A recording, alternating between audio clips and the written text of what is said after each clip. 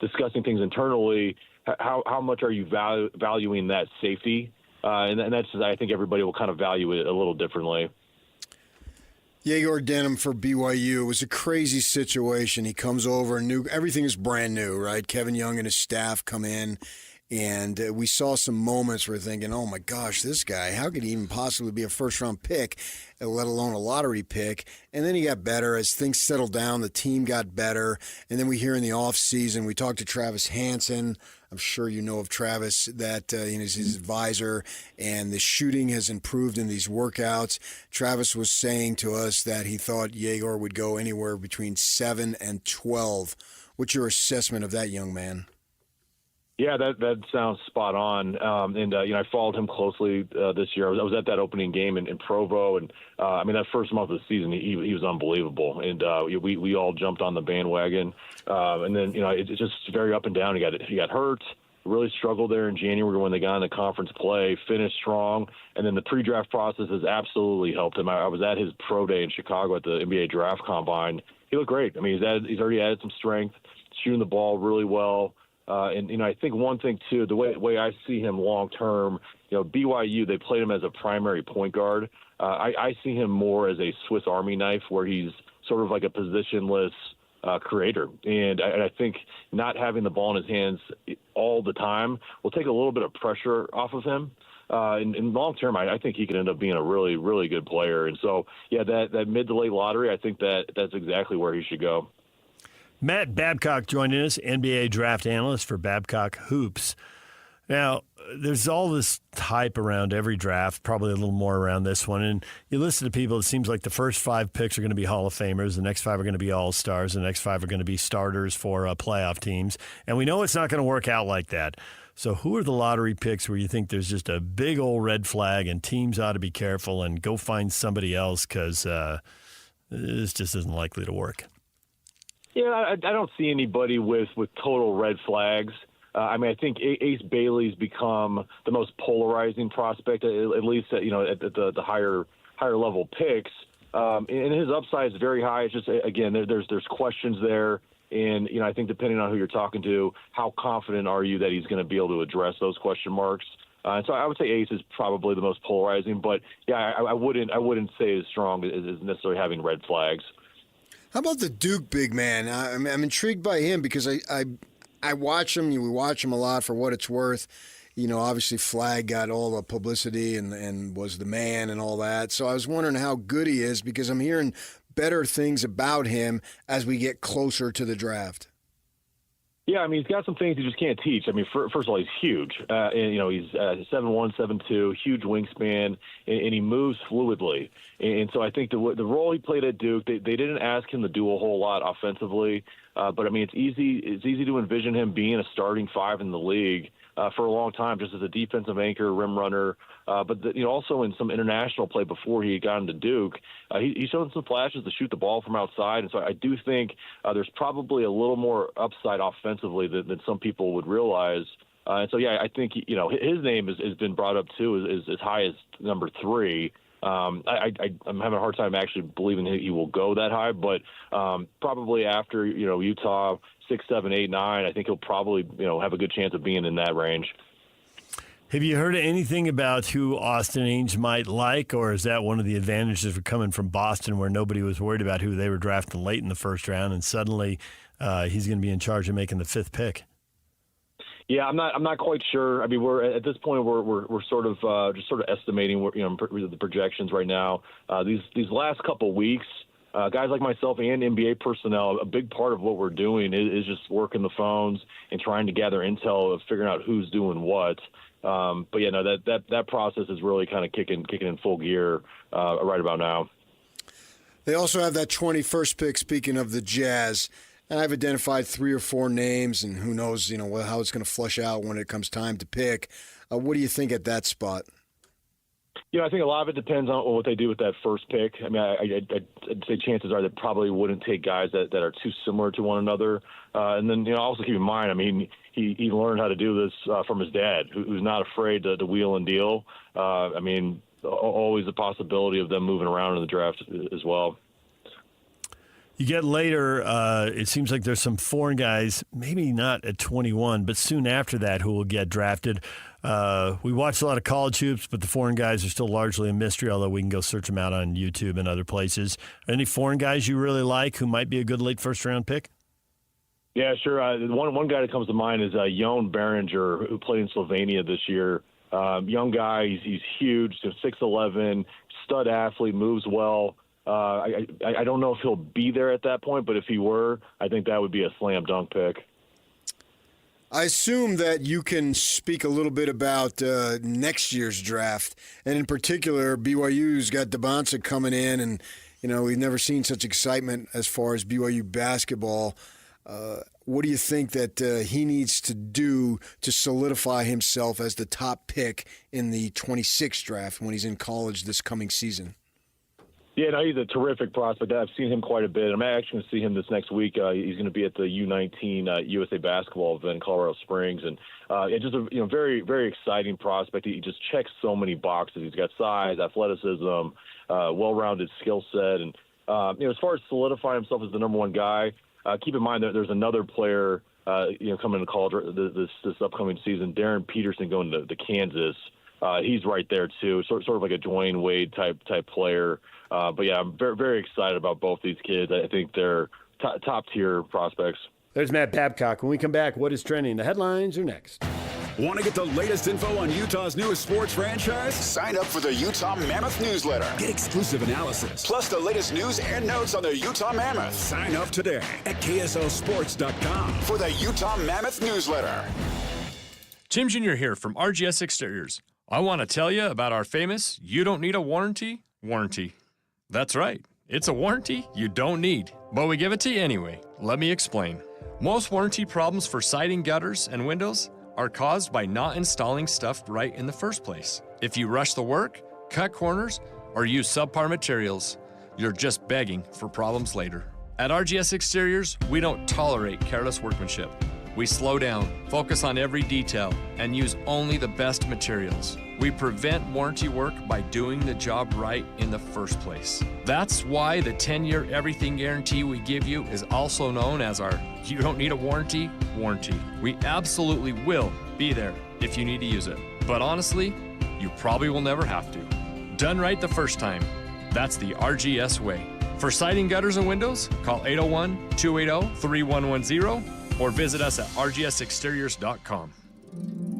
Have you dreamed of a home golf simulator but worry you just don't have the space?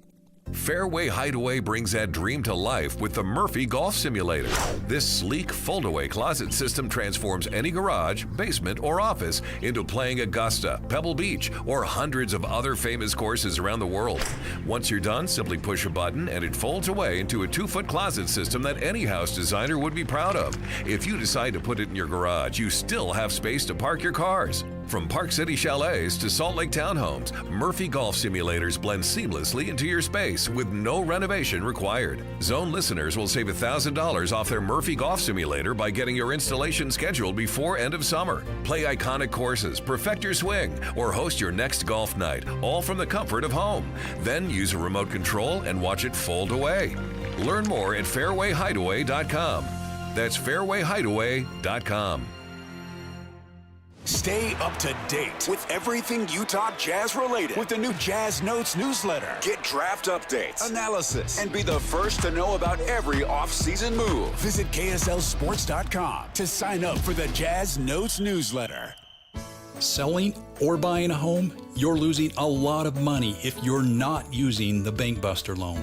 This is Rod with the Sabright Realtor team at RealtyPath. Nothing compares to the Bank Buster loan. Home sellers, you get a quicker sell and a higher net price. How? The buyer of your home gets a rate as low as 4.75% with a payment that saves them hundreds every month.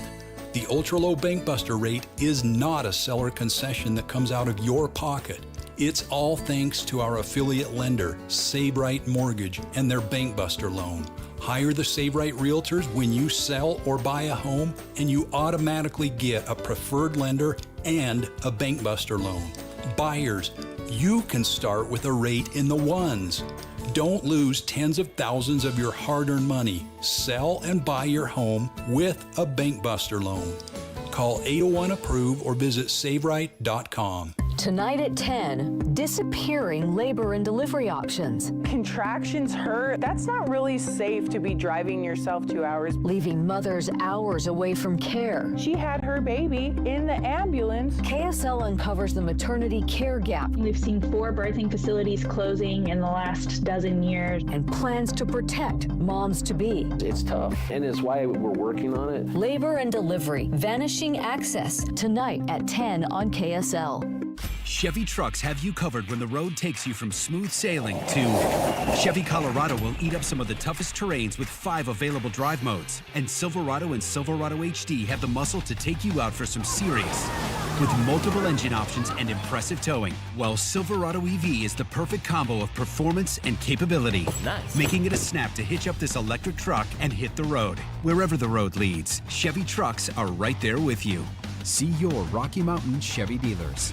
Any Hour Services can help with any size electrical project around the house. All you have to do is call Any Hour Services or schedule an appointment at anyhourservices.com. Help with electrical projects and repairs are closer than you think. Call Any Hour Services or visit anyhourservices.com.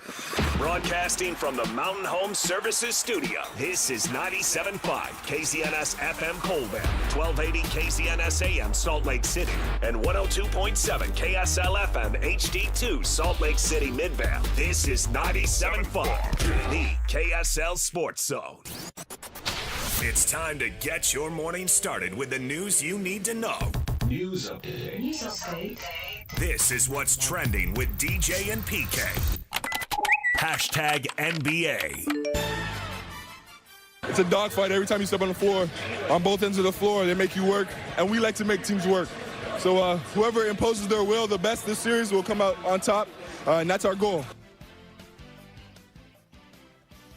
There's SGA, the NBA's MVP. He showed his stuff. Fourth quarter, PK put him on his back. I mean, they were defending. They only gave up 17 points. Everybody played a part in that. But his hitting buckets down the stretch, and they win Game 4, tied up 2-2. We got Game 5 tonight. SGA came through again. Well, just like you said, Scott Foster was going to set that up, right? That's what you told me. You told me on Friday, didn't you? I told you that he was a lightning rod of an official with a rep for putting his fingerprints all over big games. And although he did, they called a lot of fouls and a lot of free throws. It was fairly even. 38-33 on free throw attempts. Fouls were 27-26. Oh, I don't worry about that stuff. It's a lot of him. I only worry about the game. I don't worry about the refereeing.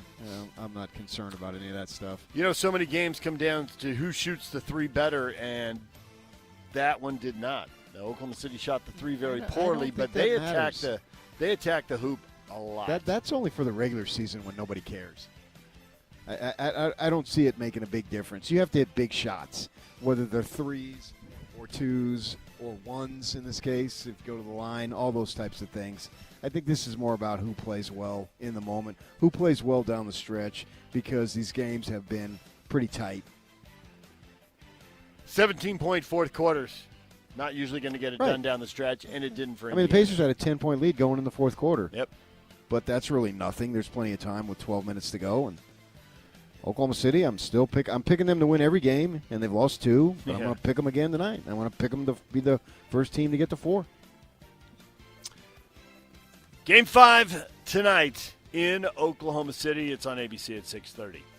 Big NBA trade. The Grizzlies send Desmond Bane to the Orlando Magic in exchange for Cole Anthony, Kentavious Caldwell-Pope, 4 unprotected first-round picks, and a pick swap would be a 5th one if they exercise it.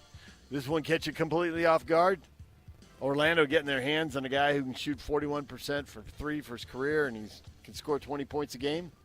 Yeah, the should-have-been Jazz guy, Desmond Bane, has had a nice career. He's carved out a nice role. I think the bigger thing that, Orlando's in the other conference, so they don't really relate to the Jazz. And if they want to do what they want, if they do what they want to do, then those picks obviously would be later down the line in the first round. So they felt like that was winning. The thing that jumped out at me is, they were talking about it yesterday on television, that Memphis, are they going to go in a rebuild mode? Is Morant, Jaren Jackson Jr. available? And then the thing that really stood out to me, well, if that's what you got for Bane, what can the Jazz get for Marketing? Because I think Marketing's a better player. I mean, nothing against Bane. He's a nice player, for sure. And late first-round pick, Marketing is just more talented, can do more things, and he's way taller, obviously. And not that height is the driving factor, but if you have the skill that he has combined with the height, boy, the Jazz ought to be able to get at least that, I would think, and maybe more. What they have in common is how long they're signed for. They're both signed for a long time, and what is now this is crazy, what is now a reasonable number. Put yourself in that $40 million category. Marketing makes a little more money, but they're not the $50, $60 million player, so there's that. So there's that. Yeah. But you got to find a really motivated buyer. And obviously. And Orlando was really motivated. I mean, do you want to win or not? I mean, I don't think finding a motivated buyer is an issue. Oh, really? I think there's a line of teams waiting to give up 4 picks or 5? Well, I don't know. You need to get equal value. You don't need to get literal value. You need 2 people who are motivated so you can have a little auction, because if they do that, then what you're saying becomes true. Well, who wouldn't want Marketing? It's just a question of what you have to offer. Get the best deal. It's like Durant wants to be traded to the Texas teams and somebody else maybe, but the Suns said, we'll trade you, but we're not going to accommodate you simply to accommodate you. We've got to get the best deal that we can get. Same thing here. And now we'll see if there are going to be more trades. Are they going to try to flip those draft picks and rebuild their team, or are they getting ready to move Jaren Jackson Jr. or Ja Morant or both? That's what I said. Tear it all the way down. Rockets are retaining Steven Adams. He gets a 3-year, $39 million contract extension. And the Knicks are set to interview former Kings coach Mike Brown and former Grizzlies coach Taylor Jenkins as their hunt for a new head coach continues. DJ and PK. Hashtag NFL. Cincinnati Bengals and star pass rusher Trey Hendrickson have reopened negotiations on a new deal to keep Hendrickson with the franchise after he led the NFL in sacks last year. 17.5 sacks as an all-pro defensive end. Now can they get the defense around him? Well, first I guess they have to retain him. Then they can try to get the defense around him. Missouri governor signing a legislative package on Saturday. It's already been approved by the Missouri lawmakers that includes hundreds of millions of dollars of financial aid intended to persuade the Chiefs and Royals to remain in the state, despite overtures from the state of Kansas for a move across the state line. So you don't know how to pronounce Mike Kehoe's last name? Yeah, I mean, I probably could have pronounced it, but nobody can. Wasn't that hard of a name? Missouri governor, whatever. Sign it, Mike. First time I've ever heard of his name. Yeah. And if they do move to Kansas, it's not that big a deal. That city sits right on the state line. It's 20 minutes. It's not that big of a deal to you. It isn't. 20 minutes for the fans to get to one game, 20 minutes to get to the other. So, down the freeway. But add in an extra hour, and all of a sudden it was a huge deal when the Chargers No, moved. that's a different city. This is a different state. It's the same city. It's completely different. It is. I agree. So the people who live in South Orange County, North San Diego County, you got to drive an extra 45 minutes. I think it's like no, you blew it. No, it's going to Sacramento. That's a different city. It's an hour and a half. It's a different deal. It doesn't matter. You just talked about the drive. You talked about the commute. 20 minutes. Right. So now they got to drive an extra 30 minutes. That's a big deal. It's the exact same amount of time from downtown. If the Chargers had moved to Escondido, I wouldn't have said anything. Do you need 2 shovels or just one? If they'd moved to Escondido, I wouldn't say anything. They moved to L.A. It's no big deal because it doesn't involve me. No. Oh, man. What about Oceanside? Yeah, I'd have been fine with Oceanside. It's still San Diego. They moved to L.A. Done. And an hour and a half. That can be 4 hours easy. Yeah, on Sunday, you're right. Yeah. The freeway's on Sunday? I know. I live there. Getting through Del Mar, you're just parked. Suppose you live north of Del Mar, and you don't even have to worry about it. DJ and PK. Hashtag college football. ESPN's reporting that Texas State is the heavy favorite to join the Pac-12 as their 8th football-playing team, and to be the 9th school overall. $5 million buyout before July 1. It goes to $10 million after that. The Sun Belt reportedly targeting Louisiana Tech out of Conference USA as a replacement. It never stops, does it, PK? No, the food chain, it's there. Yeah. And, I saw the Sun Devils in baseball. They needed some reinforcements, so they took UVU's best player, and they took the guy who had the second highest batting average at Utah. And then Utah will go down and take somebody. It's a food chain. Yeah. So Texas State, assuming they'll be in the Pac-12, they'll be in the same league with Utah State. That'll be the. Well, I mean, this is an obvious. They want to be big time. I told you. You may think Lyndon Baines Johnson is their biggest alum, but I happen to think it's Paul Goldschmidt. There it is. So, sure. And they want to be bigger. They've got visions.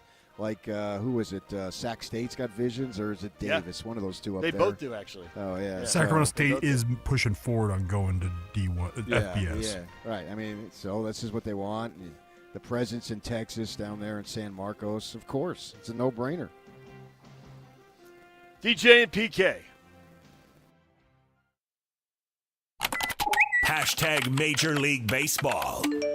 Man, here is Rafi who skies one deep into left field. This thing is way back, and it is gone over the red line. It is out of here for Devers, an opposite field homer. It barely got over the red line. Devers launches, and it is 2-0 Red Sox. Swing to the 1-1, and he rocks it. Left center field doesn't have enough at the wall. Goodbye!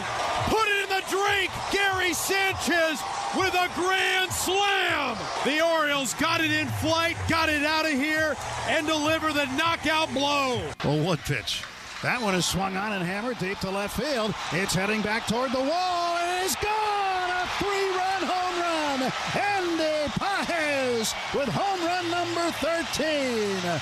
And he flips the score over, and the Dodgers now lead it 5-3. And the Dodgers end up winning the game 5-4, the final score. Also in there, you heard Rafael Devers homering for Boston. Solo shot. Red Sox beat the Yankees 2-0. They sweep the series, and then he gets traded to San Francisco. I think that was just a file, video, audio, as they say. I don't think Devers actually played in the game. But he's on his way to San Francisco, yeah. And he's a big-time player for them. But they signed Bregman out of Houston, and he didn't want to play first base or DH. He wanted to play third. So do you think they just got sick of the drama? Yeah. It was just too much? Yeah. On and on it went? Yeah. The reporters come out this morning. He requested a trade back in spring training. And it's hardcore. It's not what I think. It's what everybody's been talking about. But the interesting thing is the Giants have Chapman over there at third base that they signed for in the offseason until 2030. So how's this going to be any different? Yeah, I don't know. He's injured right now, so you don't have to look up the box score. You can trust me. No, he homered in the game. I wanted to see if you looked it up. Well, it was in the highlights last night, so I assumed that was not I was just trying to throw you a curveball, see if you looked it up. Just making stuff up. I wanted to distract you while we talk baseball, okay. So you didn't tell us about Andy Pages. So he'll play third in the short term, but what's he going to do in the long term when Chapman comes back? Because Chapman is an outstanding player on his own, and they have a huge financial investment there. And the Boston people are furious because then they turn around and sold or sent Harrison, the pitcher, to the minor leagues. So they've already sent him. They've already assigned him. I don't know that. I don't know if they still do Pawtucket or where their AAA is. But and Hicks throws hard, but he's bounced around a little bit. So Boston, diehard folks in Boston, they're going to be outraged, I would think. Their fans. Not competing, shipping stars out, money dumps. Yeah. It's not progress back to being where they want to be. You know how they are. They are fairly intense. Yeah. And they're used to the Red Sox winning, and they're not winning at the clip they want. Yeah, they're okay, but yeah, you're right. And then, I mean, they essentially did this salary dump with Mookie Betts a few years ago. And when you're the Red Sox, you're not supposed to do salary dumps. Right. You're supposed to be on the other end of it. Reds beat the Tigers. Ellie De La Cruz working his magic. 3 ribbies, scored 3 times. Reds win again. Bees get swept by the Las Vegas Aviators. Lose all 6 games. They've got a 7-game losing streak now. They will play off tonight, and then Tuesday, Sacramento will be in town. And then Shohei's supposed to make his pitching debut tonight. Padres and Dodgers, and Shohei's on the hill. They said end of July. Well, this is not the end of July. This is mid-June. Yeah, I hope they're doing it right. It's awfully valuable with that blue bat that he had yesterday. So we'll see how it goes, man. DJ and PK. #RSL. Out to midfield. Great hold-up play by Diogo. Looked like he was held. Gets away. Finds a channel. Plays the ball for Johnny Russell down the right side. Into the attacking third. Into the area. Russell onto his left foot. His shot and a goal!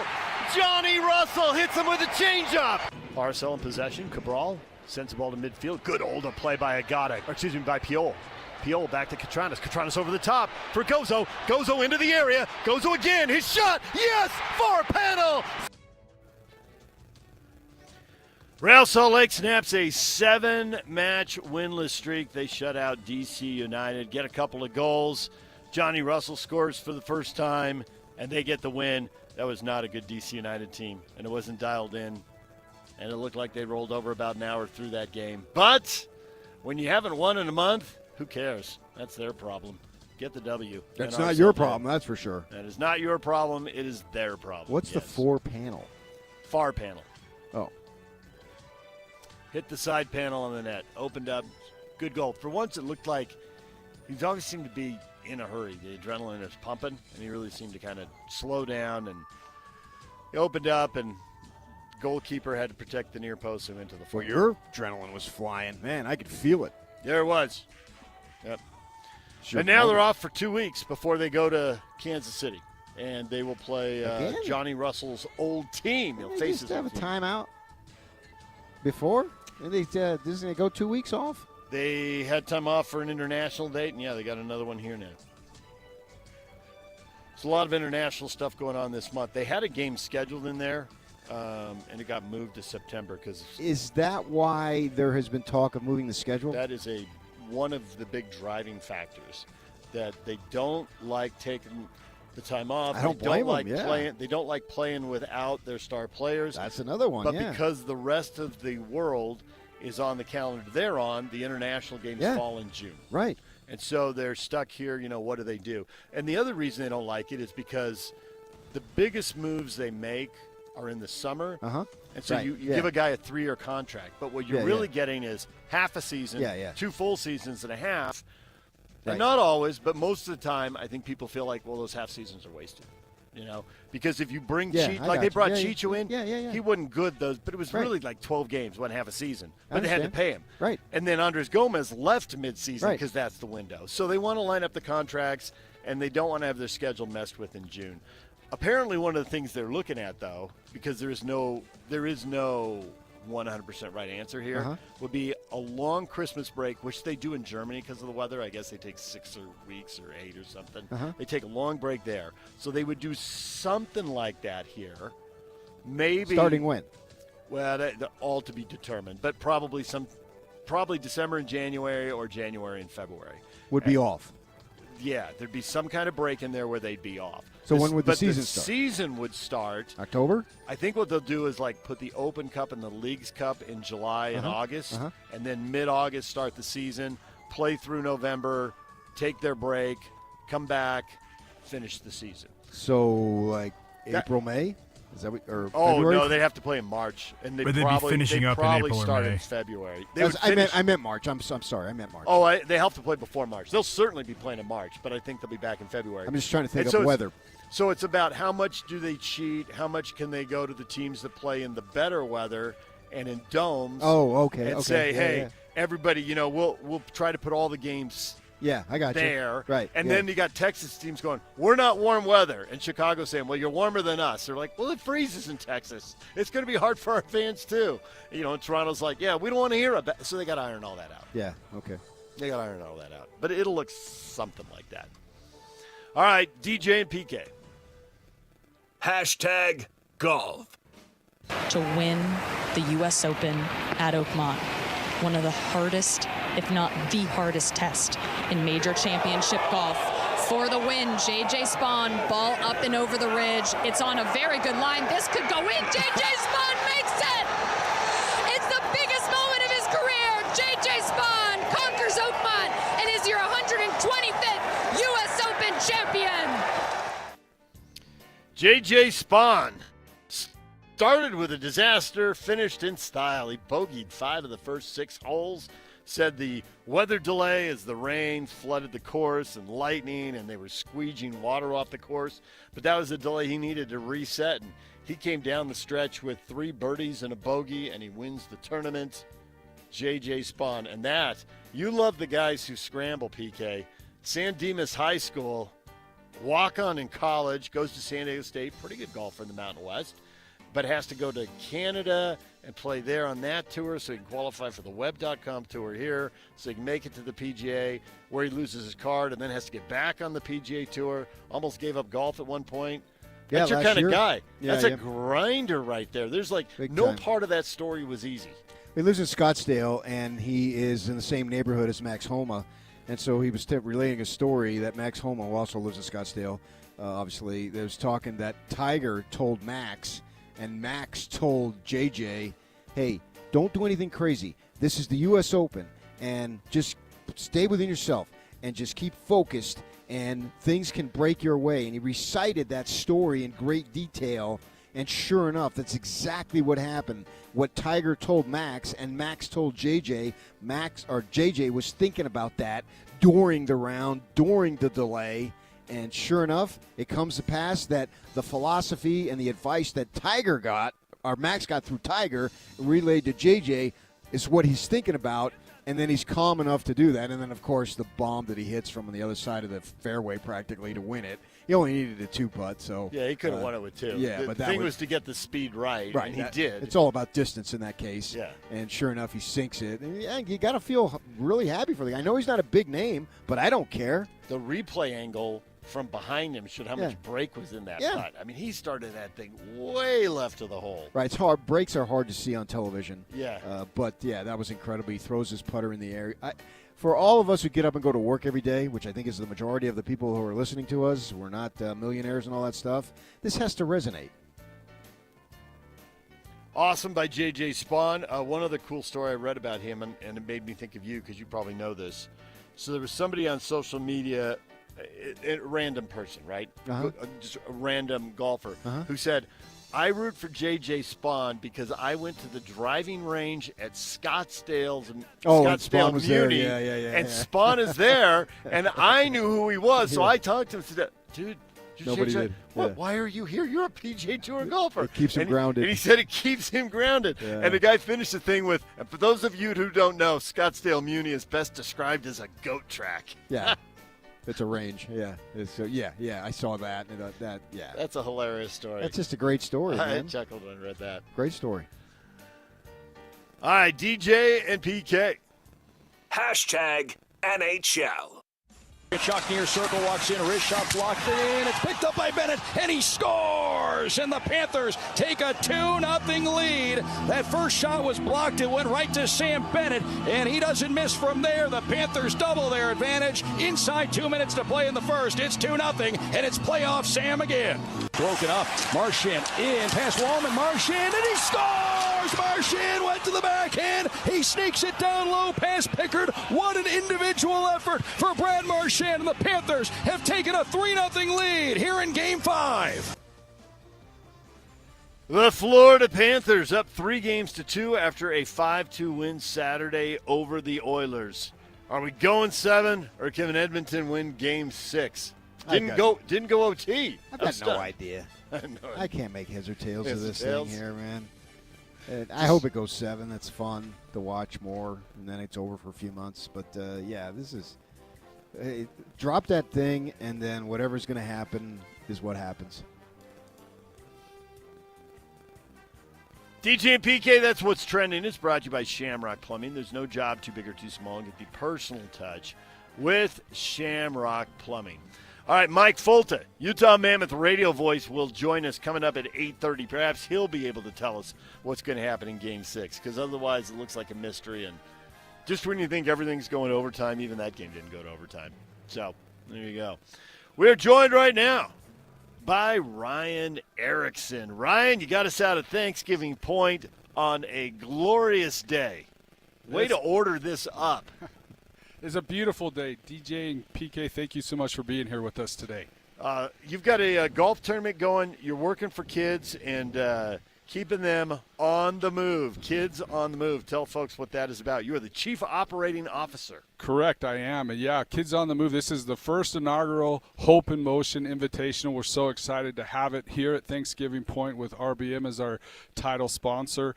We couldn't be happier. Kids on the Move has been around for 40 years. It's a nonprofit organization that has been helping children with different abilities, is the way I like to phrase it, for over 40 years. We help children that have autism or any other kind of delay. That's what we're here for. We have 256 employees. We have over 3,500 volunteers every year, and we help about that same amount of kids every year and continuing to grow. This Hope in Motion Invitational is about helping even more children and taking that message across the country and across the world. We'll actually be out in Peru. We fly out tomorrow to start Peru? our entity tomorrow out in Peru. So we're excited to be here and have your guys' support. I'm surprised you're here. You got to pack. Peru, that's a big deal. Well, I'm a guy. I don't need to pack. Need to I pack. just throw stuff into a bag and I'm good to go. I like you even more. My wife and I, she wants to pack. 2 hours before we leave, yeah, I'm almost ready to start packing.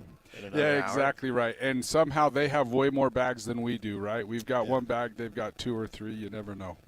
So that was my next question, but you kind of answered it. I wondered if you were local, statewide, regional, national, but you're national going international, or you've been international for a while? We're statewide right now, but we are moving out into those other areas because we've been around for 40 years, so we have a lot of history, a lot of knowledge of how to help children. And as we have gone out to Peru and Argentina and other countries, we see them how the United States was 40 years ago, of how they handle those children with different abilities and the resources that they have. So we're excited to take this message and our expertise to across the world and help as many people as we can. So today, what will people be doing aside from raising money, also raising interest? I mean, you need people talking about your organization, connecting to different people's networks? Absolutely. The best thing people can do that is listening today is go to our website, kotm.org, and on our homepage on the top right-hand corner is a little tab called Hope in Motion. That Hope in Motion page tells everybody about what it is that we're trying to do because we strongly believe that every child, no matter what their ability is, has a chance to thrive and be successful. And sometimes they need help and their parents need help. And so today it's about getting that message out there even more. On each hole we have a sponsor, and we also have a story about a child or something very similar to that to help people understand, and a lot of ways to donate as well. So the more success we have at this tournament and the other things we do, the more children we can help, because at the end of the day, that's what it's about, helping as many kids as we can. All right. Well, Ryan, thanks for having us out here today, and good luck with the tournament. We'll talk with you again later in the show. Thank you very much. Ryan Erickson joining us, Chief Operating Officer for Kids on the Move. We're at Thanksgiving Point for their golf tournament. DJ and PK, we'll take a break, be back. The question of the day is coming up. There's a chance we might have a BYU football coach. We're going to see. Stick around. DJ and PK, it's 97.5 The Zone. And now, a look at traffic from the KSL Traffic Center. Things are busy and slow. Northbound I-15 and Draper approaching Bangerter Highway. Also again at 45th South if you're headed towards downtown. Southbound I-15 from Ogden to North Interchange is rolling along just fine so far this morning. Northbound at Mountain View Corridor has got a little slowing at 35th South in the construction zone in that area. This update is brought to you by Advanced Window Products. Factory direct affordable windows. Call today. They're on their way. Financing is available. Save now, pay later. Go to advancedwindows.com. With your KSL traffic update, I'm Jake Hatch here on 97.5, the KSL Sports Zone.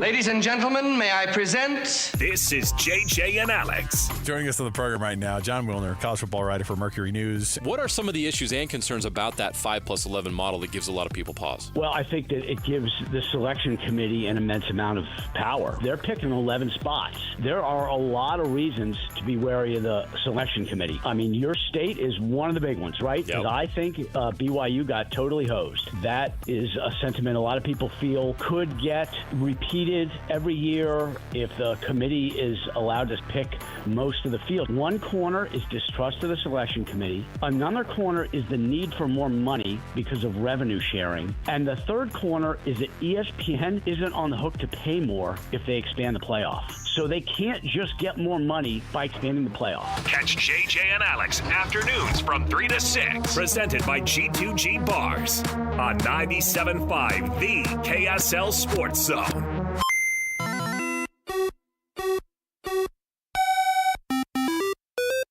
Think road safety's a single-player game? Not so fast. Before driving through a crosswalk, put away distractions and watch out for pedestrians and cyclists. The best way to win? Share the road. Brought to you by the Utah Department of Public Safety.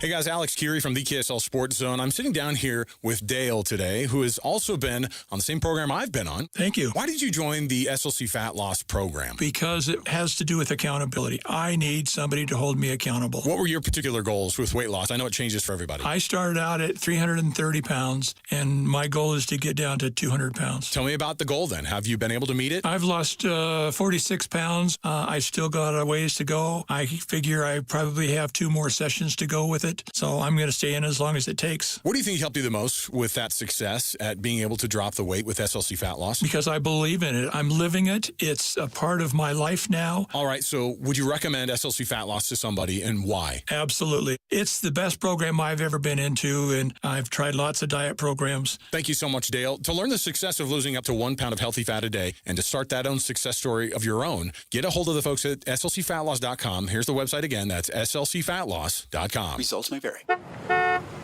Hey, get in. What? Who are you? I'm future you. Constipation with belly pain still coming back? Yeah. Mia, our doctor figured it out. She said it's irritable bowel syndrome with constipation, or IBS-C, and Linzess could help you get ahead of it. Linzess linaclotide is a prescription medicine that treats IBS-C in adults. It's not a laxative. It's a once-daily pill that helps you get ahead of your symptoms. It's proven to help you have more frequent and complete bowel movements and helps relieve overall abdominal symptoms, belly pain, discomfort, and bloating. These symptoms were studied in combination, not individually. Do not give Linzess to children less than 2. It may harm them. Do not take Linzess if you have a bowel blockage. Get immediate help if you develop unusual or severe stomach pain, especially with bloody or black stools. The most common side effect is diarrhea, sometimes severe. If it's severe, stop taking Linzess and call your doctor right away. Other side effects include gas, stomach area pain, and swelling. Talk to your doctor and say yes to Linzess. Learn more at linzess.com or call 1-800-LINZESS. Helping your money do more means putting yourself in the financial driver's seat. Oh, yeah. And there's no better or more literal way to do that than with a low-rate auto loan from America First Credit Union. Plus, for a limited time, when you finance your new vehicle with America First, you'll enjoy no payments for 90 days. And that means getting more mileage out of every cent you spend. So make your money move. Head to AmericaFirst.com to apply for pre-approval of your low-rate auto loan today. Eligibility, terms, conditions, and creditworthiness apply. Subject to change. Federally insured by NCUA. Equal opportunity lender. Hey, this is Chris from JCW's. If anything rivals our burgers, it's our bacon. It makes the perfect combination with our guacamole, jalapeno, or our hickory barbecue burgers. JCW's. Quality and a lot of it. One of the coolest stations in the world. Utah's highest rated, most listened to sports radio show for over 20 years. Everyone's listening. This is DJ and PK on 97.5, the KSL Sports Zone.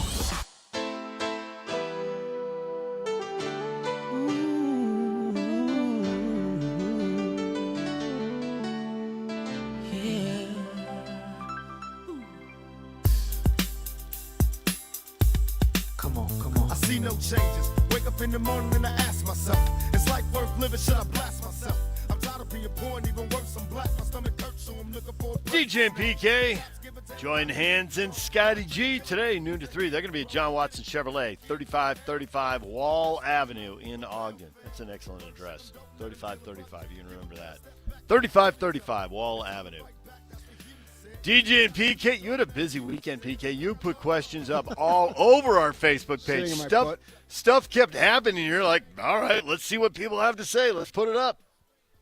Sitting on my butt watching sports. That was not exactly a busy weekend for me, but those are all obvious questions. That's the great thing about this job. You go, oh, it's a slow time. Okay, but things happen. Yeah.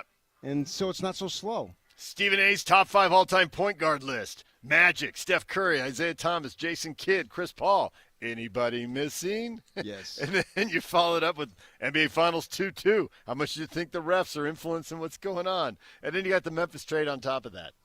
Yeah, I think the Memphis trade obviously supersedes that. We can get to those others at another time, particularly as it relates to the Jazz, because we know that salaries, it's like real estate.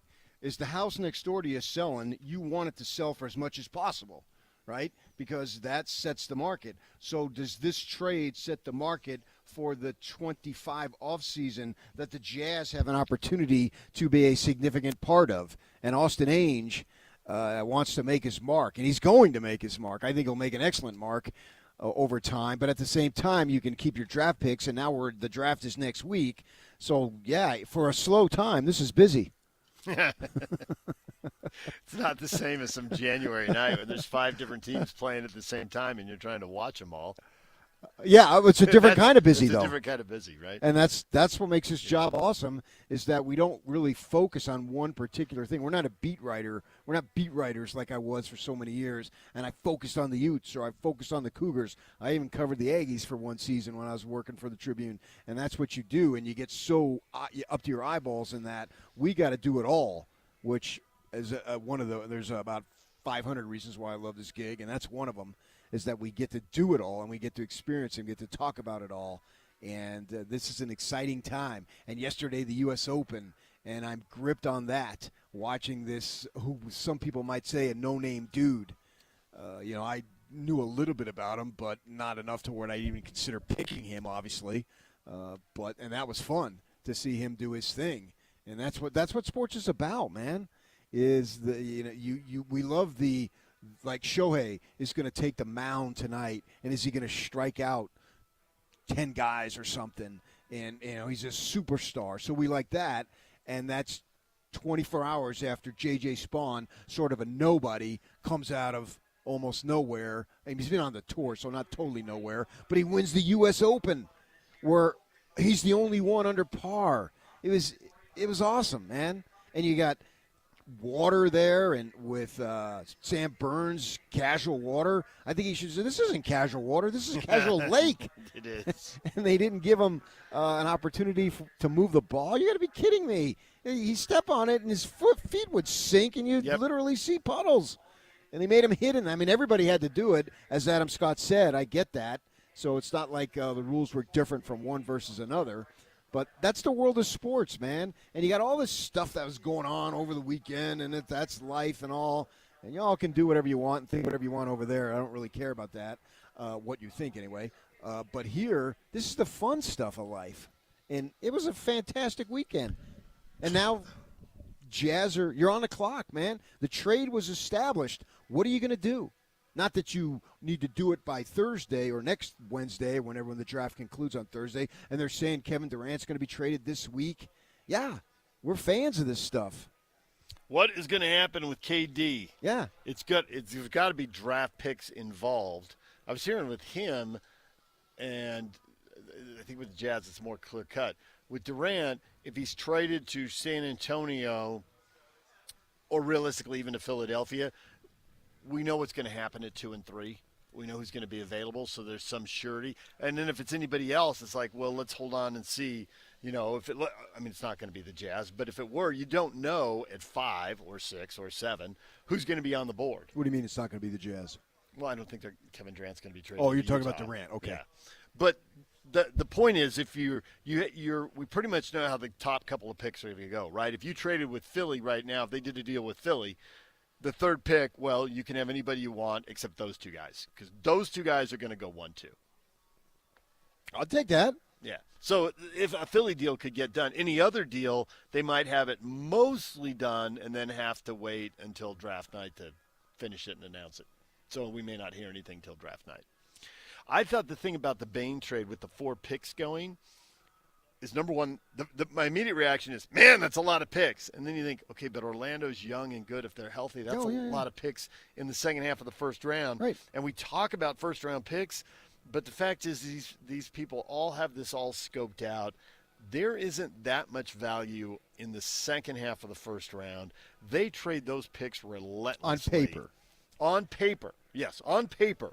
I mean, everyone knows you can hit, but everyone knows it's really difficult to ironically, hit. you're trading those picks for someone who went in that range, right? Yeah. But it's like, if you look, the picks outside the lottery, like 10 of the 16 have been traded, I think. Uh-huh. Some of them have been traded 3 and 4 times. No, I understand. Yeah. So there's just not as much value, and they're more willing to part with those.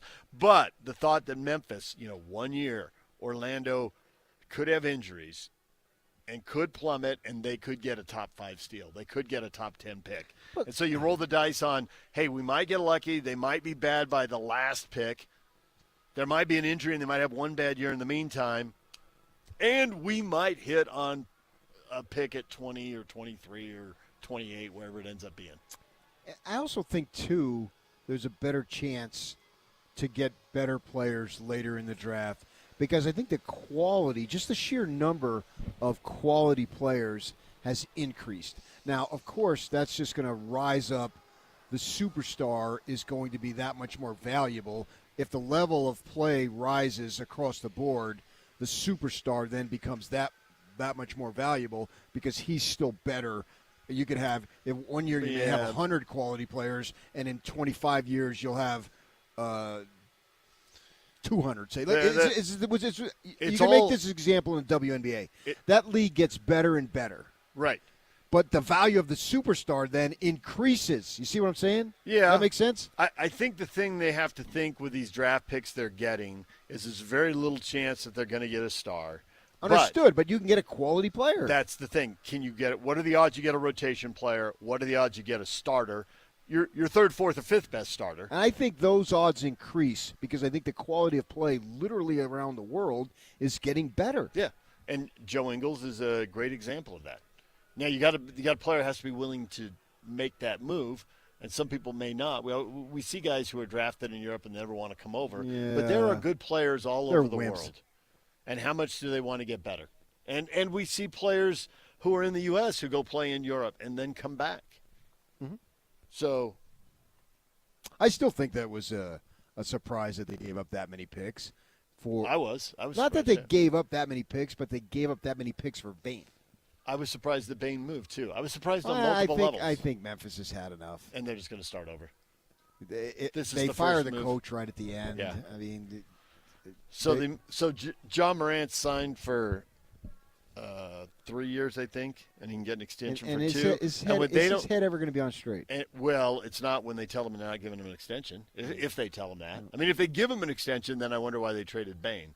But because they traded Bain, I'm thinking, well, they're not going to give him an extension. They're going to tear this down and start over. I mean, just a couple years ago, it seemed so promising. Maybe they flip them and try to keep things get in the going. way. Yeah.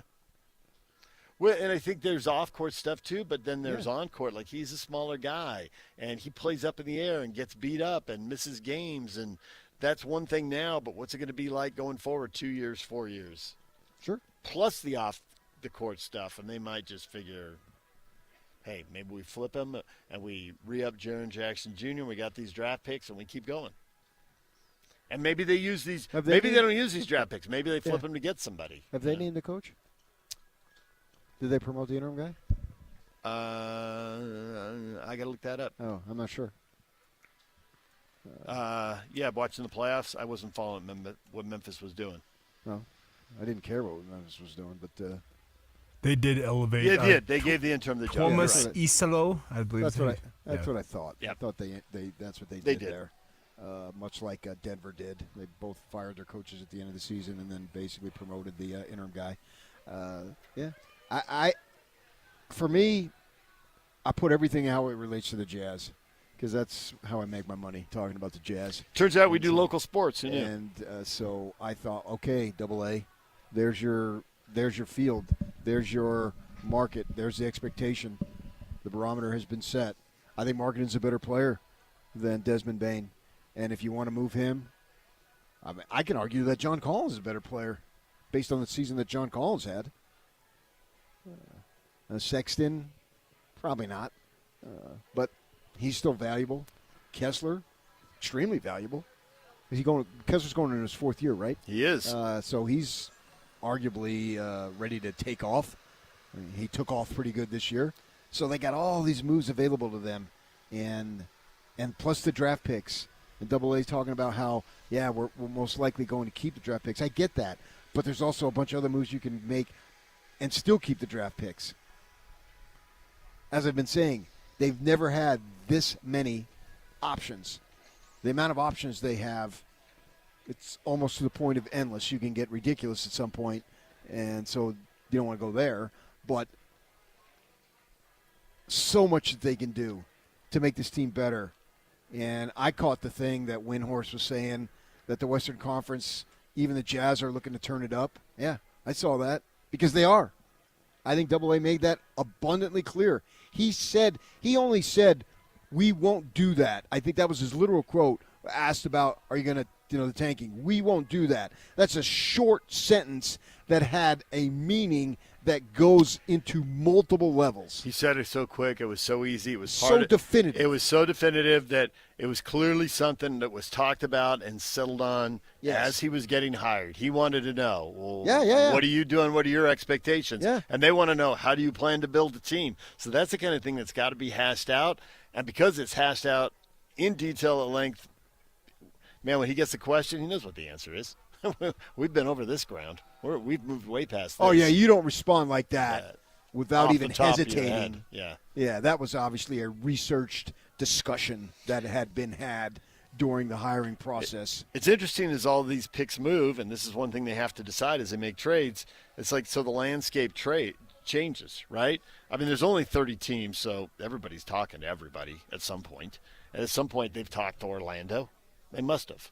And now, suddenly, all those picks are in Memphis. So now, a conversation with Memphis takes on a different tone. If you're going to re-up Jaren Jackson, maybe you want Markkanen to go alongside him. The standard has been set, and now you got these and picks. now you got the picks, so now we can talk to you in a way. We couldn't talk to you last week because you didn't have that. And the same thing, whenever Durant goes, picks are going to move. So then you're going to have somebody new to talk to. Right. So, all right, DJ and PK, it's 97.5 The Zone. Stay with us. And now, a look at traffic from the KSL Traffic Center.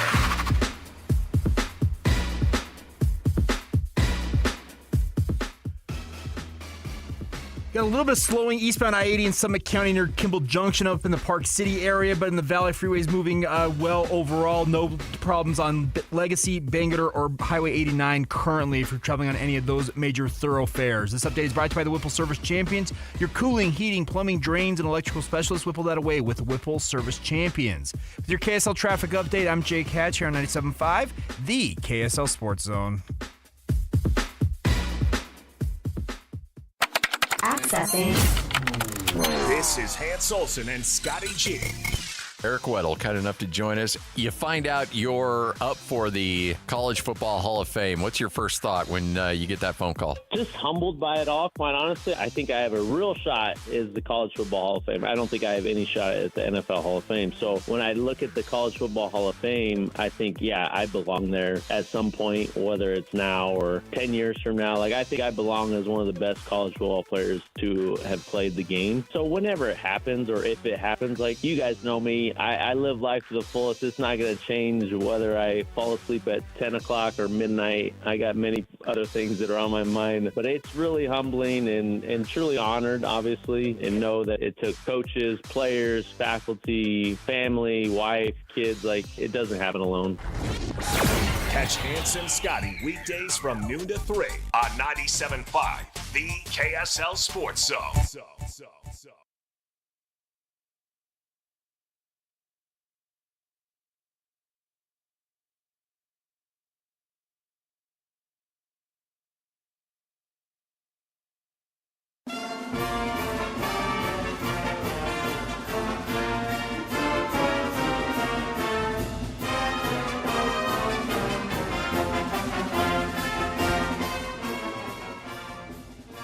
DJ and PK, it's 97.5 The Zone. We are joined now by BYU football coach Kalani Sitake, who is dressed to golf. He is ready to go here at Thanksgiving Point.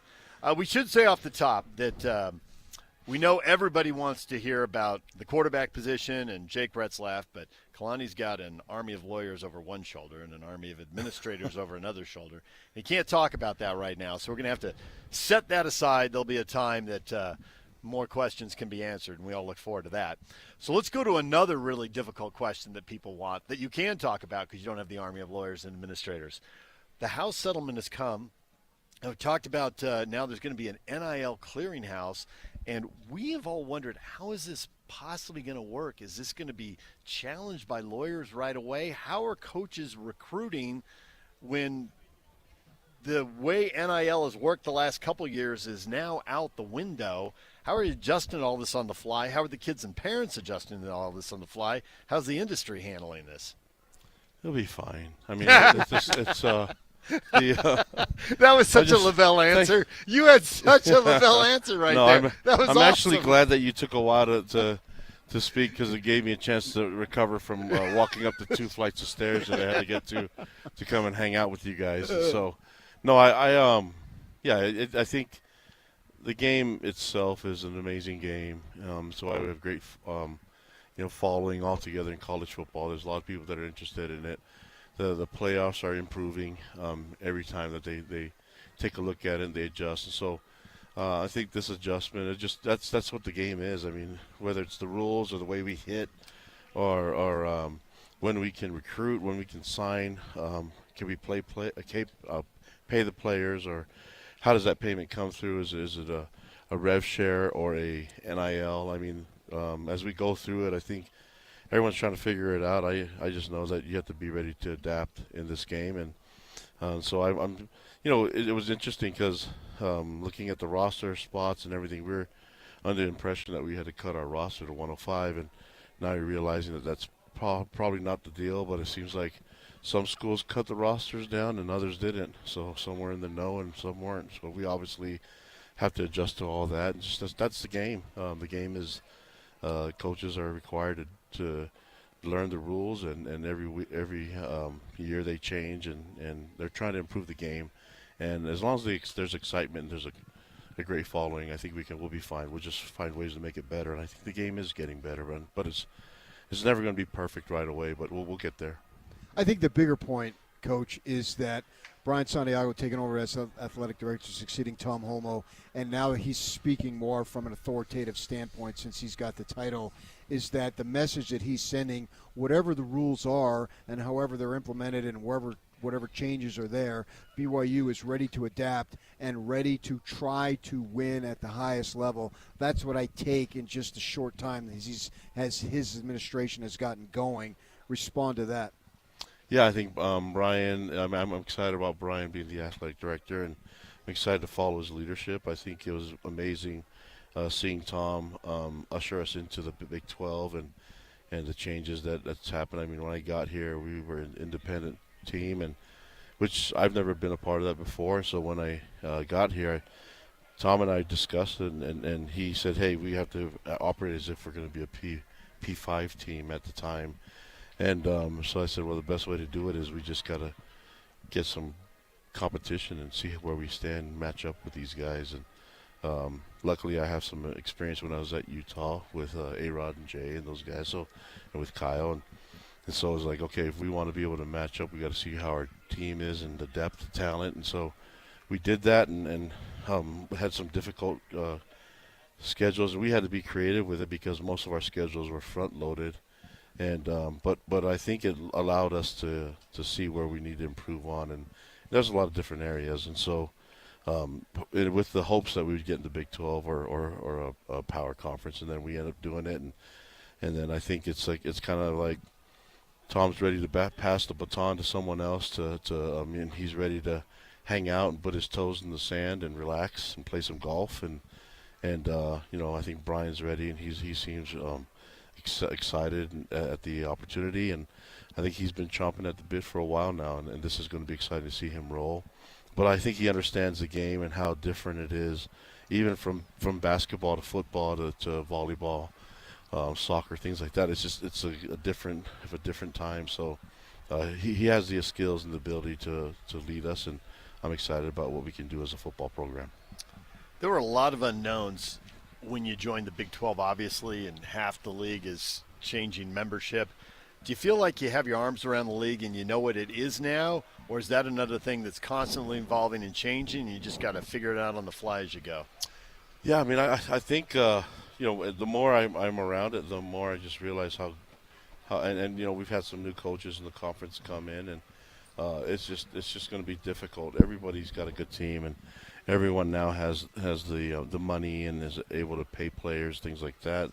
So we have to find our competitive advantage and our niche and what's going to make us unique and different than everybody else, and that's the exciting part about it. I think when you put things together, the strategy, the scheme, the culture, everything that goes into building a program, for me that's what's exciting, and seeing how we match up, and if we can get to this point where we can win a Big 12 championship. That's the goal.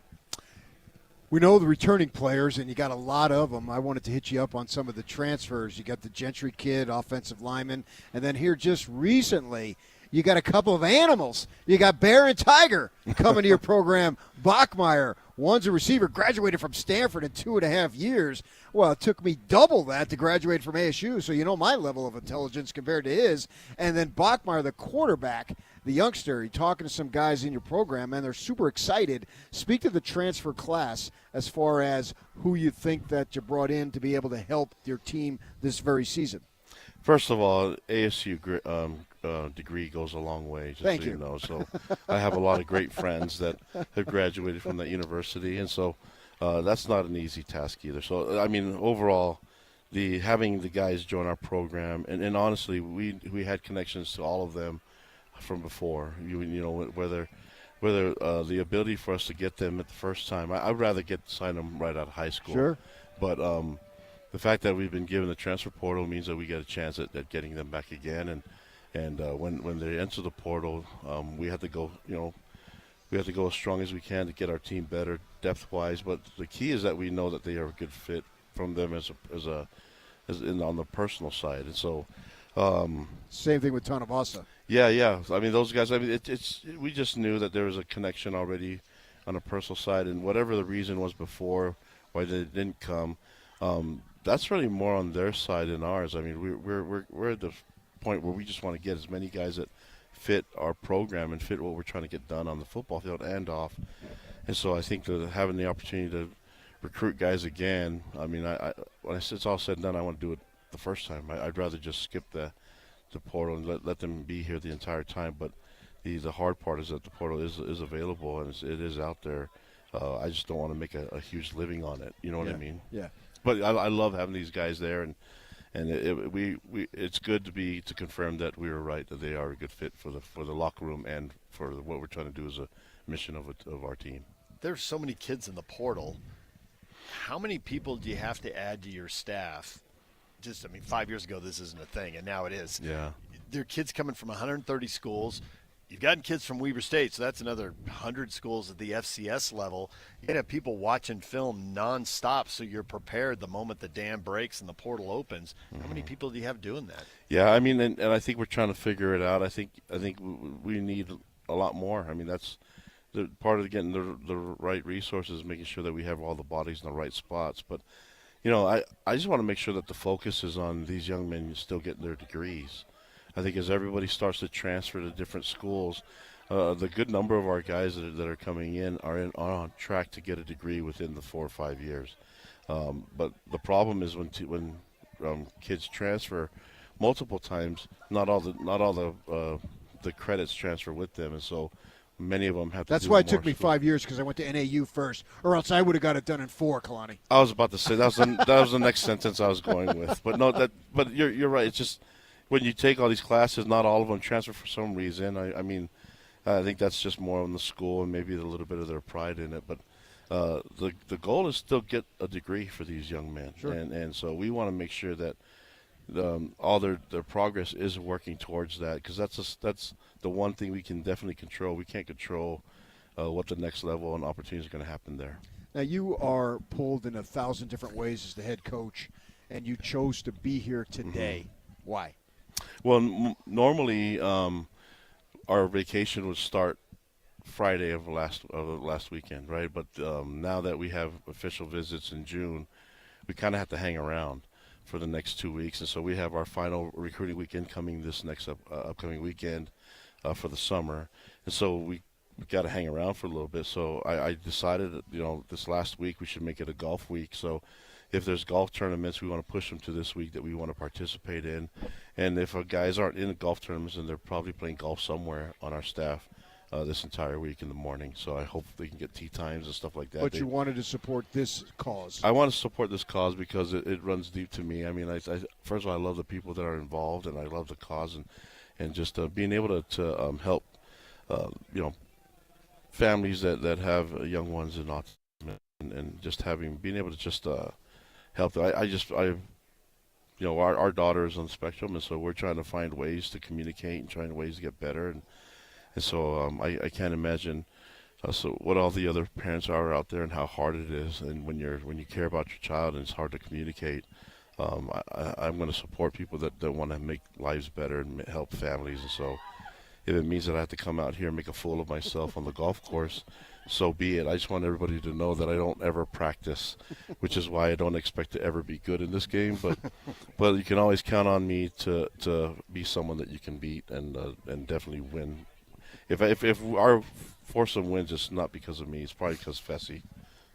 Fessy, yeah, he's the ringer. I was trying to think who's the best golfer on the staff. It's Fessy, then Jay Hill, probably okay. that Just order. go over to the golf team, get a ringer, get an ex-Cougar golfer or something, get a ringer. I've heard other coaches. No, he ain't like that coach up there. Well, we can definitely do that, but it's always going to cost something, Okay, all right.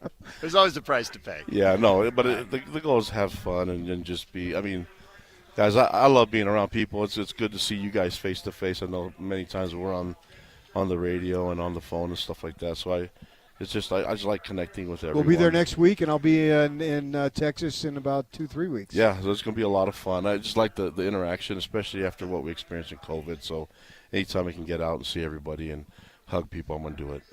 Well, they want you on the course, Kalani. We could talk to you for a while, but you got to go hug somebody down there. Don't watch the group that's going to be starting on hole 2 right now. Okay, we'll ignore whatever happens on the second tee box. Yeah, well, if you think I'm horrible at golf, wait till you add like 4 or 5 people watching me. So if there's a camera watching me swing, the ball might spray right or left, but I'm going to look forward like it just went this. Perception is reality. You told me that time at Pebble on the first tee. Oh, yeah, when everybody was watching me, and I'm like. And then your second shot, you piped it?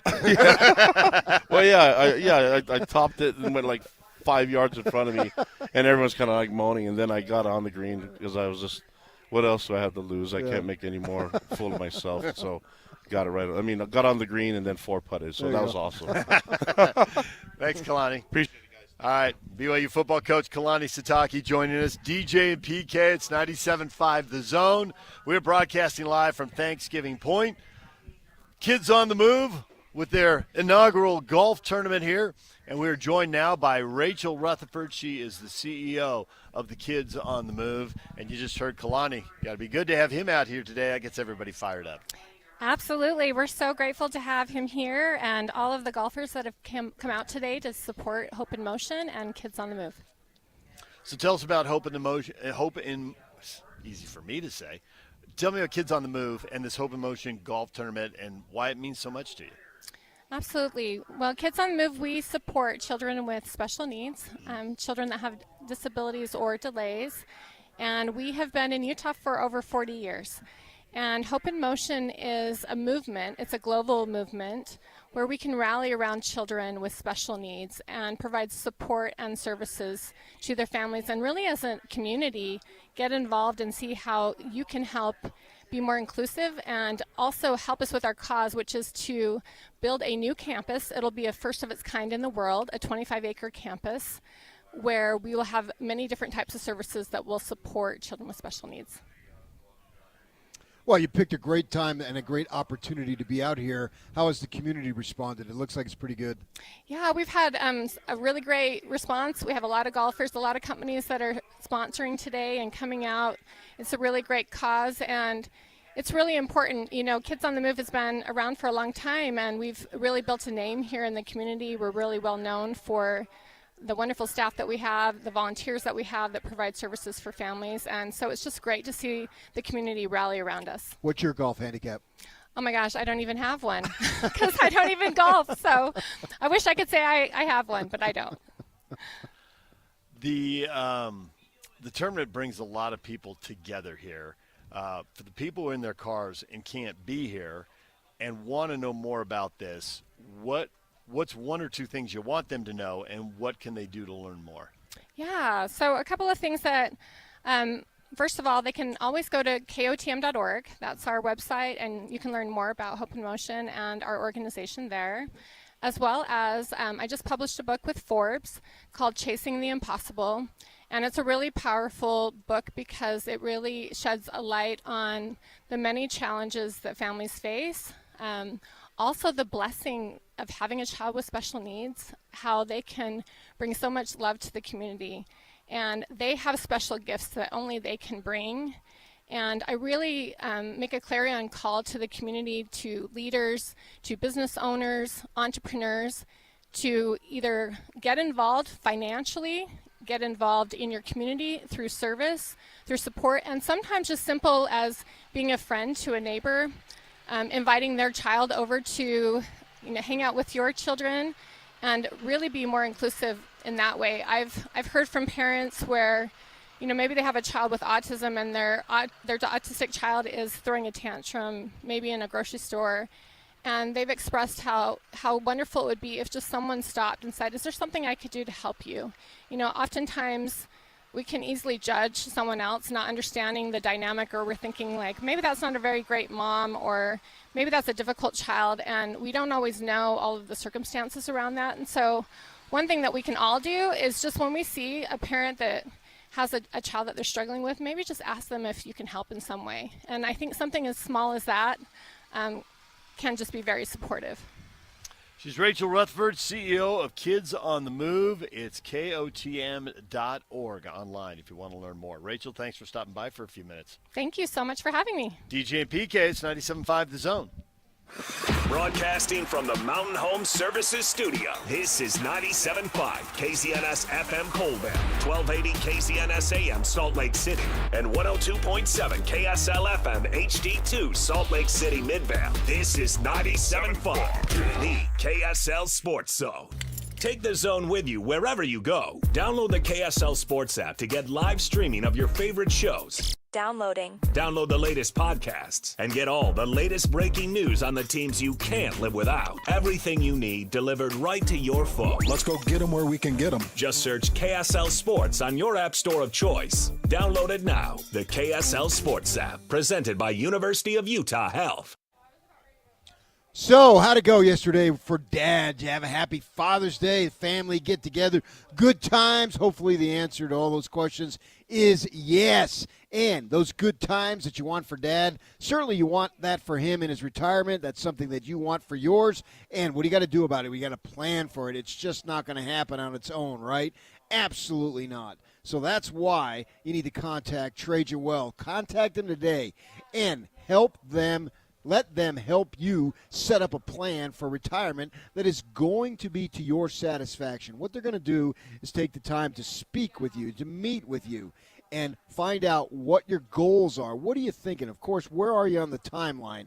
You're in your 40s, 50s, even 60s, 30s, 20s. It doesn't matter. You can create a plan and then work towards allowing that money to be there for you when you need it, for sure. And Trajan Wealth, the fiduciary advisors, they're committed to working collaboratively with you. And they know when it comes to wealth management, one size does not fit all. So contact Trajan Wealth today. They are your local trusted financial fiduciary. That local phone number is 801-899-7600. 801-899-7600. I said they would meet with you. They've got offices in 2 convenient locations, up in Farmington and down in Draper. And the website is full of information. TrajanWealth.com is the website.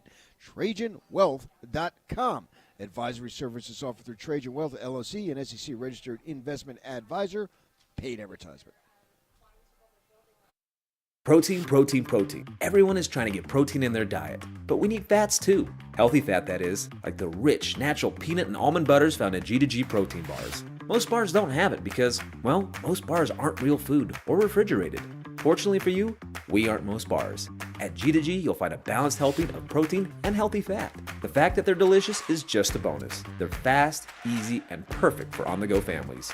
G2G protein bars. Find them at Costco, Harmon's, Maverick, and now at Smith's. Guys, are you struggling with ED and sick of taking pills? Mint Medical Clinic has developed a new, never-before-seen process for treating ED that has been tested by over 50 clinical studies, including Cambridge University. If you're sick of the pills and side effects, call Mint Medical Clinic today to receive a free consultation, blood flow ultrasound, and intimacy kit that provides powerful results in the bedroom. This is a $750 offer free to callers now. Call 801-804-8000. That's 801-804-8000. Home sellers, do not lose money selling your home the old way. Make more money when you sell your home with a Bank Buster loan. This is Rod with the Save Right Realtor team at Realty Path. Average interest rates are in the mid to high sixes, but Save Right Realtors will market your home with a fixed rate as low as 4.75%. The ultra-low Bank Buster rate gives buyers monthly payments that are hundreds less than comparable homes. When your home is much more affordable, you get a larger pool of potential buyers who can buy your home. When buyers compare homes and see your home is hundreds less per month, you'll get a quicker offer and a higher sale price. Do not lose money selling your home the old way. Sell faster and make more money. Sell with Save Right. Sell with the Bank Buster loan. Call 801-APPROVE or visit SaveRight.com. The Management Minute is a service of the MBA program in the John M. Huntsman School of Business at Utah State University. I'm Professor Scott Hammond. The best class I ever taught was a complete accident.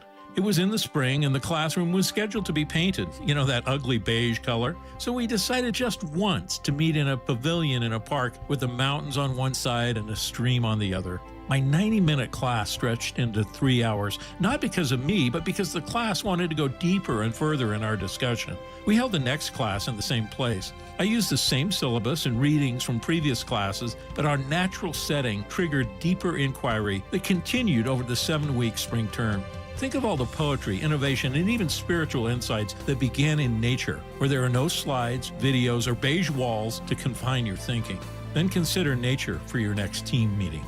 Learn more about learning in an MBA program from Utah State. Go to utahstatemba.com. I'm Scott Hammond. Hope to see you in one of our classes. Hi, this is Derek Overstreet, president of the New Millennium Group and co-host of Stop Working, Start Living with KSL News Radio. Can you imagine what your life would be like if you could retire 3 to 5 years earlier than you thought possible? The things you could do, the loved ones you could spend time with, the memories that you could create.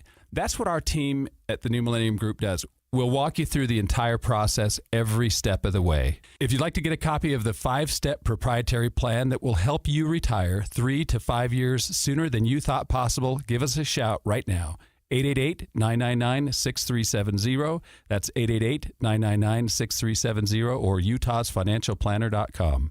Listen, most of our listeners right now have a tax problem, not a money problem. There's not enough money in Social Security Medicare as it is. Let us show you how you can significantly reduce your taxes. That's 888-999-6370, 888-999-6370, or utahsfinancialplanner.com. Have you dreamed of a home golf simulator but worry you just don't have the space? Fairway Hideaway brings that dream to life with the Murphy Golf Simulator. This sleek fold-away closet system transforms any garage, basement, or office into playing Augusta, Pebble Beach, or hundreds of other famous courses around the world. Once you're done, simply push a button and it folds away into a 2-foot closet system that any house designer would be proud of. If you decide to put it in your garage, you still have space to park your cars. From Park City Chalets to Salt Lake Townhomes, Murphy Golf Simulators blend seamlessly into your space with no renovation required. Zone listeners will save $1,000 off their Murphy Golf Simulator by getting your installation scheduled before end of summer. Play iconic courses, perfect your swing, or host your next golf night, all from the comfort of home. Then use a remote control and watch it fold away. Learn more at fairwayhideaway.com. That's fairwayhideaway.com. An Australian hiker travels to the American West to walk a wilderness trail. Wasn't afraid to be out on his own. But Eric Robinson vanished in the high Uinta Mountains. I remember thinking, Eric, what were you thinking, mate?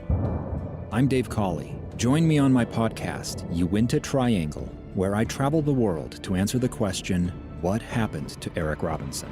Follow Uinta Triangle. That's UINTA Triangle on Apple Podcasts or wherever you listen. Hey, this is Chris with JCW's. Drop in for one of our delicious gourmet burgers made with 100% choice Grand Chuck. We're in Lehigh, American Fork, Provo, South Jordan, and Harriman. JCW's, quality and a lot of it. When it comes to the biggest moments in Utah sports history, these guys have seen it all. This is DJ and PK. DJ and PK on 97.5, the KSL Sports Zone.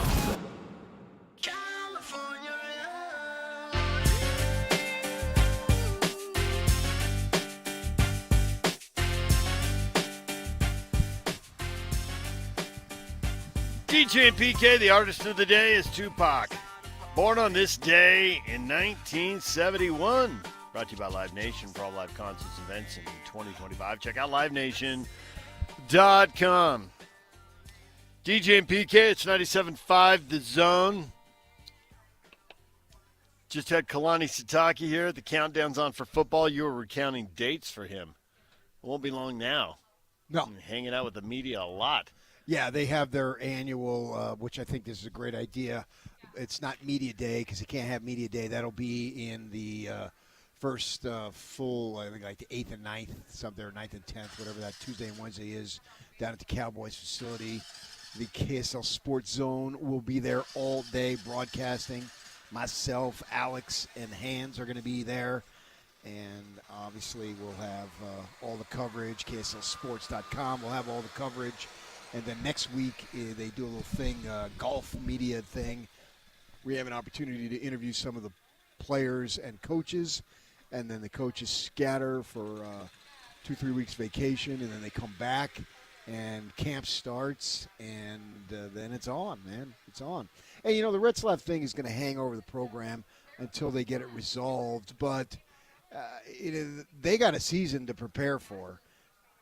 Whether he plays or not doesn't matter in terms of preparation for the season. Obviously, it impacts the season, but they've got to prepare for it. And they've got other quarterbacks in there, so if he's unavailable, the season is going to go on, and they've got to win ball games, and I think they're capable of winning ball games. That's all that matters is what you do. Whoever's available and whoever isn't available, that's the way it goes. And he's got his legal situation, and the university's got to do what they do, and we'll see what happens there. But I do think they've got quarterbacks on the roster that can help them win games. That's the most important thing. Those games are only 9 or 10 weeks away. I'd have to do math on that. But it's basically, we're mid-June now, and by mid-August, August 23rd. Well, I saw a thing that said the last, we only have 10 more Saturdays with no college football. Okay. And one of those is gone now.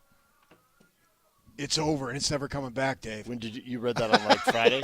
I don't remember. Okay. Maybe Saturday. It's a little more than 2 months. Yeah. Because today is June 16, and August 23rd is the Week 0 Iowa State, Kansas State, Farmageddon, and I get Ireland jacked. game. My adrenaline just pumps as we get closer and closer. It always does, and it has for every year. And I know the game. I was listening to Chris Peterson, and he was being interviewed by somebody. I think I might have been driving home Friday by your boy, the Herd. It was, because I heard him too. Oh, and I always loved talking to him. He's the one who said, "Is there a dumber group in America than young men 18 to 22-year-old?" And he made a statement. He said, "You know, this game is screwed up, but gosh darn it, every Saturday morning I wake up excited." And that's me. That's me to a T. I think that Kalani's attitude is just really healthy since it's screwed up and since it's going to be screwed up for the rest of Kalani's career, right? We can do the math, whether he coaches 10 or 20 years. He's starting his 10th year, isn't he? Right. That's crazy. So, yeah, 5, 10, 15, 20 years, however long, before he retires, right? It's going to be messed up at that point. So it's just kind of like, all right, what's the latest curveball? You're a baseball analogy guy. When you get in the box, you know you're going to get someone's going to throw you a curve, so be ready to hit it. It's coming. Right. And don't get all crazy about it. And that's what I'm taking from BYU with Santiago taking over, is that he's been emphasizing we're going to try to win at the highest level, and whatever changes they make, and maybe there might be some thing that just says, okay, we're out. But that doesn't seem conceivable right now and doesn't for the foreseeable future. So they're going to be in it to win it, and that's what your fans want to hear and see what happens there as far as winning it. And I think they'll win. They'll be competitive this year no matter who takes the first snap. Kalani seemed to like the playoff format changes from 12 to 16 teams.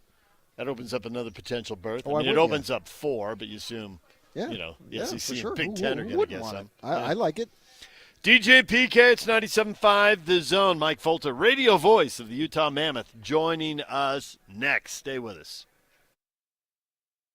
And now, a look at traffic from the KSL Traffic Center.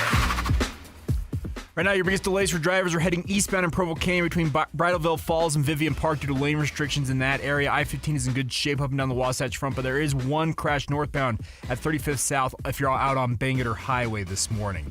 This update is brought to you by the Whipple Service Champions, your cooling, heating, plumbing, drains, and electrical specialists. Whipple that away with the Whipple Service Champions. With your KSL traffic update, I'm Jay Catch here on 97.5, the KSL Sports Zone. This is Jake Scott and Ben Anderson. There's problem solvers. I'm not one of them. I'm a problem creator. Well, yeah. Yeah, right. I call it challenging groupthink, but really I'm an instigator. See, I'm more of a problem pointer-outer. Doing it wrong. Exactly. Which I'd probably rather be than a problem creator. Sure, it's better. But easier than problem solving. Neither help. No, nothing. Neither fix anything. No. I mean, my living is to pop on the microphone and say, hey, that team really stunk out there. Well, how did they make it better? I don't know. Not my problem. Don't you get paid to figure that out? Boy, that team stinks. Why do they stink? Well, I could give you a number of different reasons. How do you fix it? Yeah, it doesn't matter. It's your problem. Not up to me. I missed the part where that's my problem. Well, I love this job. Hear Jake Scott and Ben Anderson every day from 10 to noon on 97.5 the KSL Sports Zone. Hi, this is Derek Overstreet, president of the New Millennium Group and co-host of Stop Working, Start Living with KSL News Radio. Can you imagine what your life would be like if you could retire 3 to 5 years earlier than you thought possible? The things you could do, the loved ones you could spend time with, the memories that you could create. That's what our team at the New Millennium Group does. We'll walk you through the entire process every step of the way. If you'd like to get a copy of the 5-step proprietary plan that will help you retire 3 to 5 years sooner than you thought possible, give us a shout right now. 888-999-6370. That's 888-999-6370 or utahsfinancialplanner.com. Listen, most of our listeners right now have a tax problem, not a money problem. There's not enough money in Social Security Medicare as it is. Let us show you how you can significantly reduce your taxes. That's 888-999-6370, 888-999-6370, or utahsfinancialplanner.com. Do you need an electrician? Any Hour Services has a team of licensed electricians that can help with any size electrical project around your house. Whether it's help troubleshooting, installing a ceiling fan, replacing smoke detectors, or upgrading your old electrical panel, the electricians at Any Hour Services can help. All you have to do is call Any Hour Services or schedule an appointment at anyhourservices.com. Help with electrical projects and repairs is closer than you think. Call Any Hour Services or schedule an appointment at anyhourservices.com. No one helps more homeowners than Any Hour Services. Attention RVers! In 57 years, Motorsportsland has never had a sale like this before. We've got over 100 new models coming in and our lots are already almost full. We've got to clear out inventory fast, so we've selected over 100 new travel trailers, fifth wheels, and toy haulers to sell to you at or below dealer cost. Like our 2024 Encore Venue off-road travel trailer, MSRP at $30,000, normally priced at $25,000, dealer cost at $22,400, and this week only priced to you for below $17,000 with amazing financing options. Or our 2024 28-foot Stealth Toy Hauler fifth wheel, MSRP at $99,330, normally priced at $83,500, this week only $67,743. Save more than ever before on your dream RV. But these deals are disappearing quick, so visit a Motorsportsland RV Center today. Let Motorsportsland help you get away. Motorsportsland.com.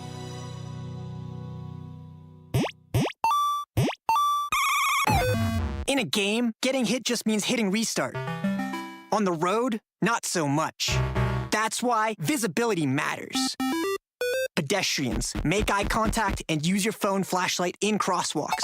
Cyclists, turn on your front and rear lights and keep your head on a swivel. In reality, you only get one life. Be seen, be safe. Brought to you by the Utah Department of Public Safety. If your roof needs repair or replacement, do it now during S&S Roofing's huge spring sale. 12 months interest-free financing. Get the best value on the highest quality roofing job in Utah. Dial pound 250, then say S&S Roofing. The guys you know and trust, talking about the teams you can't live without. This is DJ and PK on 97.5, the KSL Sports Zone.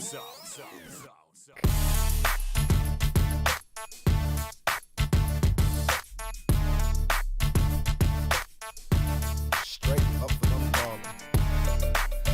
Part 2, still ballin'. West side. Now ever since Wagenda was a seed, only thing promised to me was the penitentiary. Still ballin', riding on these chickens as they lame. In a 6-1 Chevy, still heavy in this game. Can you feel me? Blame it on my mama, I'm a thug. Nominate the youth sports volunteer that you know for the Hercules Hero of the Week. Submit your nomination at kslsports.com/contest. Listen every Thursday afternoon to JJ and Alex for the winner. Help us celebrate the efforts of those volunteers making an impact with the Hercules Hero of the Week. And it's sponsored by Hercules First Federal Credit Union and Beehive Meals. DJ and PK, it's 97.5 The Zone. We are joined by Mike Folta, radio voice of the Utah Mammoth. Mike, good morning. Good morning, guys. Sorry to hear the jackhammers going off in the background. A lot of work going on at Delta Center with the renovations underway. But we're in the middle of the Stanley Cup Finals right now, so getting ready to wind down the hockey season. But just like that, you guys were talking about the college football season revving up here. NHL season will be firing up shortly after that, which is crazy to think about. And then we'll be off and running in the first year for the Utah Mammoth in the rebrand. So a lot of exciting stuff coming down the next couple weeks here. Have you been able to figure out what is going to happen next in the Stanley Cup Finals, or is it just one gigantic mystery and you just turn the game on and then just let it happen?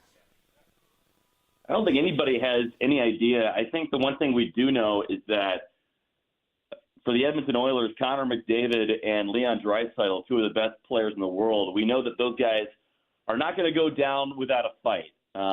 They have been searching for that cup for a couple of years now. This is their second straight year in the finals against these Florida Panthers, and the Panthers are that good. They might be they are the best team in the league from top to bottom. At least they're putting that case together right now. They added Brad Marchand in via a trade, which looks like a crazy deal now because Marchand has been incredible for the Panthers. He was formerly with the Boston Bruins, and Boston gave him away for a bag of magic beans, essentially. But now Florida is looking pretty scary, but it's time for a legacy game from Connor McDavid and Leon Draisaitl because they have their backs against the wall, and they play tomorrow night down 3-2 in Florida. And if you're going to be one of the great ones, if you're going to put together a magic kind of storybook here this season and win the Cup, got to win this game. We look at Florida, and maybe they have a little bit of a dynasty. Tampa before that. It's crazy to think that the NHL power resides in the state of Florida, of all places. Although I heard somebody say, hey, I'm sick of that storyline. Most of the guys are from Canada anyway, so what difference does it make? But anyway, what do you see in Florida and how the team has been built that could translate to what the Mammoth can do? Yeah, I think that's a great question, and one we've been kind of circulating amongst the broadcast team the last couple of weeks. Like, man, what does Florida have that we want Utah to have? I think one element that you see with Florida that every team wants to have is size and team toughness up front with their forwards, and I think the Utah Mammoth have that degree of toughness. There were I think they were third. Utah was in fights last year, so you got guys that are willing to stand up for each other and mix it up. You had Clayton Keller taking a puck to the face, getting 12 stitches, popping right back out onto the ice, and not missing a game. So we've seen that toughness, but Utah maybe lacks some of that size up front, and we see that make such a difference in the playoffs when over the course of, a playoff that span a couple months, if you have guys that are big and mobile, that will really wear on a team over the course of a 7-game series. And you also, it helps to be big to be able to withstand all the hitting and the physicality that happens in the playoffs as well. You got to be able to take the hits, not just give them. And so I think Utah has, that toughness, like we said, but maybe looking for some size to add in free agency or via trade here this summer. I think as people hear this and try to get familiar with, some more nuances of the game, when you talk about size, physical toughness and that, I mean, fights are an easy stat, so it's one way to measure it. I get why you bring that up. But when you're watching a game, do you notice more the big hit in the corner and the ability that gives you to win the puck back? Do you notice more someone who's big enough and physical enough to put a body on someone who's, the rush is on and you can just kind of push a guy, just kind of ride him a little towards the boards, a little worse angle, and give your goalie a little bit of help? The crunching hit at mid-ice. I mean, where does that physicality really matter that it starts to translate to goals or goals prevented and wins? Yeah, there's an intimidation factor, but there's also a practical factor with the physicality, and you see the practical factor play a factor over the course of a series, and that's why the physicality is so important, because you're playing the same team up to 7 times, that when those defensemen go back to get a puck in their own end, and they know that they have some lunatic streaming down their neck going to run them through the wall, that affects their decision-making.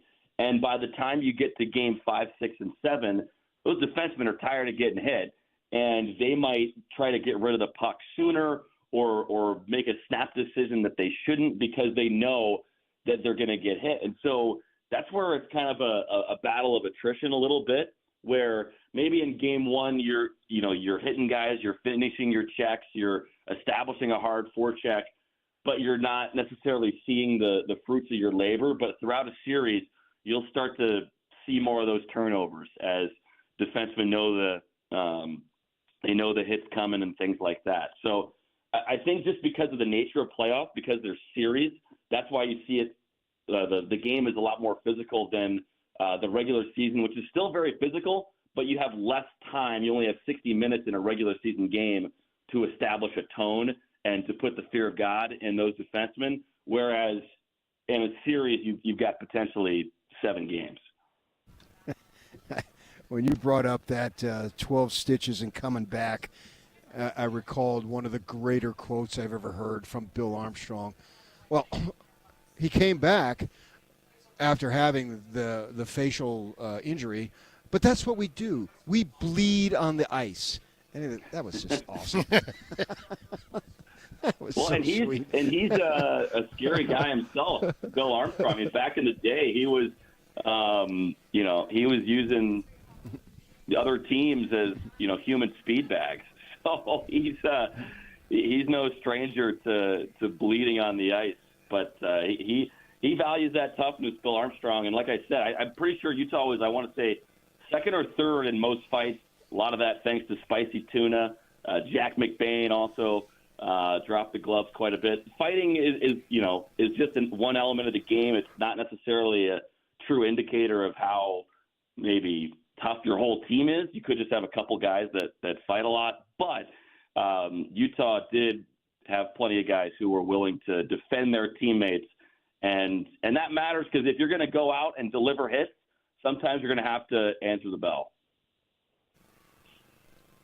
I'm wondering now, with the draft coming up here in a bit, you spoke of that size and not so much the toughness. We saw some of the guys that they've signed already, massive dudes, 6'5", 6. I think 2 got 1 6'6".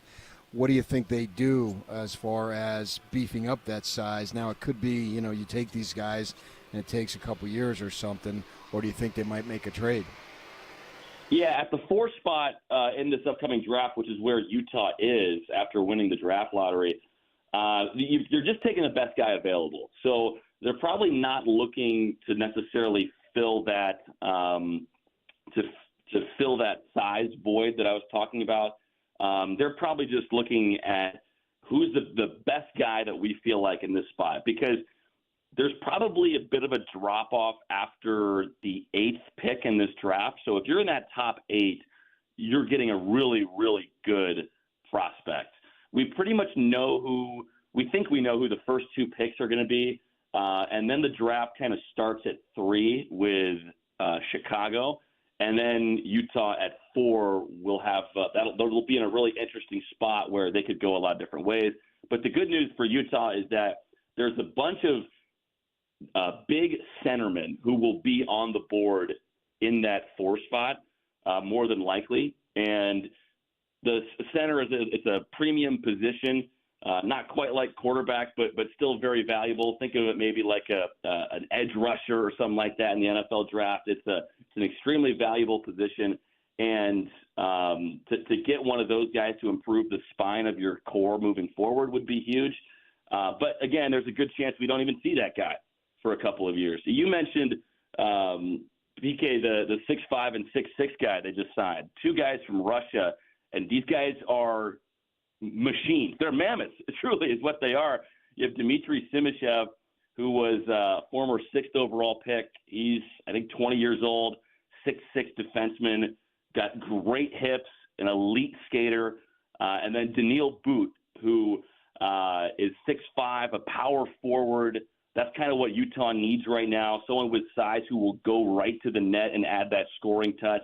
They've both been playing over in the top Russian league, the KHL, for the last couple of years. So they've been playing against men, and it sounds like it's not going to be a huge adjustment, I don't think, for them to play against other professional athletes here in training camp and things like that in Utah.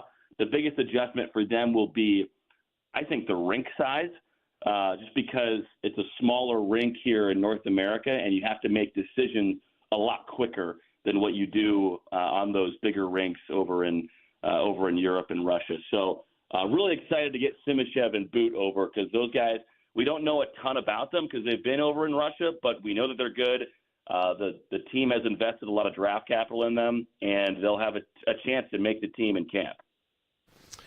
I'm curious how they handle these players as they come in. We're obviously going to relate everything to the NBA, and we've seen where really young players have been put on the floor. A young point guard gets put on the floor with 4 starters, so he's not asked to do much. Now, I don't know that you'd want to put somebody on the first or second line, right? And then as the player gets better, his stats get worse because he gets left out there with the backups, because now the coach trusts him and he just has the backups play together because he doesn't feel like you have to prop him up with starters. How does that get handled as far as what line or who you partner with someone as a defenseman, or what line you put them on if they're attacking? Yeah, it's a great question, and it's been interesting for Utah because the team has been so young that there's really no place to hide those young guys, right? I think of Logan Cooley, who was Utah's #1 centerman for large parts of this year, and he's going up against, he's going up against Connor McDavid. He's going up against Alexander Barkov's line. Barkov's the best defensive forward in the league. He's with Florida in the Stanley Cup Finals right now. And those are the matchups that 20-year-old Logan Cooley is getting. So there really is no place to hide him, and that's kind of what makes me so excited about guys like Cooley, is that as he gets older, he'll handle those matchups better and better. And he took a big jump statistically from year 1 to year 2, and I expect the same thing from year 2 to year 3. And that's why Bill Armstrong brought in some of the veterans he did last year to help with those matchups, especially on defense. He brought in Ian Cole, who's a Stanley Cup champion, who took a lot of tough minutes. Mikhail Sergachev, I mean, he's not a rookie or even close to that. He's 26, 27 years old, and he was out there on the ice against every team's best player. But that's what those top players have to do, is get matched up against the other team's best, which is why I think for Cooley in particular, he's the name that jumps to mind when I think of that question and the name that I get excited about. So if those Russians, if they're able to make a dent or they're able to crack an NHL lineup this summer, it will be interesting to see how they're deployed. A lot of times you'll see coaches kind of split up the best players so that they can handle those matchups a little bit better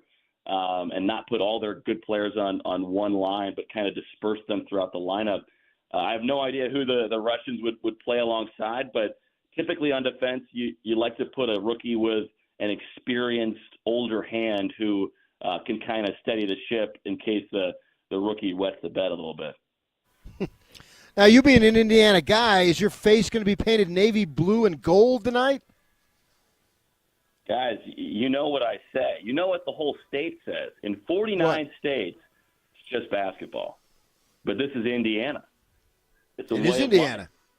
It's a way of life. I'll be eating my pork tenderloin, watching Hoosiers, and painting my face, yes, gold and navy blue. So I'm all in on these guys. They've been so much fun to watch, and it's funny to hear the national media talk about the superstardom of Halliburton or SGA. Like, the Pacers are just a good team, right? They are. Can we just give credit to, like, Carlisle and the coaching staff and the team as a whole? I mean, it is a team game, but it's taken the whole team to get to the point where they are. They've needed T.J. McConnell. They've needed Benedict Mathurin. They've needed Miles Turner. It's not all Halliburton, but they've been so much fun to watch, and I hope there's a lot of, seventh grade coaches out there that are taking the Pacers style of play and trying to implement it. My hero with the Indiana Pacers is Herb Simon. Now, he's the owner. He is 90 years old, and his wife, the former Miss Thailand, is 56. Now, Mike, that is a 34-year age gap. Yeah, Herb. I'm just going to leave it at that. Miss Thailand? Yes, Miss Thailand. I kid you not, Mike. There's a joke to be made here. I'm not sure if I have the strength to make it. That's fantastic. Just a classic Indiana love story, right? Nice, Mike. Good rally. You're kind of, you're a little worried, and I get why. You were right to be worried, and you adjusted. Good side adjustment. Certainly on one side it is. Peyton Manning, side adjustment, man. That was solid. A dream come true for at least one side. Wow. Oh, that's great. All right, Mike. Good luck with Game 5. Guys, thank you. Go Pacers. And Tufts up as well. Which way are you guys throwing the Tufts up? Are you doing like the Texas horns up thing, or the Tufts near the face? What hand thing are you going with? Oh, I'll give you a hand signal, but I can't do it here. Okay. Good. You're ranked number 1, though. Just leave it at that. Depends on how they play. Thanks, Mike. Thanks, guys. All right. There is Mike Fulta, the radio voice of the Utah Mammoth, a Purdue Boilermaker. He is from the great state of Indiana, and he is all in on Game 5 of the finals tonight. We are broadcasting live right now. We are at Thanksgiving Point. The kids on the move. It's their inaugural golf tournament, and they've ordered up awesome weather. How have you done this, Ryan? Well, you had it in June. You didn't have it in March. No March, no July either. It'd be a little bit hotter. This is perfect weather for you guys right now. I'm loving it. So explain to folks what you're doing here today and who you are trying to help. Yeah, so Kids on the Move is all about helping children with different abilities. Anyone who is struggling or has a delay, that's what we're there to help these children out and help the families out, because it starts with the families as well. A lot of these families that when they have a child, a son or a daughter, and then they get diagnosed with something or they come out, it's an adjustment for them. They don't know what to do. Sometimes it's their first child. Sometimes it's in the middle. We're in Utah, so a lot of people have even more kids, so it could be anywhere in there. But it's so important to work with these kids at an early age because brain development happens so quickly in those first years. It's so important to see progress there. And so that's what we're about. And this golf tournament is all about raising more money to help more kids. Autism is one of the strangest things, man. Yeah. I mean, the level they call it the spectrum, obviously, it can literally be from A to Z. Yeah. And and I've seen some of it, and it's so baffling to me, which is not unusual, I understand. But to try to get a handle on it, it seems so hard, which means you need these types of organizations that can provide that level of assistance. Absolutely. We've been doing it for a long time, and we're really good at what we do. And it's all about having those plans that are individualized for each of the children because, as you said, they could fall anywhere on the spectrum. And so really taking a look at where they're at, what they need to work on, and then developing a plan where they can have one-on-one ABA therapy with them is so crucial. And I've been with this organization for 4 years, and just the progress that I've seen these kids make and all the kids that we help is inspiring and is amazing. So I want to let you guys know we had Kalani on earlier, and he was talking about how he's not a good golfer. His first tee shot was right down the middle, probably about 270 yards. Wow. So he did pretty good. Promise low, deliver high, right? Yeah, that's right. Promise low, deliver high. I think for parents, especially first-time parents, it's difficult. There's no manual. First time I was a parent, I realized how much my parents lied to me. They acted like they knew what they were doing. They had no idea what they were doing. Yeah.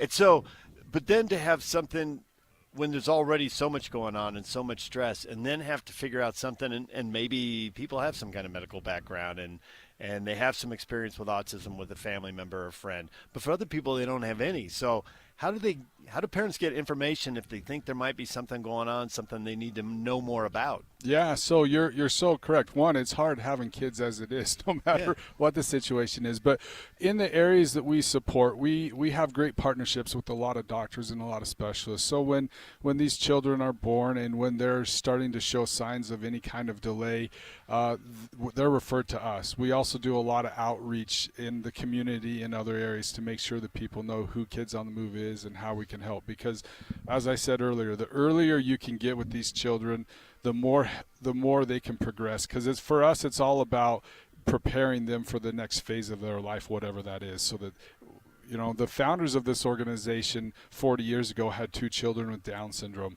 And back 40 years ago, the solution that the doctors and everybody gave them was just take them home and love them. They're not really going to progress, or you can institutionalize them. Can you imagine that? That's crazy. But those 2 moms said, no, we're not going to do that. We know that our children can thrive and succeed. And so they started this organization 40 years ago, meeting with other families.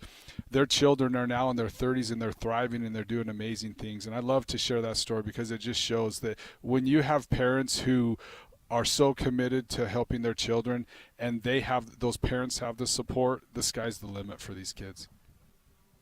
Yeah, don't have to imagine it because my wife's sister is autistic and is in a group home in San Antonio where she's thriving. She's been there a long time and she does really well, and there's turnover there, but there's so many things going on. There's so many she's also deaf. And so, communication's a fact. There's so much to learn and there's so much to know. And I'm coming to it as an adult and much more peripherally, than a parent who's driving down the road today thinking, is this something I need to call somebody about? Just trying to figure out what's going on. Yeah, and for us, it's about changing perspectives, not just helping these parents and these children, but overall in our communities and in the world, changing the perspective so that everybody understands that no matter what the ability of a child is, they have an opportunity to succeed and to thrive. And I can tell you honestly, my perspective has changed since I came to work at Kids on the Move. I used to, if I was in a grocery store or somewhere else and I saw a kid misbehaving, you have those thoughts of, well, why is that kid misbehaving or something like that?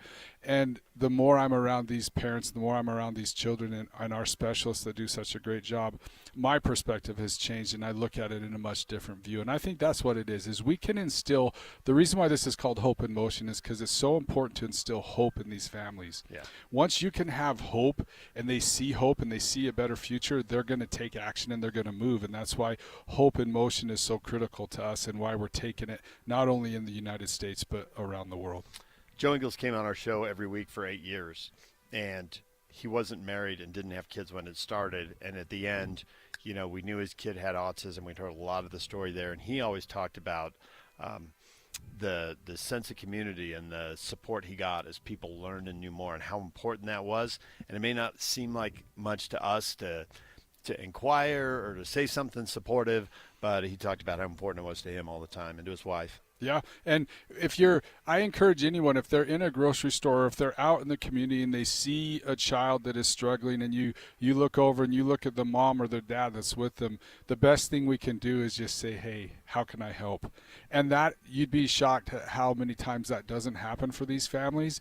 And when someone does take the time to just say, how can I help, it makes a world of difference for those parents and for those children. Ryan, thanks a lot. We appreciate it. KOTM.org, right? KidsOnTheMove.org. Yep, KOTM.org. Check us out. All right. Thank you, Ryan. DJ and PK, it's 97.5 The Zone. And now, a look at traffic from the KSL Traffic Center. Northbound I-15 remains quiet heading towards downtown Salt Lake City from both Utah and Davis counties, whichever direction you're coming.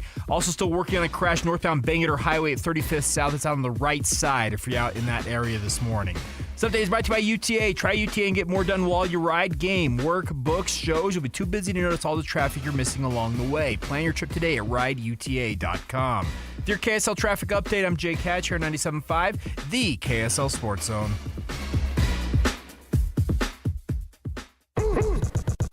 Ladies and gentlemen, may I present... This is JJ and Alex. So now Phil Steele's doing the, I've got 3 people tied at first place. Don't you love these? And he's got BYU and TCU tied for 7th. Oh, BYU fan just drove off the freeway. Very middle of the conference. Tied for first at the very top of the conference. Iowa State, Baylor, also tied at first. The University of Utah. I can't totally knock this list. The place where you're going to get the biggest flip, I think, is that TCU, Texas Tech, BYU middle of the conference. I think that's exactly right. I think Texas Tech, TCU, BYU could finish 1, 2, 3. Sure. Do you have a problem with him putting Utah at number 1? Okay, what was the problem last year for the Utes? Was it their defense? Nope, it was the offense. No, their defense was amazing. Their offense, they had 7 rushing touchdowns total. Can Devin Dampier, with the same offensive coordinator he had success last year with, they were the 4th best offense in the country. At New Mexico. Catch JJ and Alex afternoons from 3 to 6. Presented by G2G Bars on 97.5, the KSL Sports Zone. The Management Minute is a service of the MBA program in the John M. Huntsman School of Business at Utah State University.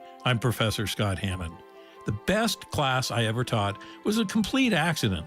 It was in the spring and the classroom was scheduled to be painted, that ugly beige color. So we decided just once to meet in a pavilion in a park with the mountains on one side and a stream on the other. My 90-minute class stretched into 3 hours, not because of me, but because the class wanted to go deeper and further in our discussion. We held the next class in the same place. I used the same syllabus and readings from previous classes, but our natural setting triggered deeper inquiry that continued over the 7-week spring term.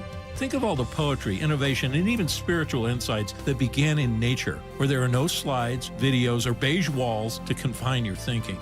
Then consider nature for your next team meeting.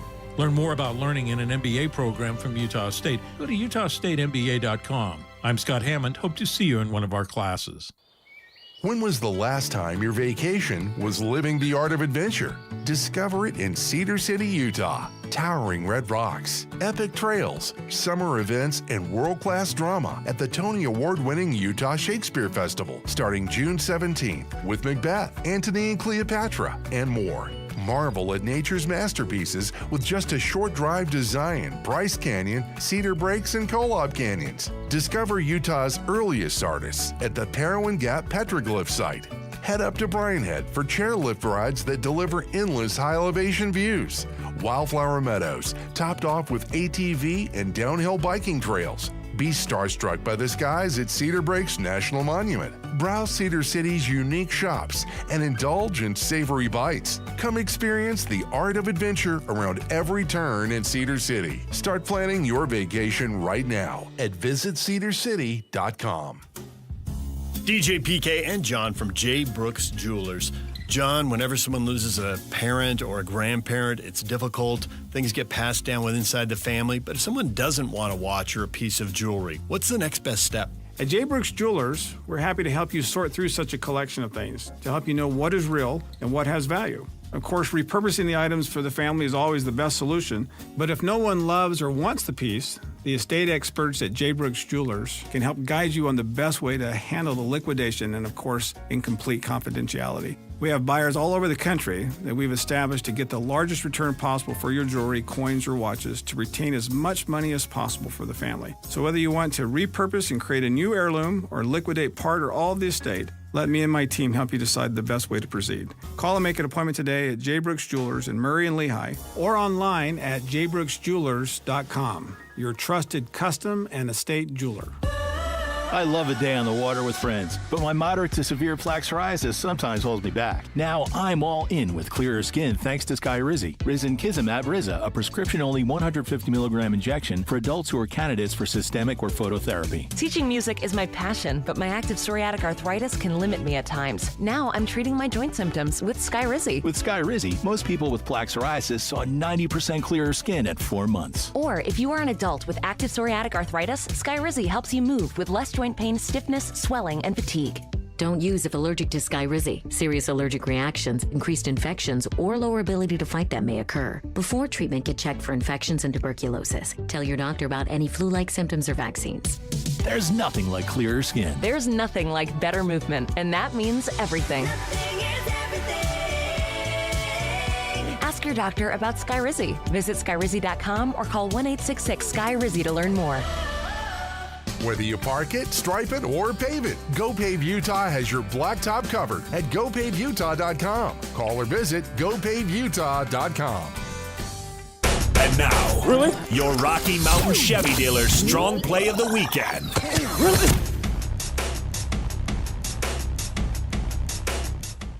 To win the U.S. Open at Oakmont, one of the hardest, if not the hardest test in major championship golf. For the win, J.J. Spawn, ball up and over the ridge. It's on a very good line. This could go in. J.J. Spawn makes it!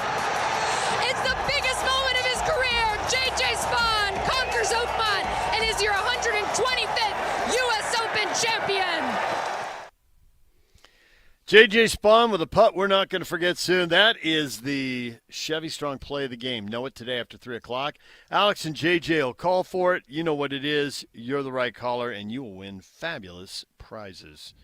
So, PK, championship-winning putts, how many do you recall where you can name and say, oh, yeah, that guy, that tournament, that putt? Because Spawn goes on that list. It's not Phil a very Mickelson, long list. Masters. Phil Mickelson downhill at the Masters from at 20 feet. That 3-inch vertical he had. He jumped, exploded, and almost got off the ground. Payne Stewart at the U.S. Open to beat Phil Mickelson. Yes, you just did the fist bump right there. Yeah. Larry Mize wasn't a putt. That was a chip. I was in Jonesboro, Arkansas, watching that one. Oh, yeah? Yeah. Bored out of my mind.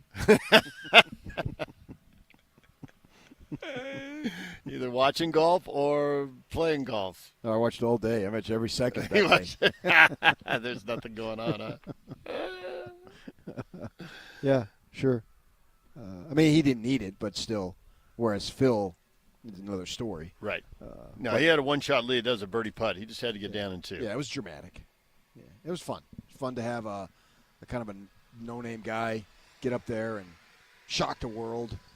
The golf world, anyway. That was fun. It was fun to watch. I felt really happy for the young man. Yeah. DJ and PK, we're broadcasting live at Thanksgiving Point. The Kids on the Move. Rachel is here from Kids on the Move. KOTM.org, right? Yeah, correct. Nice. So what is the number one goal today? If you walk away from here with one, or maybe not one, but 1 or 2 things you really accomplished and you think it was a good day, what will it be? Yeah, I think a couple of the goals I'd have for today is, one, we want everyone to have a great time. So having the community come together, rally around Kids on the Move, first and foremost, have a great day. Secondly, we want to create more awareness of what the needs are in our community, and not just here in Utah, but also beyond Utah. Kids on the Move has been embarking on a mission to change perspectives globally, not just here in Utah. And we have recently been to Argentina, to Peru. I just came back from France. I'll be headed to Peru next week. And we are collaborating with different governments and organizations, nonprofits, as well as businesses in those countries about we're looking at services that they could provide in those countries. They're about 30 to 40 years behind us. And so one of the reasons that it's important for us to build this campus is that it's really going to be an international lighthouse for the world to come and see how do we nurture, care for, and help children with special needs grow to their fullest potential, and having them see what is possible. Do you have anything like this in other states, or is Utah really the hub for this? Yeah, Utah's really the hub for this. What we have found in other states, they may have one or two components of what Kids on the Move offers, but we are really unique in the nation as far as offering multiple services in one location under one umbrella. And that's really why that campus approach of offering therapy as well as education and family support services, that three-prong approach is really important to us. For people who want to know more, where should they go? They need to go to kotm.org, or you can also purchase a copy of my book, Chasing the Impossible. It's published by Forbes, and you can get that on Amazon. Or today in the room. I just saw Yes, we brought him here today. On every chair. All right, Rachel, well, good luck with the rest of the day, and thanks for having us out here. Thank you. DJ and PK, it's 97.5, The Zone. Want to get the latest info on Utah's newest sports franchise? Sign up for the Utah Mammoth newsletter. Get exclusive analysis, plus the latest news and notes on the Utah Mammoth. Sign up today at KSLSports.com for the Utah Mammoth newsletter. Stay up to date with everything Utah Jazz related with the new Jazz Notes newsletter. Get draft updates, analysis, and be the first to know about every off-season move. Visit KSLSports.com to sign up for the Jazz Notes newsletter. It all started with a commitment to comfort. Gillette Heating and Air is proud to be Utah County's go-to team for expert HVAC and plumbing solutions. Need a repair, upgrade, or seasonal tune-up? Don't let cost hold you back. With 0% financing available, it's easy to get the work done now and pay later. Plus, save $100 on any repair over $500 and keep your system running strong with a professional tune-up before the heat hits. Visit GilletteHVAC.com or call 385-GET-COOL to book today. Homegrown service pros, financing made simple, comfort made easy. Carrier. Turn to the experts. A Carrier factory authorized dealer. This is the story of the one. As a safety manager at a manufacturing plant, he does everything he can to keep his coworkers safe. From finding ways to reduce risks to keeping safety supplies in stock. And for that, he relies on Grainger.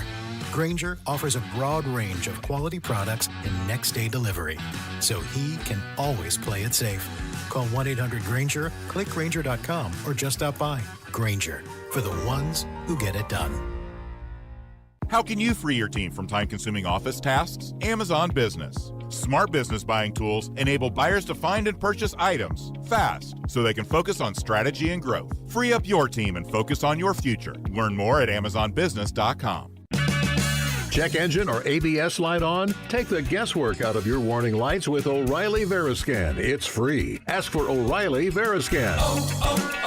O'Reilly Auto Parts. Attention RVers! In 57 years, Motorsportsland has never had a sale like this before. We've got over 100 new models coming in and our lots are already almost full. We've got to clear out inventory fast, so we've selected over 100 new travel trailers, fifth wheels, and toy haulers to sell to you at or below dealer cost. Like our 2024 Encore Venue off-road travel trailer, MSRP at $30,000, normally priced at $25,000, dealer cost at $22,400, and this week only priced to you for below $17,000 with amazing financing options. Or our 2024 28-foot Stealth toy hauler fifth wheel, MSRP at $99,330, normally priced at $83,500, this week only $67,743. Save more than ever before on your dream RV. But these deals are disappearing quick, so visit a Motorsportsland RV Center today. Let Motorsportsland help you get away. Motorsportsland.com. At Black Desert Resort, you can truly indulge in luxury your way. Whether you choose a sleek studio or an expansive 4-bedroom suite, you're just moments away from teeing off on a championship golf course, savoring top-tier dining, relaxing poolside, or exploring the rugged beauty of southern Utah. Whatever thrill you seek is right outside your door. Your journey awaits at blackdesertresort.com. Get lost and find luxury. All Pro Services is your trusted source for cleaning projects, offering cleanings for HVAC systems, dryers, carpets, tile, upholstery, and more. Find them at allproutah.com. Call in the pros. They're here for you. allproutah.com. Broadcasting from the Mountain Home Services Studio, this is 97.5 KZNS FM Colville, 1280 KZNS AM Salt Lake City, and 102.7 KSL FM HD2 Salt Lake City Midvale. This is 97.5, the KSL Sports Zone. One of the coolest stations in the world. Utah's highest rated, most listened to sports radio show for over 20 years. Everyone's listening. This is DJ and PK on 97.5, the KSL Sports Zone.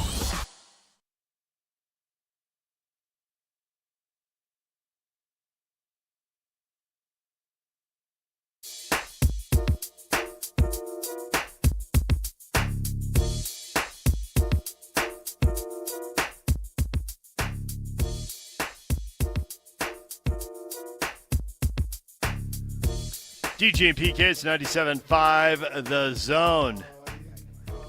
PK, big trade in the NBA. Huge, man. Desmond Bane, Memphis, sends a guy who scores 20 points a night, a guy who shoots 41% from three, Short a guy arms, who's though. signed for the next 4 years. Yeah, but his arms aren't going to get any bigger in the next 4 years. Yeah. I mean, such a big deal about that coming out of, I think it was TCU, wasn't it? Well, a lot of teams. A lot of teams passed on him that wish they hadn't passed on him. Yeah, into the first round.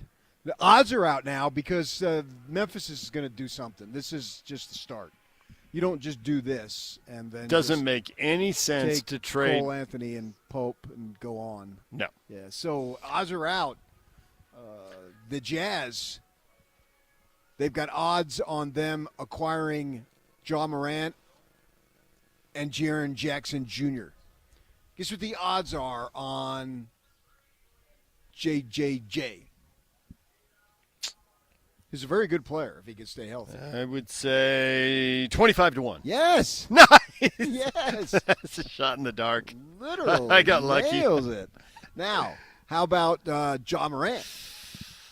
Longer there. That's risky for multiple reasons. I'm going to say 100-1. 16-1. Ooh, so they think it's actually a better chance they go get Ja Morant. Yes, if you want to bet on that. I just called my bookie right now during a break. There's on-court and off-court issues there. That's sportsbetting.ag. Everything comes down to the price, right? Of I mean, you course. take the risk, you know. Miami's 3-1 is the favorite. Right. And then a bunch of teams. Miami's a favorite for Ja? Ja, yeah. Okay. And then who else but beyond 3-1? Brooklyn 4-1, Sacramento 5-1, and Ja Morant said one thing about that trade. He's already been quoted about going to Sacramento, and you know what he said? You're going to make this up. What? No Kings. I knew you had a line. I just didn't know what it was.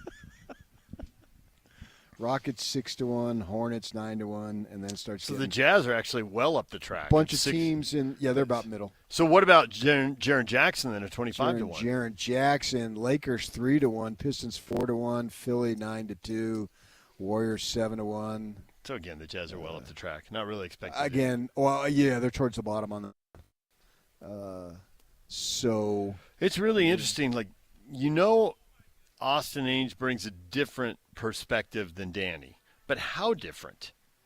And like right now, he hasn't really shown any of his cards, so it's hard to know. We'll see his cards soon enough. I agree, and I can't wait. But I agree with you on that.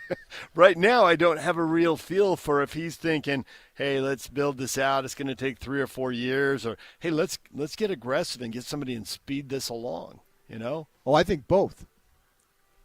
Speed it along, but the idea of being a contender, it's what I've been saying all along. You can't just sneeze at, say, forget that. This won't make us a title contender. You got to walk before you go sprinting down the court. So they've got to get way more competitive. The room to grow just to get to 40 wins is enormous. Yes, it is. I think they can get to 40 pretty quickly. The thing is getting to 40 and still having room to grow to get to 45, 50, Who's played 55. on a 40-win team on his team? Nobody. I think it was already a 30. Maybe Collins. I think it was probably. It was a 30-win team. Yeah, but you're just. I think I can they dismiss dumped that. a lot of games. Sure. Well, you go ahead and dismiss it, but I believe they dumped a lot of games. But that's just opinion. Well, that's not. No, not. That's. I'm not. That's not what I'm dismissing. You're assigning a win total that is impossible to quantify. It's not impossible to quantify that they dumped a lot of games. That didn't mean they were going to win those games. You're assigning wins that they didn't earn. I agree. Right. So I agree. That's just pie in the sky. I could say, hell no, they're a 25-win team just as easily. I think the more dismissive thing to say is, yeah, you're right, they can get to 40, but what do you get for that? The real prize is getting well beyond that. But you've got to get to 40 before you get to 50. They're not going to go from 30 to 50. Maybe they can. That would be awesome. I hope they can. I wouldn't think so, but that kind of stuff. Well, first off, they're not. Well, I mean, I guess we could agree they're at 30, but they're not at 30. The fact is they're not the only team to have dumped games on purpose, and those teams don't usually improve by 35 wins overnight and end up on 52 wins. So that's just not – that's probably not in the cards. So let's see about a way to start getting in playoff contention. I want, as soon as possible, what Quinn Snyder's group did and getting to the 500 mark – then go, and then they win one playoff series, lit this town on fire. One playoff series win. Let's get that. It was because there was one, and there was a thought that there would be more. Now, there didn't turn out to be more, but there was a thought there'd be a conference final. Sure. And to me, that's more reasonable and more doable. You know, a championship, a super team can get in your way, and you can't control some stuff. And the Jazz have certainly Jazz fans, the ones who've been here a long time, have seen and felt that over time. And some stacked team gets in your way. But you can get to a conference final. That's very rare that a stacked team got in their way. More often than not, they lost when they had equal chances to win. Well, I mean, I think the D. Will Okur group, a stacked team, got in their way. That was the last time they were there. I would say the Warriors, actually, with Hayward and the other guys. Okay, that's a good point. Yeah, the Warriors in the second round, that was a stacked team. Yeah. Yeah, I mean, if you go way back, certainly, you know, they had a 10-point lead in Game 5 at home, win the dang game. Right. Just win the thing. Come on. Right. Their championship was lost in 94 and 95. It wasn't lost in 97 and 98. Yeah, 94 they were really outclassed. 95, though, they got beat. They lost it. They coulda, woulda, shoulda. But anyway, it's all a long way in the rearview mirror. So now they got to get better, but they got to get better, and as they get better, there has to be hope that there's more levels beyond this. Then give yourself hope. Yep. Get it done.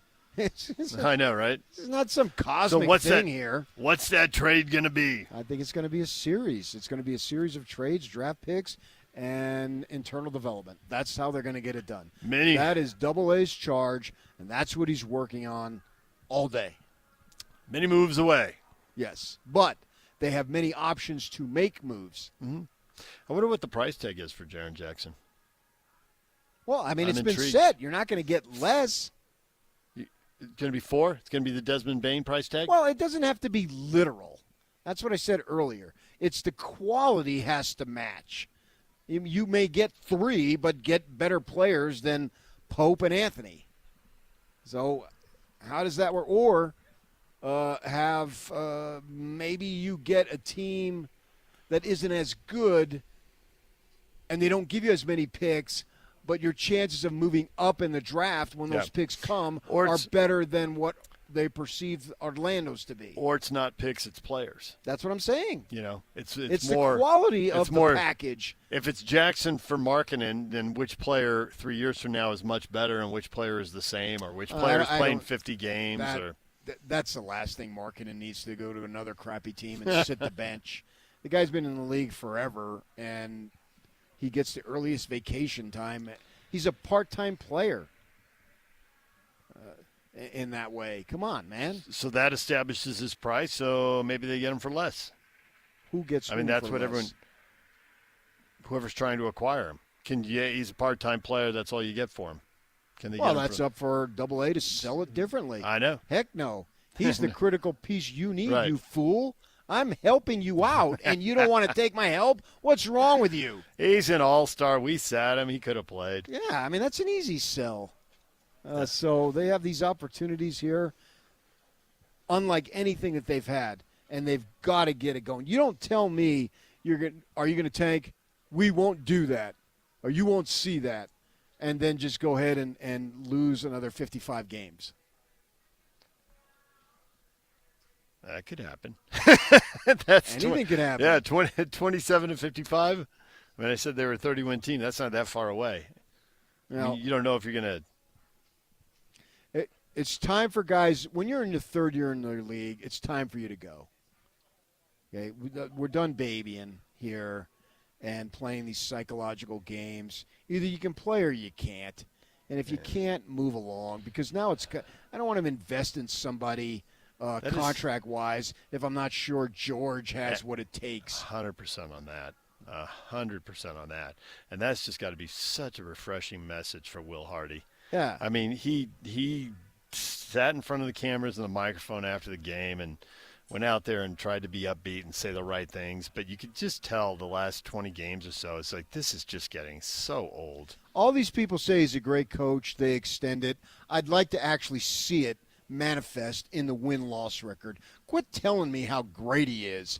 I don't have to be told if I can see it myself. I want to see it. Don't tell me about it. I'm tired of being told how great of a coach he is. And maybe he's the best coach they've ever had. Great. But let's start to see some of it. We've had... Let's see, he's been here 3 seasons. And it's nothing against him that we haven't seen. No, I think he's been... I'm not criticizing him. I think he's been allowed to go for it for half of the first season, half of the second season, and those went reasonably well. Fine. And Let's then, see some and more then of it was always foot off the gas. Let's see an entire season, cut loose, let it rip, and whatever happens. But once he gets, and hopefully he gets to that point when they're winning 50-plus regularly, and then they won't have a press release and they won't tell us, we really believe. No, they didn't say. Well, every time Jerry Sloan came back, hey, we really believe in him. No, it spoke for itself. We didn't have to keep hearing about it. Hearing about it does nothing for me. The only thing that I want you to hear is us on the radio. That's it. The other stuff, I want you to see how good they are. And so you don't have to keep telling us, and you don't have to keep there's no quit in these guys. They really tried hard. Okay, by about Christmas, I'm done with that. I'll take that the first few weeks because I'm in a good mood because we got college football. But once college football ends and we focus most on the Jazz, and now we got hockey, thank goodness, I don't want to keep hearing, they really tried hard. Great. I tried hard too. And in 1 year, they make what I'm going to make my whole life.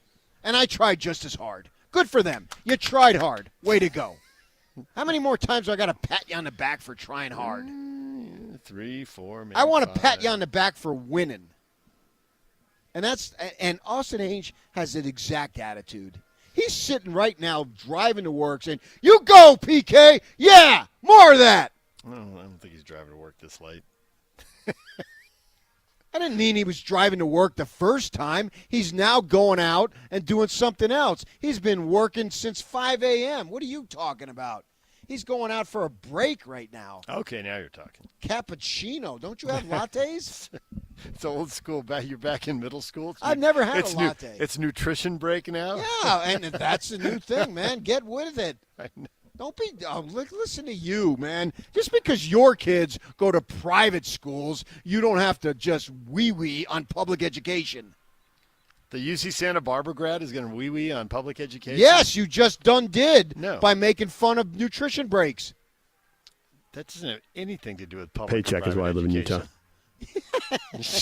You send your kids to private school. Good You for saved you. the school $600,000? $600,000. Well, Rest of us got to go to public school, and I'm dang proud of it. You're the one who went to private school. I went to public school. I went to private school because I was a troubled kid. Nice pivot. That was good. He's over here busting me for being a private school kid. I went to public school K through 12. And they kicked me out. And you went to private school. Because that were the only ones who would take me. Okay, now you're talking. How And have they you put me built this bogus image of being the guy next door? very carefully. I know. You. I'm telling you, man. I'm bringing you truth. And I believe Jazz fans want to hear truth. They want to see it. They don't want to be told about it. They want to be on the business end of the Desmond Bain trade. That's an exciting trade. Okay, and I think they have the opportunity. And I can see in all that. Orlando right now, not that we care a lot because they're in the Eastern Conference, but they got Paulo Banchero. You put Bain next to him, who's a proven thing. They have several other young guys. Franz Wagner. It's spelled Wagner, but I'm supposed to pronounce it Wagner? What is that? The East is looking wide open. Hey, look what Indiana's doing. We could do that in the next Well, year you know, or two. Orlando is a good Model. example of what the Jazz should do because Orlando's had a ton of first-round picks in recent years. It's go time for Orlando, right? Obviously. Yes. The difference is they had a number one pick and got a guy who looks like a pretty good player. You got me there. Yes. To what Yeah, degree, no question. we'll see. But not all the really good players go number one, as we're seeing in the finals this year and as we've seen in the finals in previous years. So find somebody along the way, whether that's trading for somebody who's undervalued or finding somebody who's undervalued in the draft, whatever. And not all number one picks are created equal either. Absolutely not. And they I don't know that they got a great one, but I think they got a good one, and time will tell. Possibility of getting there, yeah. Possibility of He's shown maybe he'll pretty be a good. great one in the long run. Yeah, we'll see. He's still got a ways to go. Chapters to write. Yeah. Well, he's And playing Being alongside young. Bain, this could be a nice step forward. And Oh, Jazz yeah, fans, with the Celtics being down, Right. Presumably with Jason Tatum's injury. it looks like the door's door is open. Yeah, Right. Yeah. The door is open. Right. If the Pacers have done it, there've got to be a handful of teams saying, why not us? They got to say that in Cleveland. They're saying it in New York, and now they're saying it I in thought they Orlando. could get more for Bain, but Really? nevertheless, yeah, I did. Oh, okay. No.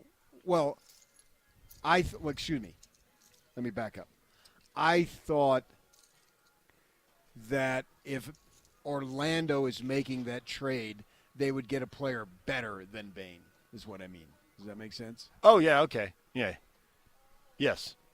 That's where I went with. That's where I think the thing, but Bain- but this is what they made, so be yeah, it. he's a really good player,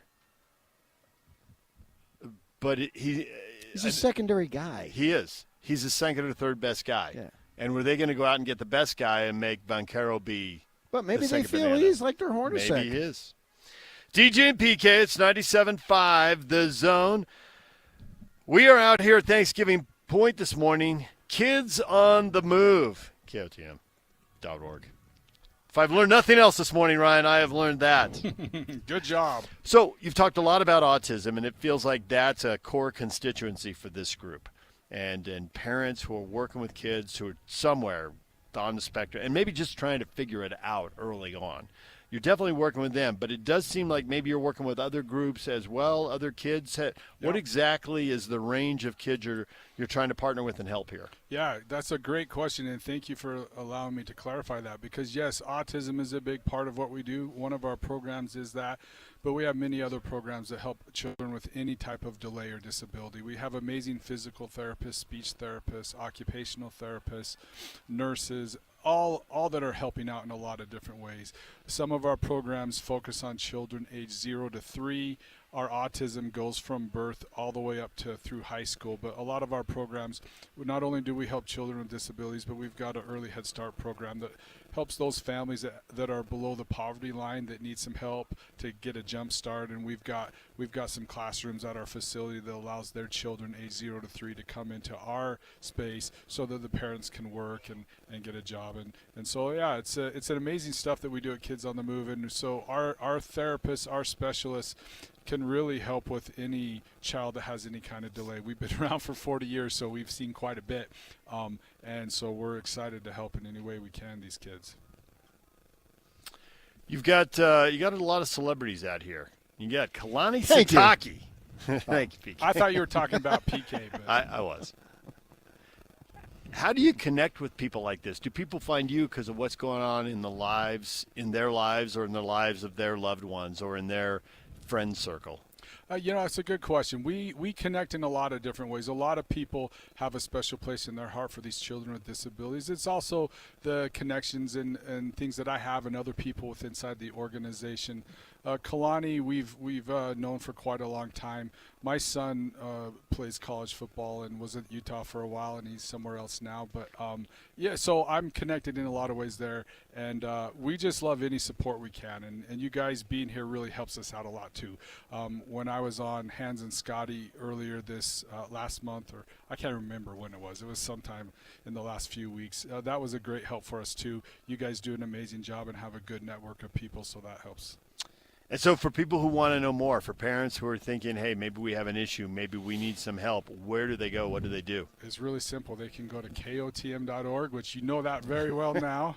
And that there they'll be able to get all the information that they need to and contact us. We're here to help out. And so, I encourage people, whether you have a child that has a delay, go to that website, KOTM.org, and you can contact us there.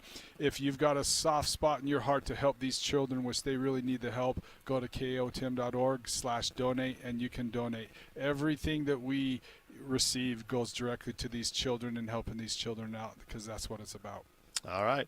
Well, thanks for a few minutes. Thanks for having us out here, and KOTM.org for people wanting to know more. DJ and PK, it's 97.5 The Zone. Accessing. This is Hans Olsen and Scotty G. Eric Weddle, kind enough to join us. You find out you're up for the College Football Hall of Fame. What's your first thought when you get that phone call? Just humbled by it all, quite honestly. I think I have a real shot at the College Football Hall of Fame. I don't think I have any shot at the NFL Hall of Fame. So when I look at the College Football Hall of Fame, I think, I belong there at some point, whether it's now or 10 years from now. I think I belong as one of the best college football players to have played the game. So whenever it happens, or if it happens, you guys know me, I live life to the fullest. It's not going to change whether I fall asleep at 10 o'clock or midnight. I got many other things that are on my mind. But it's really humbling and truly honored, obviously, and know that it took coaches, players, faculty, family, wife, kids. It doesn't happen alone. Catch Hans and Scotty weekdays from noon to 3 on 97.5, the KSL Sports Zone. This 4th of July, celebrate red, white, and wow at Monster Jam World Finals, the biggest family event of the year. The most trucks and all the best drivers in one place. And the biggest festival-style pit party of the year, all included with your ticket. Monster Jam World Finals. First time in Salt Lake City, July 4th and 5th. Bicycle Stadium. Brought to you by the Utah Sports Commission and BKD Tires.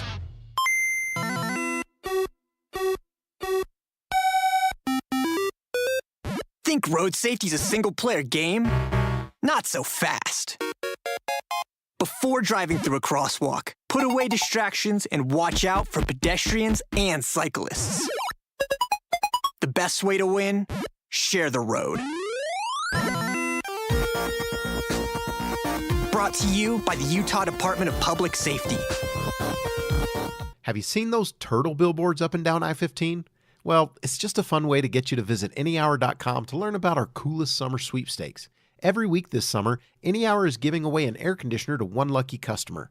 When you get an estimate to replace your air conditioner or purchase a new air conditioner from AnyHour Services, you're automatically entered into our weekly drawing. If your name is drawn, AnyHour will pay for your air conditioner up to $8,750. No purchase is necessary. See official rules at anyhour.com. Black Desert Resort isn't just your home.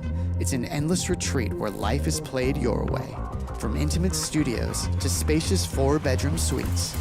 The raw beauty of southern Utah is your new backyard. Discover our championship golf course, exquisite dining, and world-class outdoor adventures, all yours to conquer. This is luxury your way. Learn more about owning a luxury residence at blackdesertresort.com. Come play, come stay. Saving for retirement was tough enough for us. Yes, and navigating markets can be challenging at times. I understand. That's why at Fisher Investments, we take a disciplined approach with your investments. Tell us more about that. We take an active approach to money management, positioning your portfolio for opportunities we see ahead. So all your clients get the same portfolio? No, we tailor your portfolio to your individual goals and needs. What about communication? We don't like being left in the dark. We check in regularly to keep you informed on the markets and your portfolio. Which means you'll help us stay on track. Yes, our goal is your comfortable retirement. And as a fiduciary, we always put your interests first, because we do better when you do better. At Fisher Investments, we're clearly different. Learn more at FisherInvestments.com. Investing in securities involves the risk of loss.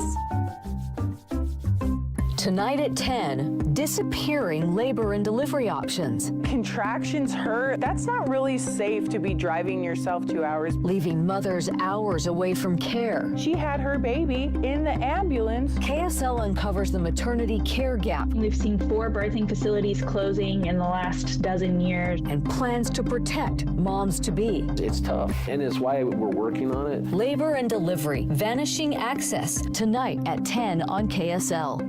Hey, this is Chris with JCW's. Craving something sweet? We do ice cream right. Come in and try one of our shakes, freezes, or an ice cream cone, and you'll see why we say JCW's, quality, and a lot of it.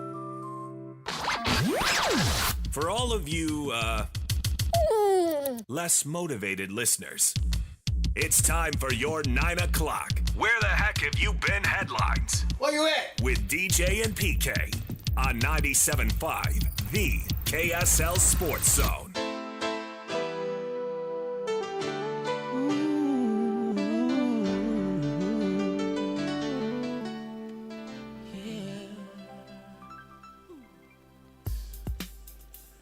DJ and PK, 9 a.m. Slacker Radio headlines brought to you by Trajan Wealth. Call Trajan Wealth today, your local trusted financial fiduciary, 801-899-7600, or visit the website at TrajanWealth.com. Game 5 tonight, PK. Thunder.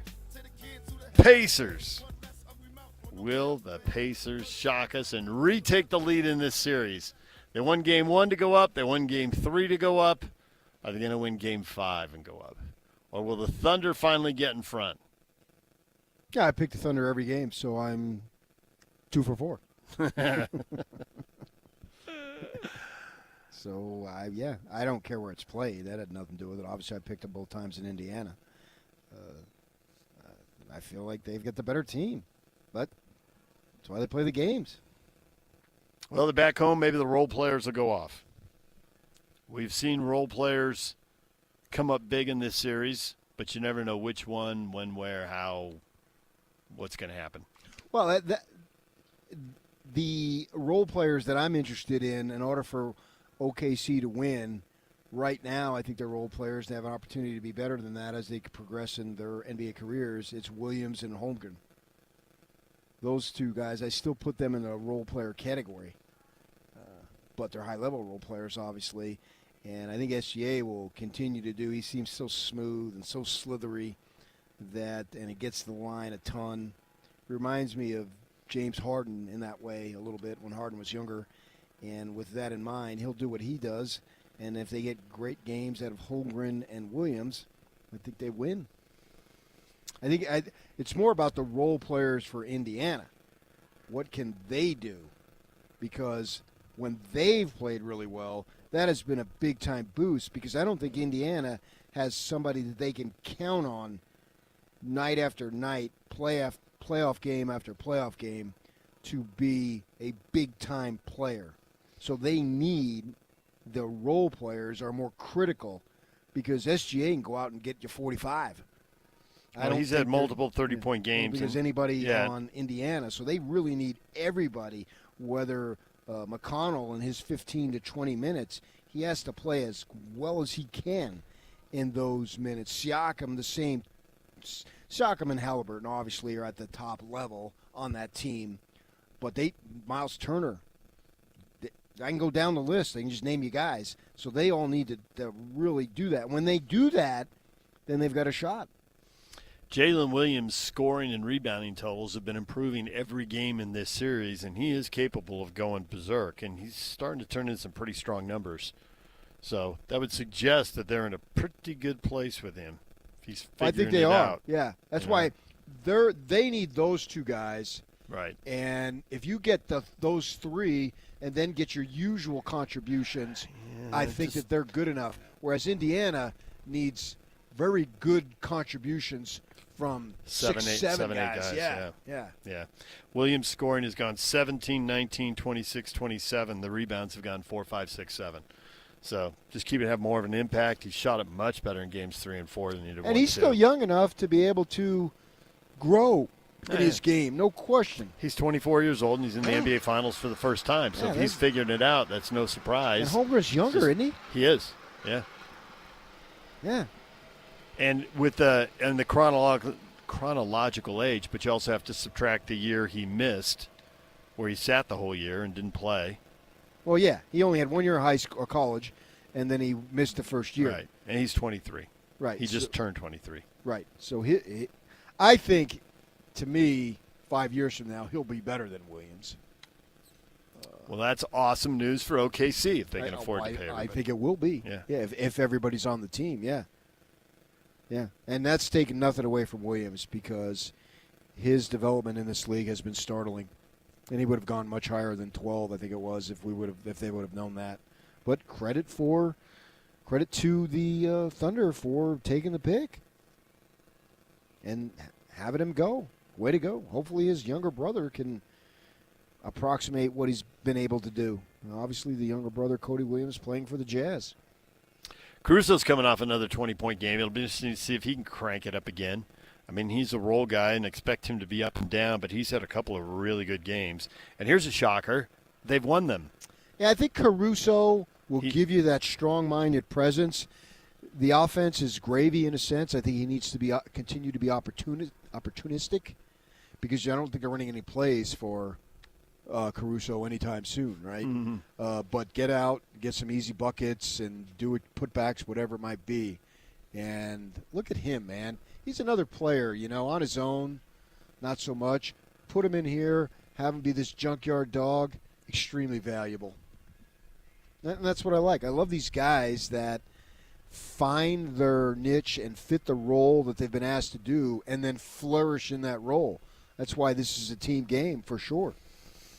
He scored 20 points in both wins while shooting 65% from the floor. He shot about 38% and averaged 9.5 points in the losses. So if you're looking for a weather vane for the Oklahoma City team through 4 games in this series, he's been the guy.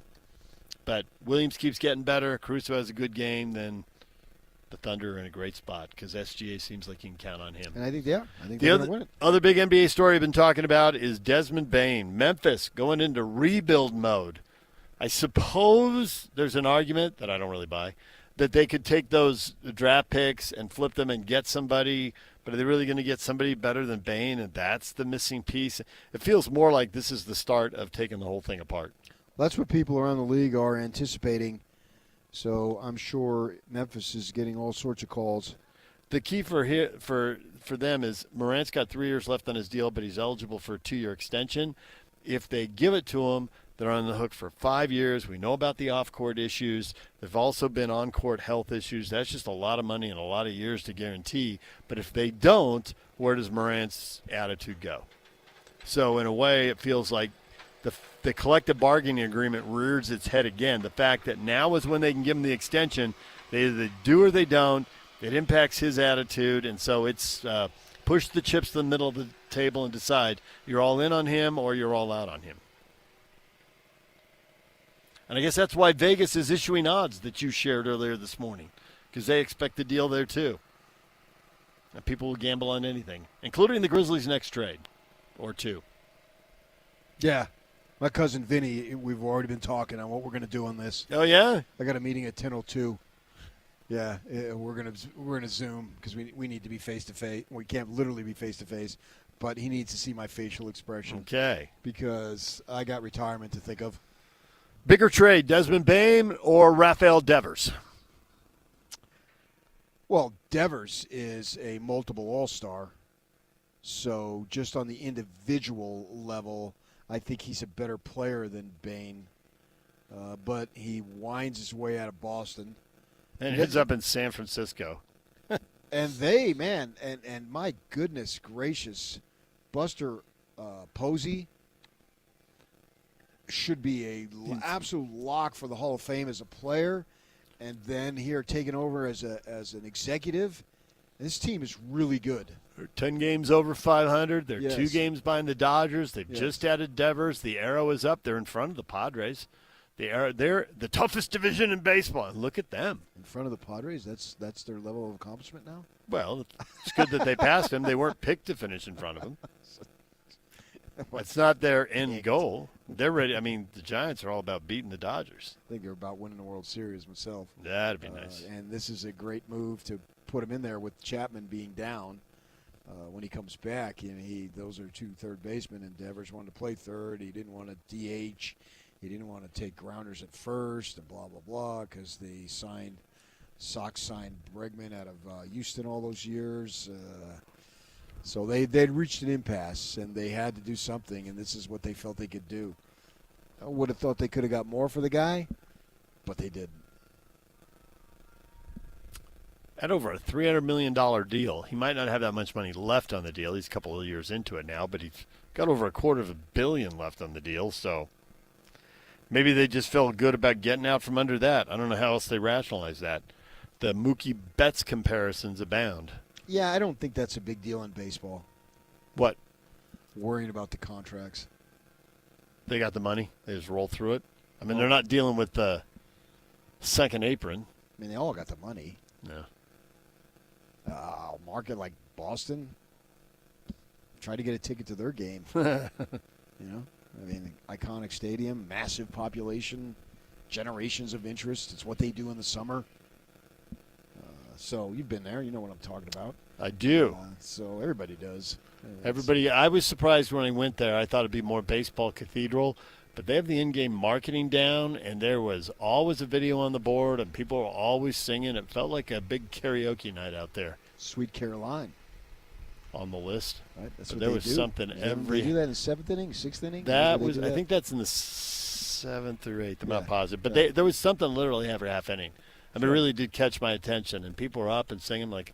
Well, especially in those cold weather cities where you're just stuck inside literally months at a time.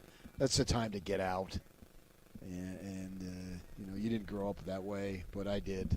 That's one of the reasons why I got into baseball is because I could be outside. Yeah. And it signaled the arrival of finally maybe having some nice weather. Yeah, and this is the swimming and all those things that go with it. This is the coldest environment that I've lived in, so it's given me a taste of it.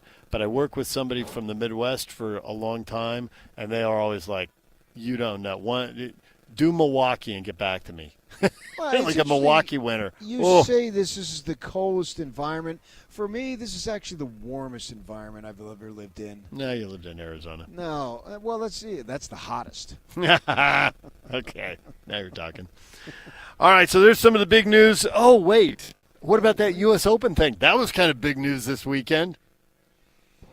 JJ, don't call me Warren Spahn. Hey, Yeah. for all you college walk-ons out there, anything is possible. San Dimas. Now, that's not right next door to Pedro, so I don't know that you ever went to San Dimas. No, but I worked with guys who were from there. Yeah, I'm sure. Brian Patterson, who is the prep editor of the Orange County Register. You probably wandered around San Dimas at some point. A big yeah, but yeah. That's where he played high school golf and then went on to San Diego State as a walk-on and then made his mark on the tour and grind.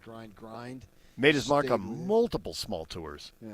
Smaller tours. Well, I mean, he had the playoff with Rory and the players here. Yeah. So, I mean, he made a mark. Yes. On the PGA Tour. Now he's made a huge mark. He said, I looked but it up the yesterday. guys knew who he was. He's just not coming out of nowhere for them. I'd have to go back. Maybe it was 4 top 10s this year. Yeah. I mean, it's he's not So nobody. he's 33 but years nonetheless, to get here at 33, it's been a lot of hard work and heavy lifting. Yeah, I think it is for everybody, but especially him. I read a thing where his mother was the golf advocate, and she got doctor's permission to be able to golf while she was like 8 months pregnant with him. Oh, really? Yeah. And you got to have somebody who's going to introduce you to it. You just probably don't decide on your own. And he had that. And I love the story that he told. Scottsdale resident Max Homa lives in the same area as he does in Scottsdale. And Tiger told Max, when you get in these tournaments, it is all about grinding. And and we know he spawned 5 of the first 6 bogues, and he'd had the lead earlier, and just stay within yourself. He kept saying, don't do anything crazy. And he made a couple of putts that were crazy, but he felt like this is what I needed. This is my focus. And so Tiger tells Max, because he's a neighbor of JJ, tells him, and he's thinking about that Sunday during this round, and that's helping him keep his focus. And it's really just an awesome story. There were so many guys in that tournament, and the back 9, back to Tiger's point, where guys are 20, 30 yards off the green, but they're in that rough, and man, they just take a full swing, and the ball goes like 8 yards, and they're still in the rough. Yeah. There are 3 or 4 guys who took bogeys or double bogeys because of that, and that opened the door. He's hitting fairways and greens and making birdie putts, and they're backing up. And that was his mindset. And then he drove, it was on 17, he drives it and makes birdie, has an eagle putt. So he needed to grip it and rip it on that one, and he did. And that put him in the position to calm his nerves even more so. And it seemed like he was very calm throughout. The bogeys didn't rattle, what am I looking for? Didn't bother him. Rattle was the word I'm looking for. Didn't rattle him, and he stayed the course, no pun intended. And I didn't mean that. But that's what you need to do. You need to have that singular focus, and he did. It's awesome. DJ and PK, it's 97.5 The Zone. Stay with us. Your feedback next. And it's all over almost here. Don't go nowhere. This is Jake Scott and Ben Anderson. Athletics are funny that way. I've always said this. Not only does it attract people from all sorts of different backgrounds, but all sorts of different intelligence levels, different emotionally intelligence levels, like all those things. Like, I don't know how coaches do it, honestly. This is going to sound mean because it's certainly not the case. There are legitimate savants, can think everything with the game, and then aren't super intelligent off the floor and struggle off the floor. And that's quite common. It's so applicable, though, to life. I mean, Elton John just sat down and played the piano. I think in person you can really tell the difference between not intelligent and maybe just public speaking isn't my first way of communicating. But then you can see people as just like, okay, this dude's just a dim bulb. And as a dim bulb myself, I feel like we can really sniff out each other. You know what I mean? Spider sense tingles when you get around each other. This guy's faking it just like me. Hear Jake Scott and Ben Anderson every day from 10 to noon on 97.5 The KSL Sports Zone. Hi, this is Derek Overstreet, president of the New Millennium Group and co-host of Stop Working, Start Living with KSL News Radio. Can you imagine what your life would be like if you could retire 3 to 5 years earlier than you thought possible? The things you could do, the loved ones you could spend time with, the memories that you could create. That's what our team at the New Millennium Group does. We'll walk you through the entire process every step of the way. If you'd like to get a copy of the 5-step proprietary plan that will help you retire 3 to 5 years sooner than you thought possible, give us a shout right now. 888-999-6370. That's 888-999-6370 or utahsfinancialplanner.com. Listen, most of our listeners right now have a tax problem, not a money problem. There's not enough money in Social Security Medicare as it is. Let us show you how you can significantly reduce your taxes. That's 888-999-6370, 888-999-6370, or utahsfinancialplanner.com. When was the last time your vacation was living the art of adventure? Discover it in Cedar City, Utah. Towering red rocks, epic trails, summer events, and world-class drama at the Tony Award-winning Utah Shakespeare Festival starting June 17th with Macbeth, Antony and Cleopatra, and more. Marvel at nature's masterpieces with just a short drive to Zion, Bryce Canyon, Cedar Breaks, and Kolob Canyons. Discover Utah's earliest artists at the Parowan Gap Petroglyph site. Head up to Bryan Head for chairlift rides that deliver endless high-elevation views. Wildflower Meadows, topped off with ATV and downhill biking trails. Be starstruck by the skies at Cedar Breaks National Monument. Browse Cedar City's unique shops and indulge in savory bites. Come experience the art of adventure around every turn in Cedar City. Start planning your vacation right now at visitcedarcity.com. Discover the exceptional taste of Bar W beef, where quality meets flavor. Bar W beef is dry aged for 14 days, ensuring rich marbling and tender texture. Whether you're grilling, roasting, or pan-searing, you'll find cuts perfect for any occasion. Experience the bold flavors and impress impressive sizes that are ideal for special gatherings. Order today and enjoy free shipping on purchases over $150. Elevate your meals with Bar W Beef. Order online at barwbeef.com or visit the store in Nephi. So many commercials you encounter these days include generic people engaged in generic activities, frolicking in generic locations, accompanied by generic music and a generic voiceover.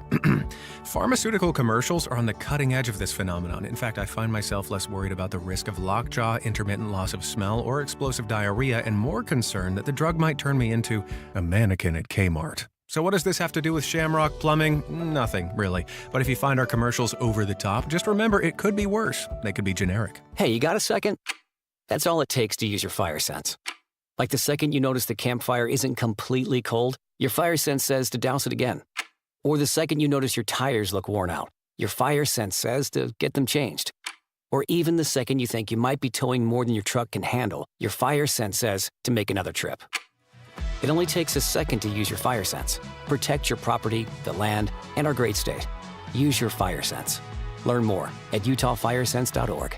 The Garden Restaurant is reimagined space with exceptional taste. Opening June 30th in Salt Lake City. Enjoy a fresh, healthy menu, dine in, grab and go, patio seating, or online ordering. Open weekdays 11 to 3. Fresh flavors, iconic location. The Garden Restaurant, next to Temple Square. And now, enough of us. It's time to hear from you. From all your texts, tweets, and posts. This is the best feedback of the day. Ooh, I was there. It's the best game of my life. With DJ and PK on 97.5, the KSL Sports Zone.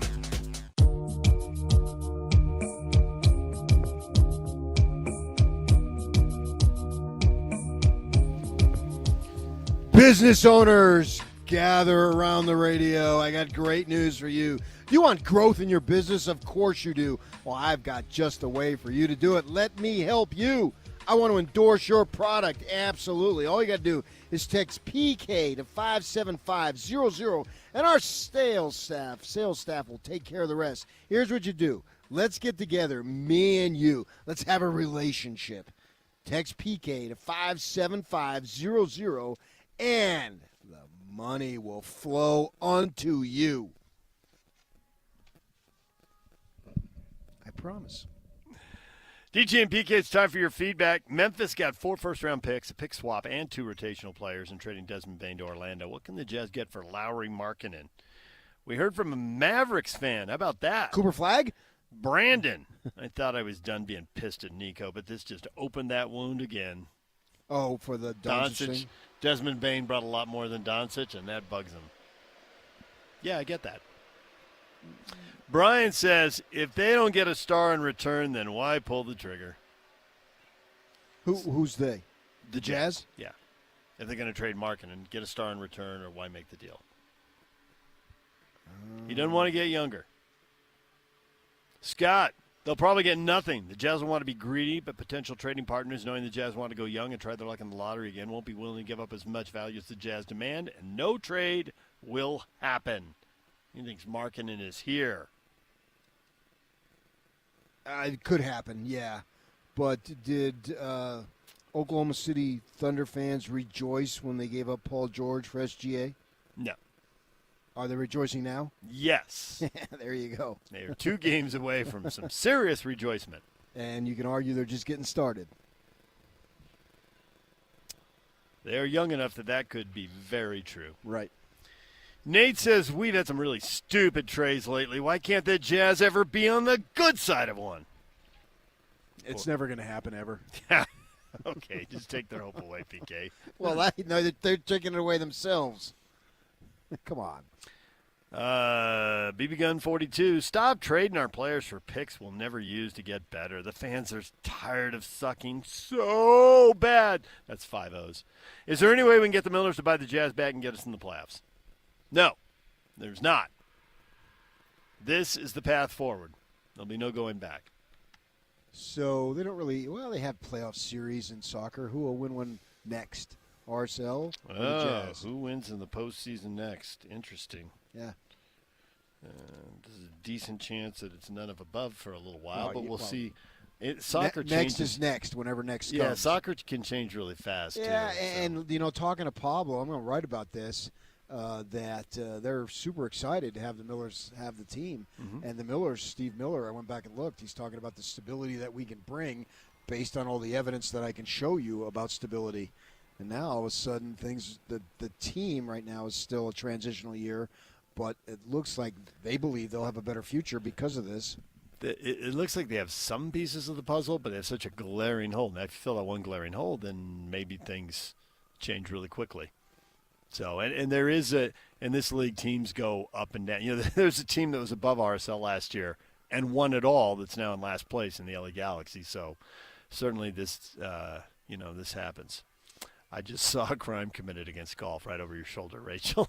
You think he swung and missed? He definitely swung and missed. Well, it's a chip shot. Those can be dangerous. Took a massive divot that I could see from here. I got to give him credit, though. He repaired his divot, which a lot of people don't.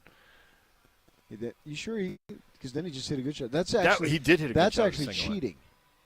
You don't get 2 shots. Yeah, that's because if you swing and miss, if you intend to hit the ball and you don't, that counts as a swing. I thought it was a swing and a miss.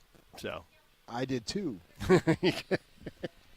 That's what I thought. You know what? Rachel's not going to turn around. She's not interested in crimes committed against golf. As long as awareness is created and funds are raised and the mission moves forward. I'm focused on the mission. What does a divot between friends really mean? The title of her book, I thought she wrote a golf book.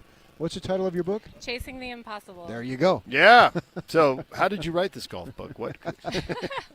Why did you? Not a golf book. But for some people, golfing is chasing the impossible. That's what I'm saying. I think pretty much for everybody. Or maybe you didn't see Rory McIlroy throwing clubs yesterday. No, I didn't. Beating up a tee box. Well, you would have looked at him and thought, that can't be good. It wasn't. If you accomplish one or two things today, is awareness the number one thing? Because with awareness, then a lot of stuff that you need can probably flow from that. Absolutely. I think awareness is an important thing. Raising funds is always number critical. 2, always important. And really what I hope is that we get more involvement next year.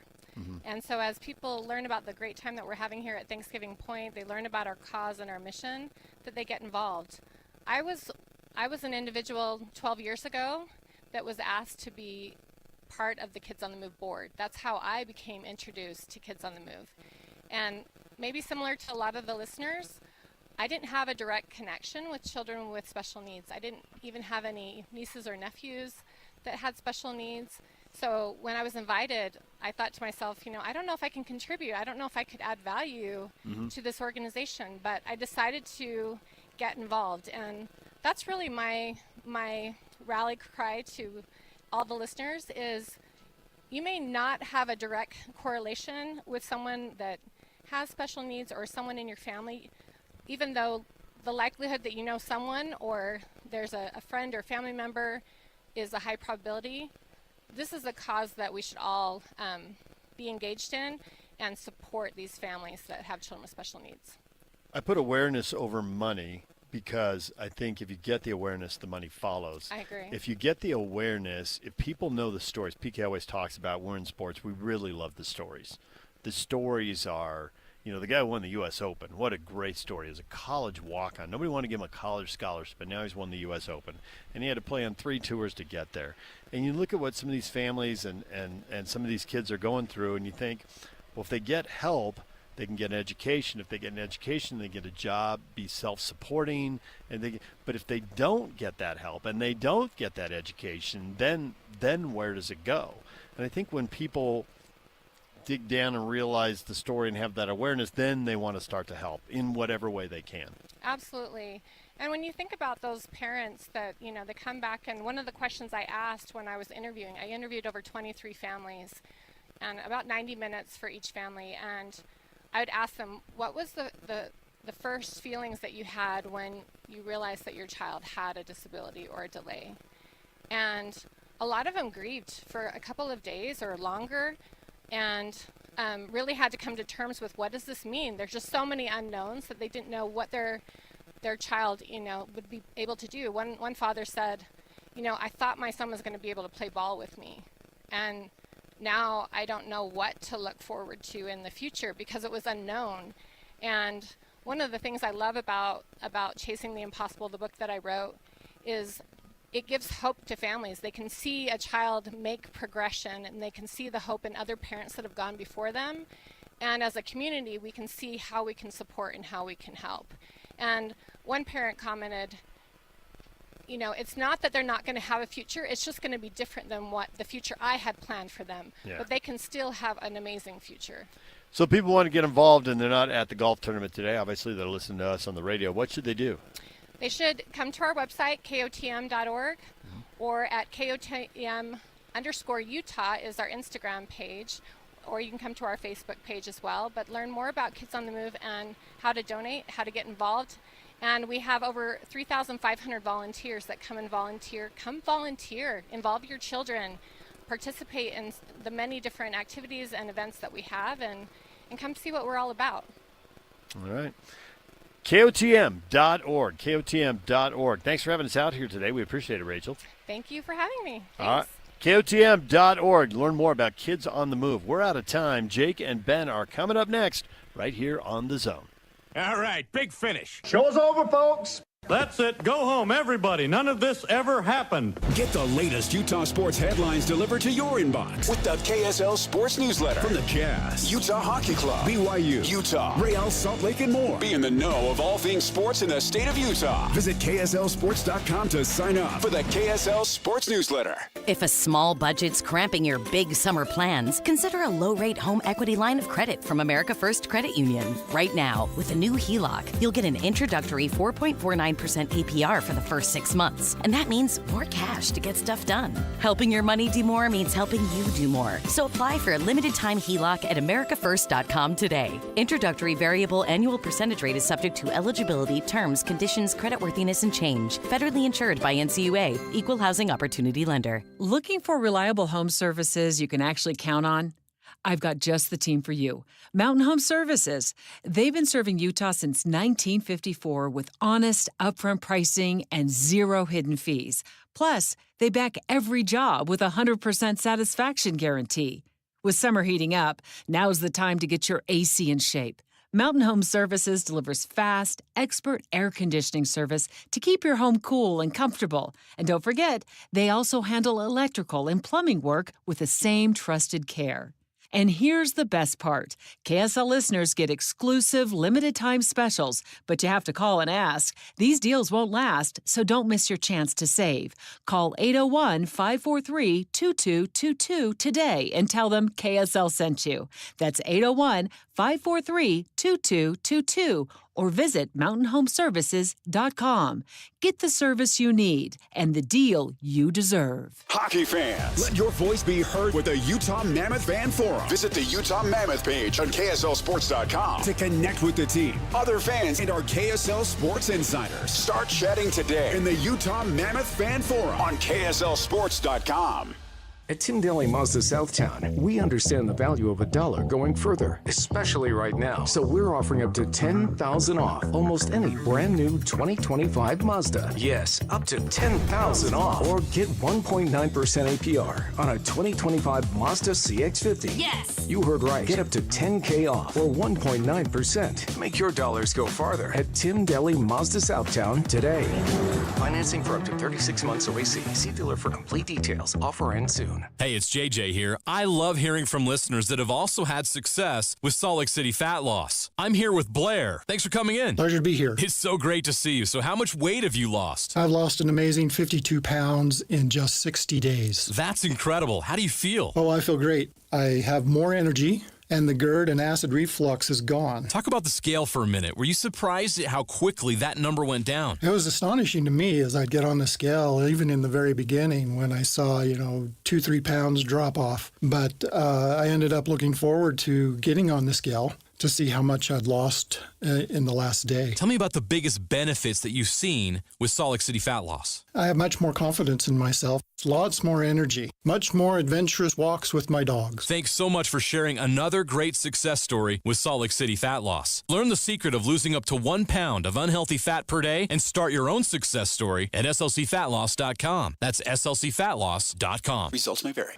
Broadcasting from the Mountain Home Services Studio, this is 97.5 97.5 KZNS FM Cold Bend, 1280 KZNS AM Salt Lake City, and 102.7 KSL FM HD2 Salt Lake City Midvale. This is 97.5, the KSL Sports Zone. And now it's 10 a.m. Let's just get down to it. And it's time for your sports fix. Strap yourselves in, folks. From two guys who have covered the teams you're passionate about for years. We are professionals. This is Jake Scott and Ben Anderson on 97.5, the KSL Sports Zone.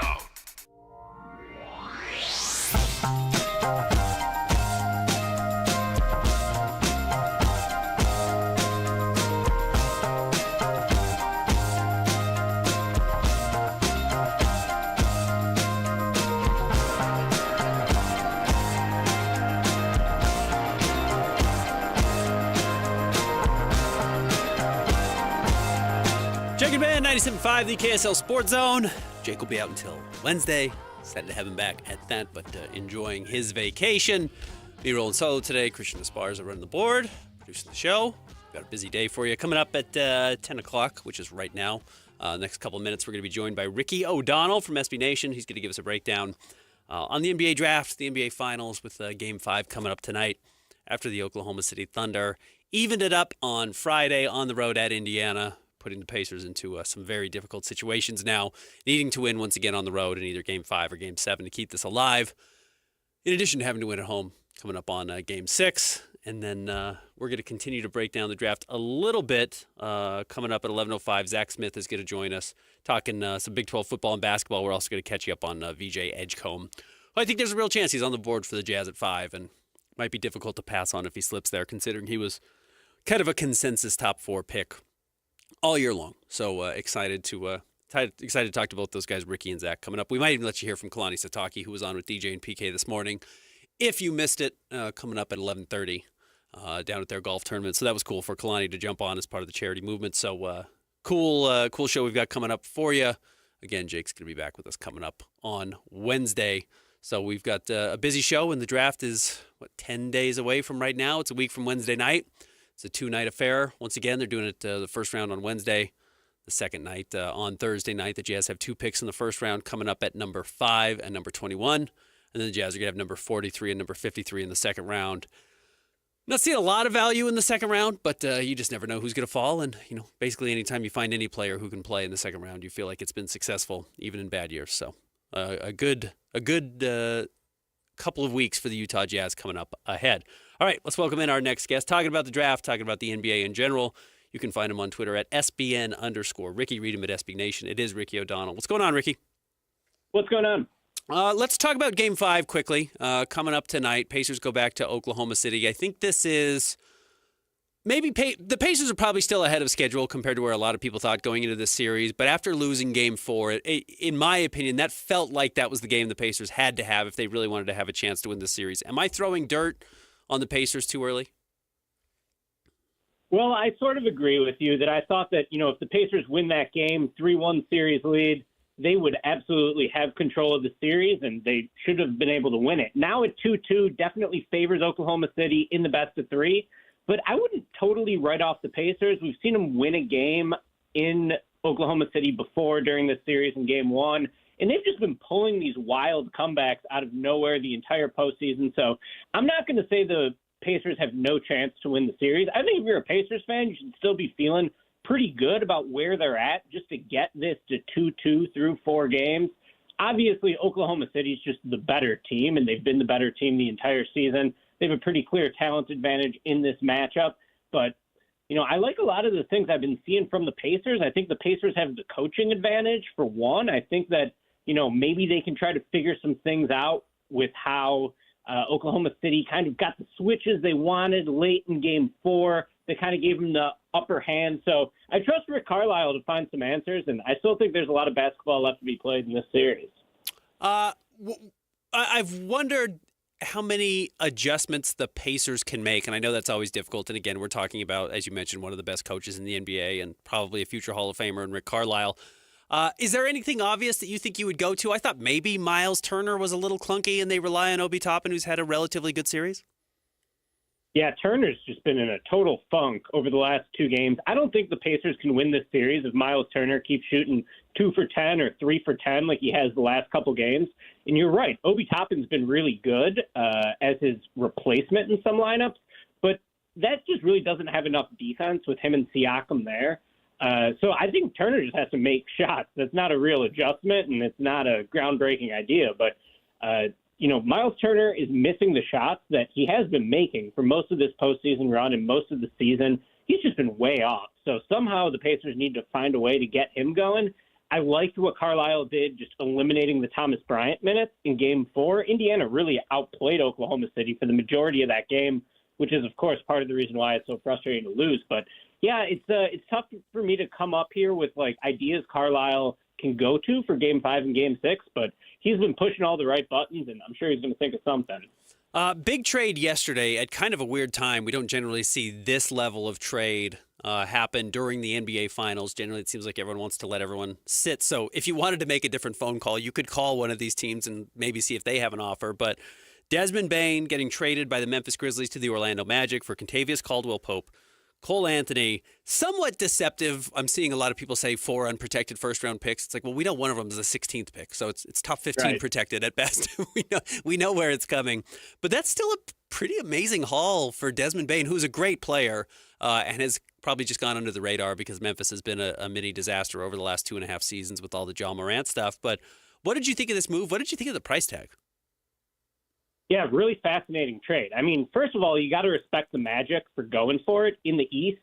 The East just looks like it's going to have a really down year next season, and there's absolutely room for a young team to jump up into the elite mix. I think the Magic check a lot of boxes for that type of team that can do it. Their defense was already so good and so tough. Next season, they were able to, or this season, I should say, they were able to protect all their young players in this deal, which is one reason why it required so many first-round picks. They didn't trade Tristan da Silva. They didn't trade Anthony Black. They even held on to some of their center depth. So really, this is just a pure additive move, I think, for the Magic. And Bane is a perfect fit for what they need. They needed another ball handler. They needed a knockdown shooter. And they needed somebody who could provide those things without compromising an elite defense. And Bane checks all those boxes. So, if you're going to scour the league for a non-max level player who fits everything Orlando needed, I think Bane is sort of the perfect guy for that. They did trade a lot. 4 unprotected first-round picks, like you said, is just in dishonest framing of this, though. Even the 2026 pick they got in the deal is the worst of the Suns and Wizards pick. Now, that could be the number 2 overall pick next year because Phoenix and Washington will probably both be expected to have down seasons. Certainly, that's the big prize in this trade going to Memphis. But I really like this deal for both sides. I like that Orlando is taking a swing and going for it. They found a player who complements the Paolo Banchero-Franz Wagner pairing perfectly. I think Jalen Suggs and Desmond Bane in the backcourt is going to be fascinating. Just, it follows the trend we've seen the last couple of years with the Celtics as champions and now the Thunder, that the Magic are just going to have no weak links to attack defensively. Now, the Magic were the worst shooting team in NBA history last year relative to era and competition. So, Bane, I think he's a 41% career three-point shooter. He's elite at catch and shoots. He's going to fit like a glove there. Big picture question for Orlando is, does Franz Wagner and Paolo Banchero work as a pairing? Orlando's been better with, one of those guys on the court and one of them off the court over the last couple of years. Obviously, they're both monster talents and, both could be all-NBA players if everything goes right. I like it for Orlando. I like it for Memphis. I think it's a really risky deal for Orlando, but you got to respect them for going for it when they have an opportunity. So I'm very happy to see this trade to kick off trade season in the NBA, and I think we're going to have a lot more interesting deals as the summer goes on. And to your point, as you said, Orlando still has a lot of young players, and they still have a pick in the 20s. They still have guys like Jet Howard, who I'm not a huge buyer on, but maybe he still breaks through, or Anthony Black. So there's still some flexibility going forward if they either want to make more deals or cut salary and rely on some of their young players, where I think it's fascinating. My question is, how open is the East actually? And I think everyone looks at the Pacers and says, well, if Indiana can do it with that roster, we can. Do you think you're going to see teams And I worry about your area specifically with Jerry Reinsdorf and the Chicago Bulls thinking like, we could be middle of the class and jump up to the finals. Are teams going to fool themselves into thinking they're competitors or contenders earlier than they actually are? Yeah, I think so. And that's especially the case when you see a 50-win Pacers team that started the year 9-14 go on this magical run to the finals. So, yeah, I mean, if you're just looking at the East next year, the top of the East is the Pacers, the Cavs, the Knicks, and now I would put the Magic into that. Like, who are you really scared of for those teams? And I go back to, like, when the Warriors had Durant and Steph Curry, it felt like the rest of the league was scared to compete at that time because they really didn't think there was a pathway to beating the Warriors. There's no one you should be scared of in the East right now. Like, yeah, the Cavs are good. The Pacers are good. I mean, are the Pacers really going to catch lightning in a bottle again next year to be back in this position? They're also going to get really expensive really soon. Aaron Nesmith is making $11 million right now. He's got 1 year left, and then he'll probably be making $30 million. And the Pacers are just naturally going to start to lose some talent because all their guys will be more well-respected after this run. So I think you're right about some teams going delusional in this.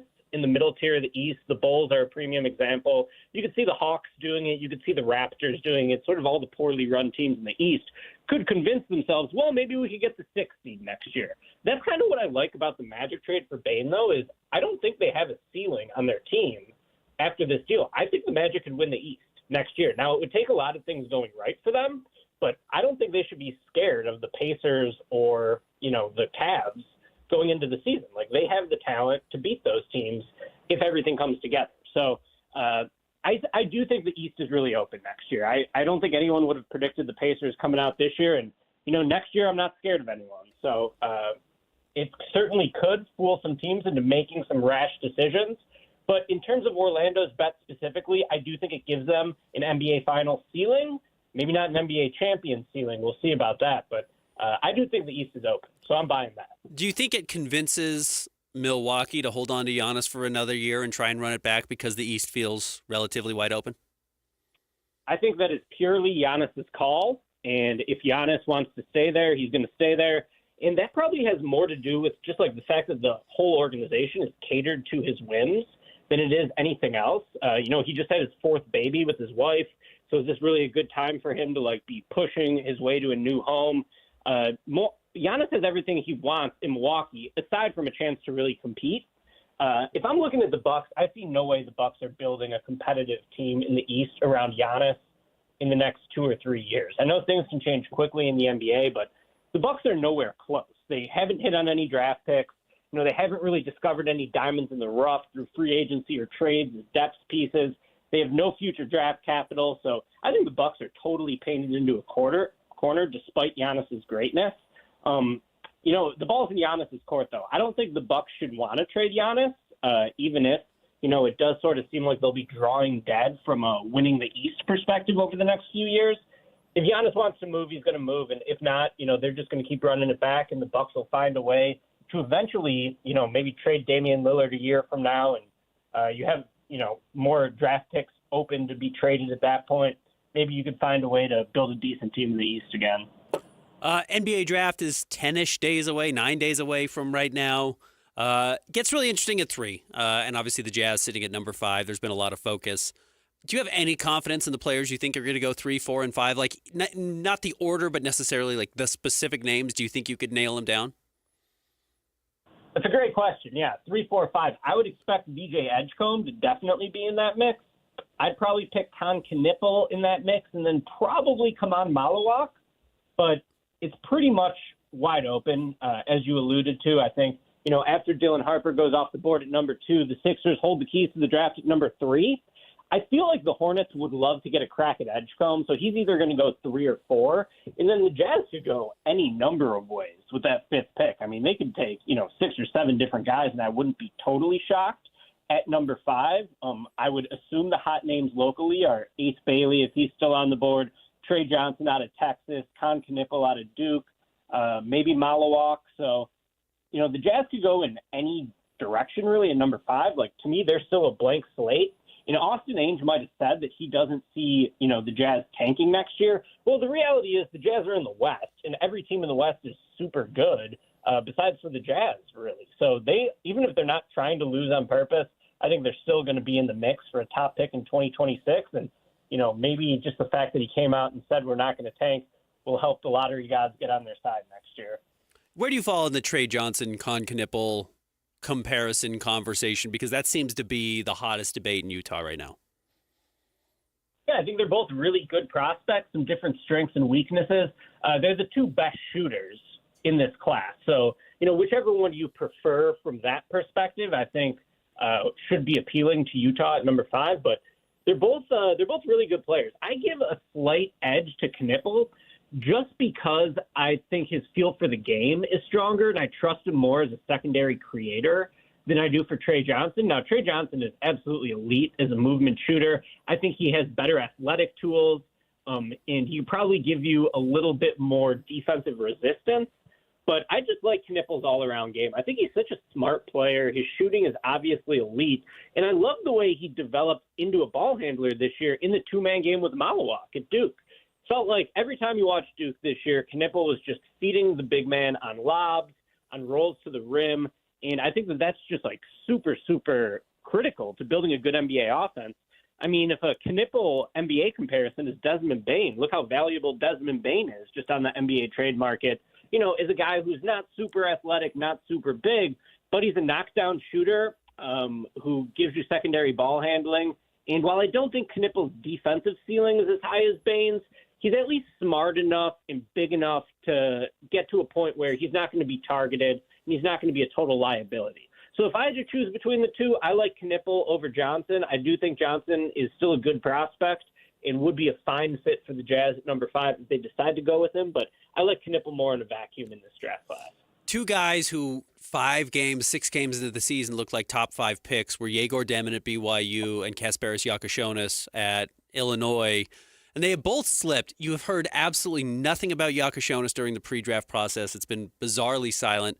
And then everything about Yegor is he's shooting the ball really well in workouts, but we just really never saw that at BYU. What do you think of those two players, kind of who they are in the NBA and where they're going to come off the board? Yeah, I think that Demin is really scary to me. I did an article on SB Nation just on a few prospects I'm fading in this class. Demin was the first guy on that list. Now, certainly he could still end up having a good NBA career.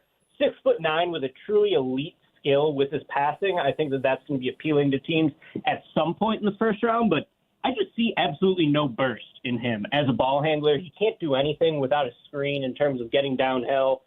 You can look at his shooting volume and think, well, this guy took so many threes. That's usually a good sign for long-term shooting development. I felt like he was settling for threes most of the time because he couldn't get anything else as a scorer himself. So to me, Demin just doesn't really threaten the defense as a scorer whatsoever. And then defensively, he's just like so weak and just like a little soft defensively for what position he's going to be guarding. Like he's not quick enough to guard opposing point guards at the point of attack, and he's not quick enough he's not strong enough to be guarding fours. So to me, Demin is a little bit a man without a position. I prefer Yakashonis between the two of them. I think Yakashonis certainly has his own flaws. Neither of these guys are very athletic. Yakashonis only had 1 dunk in his freshman season at Illinois. But I can at least see the vision of Yakashonis turning into a good NBA player in a way that I struggle to with Demin. Just great passing vision, passing creativity for Yakashonis. He's physically a much stronger player, which I think will aid him in terms of drawing fouls, which he was really good at as a freshman at Illinois. I think it gives him a higher floor defensively and just like gives him, he has more of a slot to defend with NBA shooting guards, I think will be his main assignment. And then Yakashonis has a really good step back. And to me, he's a little bit over-reliant on the step back. When he gets a big on a switch, you know that he's going for that left step back. But he hit it at a pretty good rate, and that's a shot that is a star-making shot in the NBA. If he could hit it as frequently as, let's say, Tyrese Halliburton does, I think that you could see a pathway to Yakashonis, if not being an all-star, being like a really solid starter. I don't know if he's going to be a primary initiator in the NBA. I don't think he's quite athletic enough to be that. So he's going to have to get better off the ball as an offensive player. He's someone who right now I view as being a better shooter off the dribble than off the catch. That's rare in the NBA. Most guys are better off the catch, but it just seems like Yakashonis needs to get into a rhythm a la James Harden to really be knocking down shots. So I like Yakachonis. I think that he's a legit lottery pick in this class. I view Demon as a first-rounder, but maybe more of someone who should probably go in the 20s than someone who should go in the lottery. And probably the Jazz, I could see the Jazz considering either of those guys at number 5, but I think there'll be better options on the board for Utah with that first pick. I think there's a chance Jaeger's on the board at 21 when they have their second pick. Other names you think might be interesting there at 21? Yeah, I think the Demon fit could make some sense for Utah if they really like him there. Other guys on the board for Utah, let me see at 21. And it doesn't even have to be specific fit. I think at that point, obviously, you're just looking best player available. But who are some names that you're intrigued by in those 20s in that area? Yeah, I think Rasheer Fleming could be an interesting bet for Utah. Just a great combination of strength and length, 7'5" wingspan, 250-pound frame or 240-pound frame. So, he's just like a connective piece where he could space the floor for Isaiah Collier. He could, get out of the way for whoever you're drafting at number 5 and just give you some rebounding, some length in terms of paint protection. Could be a decent option there. I don't know if Cedric Howard will still be on the board at number 21. Seems like he's rising above that. But I think Cedric Howard would be another fine bet for the Jazz at 21. He's not someone who I have a lot of conviction in terms of this guy's definitely going to be a great player, but he's got the length that you look for. He's got the shooting pedigree that you look for. So I think he could be an interesting bet. And how about Walter Clayton Jr. too for Utah, maybe at number 21? I think that he's got sneaky high upside in this class as someone who could just create offense off the dribble, can rain three-pointers on pull-ups. It's tough to fit him into a backcourt because it's who does he defend? Is he really a primary playmaker? But he reminds me so much of Peyton Pritchard coming out of Oregon, who had a tremendous year for the Boston Celtics this year. It's just, a shoot-first, undersized guard who knows how to get buckets. So those are a few guys I'd name for the Jazz at 21. I was going to tell you, I think Walter Clayton screams Ainge DNA. I mean, that's the guy they have drafted over and over late in first rounds and seem to have a lot of success with, and I think the Peyton Pritchard comp is right on. Hey, Ricky, really great stuff. Find him on Twitter at SBN_Ricky. Read him at SB Nation. Thanks for jumping on and enjoy the draft. Thanks, guys. There he is, Ricky O'Donnell, giving us a breakdown on everything in the NBA. When we come back, top 3 stories at KSLSports.com. Stick around. Jake and Ben, 97.5, the KSL Sports Zone. Ladies and gentlemen, may I present... This is JJ and Alex. Austin Ainge announces the president of basketball operations for the Utah Jazz. They've got a lot of work, obviously. There's not just a lot of work to be done. There's a lot of years to have to figure some things out. This is not a business-like position. This is a personnel position within the organization, and that is to say, hey, look, we have got to get the right personnel in the building. We've got to figure this thing out. We've got to find exactly where it is that we want to put ourselves. This is a big loss for the Celtics. He played a big role in helping assemble the roster that they currently have. Brad Stevens runs the day-to-day operations of the Boston Celtics, and it says a lot that Brad could have sent Danny's son packing a long time ago if he didn't have value. Instead, he made him the assistant general manager. He helped build that roster that won an NBA championship last year. He has earned the place where he's at in the NBA today. Catch JJ and Alex afternoons from 3 to 6. Presented by G2G Bars on 97.5, the KSL Sports Zone. Hi, this is Derek Overstreet, president of the New Millennium Group and co-host of Stop Working, Start Living with KSL News Radio. Can you imagine what your life would be like if you could retire 3 to 5 years earlier than you thought possible? The things you could do, the loved ones you could spend time with, the memories that you could create. That's what our team at the New Millennium Group does. We'll walk you through the entire process every step of the way. If you'd like to get a copy of the 5-step proprietary plan that will help you retire 3 to 5 years sooner than you thought possible, give us a shout right now. 888-999-6370. That's 888-999-6370 or utahsfinancialplanner.com. Listen, most of our listeners right now have a tax problem, not a money problem. There's not enough money in Social Security Medicare as it is. Let us show you how you can significantly reduce your taxes. That's 888-999-6370. 888-999-6370 or utahsfinancialplanner.com. Discover the exceptional taste of Bar W beef, where quality meets flavor. Bar W beef is dry aged for 14 days, ensuring rich marbling and tender texture. Whether you're grilling, roasting, or pan-searing, you'll find cuts perfect for any occasion. Experience the bold flavors and impressive sizes that are ideal for special gatherings. Order today and enjoy free shipping on purchases over $150. Elevate your meals with Bar W beef. Order online at barwbeef.com or visit the store in Nephi. What's up, everybody? I'm Mike Wilson with Any Hour Services, and if you want your air conditioner to last, keep a clean filter, rinse the outdoor unit off occasionally, and have it serviced each summer. Small things can help you avoid unexpected breakdowns. But if it does break down, Any Hour technicians service all brands and will never pressure you into thinking that replacing it is your only option.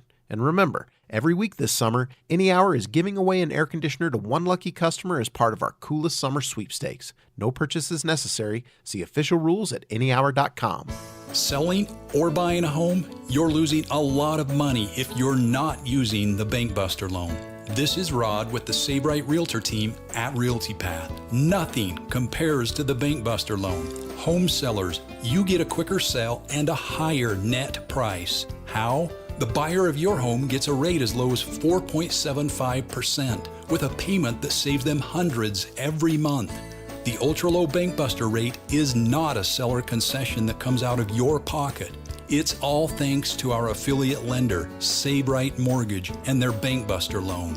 Hire the Save Right Realtors when you sell or buy a home, and you automatically get a preferred lender and a Bank Buster loan. Buyers, you can start with a rate in the ones. Don't lose tens of thousands of your hard-earned money. Sell and buy your home with a Bank Buster loan. Call 801-APPROVE or visit SaveRight.com. Hey, it's Mike Rohn. If I have a choice, I like to do business with companies that actually stand for something. That's why I switched from Verizon to Pure Talk. No offense to Verizon, I'm sure they stand for something. I just don't know what it is. Pure Talk, on the other hand, is a veteran-owned company that supports our military in a big way, and I appreciate that. Yeah, I also appreciate unlimited talk and text and plenty of data for half the cost of the big guys, and I do like being on America's most dependable 5G network for just $20 a month, but what I really appreciate is no contract, no cancellation fees, and Pure Talk's commitment to handle all their customer service in this country. I saw it for myself. I went to Georgia, I got a tour of their headquarters, I met their CEO, and I talked to the same customer service folks that you'll talk to when you dial pound 250 and say keyword Mike Rowe. Switch today and save 50% off your first month when you dial pound 250 and say keyword Mike Rowe. Pure Talk, a wireless company that actually stands for something. At Tim Daly Mazda Southtown, we understand the value of a dollar going further, especially right now. So we're offering up to $10,000 off almost any brand new 2025 Mazda. Yes, up to $10,000 off. Or get 1.9% APR on a 2025 Mazda CX-50. Yes! You heard right. Get up to $10K off or 1.9%. Make your dollars go farther at Tim Daly Mazda Southtown today. Financing for up to 36 months OAC. See dealer for complete details. Offer ends soon. It's time to break down the biggest stories of the day. This is the top 3 stories of the day on KSLSports.com. 97.5 The KSL Sports Zone.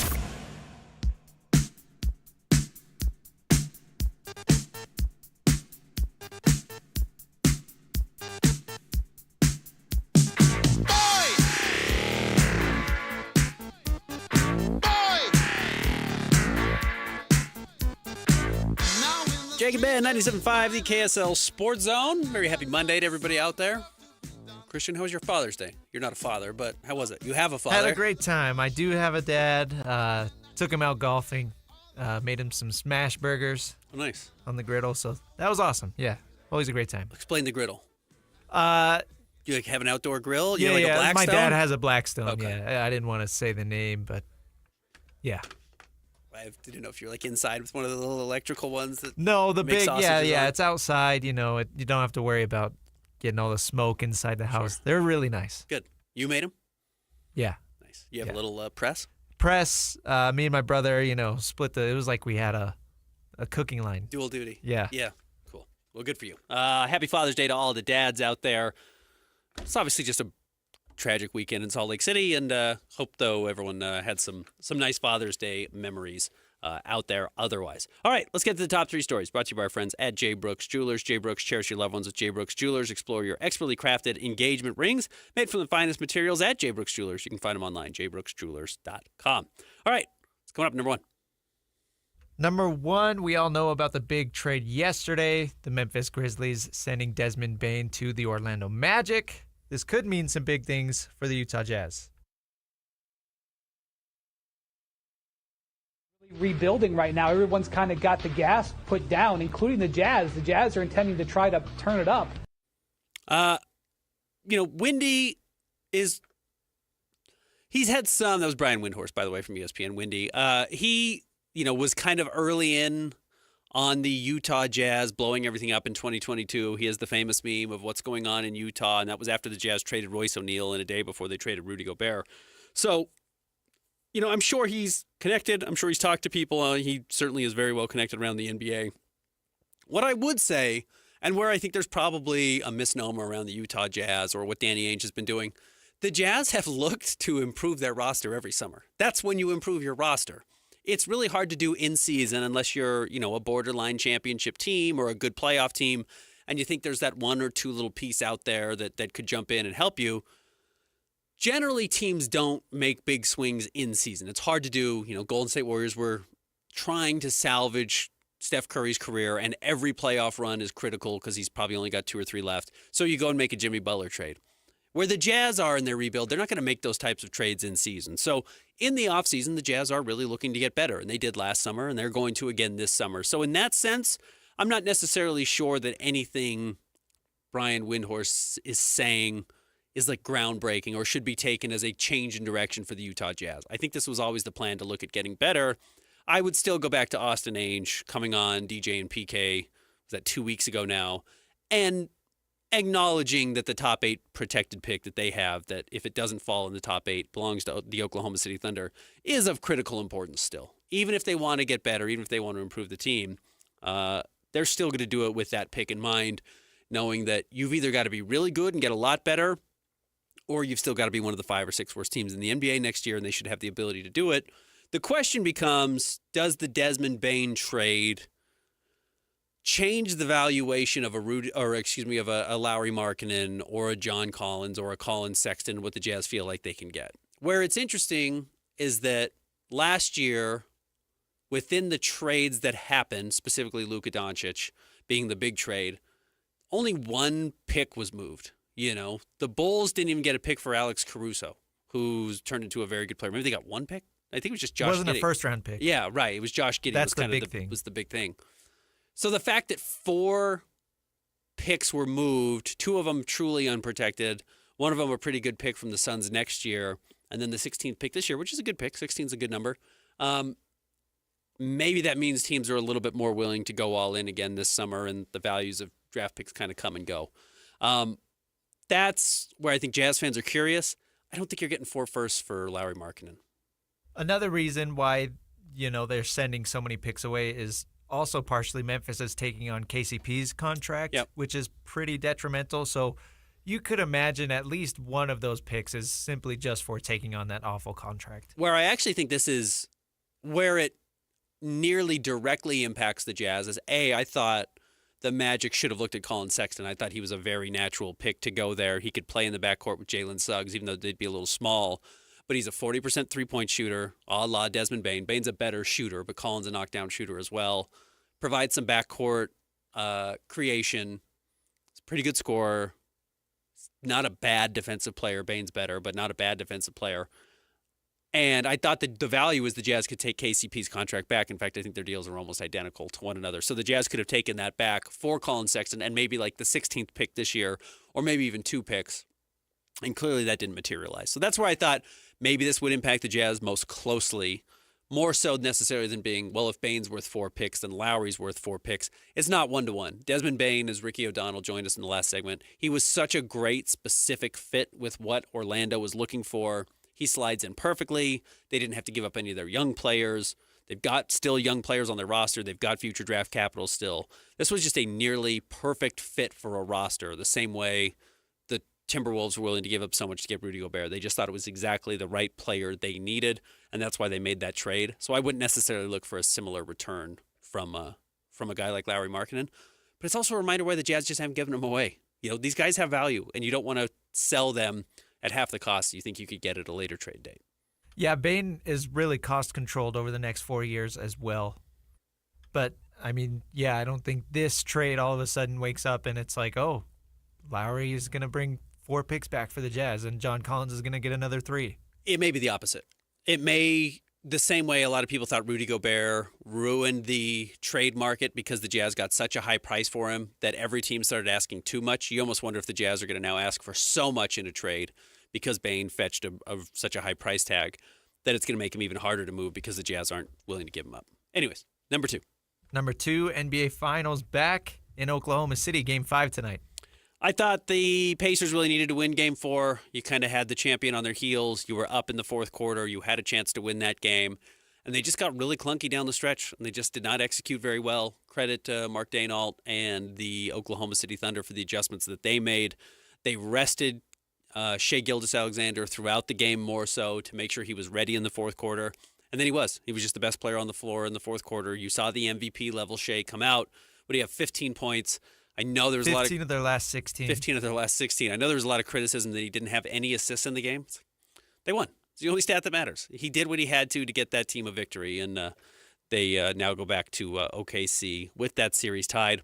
I do think this is the Thunder's now to lose, but the Pacers are extraordinarily resilient, and they have the ability, because they have so many good players across their roster, to have 1 or 2 players get hot, whether that's an Obi Toppin or an Aaron Nesmith or even a Miles Turner, who has not been good in this series, to step up and shoot the ball well. And then, of course, you have both Pascal and Tyrese Halliburton as well. So this is going to be a tough game for Indiana. I think the Thunder are going to have a lot of momentum, but truly the Pacers have thrived in some of these toughest environments where I didn't expect them to find a way to get wins. And they've won 2 road games in each of their playoff series so far, and they've only got 1 in OKC right now. So I'm not putting it past them to do it. I just think it's a very steep uphill climb.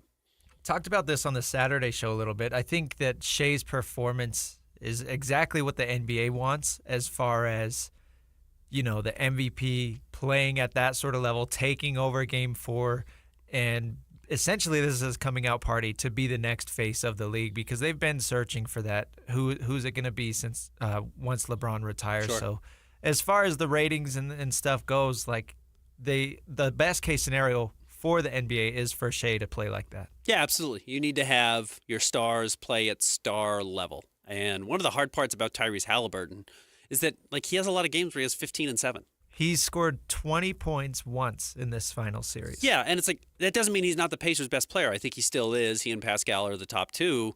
He's just not the guy who's going to go out and put up 30 every night. He can, but he's not going to go and look to do that. He really tries to get everybody involved, and it's a little bit more the Steve Nash. I mean, I think that comp is actually there, even though I know they're totally different heights and kind of somewhat different styles of players, but not really. I mean, they are offensive engines and offensive juggernauts who don't necessarily need to go 20 and 10 every night. They can dominate a game with 15 points, 6 assists, and 5 rebounds, and really have a huge impact on the game, even if they're not great defensive players. So I think that's what you're seeing, but that's a little bit harder to market than a guy who dunks a lot. I mean, has Tyrese Halliburton dunked 5 times in the playoffs? Probably not. Even on breakaways, he likes to lay it in. So good game, 5 tonight. We'll see what happens. Number 3, over to the Stanley Cup Finals. Florida, they take a 3-2 lead. And a stinker of a game 5. You thought maybe going back to Edmonton, there'd be a chance for that game to be more exciting. Maybe the Oilers could take the series lead after that shocking win that they had in Game 4, coming back from down 3-0. And they lost 5-2. It just wasn't – it was exactly what we had seen previously in the series, that Florida is the better team, and Edmonton, at their absolute best, can send these to extra periods and can get it to overtime and can compete when you have that type of talent at the top with Draisaitl and McDavid. But overall, Florida's the better team, and they are on the verge of repeating. Yeah, I think overtime benefits Edmonton in the sense that, their top-end talent, their 2 best players are better than Florida's 2 best players, but I think what we've learned, and everybody had been saying it already, but this Florida team is just so deep. I mean, they're 6-7 players deep. Top to bottom, they're better. And that's when you're going to win in the first 60 minutes of the game. And if you drop it down to next goal wins, you're going to give Edmonton a puncher's chance, and because they've got some great punchers, but both literally and figuratively. But they've got talent to put the goal or the puck in the back of the net. They just don't do it consistently enough. Edmonton's goaltending has been shaky, too. I know that Picard kind of gave them some momentum a little bit, but if it's to the point where you're still not sure who you're going to be starting in net night in and night out, I mean, and they're like putting updates, oh, yeah, Picard is in net tonight. Like, you know, that's a pretty big disadvantage when you get to the finals. When we come back, we'll look at the surprise from the U.S. Open, and then coming up at 11 o'clock, we'll get you ready for a little bit of Big 12 talk. We're going to be joined by Zach Smith from, he covers Baylor. We'll talk about VJ Edgecombe, Big 12 basketball, some football as well. Stick around. More Jake and Ben coming up next. 97.5, the KSL Sports Zone. Accessing. This is Hans Olsen and Scotty G. Eric Weddle, kind enough to join us. You find out you're up for the College Football Hall of Fame. What's your first thought when you get that phone call? Just humbled by it all, quite honestly. I think I have a real shot is the College Football Hall of Fame. I don't think I have any shot at the NFL Hall of Fame. So when I look at the College Football Hall of Fame, I think, yeah, I belong there at some point, whether it's now or 10 years from now. Like, I think I belong as one of the best college football players to have played the game. So whenever it happens, or if it happens, like, you guys know me, I live life to the fullest. It's not going to change whether I fall asleep at 10 o'clock or midnight. I got many other things that are on my mind. But it's really humbling and truly honored, obviously, and know that it took coaches, players, faculty, family, wife, kids. Like, it doesn't happen alone. Catch Hans and Scotty weekdays from noon to 3 on 97.5, the KSL Sports Zone. Hey guys, Alex Curie here. You've heard us talking about SLC fat loss for a while, and I'm sitting down here with Jeff and Angela, who have also been on the program. How are you guys doing? Thanks. We're glad to be here. Well, you look awesome. Tell me how much weight you guys have lost and how long it's taken. I lost 36 pounds in the 60-day reduction phase, and I've lost an additional 6 pounds on maintenance. So 42 pounds total so far. And I've lost 59 so far. Tell me exactly what's changed about that health now that the weight has been lost with SLC fat loss. I immediately started sleeping better. I also quit craving things late at night that I knew were sabotaging my diet. I don't have to take a deep breath to tie my shoes anymore, and I can actually stand up after I've been kneeling on the floor without feeling like I was going to pass out. What would you tell somebody who is like you guys and maybe wants to start losing some weight about SLC fat loss? Don't wait another day. This plan will change your life. Just get a hold of the folks at Salt Lake City Fat Loss. Just go to their website, slcfatloss.com. That's slcfatloss.com. Results may vary. After 30 years of plumbing experience in Utah, we've compiled a list of items we plumbers commonly find in sewer systems. First off, hair. Lots of hair. Like, so much hair. Oh. Roots, dental floss, marbles, and every other toy imaginable. Dentures, watches, coins, live animals. Also dead ones. Photographs, we assume from active and very healthy relationships. Wigs, kitty litter. Look, the point is, don't use the toilet as a landfill. This has been a public service announcement from your buddies down at Shamrock Plumbing. Have you dreamed of a home golf simulator but worry you just don't have the space? Fairway Hideaway brings that dream to life with the Murphy Golf Simulator. This sleek fold-away closet system transforms any garage, basement, or office into playing Augusta, Pebble Beach, or hundreds of other famous courses around the world. Once you're done, simply push a button and it folds away into a 2-foot closet system that any house designer would be proud of. If you decide to put it in your garage, you still have space to park your cars. From Park City Chalets to Salt Lake Townhomes, Murphy Golf Simulators blend seamlessly into your space with no renovation required. Zone listeners will save $1,000 off their Murphy Golf Simulator by getting your installation scheduled before end of summer. Play iconic courses, perfect your swing, or host your next golf night, all from the comfort of home. Then use a remote control and watch it fold away. Learn more at fairwayhideaway.com. That's fairwayhideaway.com. Hey. You work at Doug Smith, don't you? Don't you remember me? We go way back. I sure as heck remember you. Do you think you can get me a discount on a car? We're practically family. Didn't I give you my old college mini fridge? Hey, Doug. Hey, Doug. Hey, Doug. Hey there, old friend, old buddy, old pal. Drop in a Doug Smith in Spanish or American Fork for the Employee Pricing Plus sales event and get employee pricing on select 2024 and 2025 Jeep, Ram, and Dodge vehicles now through June 30th. No one knows deals like Doug. It's summer, Time to enjoy long days, lazy nights, and great food. Because Uber Eats has deals all summer long. So, when hunger strikes, don't sweat it. Delicious deals are just a tap away on Uber Eats. Enjoy all your favorite grocery items delivered straight to you. Get ice cream, soda, and snacks from your favorite stores like Wegmans and CVS and make the most of every moment. Now that sounds like a good summer. Order now on Uber Eats. Terms apply. Product availability varies by region. See app for details. Here at the Almond Joy Factory, where tropical vibes abound, we use soft, fresh-tasting coconut. The crunchiest almonds and delicious chocolate candy. Ah, but do you know what our most important ingredient is? Sometimes you feel like a nut. Sometimes you don't. Almond Joy's got nuts and something even way better than that. Yes, Almond Joy is made with almonds and joy.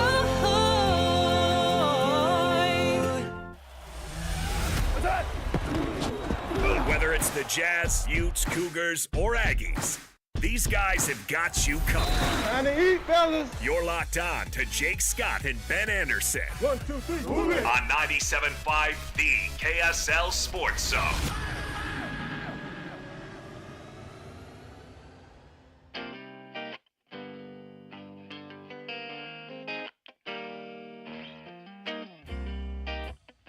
To win the U.S. Open at Oakmont, one of the hardest, if not the hardest test in major championship golf. For the win, J.J. Spaun, ball up and over the ridge. It's on a very good line. This could go in. J.J. Spaun makes it! It's the biggest moment of his career. J.J. Spaun conquers Oakmont and is your 125th U.S. Open champion. Jake and Ben, 97.5, the KSL Sports Zone.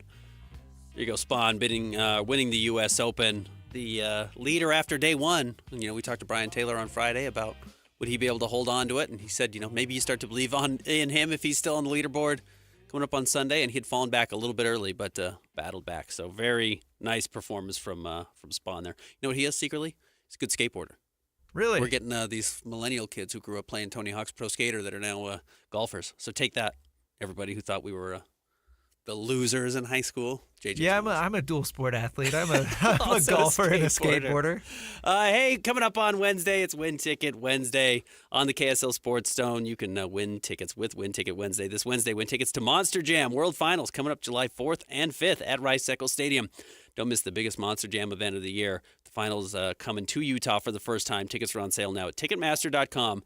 Listen to the KSL Sports Zone all day on Wednesday for your chance to win.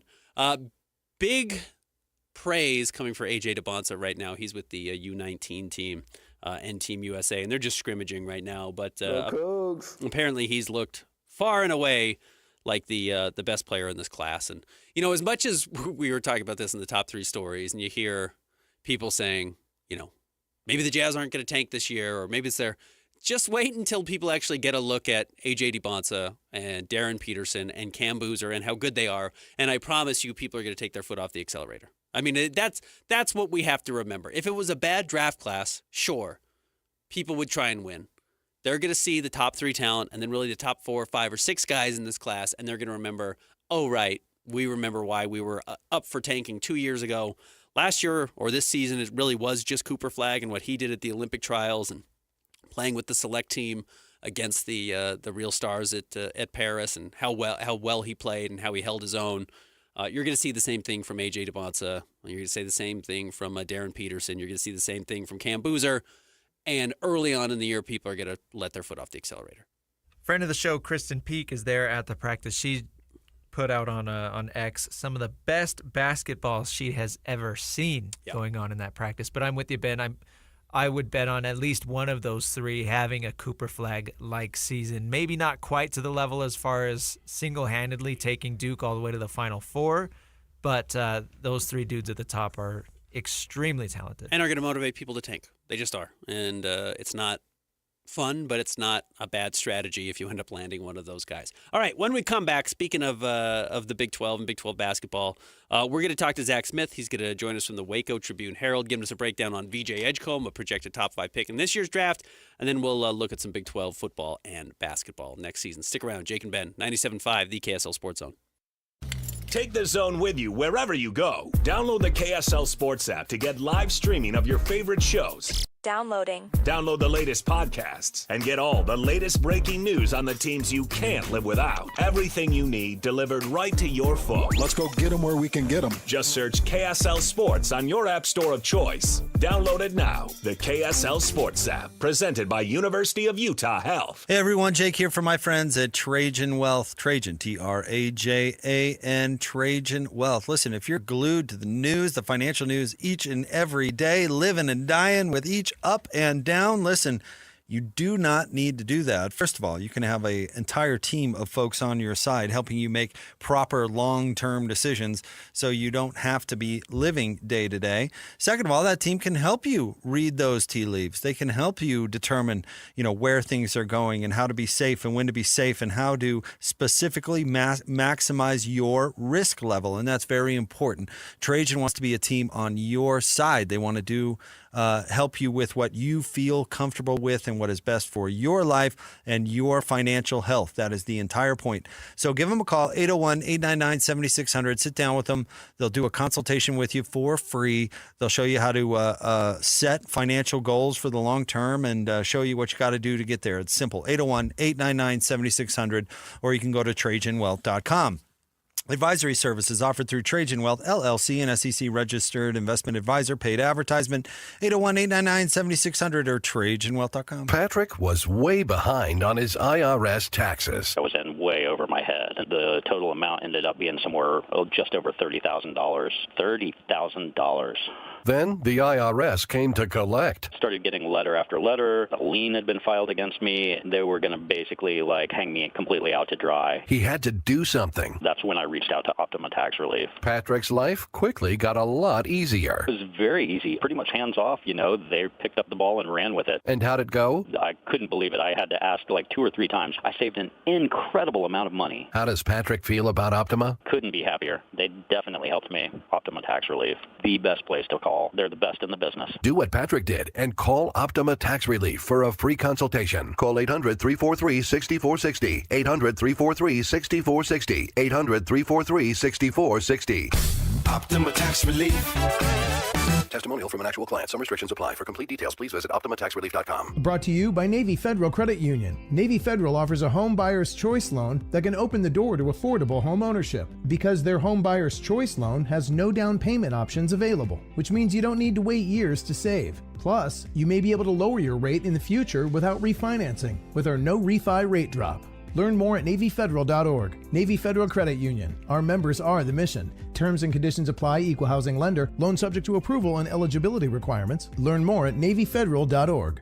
This message comes from Viking, committed to exploring the world in comfort. Journey through the heart of Europe on an elegant Viking longship with thoughtful service, destination-focused dining, and cultural enrichment on board and on shore. With small ships that bring travelers closer to the destination, there's more time to explore. And every Viking voyage is all-inclusive, with no children and no casinos. Discover more at Viking.com. Hey, you got a second? That's all it takes to use your fire sense. Like the second you notice the campfire isn't completely cold, your fire sense says to douse it again. Or the second you notice your tires look worn out, your fire sense says to get them changed. Or even the second you think you might be towing more than your truck can handle, your fire sense says to make another trip. It only takes a second to use your fire sense. Protect your property, the land, and our great state. Use your fire sense. Learn more at utahfiresense.org. Every new day is a chance to be kinder to your body and your mind. U of U Health is here to help you build strength and confidence every day. Let us help you be a better you. U of U Health, official health partner for the Utah Jazz, Utah Hockey Club, Utes Athletics, and the Utah Grizzlies. Take the first step today at uofuhealth.org. This summer, when you purchase a new air conditioner from Any Hour Services, you'll automatically be entered into our weekly drawing to have your air conditioner paid for, up to $8,750. No purchase is necessary. See official rules and schedule a free estimate at anyhour.com. Broadcasting from the Mountain Home Services Studio, this is 97.5 KZNS FM Colvin, 1280 KZNS AM Salt Lake City, and 102.7 KSL FM HD2 Salt Lake City Midvale. This is 97.5, the KSL Sports Zone. The sports you love, the teams you can't live without. Get a sense of urgency! This is Jake Scott and Ben Anderson on 97.5, the KSL Sports Zone.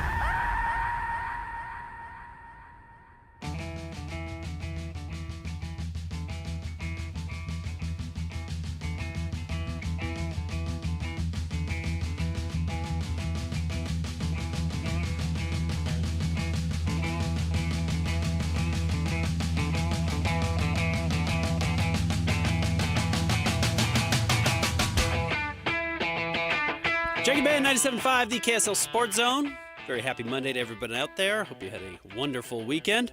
Nominate the youth sports volunteer that you know for the Hercules Hero of the Week. Submit your nomination at kslsports.com/contest and listen every Thursday afternoon to JJ and Alex for the winner. Help us celebrate the efforts for those volunteers making an impact for Hercules Hero of the Week, sponsored by Hercules First Credit Union and Beehive Meals. All right, let's welcome in our next guest. You can read him in the Waco Tribune-Herald. You can find him on Twitter at @Zach Smith, covering all things Big 12 and Baylor. It is Zach Smith. What's going on, Zach? Not much. It's a beautiful, steamy day down here in Waco, Texas, but the sports world never sleeps. Yeah, hot up here too. We've been on a run here with 95 to 97 degree days. So anyways, let's talk quickly about the NBA draft and VJ Edgecombe, who's a name who he's not going to go in the top two. It seems like it'd be very surprising if the Spurs took him number 2 overall, but he seems pretty firmly ingrained in that 3, 4, 5 spot. For our listeners who maybe only saw him or didn't see him at all, can you give us a little bit of a backstory on VJ Edgecombe arriving at Baylor and the player he is? I mean, he came in as the heralded guy, these 5-star one-and-dones. I know Scott Drew has really embraced that model, and he's had a run. I think Edgecombe will be Baylor's, 5th top 19 pick in a row, which is they're the only school in the country that can boast that. So Edgecombe came in as kind of the guy in that recruiting class, and he lived up to the billing.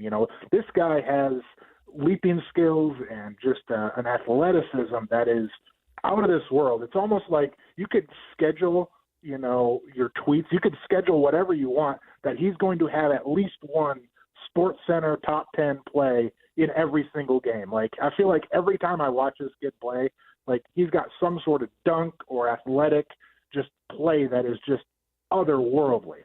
And you saw as the year go on, he really embraced the coaching staff and getting better, and you saw his shot develop into something that was very consistent for the Bears, especially when they needed it down the stretch, when things got hurt, when the injuries started to pile up and they needed to put more on his back. He was able to kind of carry that load because of the work that he put in. He got better from game 1 to the end of the season. And so this is a kid that, everything that's been asked about him, he has stepped up and delivered. And, he has the potential to be Scott Drew's best ever NBA player. And that's saying something, the players that have come out of Baylor. Yeah, I think what's interesting is sometimes you see guys who have big highlights, and VJ has them, you're right. He's probably the best dunker in college basketball last year. And the chase down blocks, you would see them a lot. Sometimes you see those, and then you actually watch a player, and they're underwhelming. The weird thing about VJ is, that's not even the case. Now, he's not Dwayne Wade. He's not a superstar right now with the ball in his hands. But it's actually shocking how solid of a basketball. He just doesn't make a lot of mistakes. He's just really good in everything he does. And then he sprinkles in some of the best athleticism. And it almost seems like that's hurt him in the draft process, where some of these boomer bust guys, Ace Bailey, et cetera, seem to get a little bit more of a burst. Right. But I think he can help will his team. And I don't know, I'm sure you've been watching NBA playoffs, and some of these clutch performers like Jalen Brunson and Tyrese Halliburton, he has that ability to, like Tyrese Halliburton in a way, maybe not, score a bunch of points, but distribute to the people who can. And, you guys are very well aware of Rob Wright. And I think back to a game earlier this season when they were at home against Kansas, they got down by, I think it was 20-something points at halftime. And Rob Wright, with the help of VJ Edgecombe, willed Baylor back. And VJ was not the scorer. He wasn't the headline after that rally win against Kansas to keep them in the Big 12 title race at the time. It was all VJ distributed, VJ finding his teammates, not necessarily making those flashy plays, but Baylor got the win kind of because of his unselfishness in that moment. I do think that's interesting because there is some talk that VJ is going to be a point guard at the next level, but that is something that Rob Wright did a lot of at Baylor last year. What did you think of the move for Rob Wright transferring away from Baylor and going to BYU?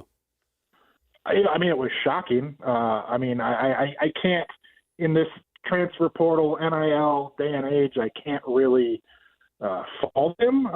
But, it was shocking. I know it surprised Scott Drew a little bit. We talked to him late last week about kind of the roster turnover. Baylor lost every player from their roster in the transfer portal or to the NBA draft. So they are returning 0.0% of their scoring, and Rob was a big part of that. And Scott was saying, yeah, it did surprise him a little bit. He thought when you have an agreement with someone, you make an agreement, you think it's done. And so when they kind of go back on that, it kind of hurts. But that's part of the way that basketball and the way that college sports is at the moment. And we got into a further discussion on hopefully the House settlement can change that, but that's a much deeper conversation. But the move for Rob, I think BYU is going to be really good. And he's going to he's a really good basketball player, really solid. He's another guy that got better as the season went on. And so I think it sets up for good things with him and BYU next season. Correct me on how to say the name, but another huge recruit coming into Baylor basketball this year. Is it Tunde Yesufu is coming in? Yeah. Go ahead. How do you say it? Tunde Yesufu. You basically nailed it, yeah. Top 15 player in the country. What are the expectations for Baylor next year? Also a very familiar name, Andre Iguodala II coming in as well. Probably pretty good bloodlines there. What's the expectation for Baylor basketball? I mean, I think the guy we'll start with Tunde. He is I think we're going to see a lot more Sports Center top 10 plays with him. I think he won the McDonald's All-American dunk contest, which and he's the all-time leading scorer in California in high school hoops. So he's a much more offensive player than VJ was, but I think he still brings that rim-rocking just athleticism that has become a staple, I guess, at Baylor. I don't know. And especially talking about Baylor and the expectations for them next season, I think with Scott Drew, the floor is very high. I don't think anyone is going to expect Baylor to maybe contend for a Big 12 title right away, especially with the likes of Houston and BYU, and I think Texas Tech is going to be still pretty good. But, they're going to be solid. And what Scott did this year was bring in a load of recruits that I think he has more depth. I think he has a very balanced roster, and I think Baylor is going to at least cause some problems for the top teams, and I think at the very least making the NCAA tournament, making some noise perhaps in the Big 12. I think that is the expectation for Baylor, especially after all the turnover from last year. For fans who haven't seen him, he's going to draw Anthony Edwards comparisons, and that's not fair because Ant's turned into one of the best players in the NBA, but their bodies are somewhat similar and they move pretty similarly. And you're right, there's going to be some big dunks that you're going to see from him at Baylor next year. Speaking of which, Baylor or Big 12 basketball in general, BYU obviously has a huge recruiting class coming in with AJ DiBonza moving Rob Wright over from Baylor. Kansas has a top 3 recruit in Darren Peterson coming in. What do you think the Big 12 basketball landscape is going to look like? Because clearly there's a push to get it back, ahead of the SEC as the best basketball conference in the nation. Well, and I that's clear. I think they're doing that. I think they're working towards that, and I think that there's no doubt in my mind that it'll get there. Just because you look at the coaching in this conference, you look at the obviously recruits that are coming to the Big 12, and I think even before last year, everybody was saying that Big 12 basketball is the king. That's the top conference. It's a basketball conference now, and I think the SEC kind of stole that. And so, like, yeah, I absolutely expect the Big 12 to regain its perch as the number one team, especially after what we saw last year from Houston. You've got, like I mentioned before, Texas Tech has got JT Toppin coming back, who's going to be another high draft pick. And then, obviously, the things BYU are doing. So, yeah, Big 12 basketball, I think it's going to take a step forward, and I'd not be surprised in the slightest if it overtook the SEC as the top conference in the nation. Zach, you touched on the House settlement a little bit, and I'm curious how it's going to affect a couple of teams specifically in the Big 12, and I know we're just projecting at this point. Baylor's an interesting one, though, because they do have an excellent women's basketball program that's going to take some investing in if you want to stay competitive, because there's going to be teams that compete. But the football team has a chance to be excellent, and we saw how strong they finished the season. And then the basketball team's always expected to be good. Do you think it's going to be difficult for a Baylor that has, some big names across the board in their sports on both men's and women's side to divvy up the $20 million? Yes, I do. I think it's going to be a feeling out process for just about every school, but I think Baylor, to its credit, has been preparing for this for more than a year. They hired someone to run, to basically get in front of the House settlement and all of the things that come with it, who has been working in that capacity, not in a capacity getting ready for the House settlement and everything for more than a year. And so they have been prepared to, dish out contracts and divvy up the funds and where is it going and how is it doing. And so I think Baylor is set up to succeed in this. There certainly will be a learning curve. Now, I know Mack Rhodes, the AD, he's very involved. He's the chair of the college football playoff committee this year. He's very involved with Brett Yormark and all of the commissioners. He's very hands-on and out there. And so I think he puts Baylor in a good spot. I think Baylor's preparation puts them in a good spot. And so, I think there will be a learning curve, but Baylor will do just fine, all things considered. Could you see a school like Kansas, who had a much better football year than I think anyone expected last season, but could you see them maybe doing a more even split or even potentially leaning towards basketball and how they invest their house money, or do you think that's going to be too outrageous and football's always going to get the most money? Well, I think especially at a place like Kansas, that's a great example because, like you said, they've not had the football history, and they're not in a state like Texas where football is king.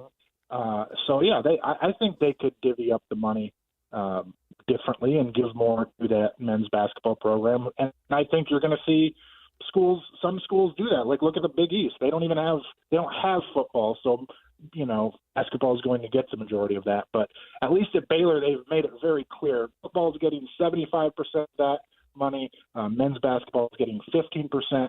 Women's basketball is getting 5%, and every other sport is going to divvy up the rest of the 5%. So, Mack Rhodes has come right out and say this is how much each program is going to get. But I don't know if other schools will release those figures publicly, but wouldn't be surprised if Kansas gave more to men's basketball. No. Zach Smith joins us from the Waco Tribune-Herald. You mentioned the heat in the air. You can feel it out there. It feels like we're getting close to football season. I know we're still 90-ish days away, but it feels like it's getting much closer. Baylor had one of the more interesting seasons. We saw them last season twice here in Utah, or at least we saw them at Utah lose that second game of the season. Had a tough game against BYU that was very close. And then they finished the season incredibly strong after the 2-4 start. How much was that strength of schedule? And then, as we mentioned, the Kansas team that was much better last year than anyone expected, they played really well in that game and won when Kansas was playing their best football. So is there a real belief that this Baylor team has momentum, or is there kind of a half foot in, half foot out as far as the commitment goes from fans? Oh, they're all in. Baylor's all in. The fans are all in. Dave Aranda is all in. Everybody in the football program is absolutely jacked for this year, and the expectations could not be higher for Baylor. And, I think last year, obviously they started the year with one quarterback, DeQuan Finn, who was a transfer from Toledo, came in with all this hype. Then he got in that Utah game. Sawyer Robertson comes in that Utah game. Yes, they lose, but that was kind of the moment that Sawyer took the reins, Sawyer Robertson, the quarterback. And so after that, kind of figured some things along the offensive line. You've got 4 or 5 offensive line starters coming back. Bryson Washington had the best freshman season in football history for a running back, and Sawyer Robertson is back as the senior unquestioned leader. And so I think there's so much to love about Baylor football and kind of their prospects for this year. Expectations are high, and they are flying under the radar. Teams like Utah, teams like I think Iowa State are kind of being talked about more in the Big 12. Texas Tech, obviously, with the money they spent. Baylor is just kind of skirting right there, and I think that's a good place for them. Under the radar, but I think that expectations are high, and they're ready to kind of live up to them this year. So what would be a good season for Baylor? What do you think is a success? And I will probably get crucified here in Waco for saying this, but I think they should be shooting for the Big 12 championship game. I think that's a realistic expectation, and I think that is where they should be playing. Because if they get to the Big 12 championship game, like we saw with Arizona State last year, they can make the college football playoff, and I do not think that is out of their purview this season. I think they absolutely think, especially with the start of the schedule they absolutely think they can get there. Zach, how much is that what Baylor's talent is, and how much is that the Big 12 is relatively wide open? A little bit of both. I mean, I like you look at, like, they opened the Big 12 schedule at home against Arizona State. Now, was Arizona State a surprise last year? Yes. Will they be able to repeat that without Cam Scatterbo? Maybe. I don't know. But then you also look at Baylor, like I mentioned, all those returners on the offensive side of the ball, which was such a productive unit, one of the best in the conference, and then you bring in a bunch of just key transfers on the defensive side of the ball that are going to step in and immediately step up. Like, I think there's a mix of, they filled the holes on the roster that needed to be filled. They've got tons of returners coming back, and like you said, the Big 12 is kind of wide open, and every game seems like a coin flip, whether you're playing Arizona State or UCF. It seems like a coin flip. So I think all of the reasons combine to have that, wealth of optimism here in Waco. And a fun non-conference schedule. If you could throw Samford out, you've got Auburn to start the season and SMU. Those are 2 big games and good measurement sticks. And then you hit the ground running with Arizona State, Oklahoma State, and Kansas State. I'm not sure those first 2 games are ideal if you want to play Arizona State right away and go on the state at Oklahoma State, which is going to be a team that's going to look for vast improvements from last season. And then Kansas State's got to be a dark horse to win it as well.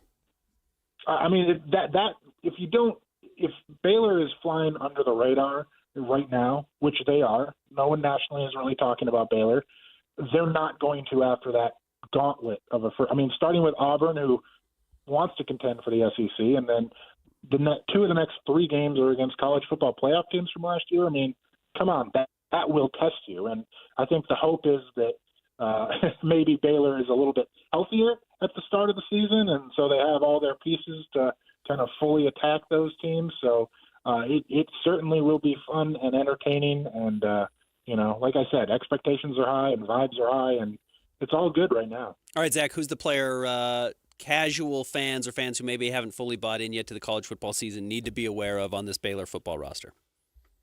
I know I've been talking a lot about the offense, and I'm sure everybody will hear about Sawyer Robertson and Bryson Washington. I'm going defense. Keaton Thomas, he's a middle linebacker. He had 100 tackles for the Bears last year. He's a junior college transfer. This guy is just he's going to have a 15-year NFL career. That's what Bree Patterson told me at one point. The former TCU coach. He's a middle linebacker. He is being coached directly by Dave Aranda, who is coaching the defensive. He's basically the defensive coordinator, coaching the inside linebackers. And so Keaton Thomas is a guy that is going to wreak havoc on basically anyone. He's a really good pass rusher, and he's getting better at pass coverage. So Keaton Thomas is an inside linebacker that is going to make a name for himself as kind of the guy in the middle of the Baylor defense this year. Is Dave Aranda back in favor in Baylor? Is everyone excited about him still being the leading man? Winning cures everything, right? I mean, you have a season, you end the year like you did, and you have all these pieces coming back. Yes, he is. And I don't think he was ever out of favor with the Baylor fan base. It was just that, he was saying the same thing over and over and over again and expecting different results. And that's literally the definition of insanity. So I think the Baylor fan base was frustrated with Dave Aranda, and he was on the hot seat rightfully because, he wasn't really recruiting very well. And like I said, his message was just the same thing, even though Baylor was just losing. It was like you weren't changing anything. And so now that he has made some changes and he's kind of changed his tone a little bit, I think Baylor and Waco in general really likes Dave Aranda a lot more right now. Find him on Twitter at @ByZachSmith. Read him at the Waco Tribune-Herald. It is Zach Smith. Zach, really great stuff. Thanks for jumping on. Thanks for having me. There he is, Zach Smith, giving us a breakdown on everything Baylor, the Big 12 basketball and football. VJ Edgecombe's an interesting name. I think there is a chance he slips to the Jazz at 5. I think it's going to be hard for anyone to pass on Ace Bailey's size at 3 or 4 with his shooting ability, and then you just need one other person to jump up, and that could be a Trey Johnson or a Con Knippel or somebody else, a dark horse entirely. And if VJ's sitting there at 5 again, I think it's a name the Jazz would have to very strongly consider. And they've had those close Baylor ties historically with Jared Butler, with Keontae George, with Royce O'Neal. I know they no longer have Dennis Lindsey in the front office, which was the key Baylor tie. But VJ was an excellent college player even for just his one season and kind of accidentally got to 15 points a game, despite the fact that he's still learning some of the ins and outs of the game. When we come back, we'll let you hear from Kalani Sitake. Kalani was on with DJ and PK earlier today. I thought it was an interesting conversation, including some of the house settlement stuff and where he thinks BYU is poised on the football field. Stick around. Jake and Ben, 97.5, the KSL Sports Zone.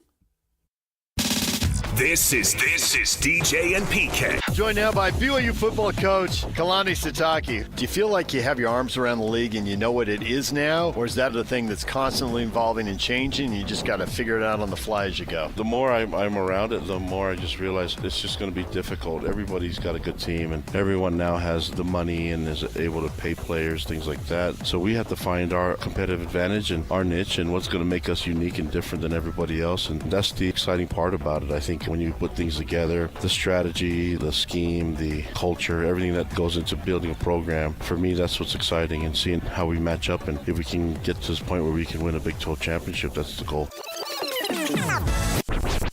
Catch DJ and PK mornings from 6 to 10 on 97.5, the KSL Sports Zone. In a game, getting hit just means hitting restart.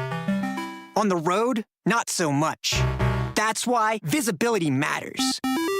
Pedestrians, make eye contact and use your phone flashlight in crosswalks.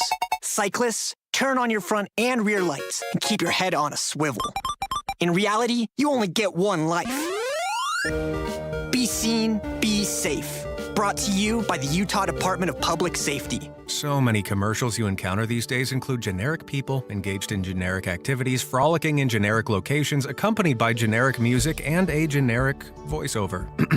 Pharmaceutical commercials are on the cutting edge of this phenomenon. In fact, I find myself less worried about the risk of lockjaw, intermittent loss of smell, or explosive diarrhea, and more concerned that the drug might turn me into a mannequin at Kmart. So what does this have to do with Shamrock Plumbing? Nothing, really. But if you find our commercials over the top, just remember it could be worse. They could be generic. It's Jeff Jr. from Trajan Wealth, and I've got something important to talk to you about, your 401k. If you have changed jobs, there are two very important considerations. You don't want to leave your 401k behind, and you don't want to roll it over into your new company plan without consulting Trajan Wealth first. 401ks will often have limited investments or age-based options. Since companies have to make choices to suit all employees, they may not be suited to you, which could cost you fees and money. When you roll over your 401k into an IRA, you not only keep your money growing tax deferred, but you also gain access to a world of investment options specifically designed for you.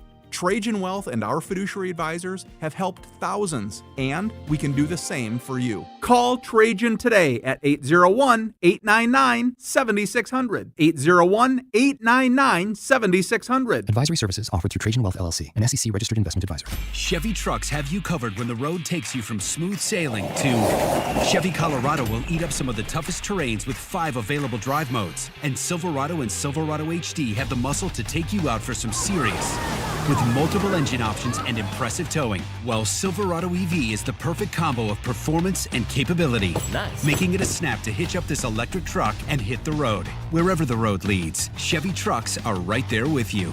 See your Rocky Mountain Chevy dealers. Have you dreamed of a home golf simulator but worry you just don't have the space? Fairway Hideaway brings that dream to life with the Murphy Golf Simulator. This sleek fold-away closet system transforms any garage, basement, or office into playing Augusta, Pebble Beach, or hundreds of other famous courses around the world. Once you're done, simply push a button and it folds away into a 2-foot closet system that any house designer would be proud of. If you decide to put it in your garage, you still have space to park your cars. From Park City Chalets to Salt Lake Townhomes, Murphy Golf Simulators blend seamlessly into your space with no renovation required. Zone listeners will save $1,000 off their Murphy Golf Simulator by getting your installation scheduled before end of summer. Play iconic courses, perfect your swing, or host your next golf night, all from the comfort of home. Then use a remote control and watch it fold away. Learn more at fairwayhideaway.com. That's fairwayhideaway.com. Tonight at 10, disappearing labor and delivery options. Contractions hurt. That's not really safe to be driving yourself 2 hours. Leaving mothers hours away from care. She had her baby in the ambulance. KSL uncovers the maternity care gap. We've seen 4 birthing facilities closing in the last dozen years. And plans to protect moms-to-be. It's tough, and it's why we're working on it. Labor and delivery, vanishing access. Tonight at 10 on KSL. Huge spike in your water bill? If you think you might have a leak in your culinary or secondary water line, call Utah Utility Pro. Utah Utility Pro repairs stop and waste and pressure release valves. For a diagnosis or quote, visit utahutilitypro.com. Who's got it better than us? Nobody! Your home for the best sports coverage in Utah. You're listening to Jake Scott and Ben Anderson on 97.5 The KSL Sports Zone.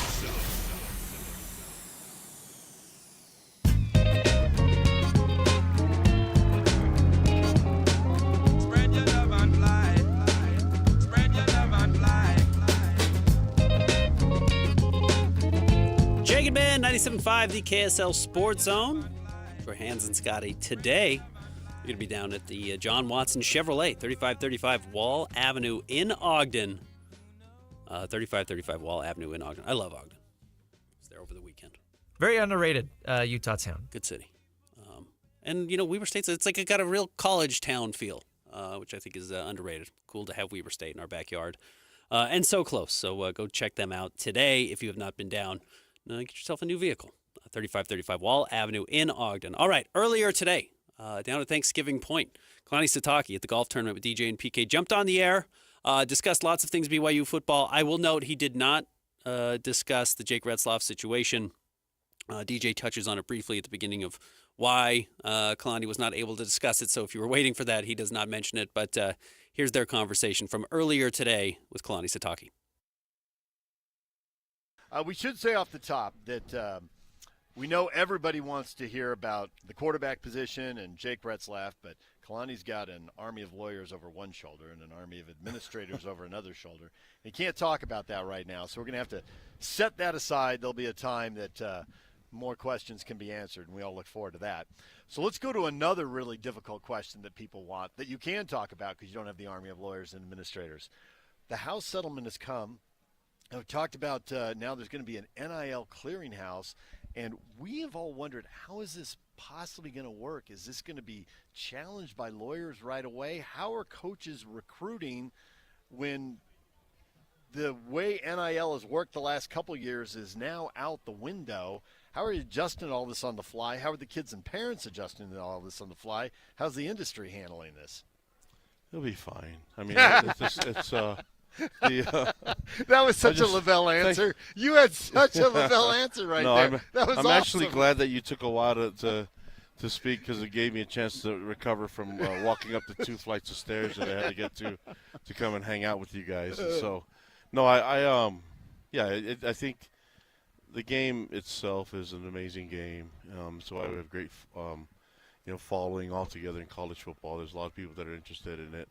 The playoffs are improving every time that they take a look at it and they adjust. And so I think this adjustment, that's what the game is. I mean, whether it's the rules or the way we hit, or when we can recruit, when we can sign, can we pay the players, or how does that payment come through? Is it a rev share or a NIL? I mean, as we go through it, I think everyone's trying to figure it out. I just know that you have to be ready to adapt in this game, and so I'm it was interesting because looking at the roster spots and everything, we were under the impression that we had to cut our roster to 105, and now you're realizing that that's probably not the deal, but it seems like some schools cut the rosters down and others didn't. So some were in the know and some weren't. So we obviously have to adjust to all that. That's the game. The game is coaches are required to learn the rules, and every year they change, and they're trying to improve the game. And as long as there's excitement, there's a great following, I think we'll be fine. We'll just find ways to make it better, and I think the game is getting better. But it's never going to be perfect right away, but we'll get there. I think the bigger point, Coach, is that Brian Santiago taking over as athletic director, succeeding Tom Homo, and now he's speaking more from an authoritative standpoint since he's got the title, is that the message that he's sending, whatever the rules are and however they're implemented and whatever changes are there, BYU is ready to adapt and ready to try to win at the highest level. That's what I take in just a short time as his administration has gotten going. Respond to that. Yeah, I think Brian, I'm excited about Brian being the athletic director, and I'm excited to follow his leadership. I think it was amazing seeing Tom usher us into the Big 12 and the changes that's happened. I mean, when I got here, we were an independent team, and which I've never been a part of that before. So when I got here, Tom and I discussed it, and he said, hey, we have to operate as if we're going to be a P5 team at the time. And so I said, well, the best way to do it is we just got to get some competition and see where we stand and match up with these guys. And luckily I have some experience when I was at Utah with A-Rod and Jay and those guys, and with Kyle. And so I was like, okay, if we want to be able to match up, we got to see how our team is and the depth of talent. And so we did that and had some difficult schedules. And we had to be creative with it because most of our schedules were front-loaded. And but I think it allowed us to see where we need to improve on, and there's a lot of different areas. And so with the hopes that we would get into Big 12 or a power conference, and then we end up doing it. And then I think it's kind of like Tom's ready to pass the baton to someone else. I mean, he's ready to hang out and put his toes in the sand and relax and play some golf. And I think Brian's ready, and he seems excited at the opportunity, and I think he's been chomping at the bit for a while now, and this is going to be exciting to see him roll. But I think he understands the game and how different it is, even from basketball to football to volleyball, soccer, things like that. It's a different time. So he has the skills and the ability to lead us, and I'm excited about what we can do as a football program. There were a lot of unknowns when you joined the Big 12, obviously, and half the league is changing membership. Do you feel like you have your arms around the league and you know what it is now, or is that another thing that's constantly evolving and changing, and you just got to figure it out on the fly as you go? Yeah, I mean, I think the more I'm around it, the more I just realize how we've had some new coaches in the conference come in, and it's just going to be difficult. Everybody's got a good team, and everyone now has the money and is able to pay players, things like that. So we have to find our competitive advantage and our niche and what's going to make us unique and different than everybody else. And that's the exciting part about it. I think when you put things together, the strategy, the scheme, the culture, everything that goes into building a program, for me, that's what's exciting, and seeing how we match up, and if we can get to this point where we can win a Big 12 championship. That's the goal. We know the returning players, and you got a lot of them. I wanted to hit you up on some of the transfers. You got the Gentry kid, offensive lineman, and then here just recently you got a couple of animals. You got bear and tiger coming to your program. Bachmeier, one's a receiver, graduated from Stanford in 2.5 years.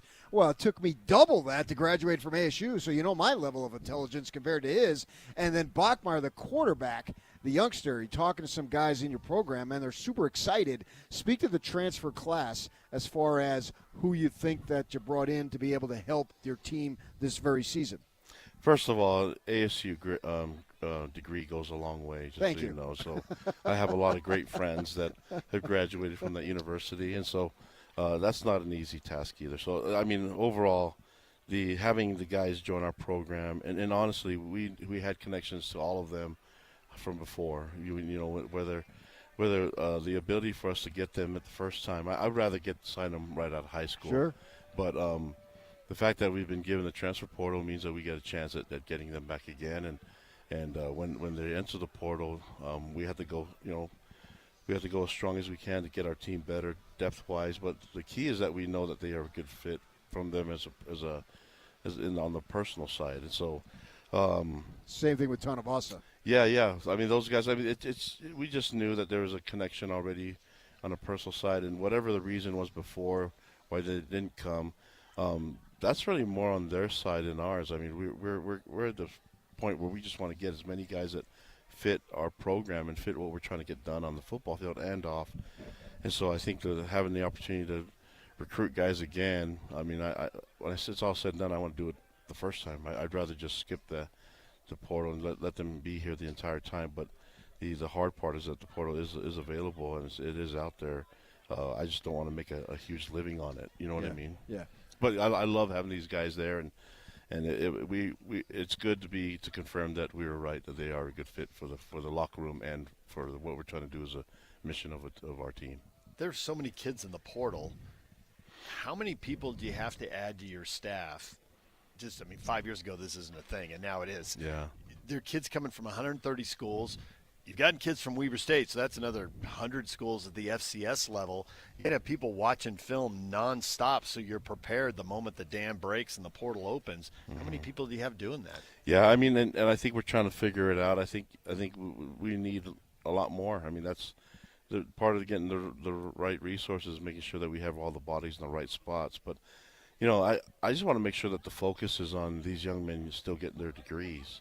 I think as everybody starts to transfer to different schools, the good number of our guys that are coming in are on track to get a degree within the 4 or 5 years. But the problem is when kids transfer multiple times, not all the credits transfer with them, and so many of them have to. That's do why it more took me school. 5 years, because I went to NAU first, or else I would have got it done in 4, Kalani. I was about to say that was the next sentence I was going with, but no, but you're right. It's just when you take all these classes, not all of them transfer for some reason. I mean, I think that's just more on the school and maybe a little bit of their pride in it. But the goal is still get a degree for these young men, Sure. and so we want to make sure that all their progress is working towards that, because that's the one thing we can definitely control. We can't control what the next level and opportunities are going to happen there. There he was, Kalani Sitake, this morning with DJ and PK in a wide-ranging conversation there on everything BYU football. As I mentioned, couldn't really talk about the Jake Retzlaff situation, and that'll have a huge impact on BYU's season. But I think it is important to remember, and if Retzlaff is not with the roster, they have a pretty cushy start to the year for somebody to acclimate to the job and work out some of the rough spots where the rest of the talent on the roster, especially on the defensive side of the ball, I think should allow BYU to be beyond competitive.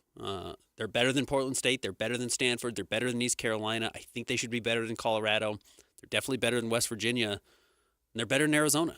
I mean, that's the first 6 games of the season. I think BYU should be in really good shape regardless of what their quarterback situation looks like. Now, it's always dicey. If it's a disaster, you're going to lose football games. I don't expect it to be a disaster.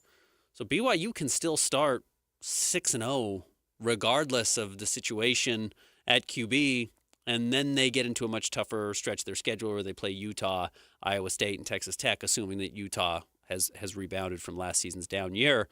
But BYU's going to be a top 25 team early in the season again, regardless of the quarterback situation. Yeah, double-digit wins last year and then rolling into this, no matter who is at quarterback, you've got returning talent at basically all of your skill positions. So, yeah, with the easy start to the season, wouldn't be surprising to see BYU, even if they start the season in the 25 or make it up there because they get so many wins early. But then, yeah, once you hit that mid-season mark, it's like, okay, time to step up. Utah, Iowa State, Texas Tech, going to be really the heart of their schedule. And we'll see. Again, last year, nobody expected the Big 12 to look the way it did, and the teams that jumped up surprised everybody. So maybe there is a surprise Kansas team this year that was picked dead last and jumps up and is very good. Maybe that's a West Virginia, who BYU does play a little bit earlier in the season.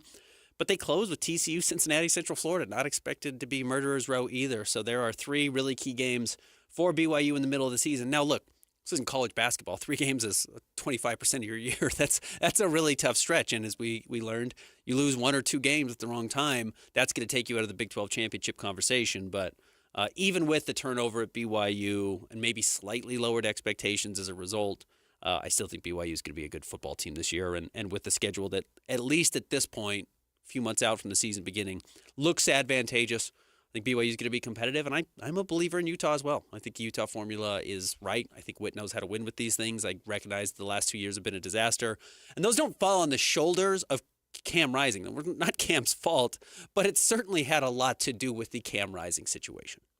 Yeah, it's just there were so many decisions that it seemed like they made the wrong decision at every turn, and it's not just the head coach, it's not just the offensive coordinator. Like, there were so many people responsible for it, and just part of college sports. Yep. I mean, it's hard. If it was easy, everyone would do it. Everyone would do it. And it unravels quickly. That's the other part. And that's where BYU does have to be careful, where if the quarterback situation is not settled, everything can unravel and or unravel, excuse me.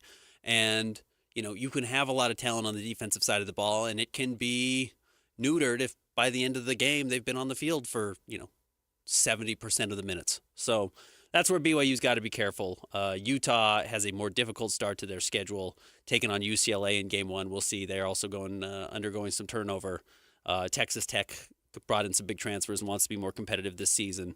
Then they play Arizona State in the 6th game of the year before they play BYU, so that's going to be a tough battle for Utah as well, but maybe not the brutal close. We'll see. I'm not totally buying Baylor yet. I know they closed well.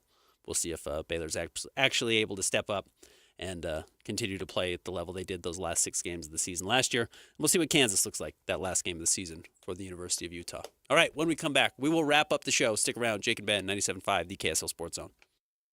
Hey, bro. You hear us every day with our crazy opinions. Hey, what you doing? Well, now, it's time to hear from you. Hey, great show. Download the KSL Sports app and fire off your thoughts with the call-in tab on the bottom of your screen. Your show is fantastic. It's the one that captivates me the most. You can tell PK to stop singing. G-Bang! Let Jake and Ben know what you really think of the Jazz. Tell Hans and Scotty about your favorite barbecue spot or what color of tie JJ should be wearing on TV. The best entries will be played on the air. Download the KSL Sports app now and hit the call-in button to let your voice be heard. I think you guys do an incredible job. This is 97.5, the KSL Sports Zone. Hey, it's Mike Rohn. If I have a choice, I like to do business with companies that actually stand for something. That's why I switched from Verizon to Pure Talk. No offense to Verizon, I'm sure they stand for something. I just don't know what it is. Pure Talk, on the other hand, is a veteran-owned company that supports our military in a big way, and I appreciate that. Yeah, I also appreciate unlimited talk and text and plenty of data for half the cost of the big guys, and I do like being on America's most dependable 5G network for just $20 a month, but what I really appreciate is no contract, no cancellation fees, and Pure Talk's commitment to handle all their customer service in this country. I saw it for myself. I went to Georgia, I got a tour of their headquarters, I met their CEO, and I talked to the same customer service folks that you'll talk to when you dial pound 250 and say keyword micro. Switch today and save 50% off your first month when you dial pound 250 and say keyword micro. Pure Talk. a wireless company that actually stands for something. Hi, this is Jay Stevens, host of the Utah Puck Report. Thanks to our sponsor, Larry H. Miller Toyota in Murray, where you're not just a guest, you're part of the family. And when you are part of the family, buying or servicing your vehicle is easy. Right now, get a new 2025 Toyota Tundra for only 2.99% APR for 72 months. Visit them in Murray or online at LarryHMillerToyota.com. 72 monthly payments of $15.19 for every $1,000 financed. On approved credit through Toyota Financial Services. Price plus tax, title, license, and a $299 doc fee. Offer ends 6/30/25.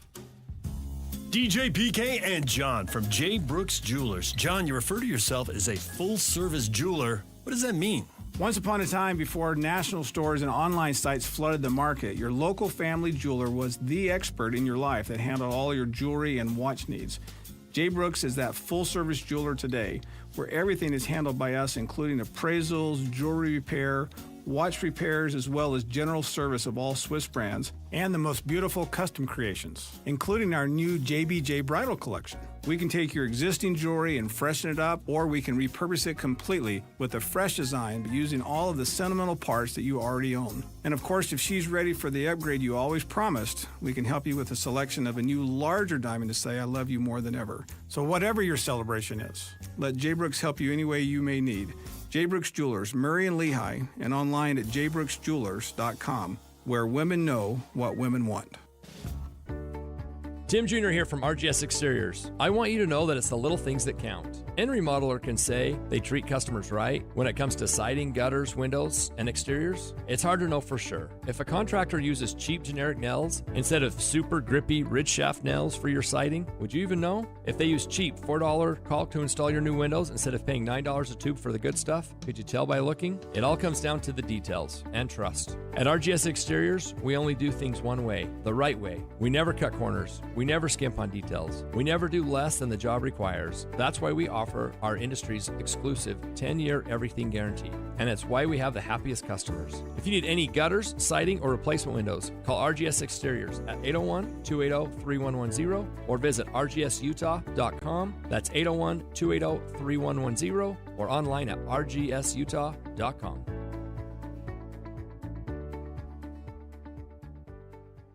At Black Desert Resort, you can truly indulge in luxury your way.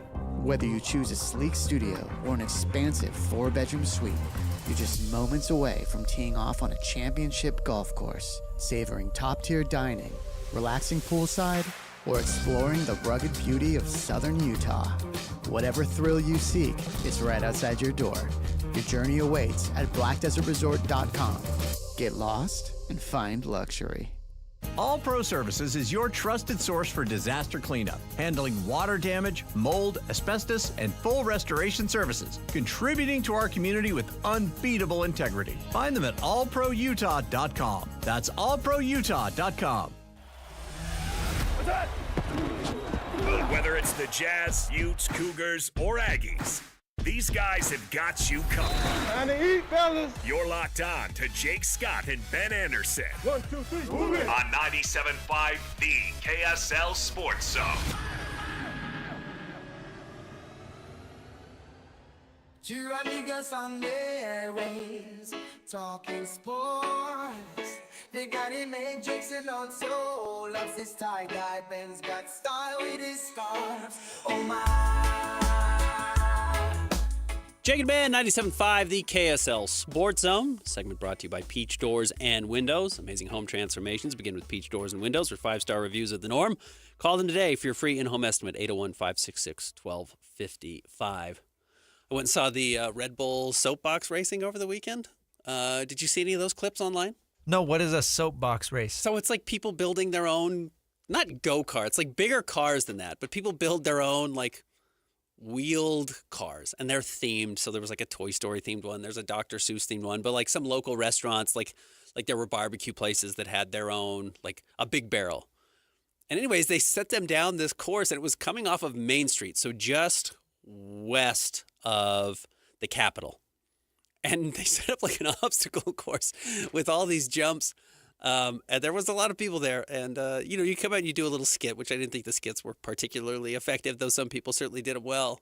But like you've seen like the flying ones that they do with Red Bull, where they're like push a plane off a off of a drop and then it goes into water. They're doing it basically with like go-karts, but they're not motor powered, so it's just the gravity carrying you down the hill.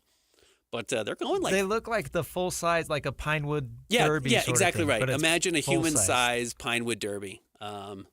And some people crashed out pretty good. There's some wrecks, and you're watching it. So I went up and I was sitting on the Capitol lawn, and like they had big screens because it's actually kind of hard to see if you're actually going to go sit up on the track, even though you could get up pretty close. I was watching the screens, and you can't really tell how fast they're going, but they're telling you the speed that's like 25 miles an hour and crashing exposed. Like that's how fast anyone goes on their bike on a residential street. Like some guys are doing front flips out of these things. They're crashing so hard.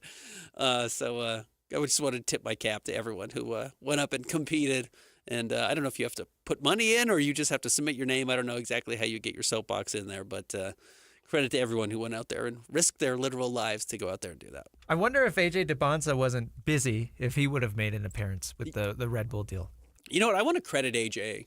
And a lot of it, I'm sure, has to do with NIL deals. It's how you get rich, right? Like you promise you're going to show up places and you show up. He has been way more involved in some of our local stuff than I had expected. Now, it helps that he went to high school here. If he had gone to high school in South Carolina and wasn't moving here until the season started, that would be one thing. But he really is like taking part in the community, and I think that's a really cool thing that he's doing. Like Hurricane is not here. No, it's not. That's the complete other end of the state, and it's like almost a completely different world down there. So yeah, acclimating to northern Utah and making appearances, going to church and all that stuff. Like, yeah, that's big. And going to like the Boys and Girls Club, and he was donating Nikes over the weekend. Again, that's all NIL stuff, and credit him for fulfilling those responsibilities. But he truly seems pretty enthusiastic about it. You know, he's been at a lot of Jazz games and stuff. No one's paying him to go to Jazz games, certainly. So I credit AJ for that. I think that's been very impressive, and that's the type of buy-in I think you need if you're going to try and get people to come and play in Provo for 6 months and not have it feel goofy and wonky where it's a fish out of water. He seems like he's really embracing it. Yeah, and I'm sure BYU's eating it up too. They're loving all the, I don't want to say free publicity, but because obviously they're paying him a lot of money, but it is publicity. And yeah, putting, even if he's not going on talking about how much he loves BYU, like in that certain moment, but you know that his name is associated with BYU, so that's always going to just draw eyeballs and draw attention to the program. Has a real chance to be, is overwhelmingly most likely to be the face of athletics in the state of Utah over the next 12 months. And then certainly, 12 months from now, we're talking about the chance that he's the number one overall draft pick, which would be the first in the state since Andrew Bogut was taken number one overall by the Milwaukee Bucks. Quickly, the top 6 members of the U.S. Olympic men's hockey team was announced earlier today. There was some slight hope that maybe Clayton Keller would be in this conversation after being the captain and winning the gold medal at the IIHL over the summer. He is not in this top 6, though it seems like there's a real chance that he's going to end up making this roster overall. But your top 6, your top line are Jack Eichel, Quinn Hughes, Austin Matthews. And then that second line are Charlie McAvoy and then the 2 Kachucks, Brady and Matthew Kachuk. We'll see. I think there's a chance Keller's on it. I think that'd be very cool. It would be another blow to everyone in Phoenix and Arizona who's just like been waiting to get recognition for their players and going through the tanking and all the losing and trading away their quality players for the team to move to Utah, have a very successful season, see those young players break out the way they did in Dylan Gunther and Logan Cooley and some of the other stars. Keller continued to operate at a high level and set a career high in points. Then go and win the gold medal with Cooley at the IIHL. Have $20 million in cap space that they're going to utilize. Win the lottery to move up to number 4. And then have the captain make the Olympic team, which they'll announce by January is when they have to get it done. So it may not be soon, but there's a chance that he gets named coming up in the next couple of months. I think that'd be a tough blow for Arizona fans, but it's hard to imagine, other than maybe making the playoffs this year, a better start for the Utah Mammoth and what they've done here in Salt Lake. Yeah, I'd be shocked if he's not on that final roster. You got to remember, all of these names were on the Four Nations team, and these guys didn't play in the Worlds, just barely. So, yeah, it's easy to see that Clayton Keller captained the Worlds team and all that, but it's like, yeah, he barely missed out on the Four Nations face-off roster. So I think now that Keller did have that success, obviously, that's going to boost his chances of making the Olympic roster, but it's not going to be sort of on the front lines that we saw at the Worlds. No, he's going to be a complimentary player. He's not going to be, but you know what? You look at the names that are out there, it's like, yeah, Austin Matthews is the best player in the world. He's not there, but he's one of them. Certainly one of the best American players, and the Kachucks are all obviously of these guys, yeah. winning Eichel, at the highest level. Great. Quinn Hughes, awesome. Like, all these guys are really, really good. Like, some of the best in not just the NHL, but the entire world. And Clayton Keller, while good, not quite at that level. So once you get into this sort of thing, yeah, more of a complimentary level role. And then 4 years from now, again, the difference here is that the NHL is now allowing their players to go and play in the Olympics. So you're seeing these guys out there.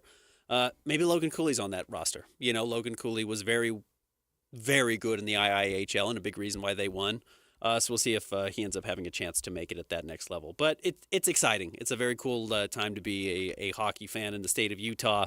And I think you're going to see some of that recognition at the highest level. And you know what? Historically, we have seen a lot of Olympic representation, not just in the winter games, which is where this would be, but the summer games as well. We've seen a lot of exciting sports as well, with Carlos Boozer, Darren Williams, John and Carl all played as well. So it's exciting. I'm excited to see how this goes and how this translates. And knowing that we have an Olympics coming here, a Winter Olympics coming here, maybe we could even have some Utah Mammoth players playing right here at home. I think that would be kind of the crescendo of that opportunity, and a big reason why there's a lot of investment in hockey around the state.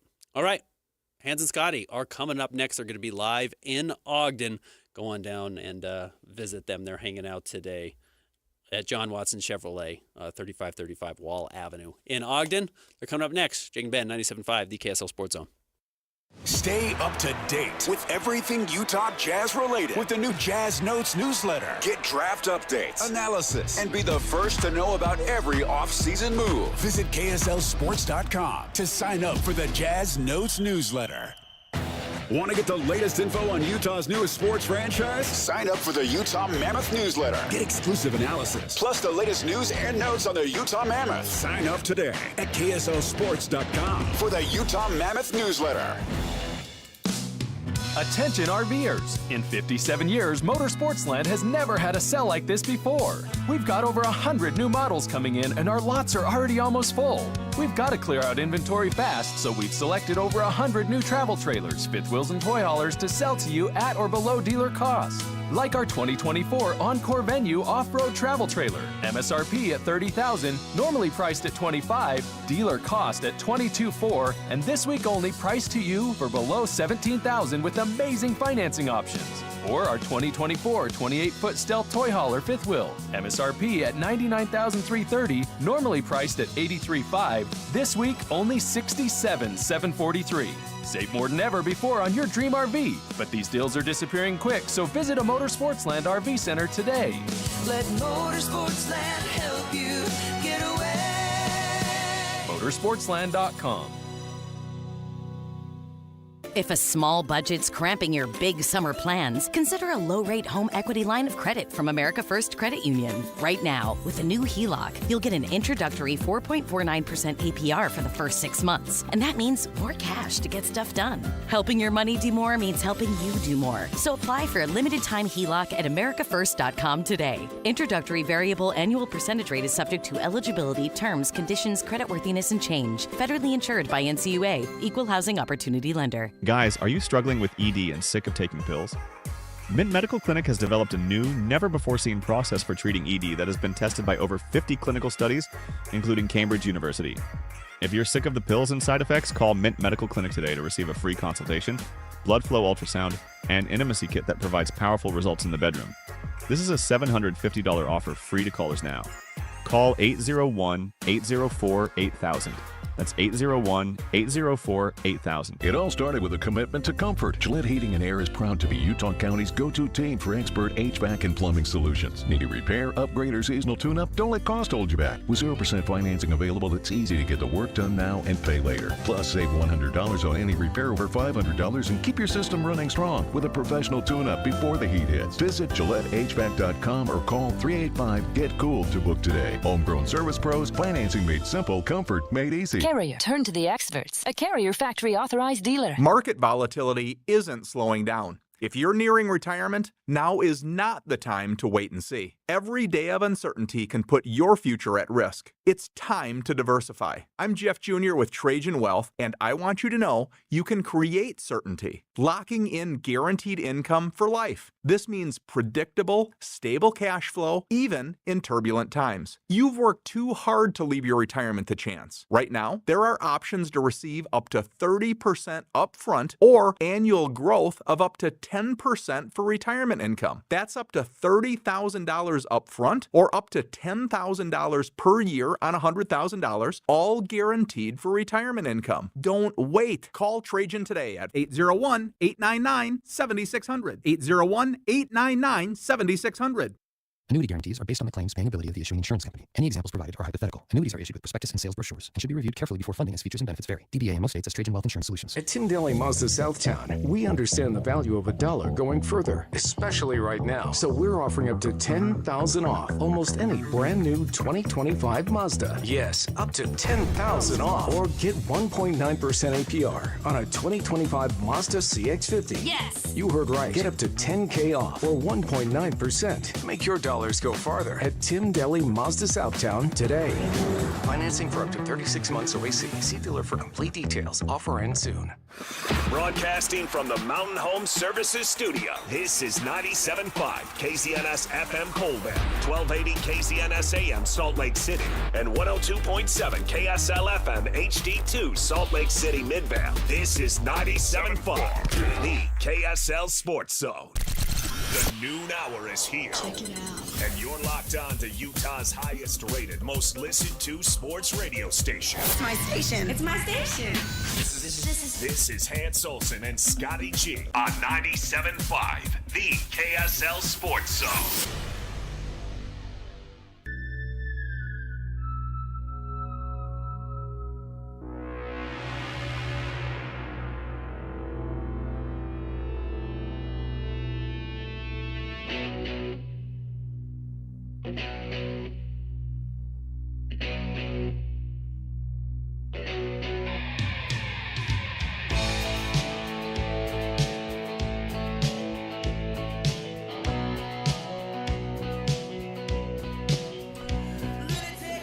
Exciting day. We are here at John Watson Chevrolet in O-Town.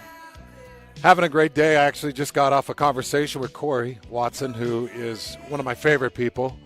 Does an amazing work here. And if you haven't been out to the John Watson Chevrolet in O-Town, then you're missing out. I am sitting amongst some of the most beautiful cars I've ever seen in my life.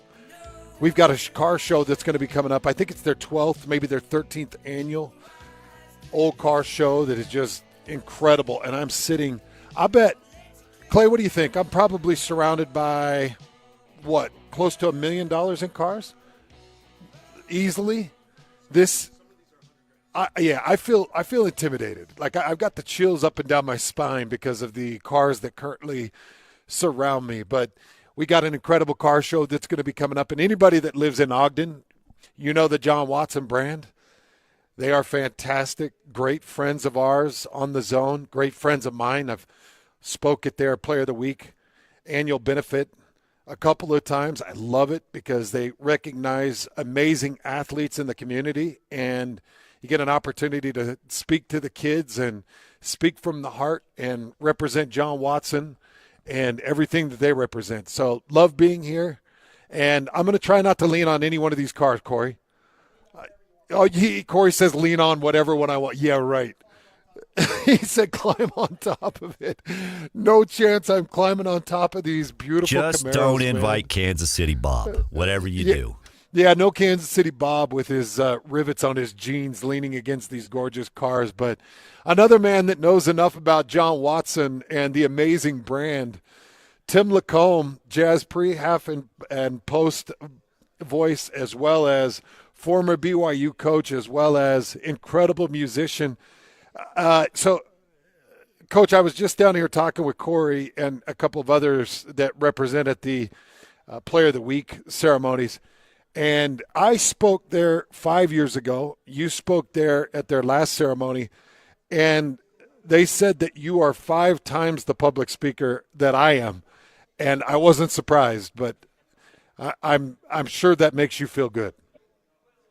Well, I don't know about that.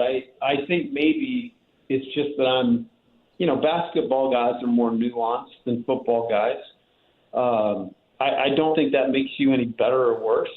But, you just, if you're a guitar player, one speed, man. It's heavy and fast.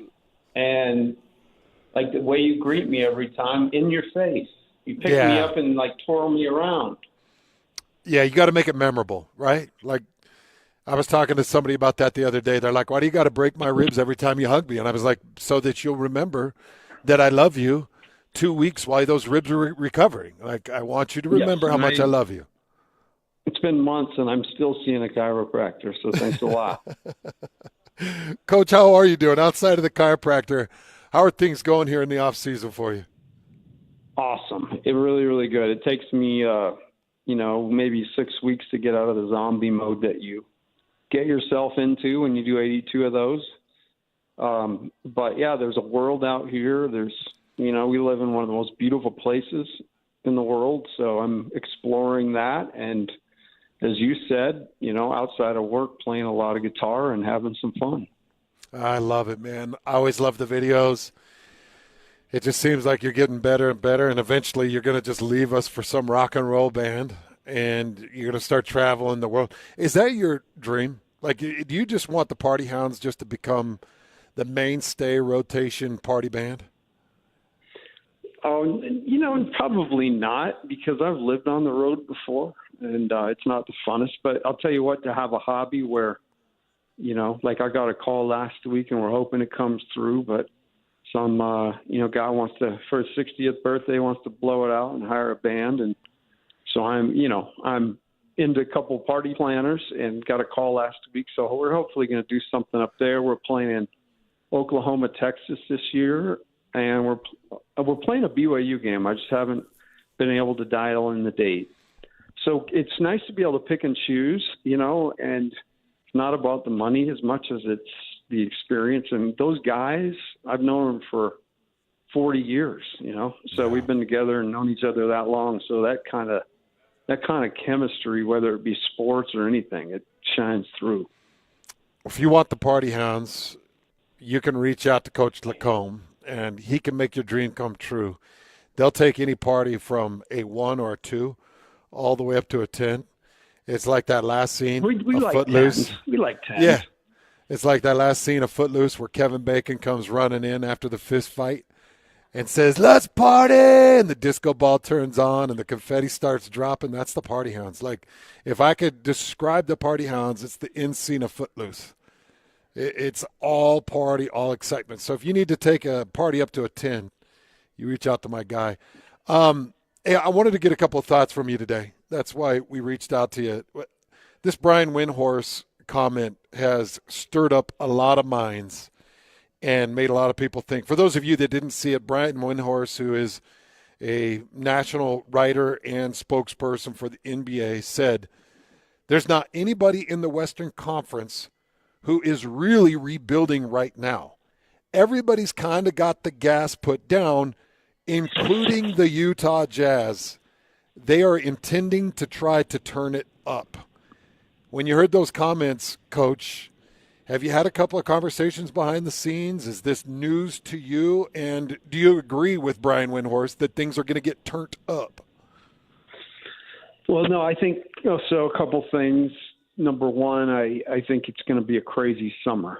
And, it all kind of got tipped over yesterday with the Desmond Bain news. But, if you back up and, go back to the Austin Ainge press conference and the time around that, Austin Ainge talked about, this team's not going to tank. All the vibes I got were when Austin came in, that it kind of signified perhaps a new chapter.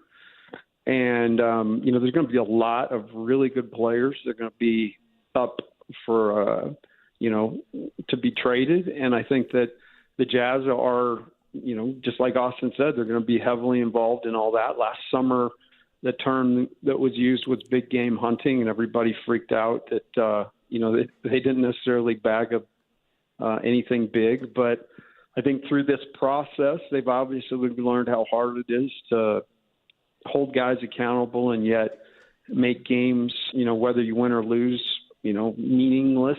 So they've realized that's not necessarily the way. I think they had to play their cards that way.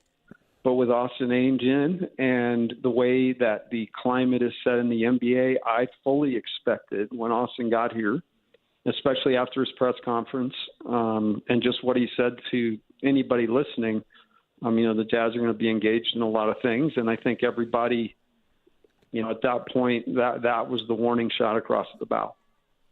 So, Coach, some of the names that are floating out there, Zion Williamson or Trae Young, Jaylen Brown or Ja Morant, a couple of these other guys, I don't expect Giannis to go anywhere. I think Milwaukee's going to lock him down.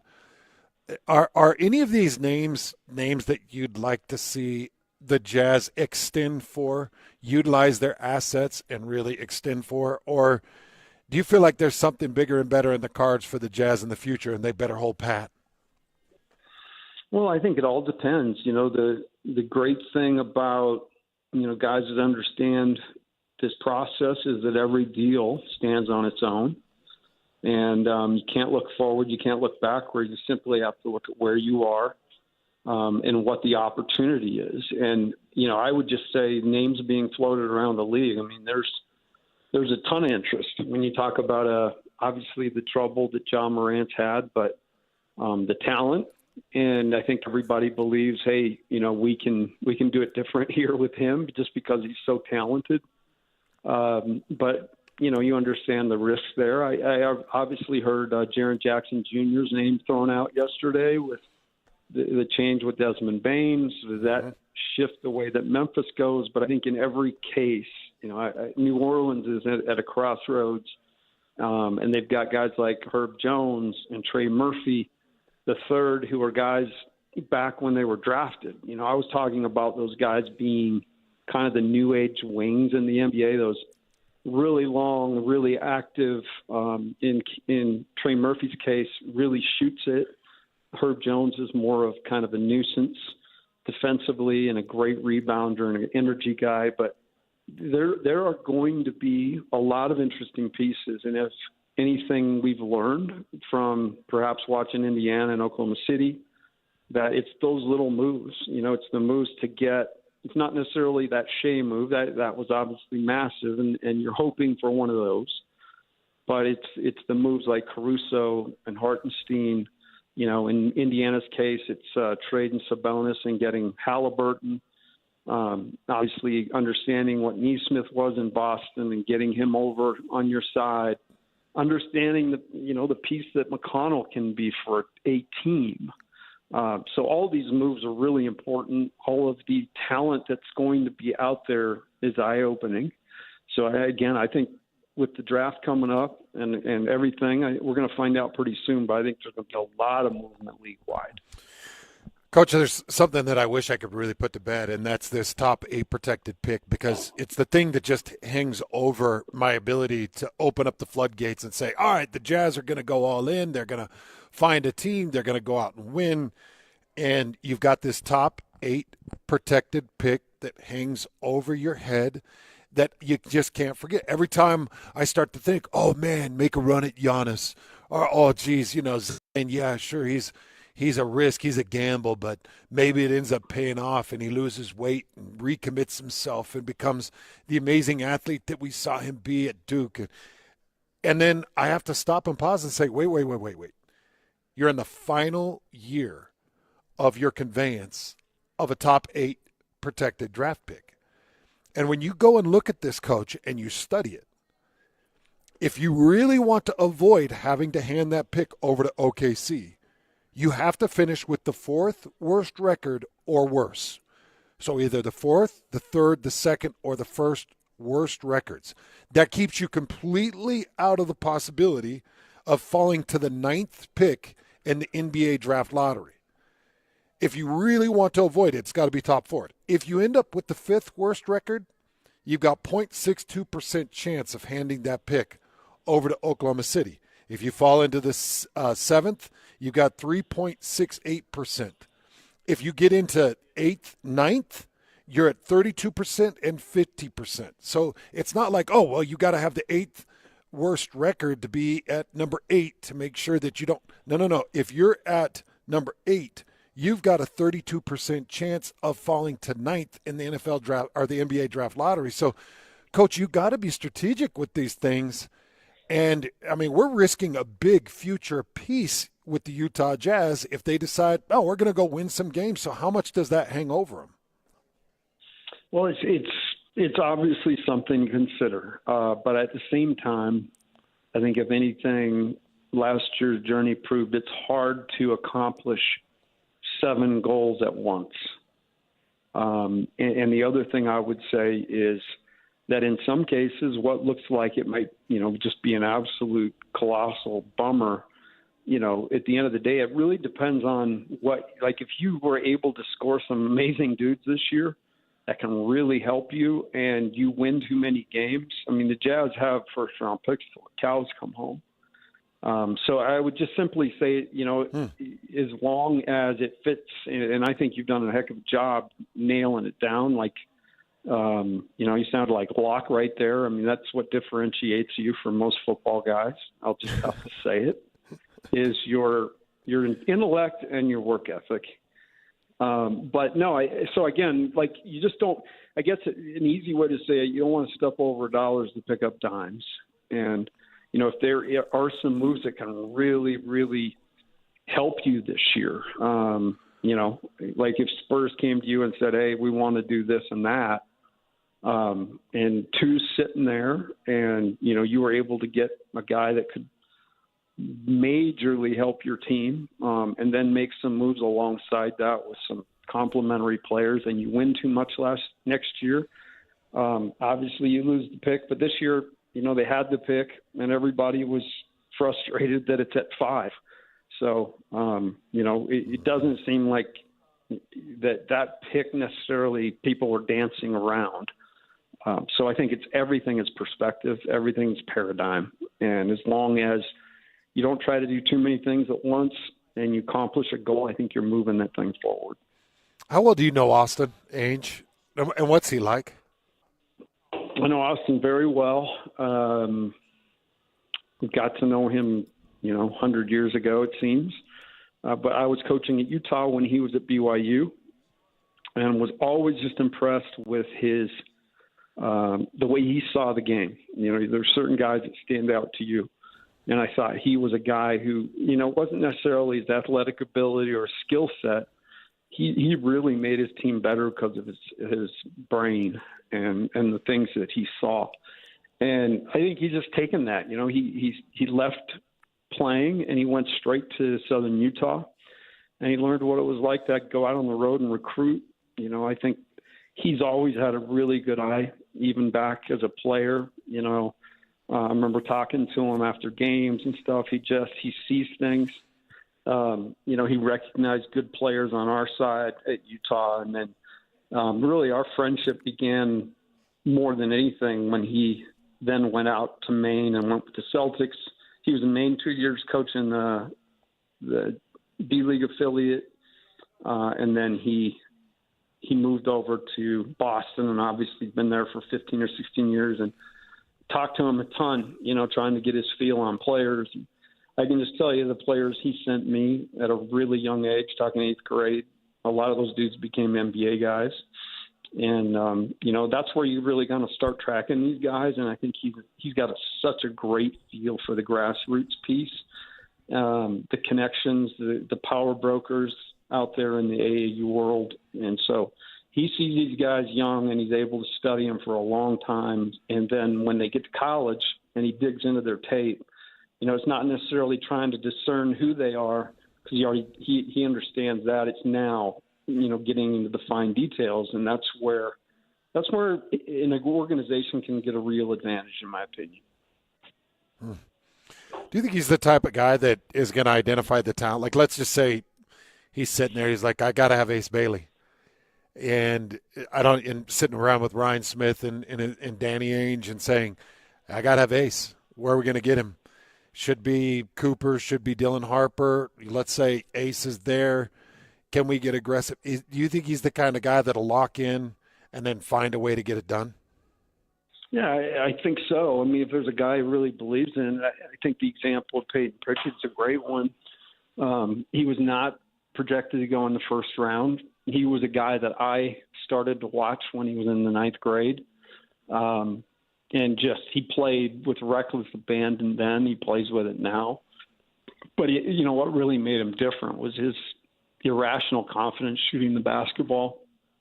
And so I think they understood that, his toughness, his understanding, obviously, who he is. So that, from a distance, they say, hey, that can be a piece on a championship team. So they dive into the first round. They didn't have a pick. They went in and got it, I think, somewhere in late first round, and got Peyton Pritchard. And just this last year, after several years of really making contributions, got that Sixth Man of the Year award. And so, yes, I think that's what he's great at. And then you ask me what he's like as a person. Austin's very, very comfortable in his own skin. He can make hard decisions and live with it. He's not, opposed to criticism. And I'll just say in a me first world, and I've experienced this a ton, you make a lot of friends through the years. And those guys, when you make a friend with me, you're my friend for life, and, I look out for my friends. But, it's interesting to see as people get power and success that oftentimes they forget the people that, were there in their lives. And I will just say that I sent, Austin a text congratulating him, and within minutes, sent a text back saying, oh, man, it was before his press conference even. And then what really stood out is last week he sent a text and said, hey, I'm just coming up for air, and, what kind of advice do you have for me? And I thought that was so perceptive, because he's the type of guy that will ask that to 100 people. And he's looking for little nuggets, and I think that's an awesome way to live, is see successful people or people you value, what's made them great, listen to them, really deeply listen. And hey, somebody may have a nugget for me. And so that's where I really am impressed, because he's headstrong and he makes great, he lives with his decisions. But I think he's also a man that values insight and isn't opposed to a different, view on things, which I think is really important too. So, Coach, give me, let's put a percentage on it. The percentage chance that we see Jordan Clarkson back in a Utah Jazz jersey this upcoming season. I think Jordan it's been such a fun piece here for a lot of years. I think when he was first acquired by the Jazz, it was a time where the bench was actually pretty shallow, and he came in and instantly provided a spark. And I think he's still got that ability. The situation here has not been ideal necessarily for his value per se, because he really has the same sort of irrational confidence. But when you're on a team that's not winning, sometimes that irrational confidence looks irresponsible. And so I would think there's somebody out there that understands his value. I know, his time's probably come and gone here in terms of a piece. But I think that, the cool thing about the Jazz is I think they're pretty transparent about things. So if he is in fact, on his way out, I think he's probably got a fairly good idea. And all those things are contingent upon finding the right deal. And so there's got to be interest on the other side. So I would say that's probably a move that will happen. But to put a number on it, not sure. I think the veteran guys have played their way into a position, John Collins being one of them, Colin Sexton being another, who those guys were amazing last year. And Collins been good for a couple of years. So I think, now just as the league starts to kind of move, just like I said, Trey Murphy's an interesting piece. Herb Jones is. There's other people, other league, teams in the league looking across saying, oh man, John Collins, we could get John for this, or we could get Colin Sexton for that.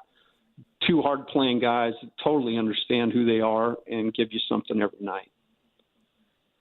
Is there a benefit or a disadvantage to waiting until the trade deadline to making some of these moves? For instance, Lauri Markkanen, who I think we didn't see peak Lauri last year. Is there a benefit to putting Lauri out there and showing him with the development and really pushing him and waiting until the trade deadline to make the moves? Or do you feel like that you've got more leverage in the offseason to make a move with some of these pieces that you have, some of the current players that you have? Again, I think every deal stands on its own, and it's really what are teams wanting and willing to do. I mean, the Jazz aren't in any hurry to unload Lauri. There's a ton of value there, and I disagree with those that say his stock took a hit. I think everybody understood what last year was. And, Lauri, if anybody, really relies on a pretty fluid offense with guys making good decisions. 2 years ago, he led the NBA in shots taken without a dribble. And so I think that just tells you he's a timing guy, down to the nuance and detail of an angle on a screen that, gives him a pocket to shoot the ball. And if you've got young guys out there and they're late to set it or they're a wrong angle, their dude slides through and it makes Lauri look not as good. So I think there's an understanding of who he is. And again, he's not a guy that the Jazz are trying to play hot potato with, but they do understand he could be a really important piece to a team that is trying to make a move. So you just take all that in, and if a deal doesn't present itself, you don't have to do anything. And so I think that's the advantage. Chance is unless the deal shows itself and it makes a ton of sense and it helps move things, not in a hurry to move him, I don't think. Man, Coach, I wish you were sitting down here at John Watson Chevy with me. I'm sitting in the middle of about 10, 15 different cars that are going to be a part of this car show. You got old Camaros.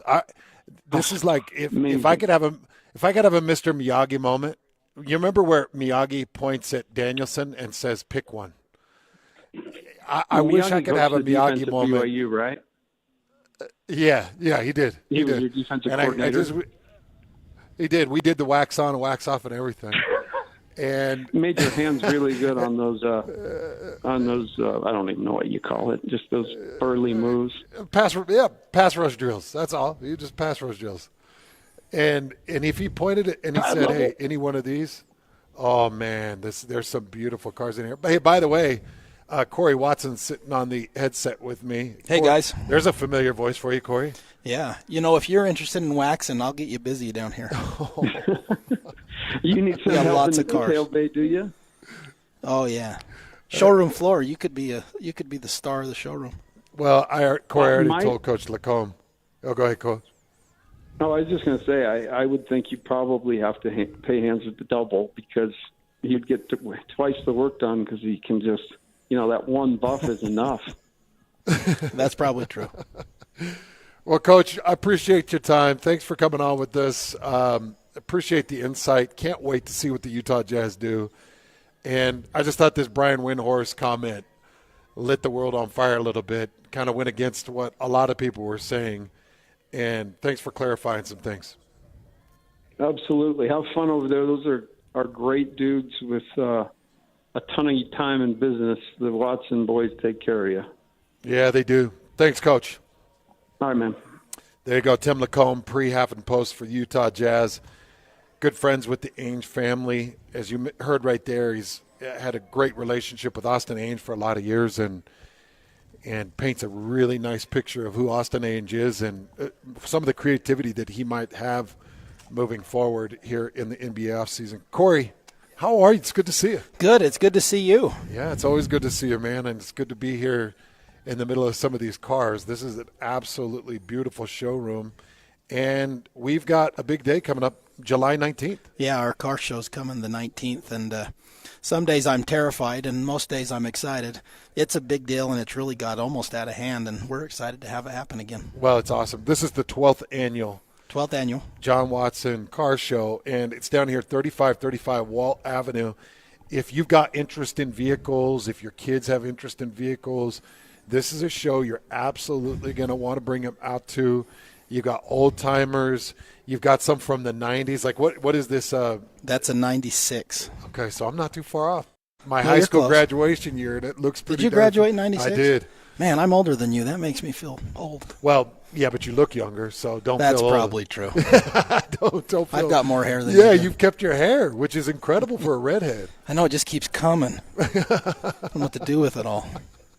Yeah, how about you just toss some over my way? I would if I could, but my dad already put claim on it. Oh, is he? Okay, your dad's got it? Yeah. Let's talk about the John Watson name, man. What's it like to walk around as a Watson? It's fun, My dad he's got a great name, and he's done a good job with us kids, I think, and we try to live up to it, and it's fun to be part of the community. And, my wife was just telling me last night with one of my kids, she was trying to teach him something, and she was talking about when we go to dinner or go somewhere and people come up and want to talk. And it's fun to be part of the community, and that's kind of what we strive for here, is to always do things to give back to the community. And whether it's through car shows or through the high school sports or whatever we do, we just love being part of the team. Well, you guys did an amazing job. Who came up with the Athlete of the Week?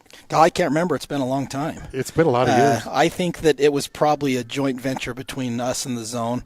Matt, our ad guy that's here today, he's awesome, and he kind of was one of the guys that really put it together, and it's turned into a really fun deal. It's out of everything we do, I can't think of anything that's more rewarding than the Player of the Week parties. I agree. I've had an opportunity to speak at it a couple of times, and my son obviously was one of the recipients of the award, which was just awesome. And it's been fun to see these kids recognized, honored, and taken care of. And it's such a great event where you bring family down on that final night. You have guys like Tim Lacombe who get up there and speak to the kids and give them inspirational thoughts. And it's a lot of fun. And that's what the John Watson family has been doing for a lot of years in our community. All right, so let's get to some of the important business. These cars. I mean, you've got some incredible vehicles. Nobody can beat the Chevy. No, Chevy's great. They've got a great lineup right now. We're actually a little low on inventory because we've been selling them so fast. Good. I'm glad to hear that. And that's a good and a bad thing, but we're pretty happy with how they've been moving, and people love them. And, I drive a new truck, and I can't think anything. I got all these old cars. They're way fun. And every once in a while I think, I'm going to get one of these old cars out and drive it home. And then I think, why would I do that when I can drive my new truck? And they're just so great. Everything in the whole lineup's amazing, from the Corvette down to the Chevy Trax. They're just great. And in between where the truck and the Tahoe and Suburban are, they're just unbelievable. Is there anything more American than Chevy? I don't think so. I mean, I think that's kind of the power move, isn't it? Yeah, I think that's the real deal. Is the Camaro considered the greatest muscle car in American history? Well, to me it is, but you can see I'm kind of a Camaro nut. Yeah, I can tell because I've got three that – by the way, what are the years here sitting behind me? Well, I always wanted a 67. That one was my high school car. And then the red one's a 68 and the blue one's a 69. So that was the first 3 years, and then the body changed after that. And the truth is I don't have any from the 70s, and I probably should expand my collection into the 70s. But we've got a few newer ones, too, that are really fun to drive because they have air conditioning. Did you just give up your high school years, or were they old classics when you had it in high school? Because you just said I had a 67 in high school. This was it. This is the actual vehicle? Yeah, that was the car. You held on to this bad boy. Yeah, I totaled it with a drunk driver when I was 18. He pulled out in front of me, and my dad handed me the title, and I've kept it ever since. Well, it's not looking like it's smashed now, Corey. No, that was my first build on a car. It turned out really good. This is a beautiful car. I want people to put this in the books. Saturday, July 19th, come out 3535 Walt Avenue here in O-Town, Ogden, in the shadow of Weber State. That's right. And just come take a look at these beautiful vehicles and take a look at the beautiful name that is John Watson. It is one of those power names here in the state. Yeah, thanks. It's that show is so fun, and it's not just the cars. There's so much to do, and there's so many people, and the drinks, the hot dogs, the fun atmosphere. It's just a ton of fun. Where do you get do you guys provide all the vehicles, or do you have people that bring the show pieces? The truth is, I don't even get mine out. We keep them inside. Oh, and everything that shows up is just people coming, and it's a free show, so I don't charge anybody to come. We just let them come, and believe it or not, I get some people with a newer cars, and I have to carefully ask if they're going to show it because they're pretty proud of it. And then I get a lot of really neat old cars, and we've had some stuff that's unbelievable come in here. And then we give out a lot of fun awards, and people have a really good time. We usually get anywhere from 200 to 300 cars, which is a lot. And I'm wondering this year if it's going to get even bigger. So we'll see what happens. Well, yeah, your 12th year. Yeah. You know, word of mouth, and people find it as a great opportunity. No, to we've show had a off lot their of work. calls already. People are pretty excited about it. It's one of the more fun shows up north. So We'll get to put it in the calendar. Saturday, July 19th. It's going to be the car show down here at 3535 Wall Avenue. If you're in the market for a new vehicle, whether it's that Silverado, whether you're trying to get in that Camaro, I did see your used lot. You've got plenty of used we got a lot of inventory. used too. So whatever your needs are, we usually can fill it up. Yeah, and I can definitely back and guarantee that whether it's Corey or Cam or anybody else in the family, you're going to be taken care of. That's right. Down here at John Watson Chevy in Ogden. All right, we'll come back. We're going to be talking with Bob Casper. He's going to be replaying the U.S. Open, how that thing went down, the amazing putt to win it. That's all coming up next with Bob Casper. This is DJ and PK. Joined now by BYU football coach Kalani Sitake. Do you feel like you have your arms around the league and you know what it is now? Or is that a thing that's constantly evolving and changing and you just got to figure it out on the fly as you go? The more I'm around it, the more I just realize it's just going to be difficult. Everybody's got a good team and everyone now has the money and is able to pay players, things like that. So we have to find our competitive advantage and our niche and what's going to make us unique and different than everybody else. And that's the exciting part about it. I think when you put things together, the strategy, the scheme, the culture, everything that goes into building a program, for me, that's what's exciting, and seeing how we match up and if we can get to this point where we can win a Big 12 championship, that's the goal. Catch DJ and PK mornings from 6 to 10 on 97.5, the KSL Sports Zone. The Management Minute is a service of the MBA program in the John M. Huntsman School of Business at Utah State University. I'm Professor Scott Hammond. The best class I ever taught was a complete accident. It was in the spring and the classroom was scheduled to be painted, that ugly beige color. So we decided just once to meet in a pavilion in a park with the mountains on one side and a stream on the other. My 90-minute class stretched into 3 hours, not because of me, but because the class wanted to go deeper and further in our discussion. We held the next class in the same place. I used the same syllabus and readings from previous classes, but our natural setting triggered deeper inquiry that continued over the 7-week spring term. Think of all the poetry, innovation, and even spiritual insights that began in nature, where there are no slides, videos, or beige walls to confine your thinking. Then consider nature for your next team meeting. Learn more about learning in an MBA program from Utah State. Go to utahstatemba.com. I'm Scott Hammond. Hope to see you in one of our classes. Have you dreamed of a home golf simulator but worry you just don't have the space? Fairway Hideaway brings that dream to life with the Murphy Golf Simulator. This sleek fold-away closet system transforms any garage, basement, or office into playing Augusta, Pebble Beach, or hundreds of other famous courses around the world. Once you're done, simply push a button and it folds away into a 2-foot closet system that any house designer would be proud of. If you decide to put it in your garage, you still have space to park your cars. From Park City Chalets to Salt Lake Townhomes, Murphy Golf Simulators blend seamlessly into your space with no renovation required. Zone listeners will save $1,000 off their Murphy Golf Simulator by getting your installation scheduled before end of summer. Play iconic courses, perfect your swing, or host your next golf night, all from the comfort of home. Then use a remote control and watch it fold away. Learn more at fairwayhideaway.com. That's fairwayhideaway.com. Have you seen those turtle billboards up and down I-15? Well, it's just a fun way to get you to visit anyhour.com to learn about our coolest summer sweepstakes. Every week this summer, AnyHour is giving away an air conditioner to one lucky customer. When you get an estimate to replace your air conditioner or purchase a new air conditioner from AnyHour Services, you're automatically entered into our weekly drawing. If your name is drawn, AnyHour will pay for your air conditioner up to $8,750. No purchase is necessary. See official rules at anyhour.com. Tonight at 10, disappearing labor and delivery options. Contractions hurt. That's not really safe to be driving yourself 2 hours. Leaving mothers hours away from care. She had her baby in the ambulance. KSL uncovers the maternity care gap. We've seen 4 birthing facilities closing in the last dozen years. And plans to protect moms-to-be. It's tough, and it's why we're working on it. Labor and delivery, vanishing access, tonight at 10 on KSL. All Pro Services is your trusted source for janitorial services. The attention to detail will keep your office spotless. Serving Utah for over 30 years with unbeatable integrity. AllProUtah.com. Call in the pros. All Pro is here for you. AllProUtah.com. At Larry H. Miller Toyota Murray, you're not just a guest, you're part of the family. When you're part of the family, buying or servicing your vehicle is easy. Visit LarryHMillerToyota.com. Number one. Miss any part of the show? Every moment of every show is available in podcast form by searching Hans and Scotty on your favorite podcasting platform or online at KSLSports.com. This is Hans Olsen and Scotty G on 97.5, the KSL Sports Zone.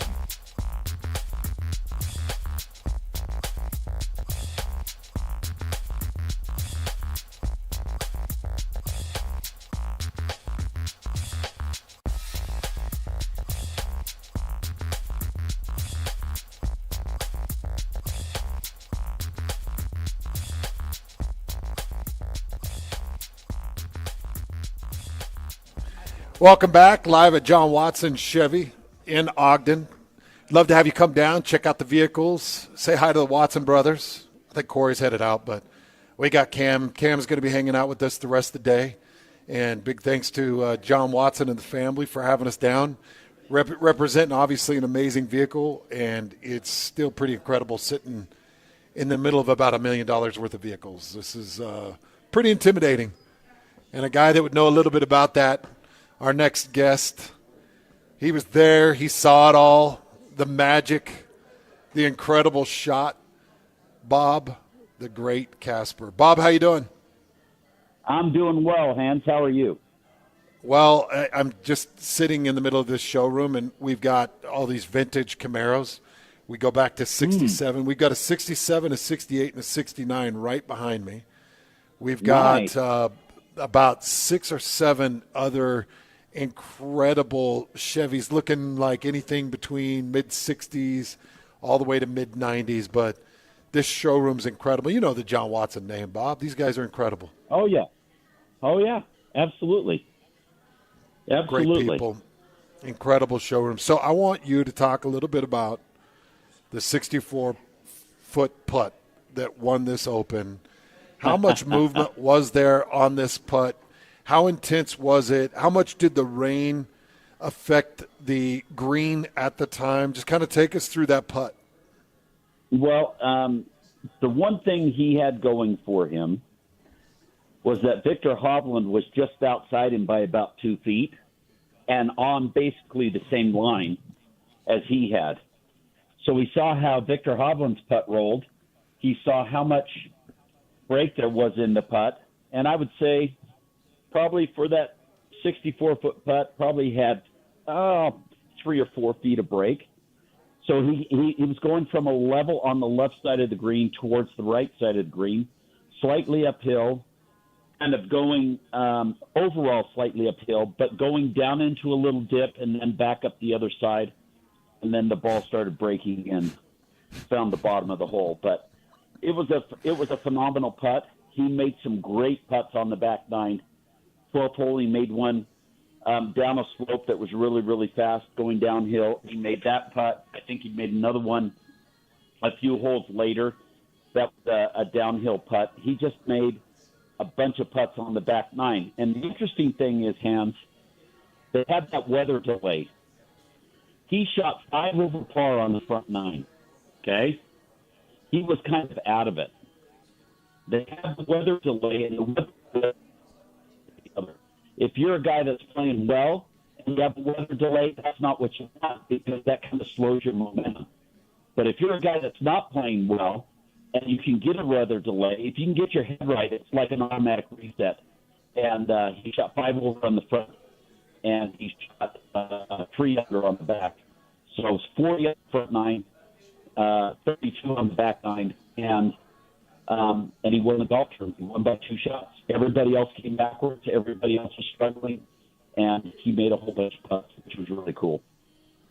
JJ Spawn gets the win. You're cutting out on us just a little bit, Bob. Hopefully your phone will stabilize for us. JJ Spawn gets the victory, and as Bob mentioned, it was just night and day, front nine to back nine. that 64-foot birdie putt for the win. It was incredible. Now, he needed a par for the win, but he sunk the birdie for the win. And we watched a lot of guys that were in contention, and they just continued to tumble down the leaderboard. Talk about some of the other guys that were trailing J.J. Spahn that just couldn't get it together, and how tough that course was in general, especially on that final day. Well, the top 6 guys, the top 6 finishers in the tournament had not won a major championship. All the guys that had won majors, Adam Scott,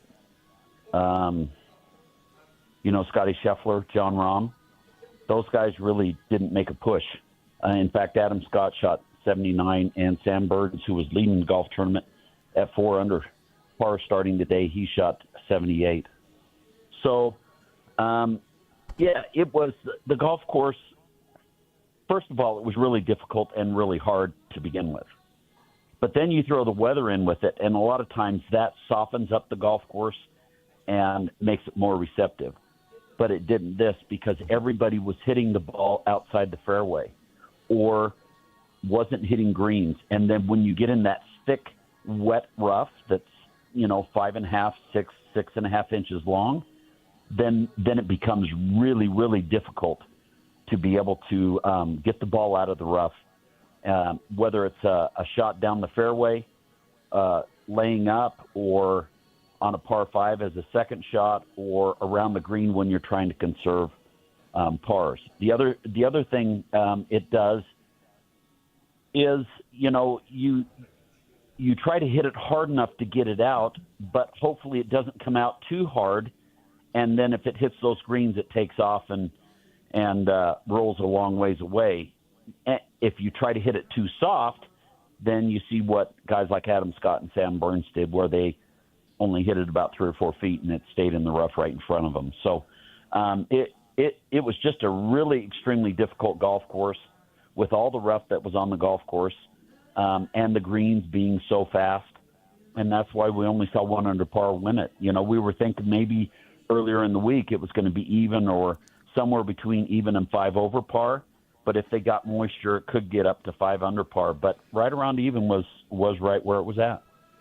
All right, Bob, just to get a better idea of how incredible that 64-foot make was, if I kept J.J. Spahn in the exact spot and I dropped 99 more balls for him to hit that exact same putt, how many of those 99, or let's just go, how many out of that 100 does he sink? The one he made. Only 1 out of the 100. I think there was no chance he would make that more than once. 1 in 100. That's no chance. Incredible. That's incredible. Yeah.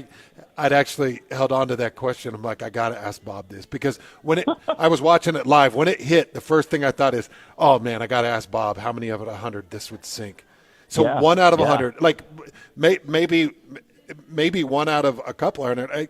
The way the green was, the moisture that hit, the intensity of the moment, it's just it's magical when those things hit, and it's got to be incredible to have a walk-off birdie sink like that because what I understand, he just makes par and he still wins it, right? He just needed the lag, but even the lag was questionable where he was sitting. I mean, there was still kind of this breathless anticipation of, can he two-putt and find a par to get the win? Well, and he made a 3.5-foot putt on the 17th hole for his second putt on that green because he hit a beautiful drive onto the green, putting for eagle, knocked it by about 3.5 feet, and then made that coming back. But that putt from 64 feet, if that ball gets to the hole, which it did, but if it misses the hole and it gets to the hole, it's going to go 3 or 4 feet past. Then he's got that one to be able to conserve the victory. But with that ball going in the hole, of course, he won by 2 shots. But, yeah, it's with everything concerned and the atmosphere and what was at stake, not only winning the U.S. Open, but $4.3 million, the trophy, the gold medal, and his first major of his career. Now, this guy had to play in Canada to get back on the Corn Ferry Tour or the Web.com Tour at the time. He got on the PGA Tour, lost his card, went back.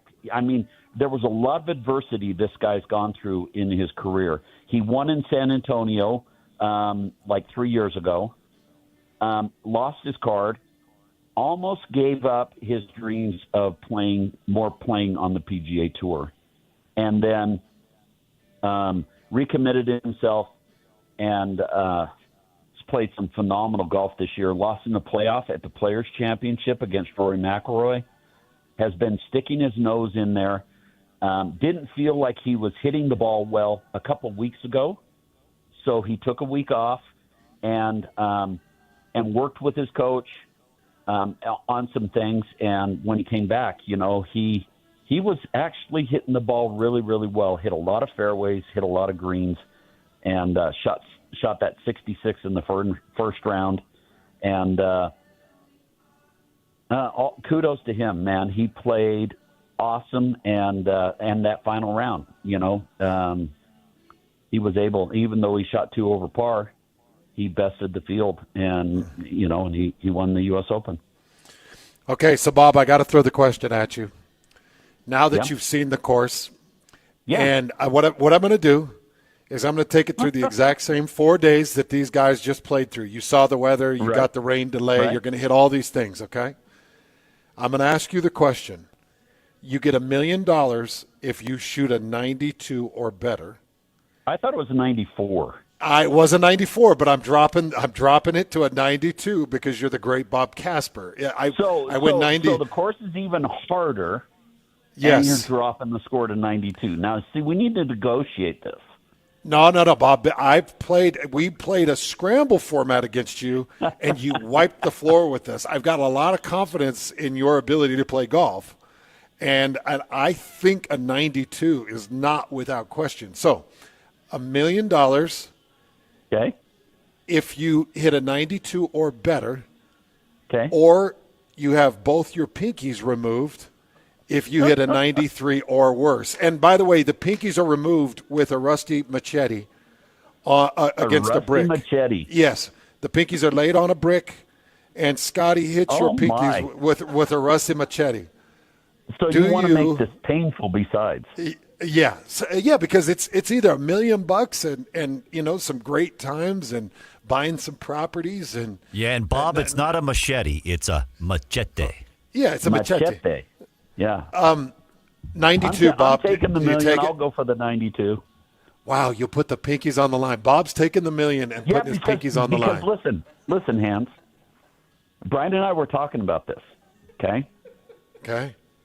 You know that 92's on the line. Now you start to play the golf course in a totally different manner.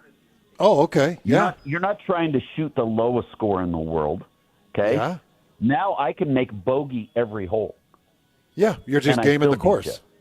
Yeah. And I still beat you. And you think you could do it? Par 70, that means I could shoot 88. And I've got 6 shots to play with. Or 4 shots to play with.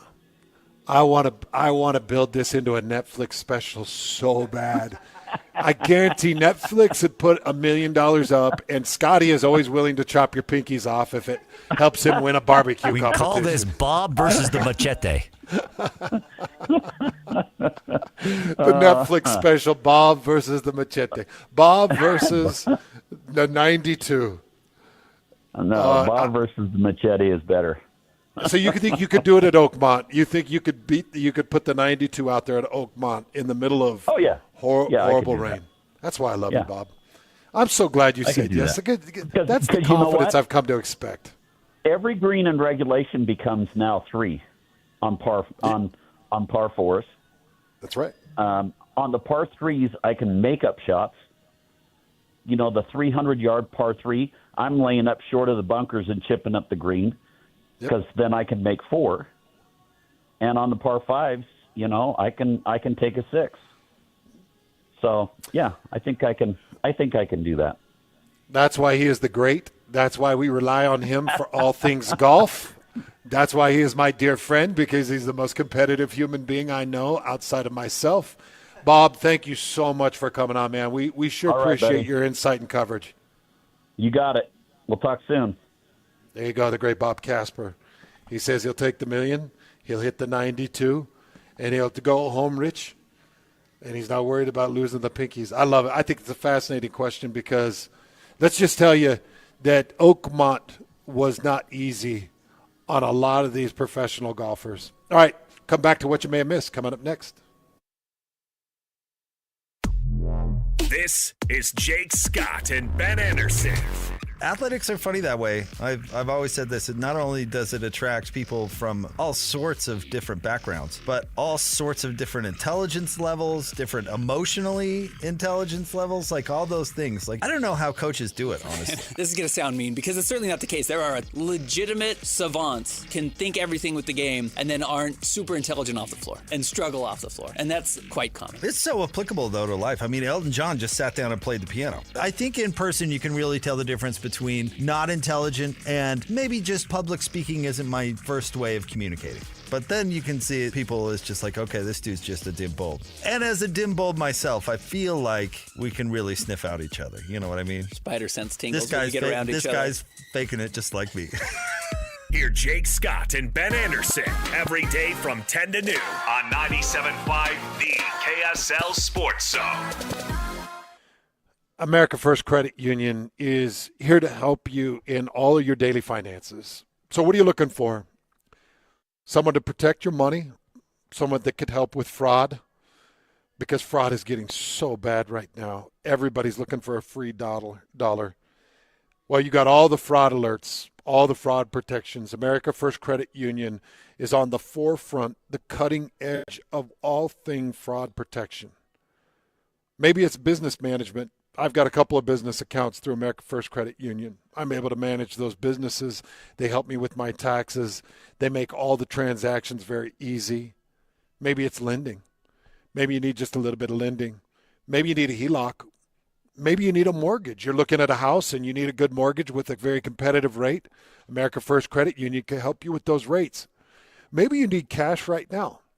America First Credit Union has a 0% interest for 6 months credit card that you could get access to right now. Find it all at americafirst.com. Get started at americafirst.com. Attention RVers. In 57 years, Motorsportsland has never had a sale like this before. We've got over 100 new models coming in and our lots are already almost full. We've got to clear out inventory fast, so we've selected over 100 new travel trailers, fifth wheels, and toy haulers to sell to you at or below dealer cost. Like our 2024 Encore Venue off-road travel trailer, MSRP at $30,000, normally priced at $25,000, dealer cost at $22,400, and this week only priced to you for below $17,000 with amazing financing options. Or our 2024 28-foot Stealth toy hauler fifth wheel, MSRP at $99,330, normally priced at $83,500, this week only $67,743. Save more than ever before on your dream RV. But these deals are disappearing quick, so visit a Motorsportsland RV Center today. Let Motorsportsland help you get away. Motorsportsland.com. When was the last time your vacation was living the art of adventure? Discover it in Cedar City, Utah. Towering red rocks, epic trails, summer events, and world-class drama at the Tony Award-winning Utah Shakespeare Festival starting June 17th with Macbeth, Antony and Cleopatra, and more. Marvel at nature's masterpieces with just a short drive to Zion, Bryce Canyon, Cedar Breaks, and Kolob Canyons. Discover Utah's earliest artists at the Parowan Gap Petroglyph site. Head up to Bryan Head for chairlift rides that deliver endless high-elevation views. Wildflower Meadows, topped off with ATV and downhill biking trails. Be starstruck by the skies at Cedar Breaks National Monument. Browse Cedar City's unique shops and indulge in savory bites. Come experience the art of adventure around every turn in Cedar City. Start planning your vacation right now at visitcedarcity.com. Everybody knows that exterior remodeling salespeople are all about the high-pressure sell. Am I right? Windows, siding, gutters, those suckers are going to twist your arm and get you to buy, or they won't leave your house at night. Tim Jr. here from RGS Exteriors, and I want you to know we don't have high-pressure cells. In fact, we don't even have salespeople. Nope, we have estimators. That's a huge difference. Estimators are trained to look at the entire scope of the project, to see and know if there are any problems, like rotten wood, wood-borne insects, or construction issues specific to your house or your neighbors. Salespeople are more concerned about playing those silly price games. Buy one, get one free, sign today and get 40% off, as if they didn't just jack the price up to give you a fake discount. RGS Exteriors estimators are going to give you a great quote. No games, no tricks, no nonsense. Call RGS Exteriors to quote your exterior project. Our number is 801-280-3110 or visit us at rgsutah.com. That's rgsutah.com. The 2025 Ute Stampede Rodeo and Extreme Bulls is back in Nephi, Utah at the Juab County Fairgrounds, July 9th through the 12th at 8 p.m. nightly. July 9th, Extreme Bull Riding. July 10th through the 12th, PRCA Pro Rodeo. Go to UtestampedeRodeo.com. You're locked on to Hans Olsen and Scotty G. That's right. Yeah! On 97.5, the KSL Sports Zone. We are live at John Watson Chevrolet here in Ogden. One of the more beautiful showrooms you're going to find. By the way, Ogden, highly underrated. Beautiful town. You love it here, don't you, Cam? Yeah, I love Ogden. Cam Watson hanging out with me. He shooed Corey off. Did you tell Corey to leave, or what did you do? I don't think he was feeling very well. Was that what happened? Yeah, he tried to stay as long as he could. Corey told me, he's like, Cam's better anyways. No, I don't think so. Well, you both have beautiful hair, and I'm jealous of that. He's got a little more than me. I got a little more than you. Yeah, but it's not as red as either one of us. No. I noticed Corey's still got that brilliant red. It's awesome. Yeah, it'll probably turn white in the next 10 years. But yeah, it will. It's headed that way. Cam, we're sitting here in the showroom. This is so much fun. I got the 90, or let's see, the 80. 70s. 68. 60s. 69 and 70 or 67, 68, 69? 7, 8, and 9, 67, 68, 69. The beautiful Camaros behind me. Is that a Chevelle over here? That is a Malibu. Would be a Chevelle 65. Unbelievable car. What's next to it? 56 Bel Air post window. The Bel Air is absolutely gorgeous. I don't see an Impala here in the showroom. No, we got an Impala out back that needs some work. Okay. That we're slow movers. We like to find them, and actually I don't. They like to find them, and then they fix them up, and they spend a lot of time and personal time on them. If you're, let's say you're a buyer, you're coming in, are you looking at the Corvette or are you looking at the Camaro? Which way would Cam Watson go? I don't know. I'm probably a Camaro guy. I like the Corvette a lot if it's the right one. I can't see it. Is that a Corvette back in the corner? Yeah, that's a Corvette in the corner. It's just behind the truck. So on the old ones, I like the Camaros. A little more of a muscle car than the Corvette would be.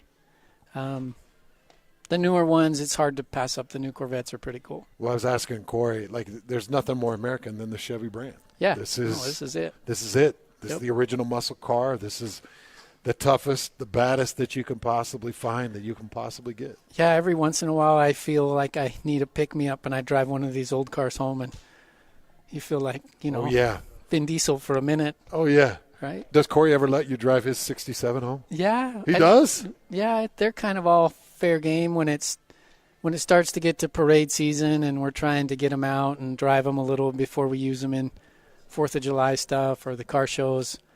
We'll drive them home for a couple nights till they break down and need some fixing. Then you bring them into the... And we fix them. Yeah. Yeah. Do you fix them or you bring them in? No, I let Corey and the guys fix them. I'm not quite as handy as them. They're the ones that can put the hands to it.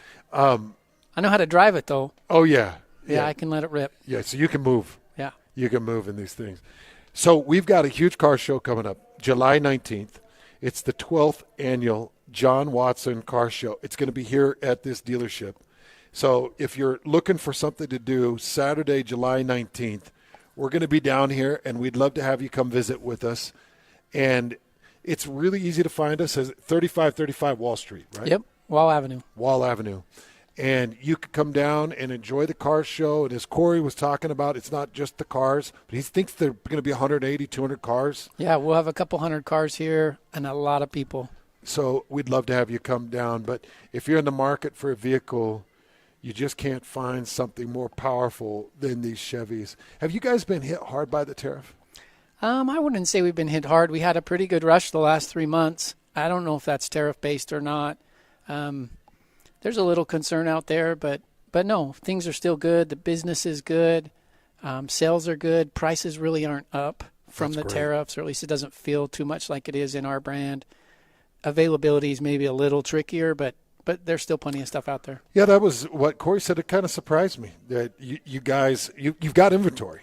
And if you're looking for that great Chevy, come out and take a look at it. But you've definitely been busy. Yeah, we've been busy the last 3 months. Come in and see why. It doesn't surprise me. You know, you got the John Watson name. Yeah, our business stays pretty steady. We're pretty lucky. Yeah. We're in a good little pocket here in Ogden. We love it here. Have a great clientele and always welcoming to new people. Well, we appreciate it. Love what you guys do for the community.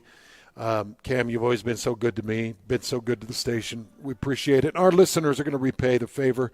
Come down, take a look at these beautiful Chevys. Come say hi to Cam. Come find Corey. You can ask for them, or you can just find a great sales rep. They keep the floor full of great people that are going to be quick to help you. Looking at trade-ins, you've also got used cars here on the lot, so whatever you need, it's right here in Ogden. Come see us. 3535 Walt Avenue, and put it in your calendar, July 19th, the big car show right here at John Watson Chevrolet. Cam, thank you. You got it. Thanks, man. More Hanson Scotty coming up. We got a big 1 o'clock hour. You'll hear from Kalani Sataki coming up next. And then the 2 to 3 hour, Jay Stevens is going to be sitting in. We're doing all things NHL Finals. This thing is really ratcheted it up. Florida gets a 3-2 lead over the mighty Oilers, and we'll see if Edmonton can hang on in Florida coming up on Tuesday. Jay Stevens sits down with us here at John Watson from 2 to 3. That's all coming up on Hanson Scotty. Stay up to date with everything Utah Jazz related with the new Jazz Notes newsletter. Get draft updates, analysis, and be the first to know about every off-season move. Visit KSLSports.com to sign up for the Jazz Notes newsletter. Hockey fans, let your voice be heard with the Utah Mammoth Fan Forum. Visit the Utah Mammoth page on KSLSports.com to connect with the team, other fans, and our KSL Sports insiders. Start chatting today in the Utah Mammoth Fan Forum on KSLSports.com.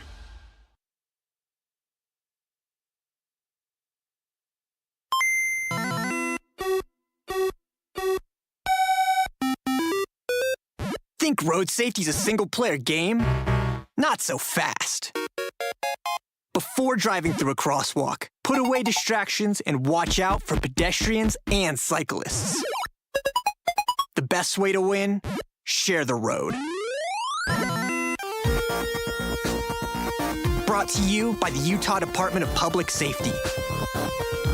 Discover the exceptional taste of Bar W beef, where quality meets flavor. Bar W beef is dry aged for 14 days, ensuring rich marbling and tender texture. Whether you're grilling, roasting, or pan-searing, you'll find cuts perfect for any occasion. Experience the bold flavors and impressive sizes that are ideal for special gatherings. Order today and enjoy free shipping on purchases over $150. Elevate your meals with Bar W beef. Order online at barwbeef.com or visit the store in Nephi.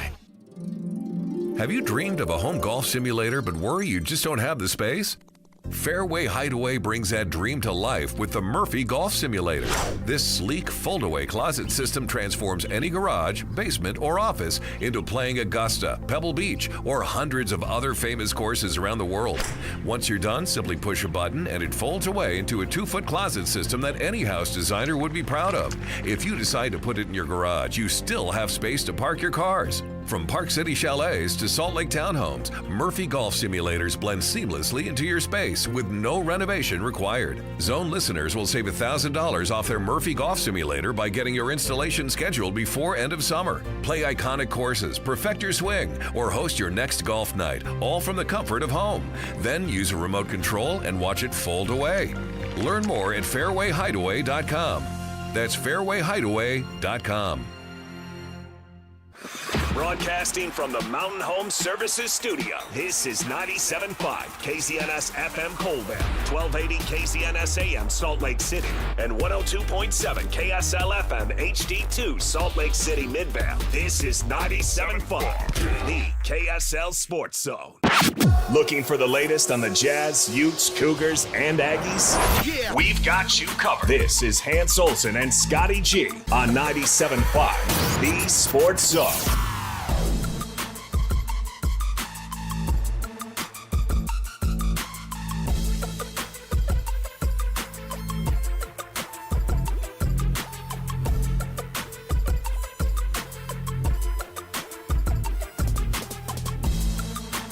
We're live at John Watson Chevrolet, hanging out, great friends. It's fun catching up with Cam and Corey. These are the types of people that you want to be in business with. And if you're here in Ogden, 3535 Walt Avenue, it's easy to find us. Come down and say hi. You can check out some of these beautiful cars. I think what did he say, a 62 Bel Air that's sitting here in front of me. 65 Chevelle. I've got 3 Camaros that are right next to me. It's just a beautiful showroom. So come down, say hi. And if you're in the market, you're looking for a Camaro, maybe you're having a midlife crisis, this is the way to do it, man. Midlife crisis, don't just sit there in the crisis. Come down and get rid of it with a Camaro. Like, honestly, get yourself a convertible. Let the hair fly around a little bit and have some fun.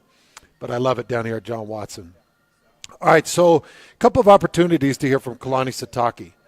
He was on this morning with DJ and PK, and I actually pulled one piece of that interview because I wanted to revisit it with you and give you some of my thoughts on it because, first of all, I found it informative. Second of all, he said something in there that just leaves a shroud of mystery. So we'll talk a little bit about that. But this is Kalani Sitake sitting down with DJ and PK this morning. He was asked about NIL. He was asked about the House versus the NCAA settlement and how it's going to affect things. And here's Kalani's answer. The House settlement has come. I've talked about now there's going to be an NIL clearinghouse. And we have all wondered, how is this possibly going to work? Is this going to be challenged by lawyers right away? How are coaches recruiting when the way NIL has worked the last couple of years is now out the window? How are you adjusting all this on the fly? How are the kids and parents adjusting all this on the fly? How's the industry handling this? It'll be fine. Yeah, I think the game itself is an amazing game. So I have great, following altogether in college football. There's a lot of people that are interested in it.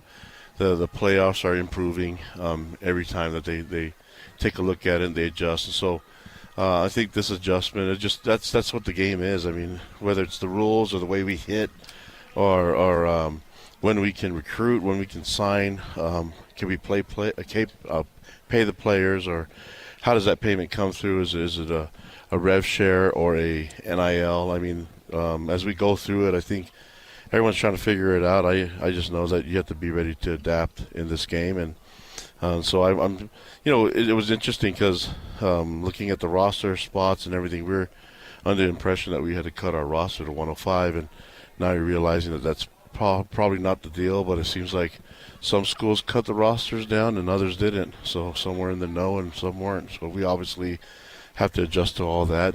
That's the game. The game is coaches are required to learn the rules, and every year they change, and they're trying to improve the game. And as long as there's excitement, there's a great following, I think we'll be fine. We'll just find ways to make it better, and I think the game is getting better. But it's never going to be perfect right away, but we'll get there.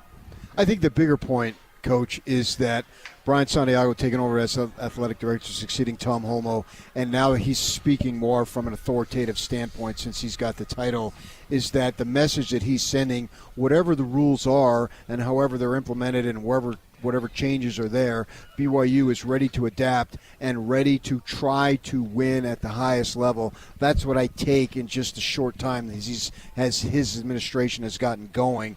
Respond to that. Yeah, I think Brian, I'm excited about Brian being the athletic director, and I'm excited to follow his leadership. I think it was amazing seeing Tom usher us into the Big 12 and the changes that's happened. I mean, when I got here, we were an independent team, and which I've never been a part of that before. So when I got here, Tom and I discussed it, and he said, hey, we have to operate as if we're going to be a P5 team at the time.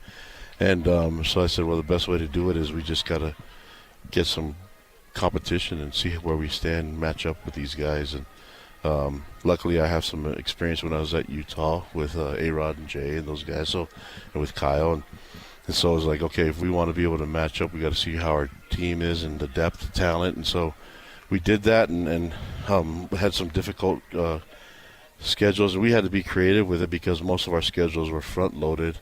And but I think it allowed us to see where we need to improve on. And there's a lot of different areas. And so with the hopes that we would get into Big 12 or a power conference, and then we end up doing it. And then I think it's kind of like Tom's ready to pass the baton to someone else. He's ready to hang out and put his toes in the sand and relax and play some golf. And I think Brian's ready, and he seems excited at the opportunity. And I think he's been chomping at the bit for a while now, and this is going to be exciting to see him roll. But I think he understands the game and how different it is, even from basketball to football to volleyball.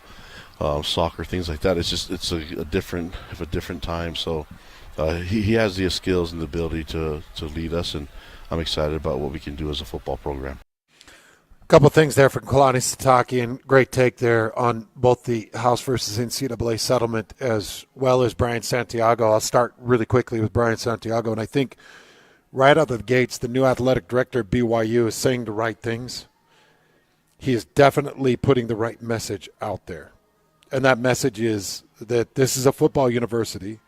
Football is the most important. When asked about, the $20.5 million in revenue share distribution that's available, it's a high percentage of that's going to go to football. We're going to make sure that football is our top program. And he's really heavy on putting resources into the football program. So I'm happy to hear that because I know that Brian Santiago is a basketball athletic director, a basketball person, a basketball player. I know that he's helped build BYU basketball into what it is, and I know it's his baby and his vision. So one of my concerns was, he becomes the athletic director. Is BYU basketball now the front porch of Brigham Young University? And he's done a really good job of stomping out any of those thoughts and saying, no, football is still first and foremost. So I'd love to hear that from Brian, and Kalani kind of endorsing that right now with DJ and PK. Also, I heard a Baylor representative on air with Ben earlier today, and I thought it was really interesting. I might pull some of those thoughts because, Lloyd, I don't know if you heard it, but this beat writer for Baylor, he actually had a percentage breakdown of the $20 million that could be allocated and the percentage that would be paid out to each individual program or sport. And I'd love to get that number from BYU if it was ever available, just to see, is it 80% that's divvied out to football? 18% then out to basketball? Is it 60% to football? 20% out to basketball, the rest distributed amongst the other Olympic sports? I'd love to know the percentage in distribution, but I do know it's going to be heavy football, according to Brian Santiago, very heavy football. And then the other thing I thought was interesting in those comments is Kalani said we thought we'd have to get to 105, and now we're having to adjust. The crazy thing about this is a lot of coaches have already got to 105 or close to 105. A lot of coaches have already stomped out their walk-on programs. A lot of coaches have already started to make those adjustments and slim down their rosters even before fall camp starts. Now, that doesn't mean they can't go out and get a couple of guys to fill up a roster if that's what is made available to them. But just listening to Kalani Sitake say, well, we thought it was going to be a 105, but now it looks like that might not be the case. And I don't even think he could really nail down what the case is because I don't think it's set in stone. I think that you've got 105 scholarships that you can give out. I think some universities will stick with 85 and say, no, we're not doing the full 105. We'll stick with 85, and then we'll have 10 or 15 walk-ons, and we're going to run this program lean, and we'll put more money into the 85 that we've got. I think everybody's going to have to adjust, and out of the gates, it's going to come down to who's got the better business plan. But that's why it's so important to have the right athletic director, the right head coach. And now you hear all of these different CEO labels that are being put on people You've got all of these guys that have major responsibilities on the business end of the football side of a university, which you've never had before. And so that's why you're seeing these programs hire these business minds, because they're sitting at a table now with a business plan of, okay, well, actually, if we slimmed the roster, if we ran it like an NFL team and we had a 54-man roster and then we had an 11-man rotation roster and then we really leaned it out and then we were able to distribute more money to the 54 and or we want to make sure we grab every recruit and every talent we can. We'll keep it saturated. We'll really distribute the money evenly, but we want as much talent on the field as we can because injury issues and talent discovery and talent development, and because, you've got high school kids that just develop at different rates. You've got some kids that are growing mustaches in 7th grade, and then you got some kids like my son, who's an 18-year-old, that's just starting to figure out his 200 or 320-pound body. You've got early development, you've got late development, and you could see college programs saying, we can't make a judgment based on 8th, 9th, 10th, 11th, and 12th grade film. So we got to really throw a wide, broad net. And so Kalani Sitake's thoughts on that were pretty interesting. I had an opportunity to sit down with Kalani just the day before DJ and PK and was able to catch up with him about some of the off-season stuff that he's dealing with. Here's my sit-down with Kalani. All right, I'm here with Kalani Sitake, head coach at BYU. Coach, how's the offseason treating you?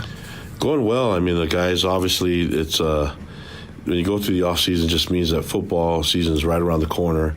So we're getting to the off-season conditioning and training, and coaches are getting used to doing all this stuff in the off-season camps and everything like that, and recruiting. It's not like it used to be, huh? No, it's a lot different, a lot more busy, but it's like used to have a lot more time to get things ready, but now with recruiting being fast-forwarded, it's kind of been you have to do recruiting this late. Normally we would have recruiting visits would stay during the season and in the winter, and now we're having them in the summer, before the kids even start their senior year.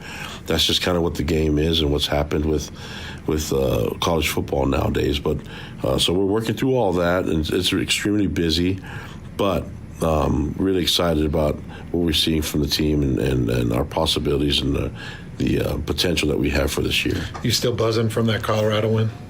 That was a big win. That seems like so long ago now. Oh, does it? Yeah, it seems like it's a long time ago. Well, I mean, it's like right now the weather's hot, and I can't believe that it was ever cold at one time. So maybe I'm just my short-term memory doesn't let me look back too far, but it just seems so long ago that it's like we kind of have to move on and learn from it. But I like the momentum it's created, but I want to just be able to keep building on everything and our goal is always stay humble and hungry. So in order to stay humble and hungry, we got to look past things and even some things that we did well and try to find ways to get better. So that's the goal now. Is that was in the past.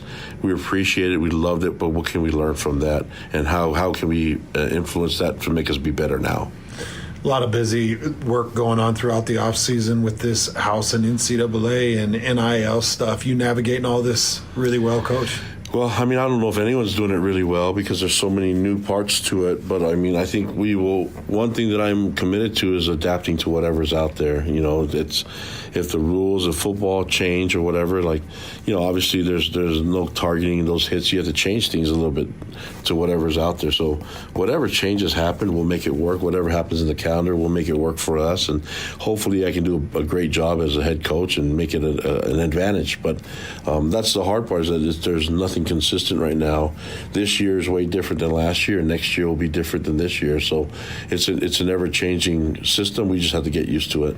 Well, I see you at every charity event that you got out there. I mean, you've probably done 500 of them since the last time you and I talked. But you've got a big one coming up, I think June 16th. Yeah. We had the Hope in Motion family in the studio, and you got this Hope in Motion Invitational that's coming up, 8 a.m. tea time. You can go to KOTM.org, kidsonthemove.org. But just a lot of cool things like this and others that you help bring awareness and raise money for. Well, I just love being connected to the community. Obviously, being here at BYU and seeing everybody, that makes it easy. But for some reason, everybody wants to play golf, and my golf game sucks. But does it still? It's still. Because you've been doing it now for 10, 15 years. Apparently, it should be getting better. Apparently, you have to practice it if you want to get better at it, and I refuse to practice. But I got other things to go on. We just talked about all the changing landscape of college football.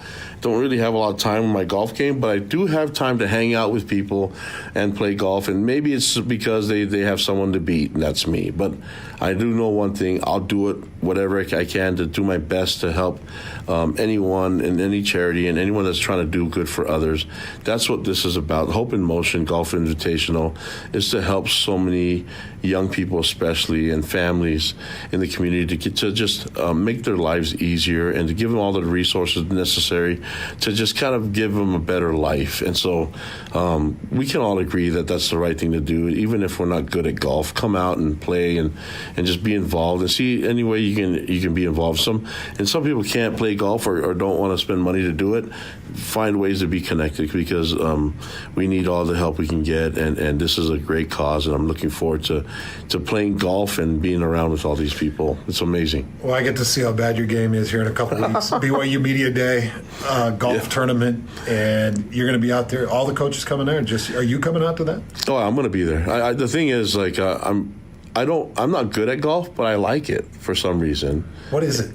It's an addicting thing. When you're about to give up on it, you hit a good shot and you're like, okay, I'll give it another chance. It's a 120-foot putt. Yeah. You're like, oh, geez. It's just it's this thing that you just can't quit because it's. I understand why people love it so much. I just wish I was better at it. But us big guys with back issues, it's not meant for us. And the more hands you use, the worse it is.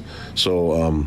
And I'm all about the grip. Yeah. I like to wring out my handle every time. Yes, and then like guys like Tony Finau and John Rahm have made it cool to not do a full backswing. But a little quarter swing. Yeah, so I'm just trying to find everything out there to help me in my game, but practice. You're close with Tony. How come Tony's not straightening you out? I think I'm beyond help in the golf game, but. Even though my golf game isn't good, it's bad back. Yeah, he's got a great back, and he's strong, and he's still young. Us old guys, it's hard. But one thing I do know is that we can be around and hang out and come watch me golf because I'm not good at it, and at least give you some laughing, and some laughter and some good times, and we get to hang out with everybody. It's going to be a lot of fun, though. That's what that's all about. Hope in Motion Invitational. Good luck, Coach. Have a great off season, and we're going to be kicking off fall camp pretty quick. Let's go. Love you guys. Go Cougs. Thanks, Coach. There you go. Kalani Sitake with me just a little bit earlier last week, and fun back and forth. He's energized. He's excited. He is not trying to shy away from the situation that he's dealing with Jake Retzlaff. And as you heard with DJ and PK this morning, as Kalani sat down, he's got attorneys and he's got administration that is making sure that he doesn't say a peep. And right now, that's not his responsibility. There's too many legal obligations that they've got to go through before anybody can comment on anything. And I totally understand that. And even in a private setting, Kalani refused to even talk about it. And I respect that. I understand that these coaches have protocol that they got to follow because, as I've witnessed, if you get out of protocol, that's your job. And not only is it your job, that's your reputation.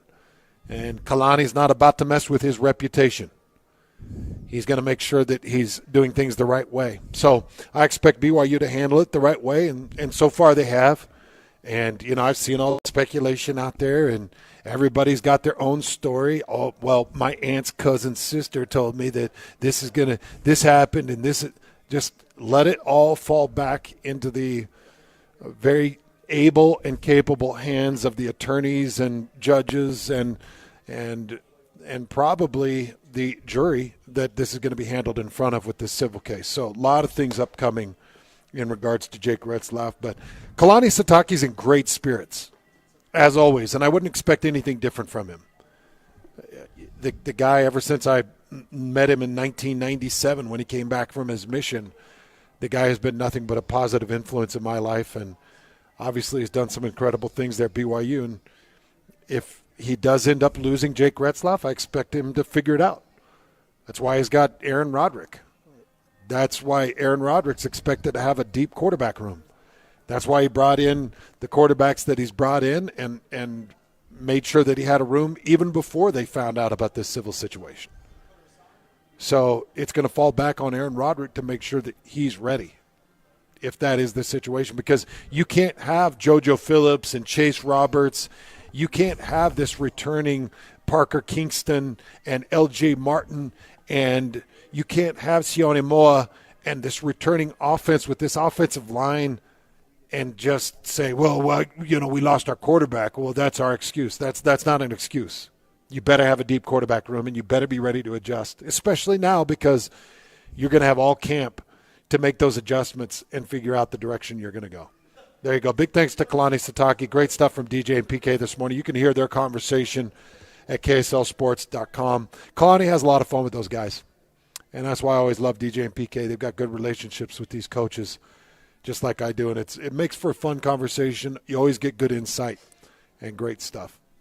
We're hanging out at John Watson Chevrolet in Ogden, and we're hanging out with one of my favorites, Cam Watson. I'm going to just say it. If Corey's listening, sorry, Corey. You're my favorite brother. You're my favorite Watson brother. You're kind. Well, I mean, look, I'm just speaking the truth. And I didn't say that to Corey when he was on headset. Sure. Now it's your turn to tell me that I was your favorite speaker at the Student Athlete of the Week Awards. Yeah, man, we've had some great speakers, but I think you were probably on the top of the list. Well, I came down with thunder. I was stomping my foot. I was yelling. That's what the kids like. Yeah, get intense. Yeah, they want to. Those are athletes, man. They want some intention. Hellstone and Brimfire. I don't let them sleep either. And if I see them on their phone, I make sure that I'll let them know. Yeah, we feel the same way. What's funny is those kids, you don't even worry about them being on their phone. Those kids that you guys reward for their amazing service in the community and their amazing academic achievements, and you put a lot of work into making sure you get the ones that are doing it all right. Yeah, those are good kids. We've done that for a long time. It's fun to have them in the store. It's fun to get a relationship with some of them. They're hardworking kids. They should be recognized more. They have a big reach in the community beyond. I think the sports side of things gives them a bigger reach than maybe they understand. And so it's fun to talk to them. It's fun to visit with them. It's fun to explain to them a little bit, what that reach really represents in the community, and to remind them there's some responsibility there to go do good things. Yeah, that's so true. Good speakers come and encourage them, and I think it's a real positive thing. It's not really a big business move for us. It's kind of become a labor of love, and it's something that if we were to kill all our advertising and kill all the things we do, we'd probably keep that one. Yeah, because it means so much. Yeah, it's positive. Well, and it's fun to see those kids' big, bright faces and their big, bright futures. And it's also great for them because it's an opportunity to let them know the impact that they're going to have in their communities as they take the next step in their life. Yeah, we have kids that come in here for 3 years straight. Some of those kids are 3-year winners, and they just are, by the time they're to that third year, they still show up. They're excited about it. I think they've taken a little step in the right direction of just being more than an athlete and still being a great athlete. That's part of the call. Well, a couple things that I really want to get across to our listeners today. Number one, July 19th. It's Saturday, July 19th. It's a perfect summer day. You love vehicles. You love old cars. You love the classics. They're all going to be down here, 3535 Wall Avenue, John Watson Chevrolet. It's going to be the 12th annual car show. And just talk about the depth of some of the cars that you're going to see when you come out to this car show. Oh, man, our car show is different than everybody else's. We get some really nice cars that are trailer queens. They're expensive. People spend a lifetime working on them or building them or buying them. And then we get some junkers.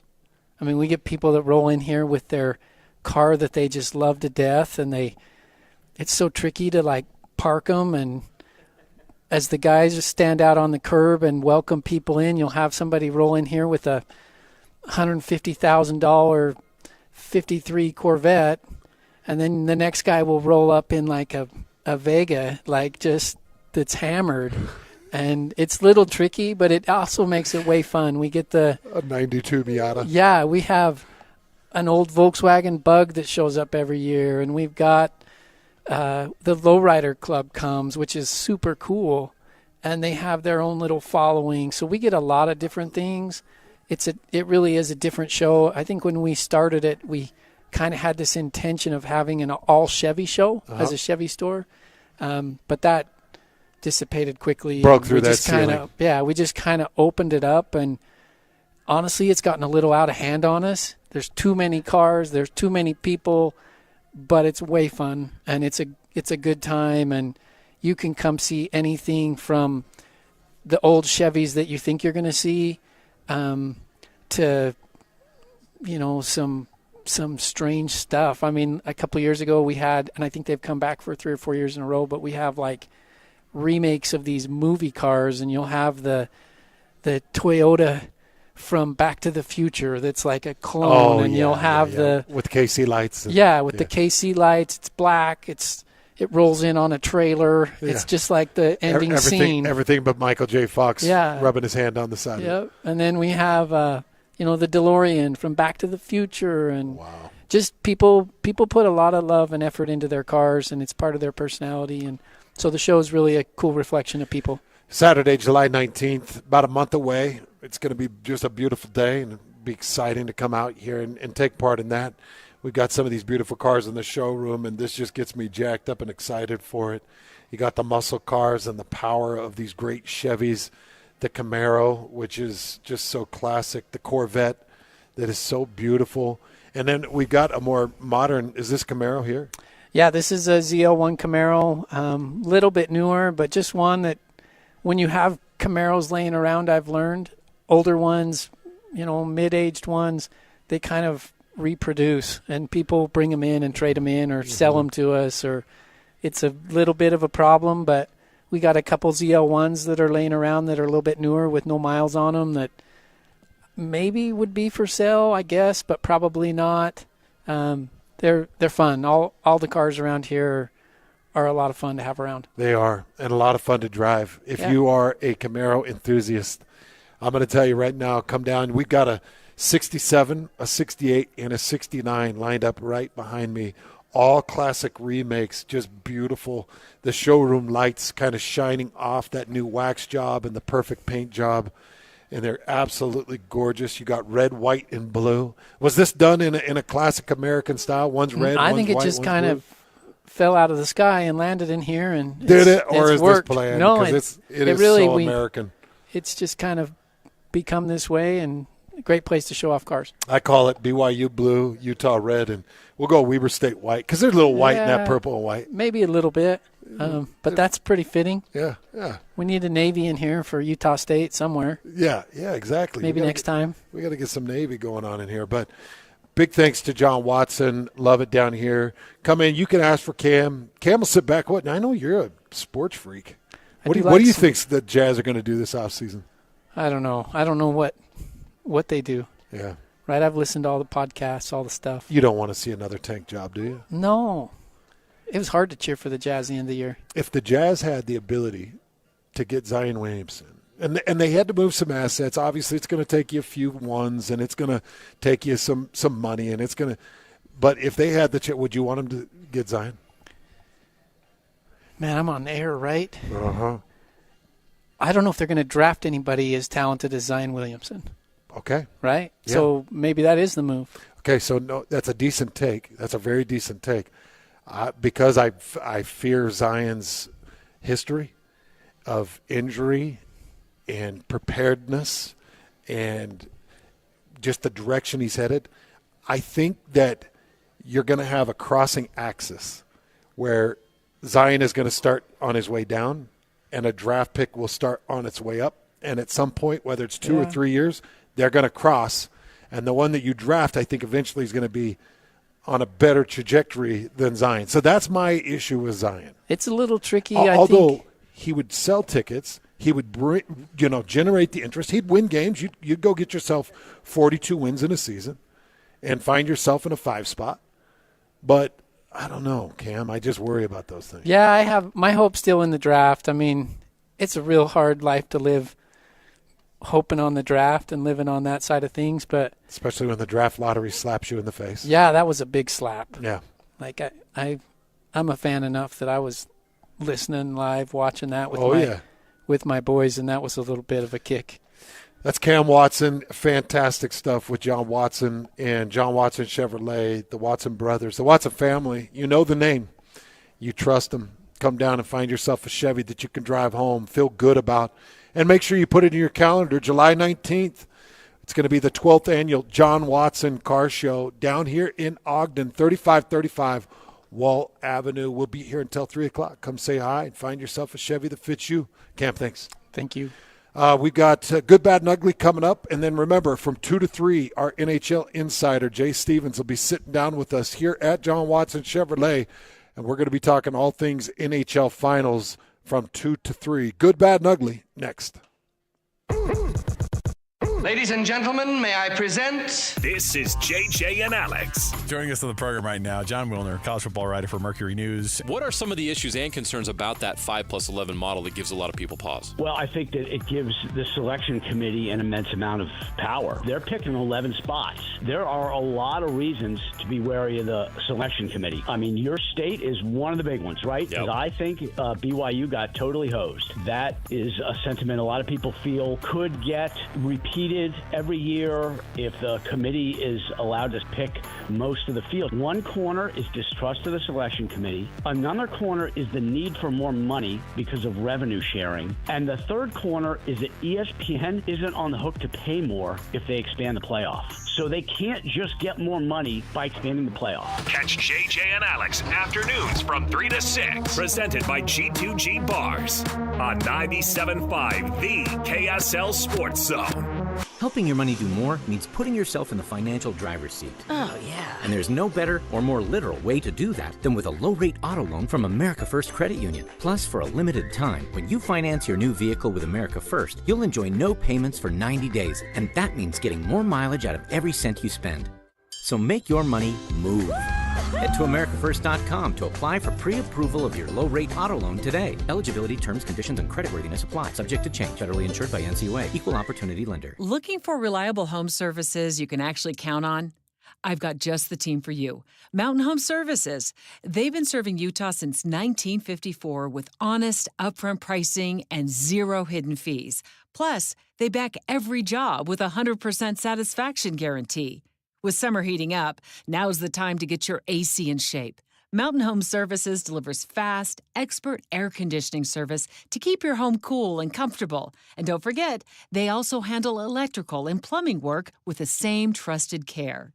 And here's the best part. KSL listeners get exclusive limited-time specials, but you have to call and ask. These deals won't last, so don't miss your chance to save. Call 801-543-2222 today and tell them KSL sent you. That's 801-543-2222 or visit mountainhomeservices.com. Get the service you need and the deal you deserve. DJ PK and John from J. Brooks Jewelers. John, whenever someone loses a parent or a grandparent, it's difficult. Things get passed down with inside the family. But if someone doesn't want a watch or a piece of jewelry, what's the next best step? At J. Brooks Jewelers, we're happy to help you sort through such a collection of things to help you know what is real and what has value. Of course, repurposing the items for the family is always the best solution, but if no one loves or wants the piece, the estate experts at J. Brooks Jewelers can help guide you on the best way to handle the liquidation and, of course, in complete confidentiality. We have buyers all over the country that we've established to get the largest return possible for your jewelry, coins, or watches to retain as much money as possible for the family. So whether you want to repurpose and create a new heirloom or liquidate part or all of the estate, let me and my team help you decide the best way to proceed. Call and make an appointment today at J. Brooks Jewelers in Murray and Lehigh or online at jbrooksjewelers.com. Your trusted custom and estate jeweler. Chevy trucks have you covered when the road takes you from smooth sailing to Chevy Colorado will eat up some of the toughest terrains with 5 available drive modes. And Silverado and Silverado HD have the muscle to take you out for some serious with multiple engine options and impressive towing. While Silverado EV is the perfect combo of performance and capability. Nice. Making it a snap to hitch up this electric truck and hit the road. Wherever the road leads, Chevy trucks are right there with you. See your Rocky Mountain Chevy dealers.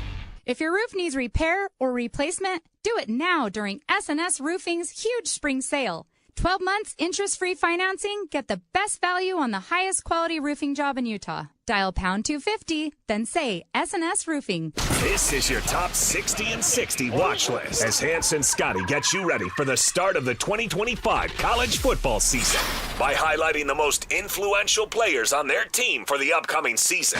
And now, get the call, baby! Come on, let's go! Here's today's newest addition to the watch list. Hanging out live at John Watson Chevy, talking with Cam and Corey and the Watson family. It's great sitting down with them. Absolutely love this family. Love this brand, too. Just sitting amongst these Chevys makes me feel really good about the country that I'm living in. I'm telling you, pretty dang American here in the showroom. Our 60 and 60 is an incredible opportunity for you to hear from the head coaches of these amazing athletes and to get a better look at the athletes that you're going to be watching in the upcoming football season. And we're excited about our next selection. This guy has been around for a lot of years, and he has made a lot of big-time plays. He has sealed victories for BYU, and he comes in as one of the leading veterans of a great BYU defense. Here he is, Tanner Wall. Tanner Wall, one of the best leaders on our team, and has worked through so many things, seeing his rise and belief in himself from a walk-on receiver to now a captain and a leader of our team and our defense, and has been doing a great job for us as starting free safety. His instincts of his ability to find the ball and to make tackles as a true eraser in our defense is something special. But it's also his leadership and his ability to connect with his teammates at so many different levels. He's a very tactical guy, so he's always thinking of strategy and schemes and ways to improve his technique. But he combined that with his ability to be physical and hit. And big plays happen when he's around and when he's on the field. And so grateful that he's also a great leader for us. And that he's going to be president of the United States someday. I'm sorry. He said what? Did he say he's going to be? You heard that right. President of the United States. Yes. Kalani was as animated and as excited to talk about his players as I've ever seen him. Lloyd, what is that, about a minute and a half, minute 20? Yep. And if you later on here soon, when you go to famousmormons.com, he will be on there as president. President of the United States, Tanner Wall. I love it. Kalani wrapping things up on Tanner, saying he will someday be the president of the United States. Tanner is a great representative and an exciting player and such a great piece of what Jay Hill is trying to do defensively. And you're going to have a pretty darn good backfield. Raider DeMooney has really come along, and I'm excited to see what Raider can do. You had 3 or 4 other great defensive backs that stepped up, got time to play last year, and to kind of build their resume. But I think that Tanner Wall is kind of the mainstay. He's the staple back there. I think he's the most trusted to be where he's supposed to be and when he's supposed to be there. So excited to see Tanner and another year of growth and how he fits into this defense. And big thanks to Kalani for sitting down for nearly 2 hours and going through these athletes. Again, the 60 and 60 now is an opportunity to just take a look at the players that you'll be watching in the upcoming season. We did not rank them this year. This isn't the typical 60 and 60. The transfer portal has completely ruined that. It's just jacked it up. So yeah, thanks, transfer portal. Yeah, so we had to make a move.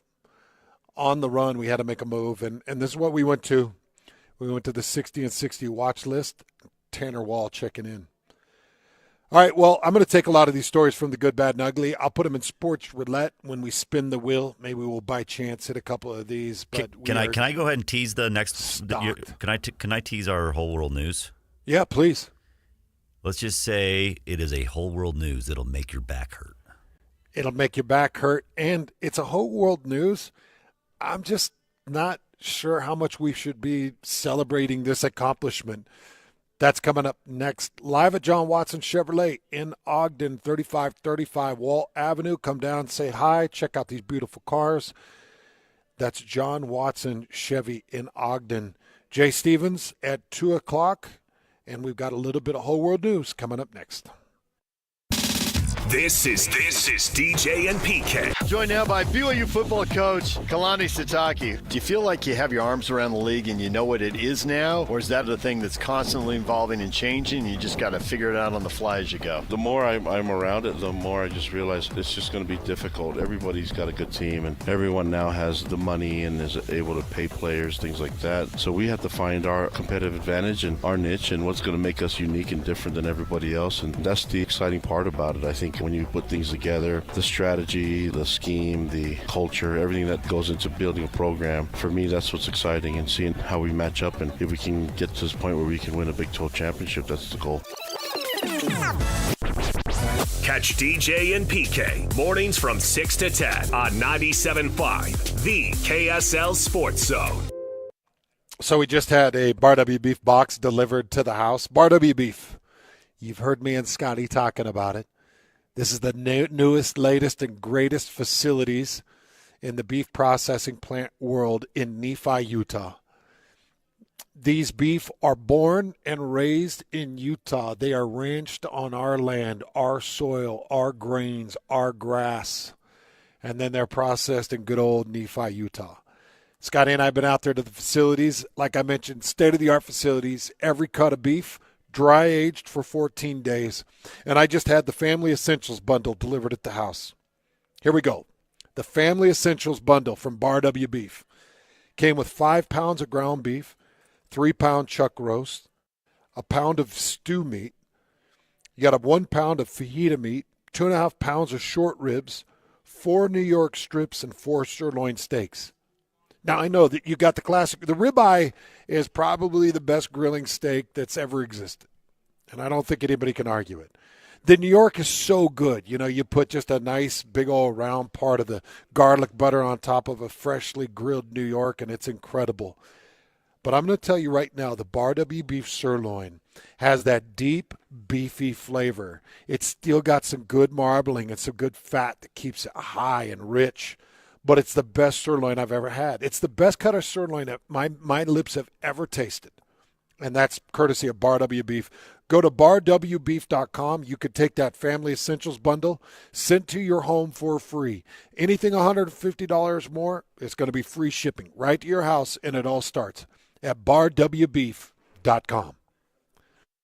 Hey, it's JJ here. I love hearing from listeners that have also had success with Salt Lake City fat loss. I'm with Angela and Jeff. Thanks for coming in. Thanks. We're glad to be here. You both look great. So how much weight have you lost? I lost 36 pounds in the 60-day reduction phase, and I've lost an additional 6 pounds on maintenance. So 42 pounds total so far. And I've lost 59 so far. That's incredible. Tell me what changed about your health. I immediately started sleeping better. I also quit craving things late at night that I knew were sabotaging my diet. What kind of things can you do now that you couldn't do before? I don't have to take a deep breath to tie my shoes anymore. And I can actually stand up after I've been kneeling on the floor without feeling like I was going to pass out. What would you tell someone who's thinking about losing weight with Salt Lake City fat loss? Don't wait another day. This plan will change your life. Learn the secret of losing up to 1 pound of unhealthy fat per day at slcfatloss.com. That's slcfatloss.com. Results may vary. Hi, this is Derek Overstreet, president of the New Millennium Group and co-host of Stop Working, Start Living with KSL News Radio. Can you imagine what your life would be like if you could retire 3 to 5 years earlier than you thought possible? The things you could do, the loved ones you could spend time with, the memories that you could create. That's what our team at the New Millennium Group does. We'll walk you through the entire process every step of the way. If you'd like to get a copy of the 5-step proprietary plan that will help you retire 3 to 5 years sooner than you thought possible, give us a shout right now. 888-999-6370. That's 888-999-6370 or utahsfinancialplanner.com. Listen, most of our listeners right now have a tax problem, not a money problem. There's not enough money in Social Security Medicare as it is. Let us show you how you can significantly reduce your taxes. That's 888-999-6370, 888-999-6370 or utahsfinancialplanner.com. Hey, you got a second? That's all it takes to use your fire sense. Like the second you notice the campfire isn't completely cold, your fire sense says to douse it again. Or the second you notice your tires look worn out, your fire sense says to get them changed. Or even the second you think you might be towing more than your truck can handle, your fire sense says to make another trip. It only takes a second to use your fire sense. Protect your property, the land, and our great state. Use your fire sense. Learn more at utahfiresense.org. In a game, getting hit just means hitting restart. On the road, not so much. That's why visibility matters. Pedestrians, make eye contact and use your phone flashlight in crosswalks. Cyclists, turn on your front and rear lights and keep your head on a swivel. In reality, you only get one life. Be seen, be safe. Brought to you by the Utah Department of Public Safety. At Larry H. Miller Toyota Murray, you're not just a guest, you're part of the family. When you're part of the family, buying or servicing your vehicle is easy. Visit LarryHMillerToyota.com. Go! It's time to span the globe for the hard-hitting news you care about. Well, not really. But hey, at least we found it interesting. This is Whole World News on 97.5, the KSL Sports Zone. We got the whole world in our hands. You got the whole world in our hands. We've got the whole world in our hands. We've got the whole world in our hands. We've got the whole world in our hands. You got you and me, brother, in our hands. You've got you and me, sister, in our hands. You've got you and me, brother, in our hands. We've got the whole world. All right. I don't know how big of an accomplishment this is. I don't know how this man's wife feels about this, but this gentleman at the tender age of 24 just set a new world record for consecutive hours golfed. Let's go live to New York. We have an update on a marathon golfer on Long Island that we told you about yesterday at 5. Kelechi Azihi has now broken the world record for the longest game of golf at 36 hours. The 27-year-old celebrated at the Huntington Crescent Club, where he had been golfing since 6 p.m. Sunday. Azihi was initially aiming for 24 hours, but then, get this, in the middle of the game, he found out a British golfer set a new record of 32 hours. So he had to pivot, and he thanked his supporters today. You guys kept me pushing, you guys kept me going, and just for that, I'm a champion, I guess. Woo! I'm a world champion. You're a world champion. Yeah! There he is. The Inwood resident did this to raise money and awareness for his mission to diversify golf. Guinness World Records still needs to review the record. We were telling the story last night. He could only take a 5-minute break every hour. And that's a long time to play golf. The course was completely dark last night. It was, kind of crazy. Yeah, I'm sure his hips are feeling better today. He needs a massage. 36 hours of golf. Jay Stevens from Puck Report. He's sitting in with us for the next hour.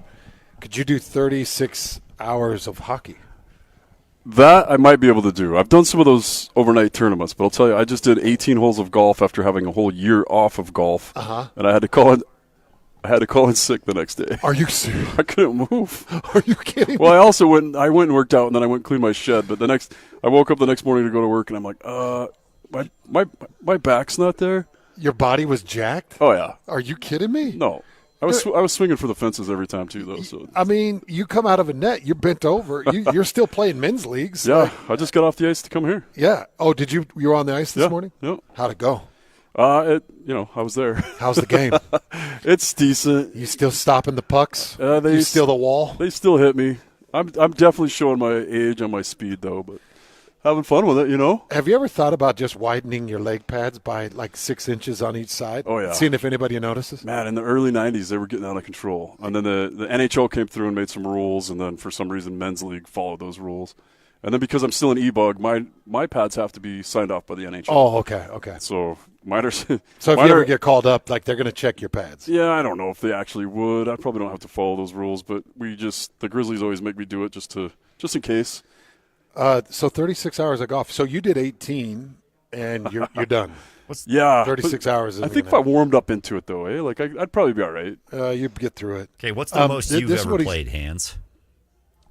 The most. I'm not talking hours. I'm just talking. I did 6 a.m. to 7 p.m. Okay. At Wolf Mountain. That's got to be 50-something holes, maybe in the 60s, somewhere around there. Maybe? Yeah, it was 3 full rounds of 18. Okay. Wow. And I've done the same, and that's my max. And it was a blast. And at the end of it, I wasn't like, I'm done. I could have kept going. I'd look at 36 hours. I'm like, if my wife okayed on it, I would probably just try it for the weekend. Your wife would be fine if you were doing it for charity, like that guy. Well, that's the excuse, right? So this is what the guy said. He said, people assume that golf is for the wealthy, and I'm trying to change that. Stop it. Stop right there, Kalichi. Because I just paid for 2 rounds of 18 at a golf course in a different valley than this one, and it was $144. Yeah. So it's still for the wealthy. Yes. But you still have, like, great community courses, like Meadowbrooks, which is an incredible course. You can get a nice, affordable round of 18. Yeah, the county round courses are somewhat decent. $46, yeah, maybe $53. Yeah. But, you're getting into some of these better courses, and you're an easy $70 a round. And then if you want to play something real classy, it's $120 a round. Oh, yeah. Like they've got Bears Best in Vegas, which is one of the funnest courses that I've played on. Basically, this guy took Jack Nicklaus's top 18 holes throughout the world and recreated them in Vegas. And it's pretty incredible. Like, you got a whole lot of Torrey Pines, you got a whole lot of Augusta, and he's got 18 of his favorite holes. Well, we've got something similar. Tiger Woods designed a golf course that's going in up above Park City right now, right? Oh, I didn't know this. Yeah, it's supposed to be unreal, and it's in that. I don't know if I'm supposed to be saying this though, but it's part of that Black Rock stuff that's up there where they have the new ice rink. Oh, they put in an ice rink. They're gonna have a team there. They're gonna have all new 18 up there. Yeah. Oh yeah. And it's Tiger Woods. Tiger Woods designed it. Yep. That's what I was told. Like, I've got the email that because they were pitching us on supporting their hockey program. So yeah, they've got a whole big deal over there. Jay Stevens hanging out with us for the next hour. We're going to be jumping into all things NHL Stanley Cup Finals coming up to kick off the 2 o'clock hour. We are live at John Watson Chevrolet. We are sitting in the showroom. Jay, you sat down and you said, "Man, my goodness, man, the showroom here." And like I was telling you, one of my best friends has like a 70, an 80, a 90, and a 2000 Camaro. He was just obsessed with it. He actually wrapped one around a telephone pole out here in Ogden when we were in college. But they're just such gorgeous cars. And the best car I ever owned, I had a Chevy Tahoe that I drove forever, and I just thought it was like the most luxurious thing. And I drove it for 17 years, and I only had to change the gas filter. The gas pump. I changed the gas pump. And that was it. That was the only major thing in 17 years and almost 300,000 miles. These things are built to last. Cam. Yeah. Chevys are built to last, aren't they? Built to last. Did you say 300,000 miles? Yeah, 300 plus on my Tahoe. You're a good driver.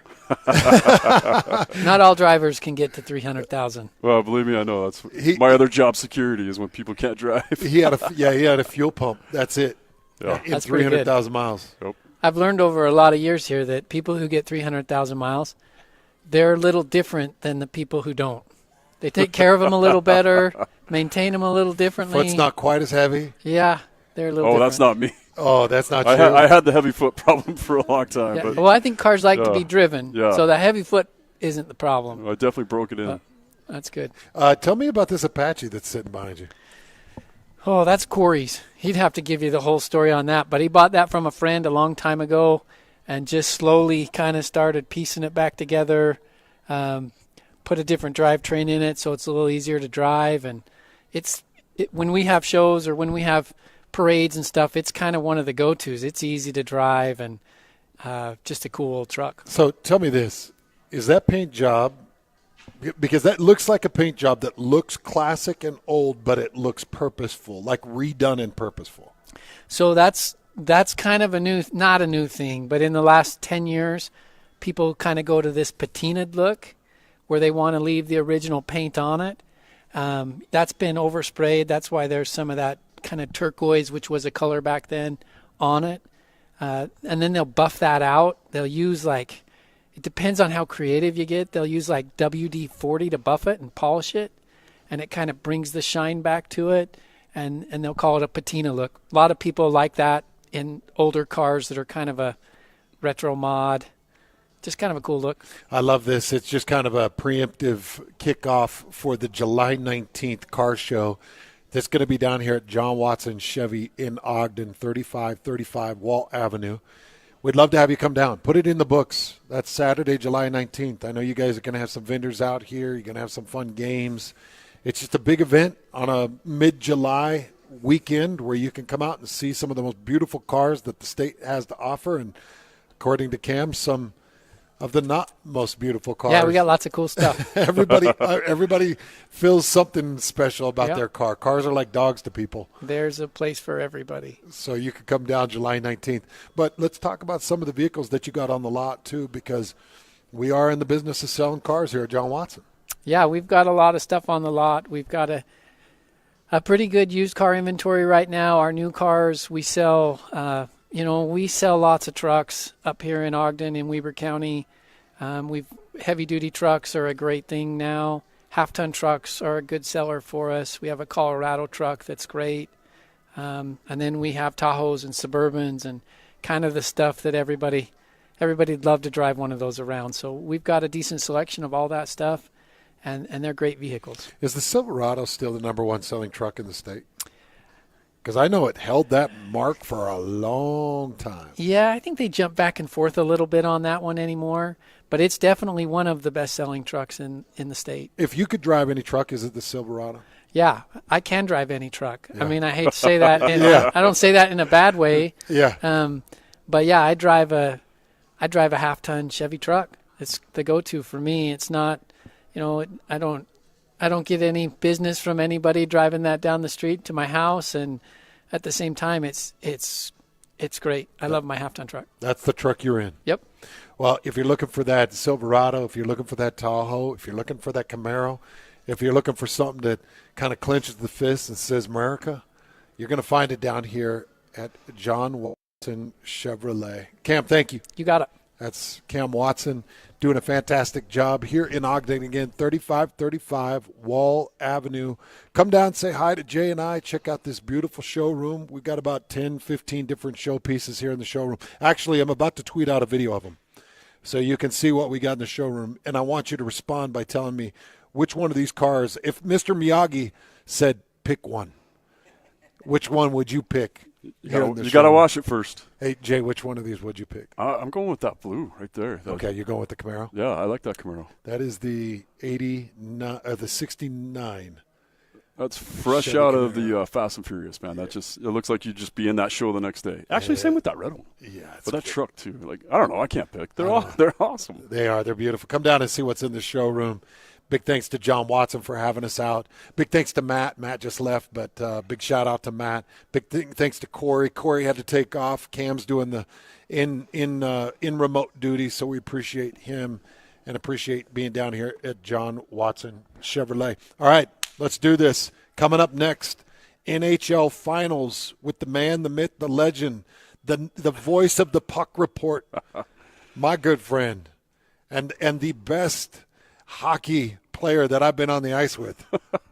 You were on the ice with actual Grizzlies. You were actually taking shots from Ryan Kanasowicz. Which was crazy. All-time leading scorer. Jay Stevens with us for the next hour here on The Zone. Take the Zone with you wherever you go. Download the KSL Sports app to get live streaming of your favorite shows. Downloading. Download the latest podcasts and get all the latest breaking news on the teams you can't live without. Everything you need delivered right to your phone. Let's go get them where we can get them. Just search KSL Sports on your app store of choice. Download it now. The KSL Sports app, presented by University of Utah Health. Looking for reliable home services you can actually count on? I've got just the team for you. Mountain Home Services. They've been serving Utah since 1954 with honest, upfront pricing and zero hidden fees. Plus, they back every job with a 100% satisfaction guarantee. With summer heating up, now's the time to get your AC in shape. Mountain Home Services delivers fast, expert air conditioning service to keep your home cool and comfortable. And don't forget, they also handle electrical and plumbing work with the same trusted care. And here's the best part. KSL listeners get exclusive limited-time specials, but you have to call and ask. These deals won't last, so don't miss your chance to save. Call 801-543-2222 today and tell them KSL sent you. That's 801-543-2222 or visit mountainhomeservices.com.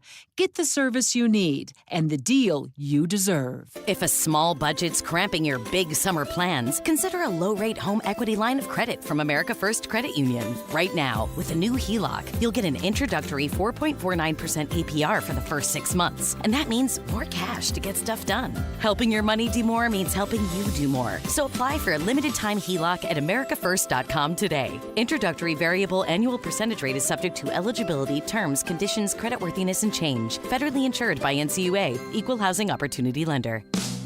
Attention RVers! In 57 years, Motorsportsland has never had a sale like this before. We've got over 100 new models coming in and our lots are already almost full. We've got to clear out inventory fast, so we've selected over 100 new travel trailers, fifth wheels, and toy haulers to sell to you at or below dealer cost. Like our 2024 Encore Venue off-road travel trailer, MSRP at $30,000, normally priced at $25,000, dealer cost at $22,400, and this week only priced to you for below $17,000 with amazing financing options. Or our 2024 28-foot Stealth toy hauler fifth wheel, MSRP at $99,330, normally priced at $83,500, this week only $67,743. Save more than ever before on your dream RV. But these deals are disappearing quick, so visit a Motorsportsland RV Center today. Let Motorsportsland help you get away. Motorsportsland.com. Are you fighting a sewer line surprise? Or has your barbecue gas line gone rogue in peak grilling season? Utah Utility Pro tackles all your plumbing nightmares. Expert repairs and lightning-fast service. Call for diagnosis or quote. Visit UtahUtilityPro.com. Hey, this is Chris with JCW's. Not feeling a burger? We've got you covered. Try one of our hot ribeye, turkey, or BLT sandwiches, and you'll understand why we say JCW's, quality, and a lot of it. Broadcasting from the Mountain Home Services Studio, this is 97.5 KCNS FM Colvin, 1280 KCNS AM Salt Lake City, and 102.7 KSL FM HD2 Salt Lake City Midvale. This is 97.5, the KSL Sports Zone. Number one. Miss any part of the show? Every moment of every show is available in podcast form by searching Hanson Scotty on your favorite podcasting platform or online at KSLSports.com. This is Hans Olsen and Scotty G on 97.5, the KSL Sports Zone.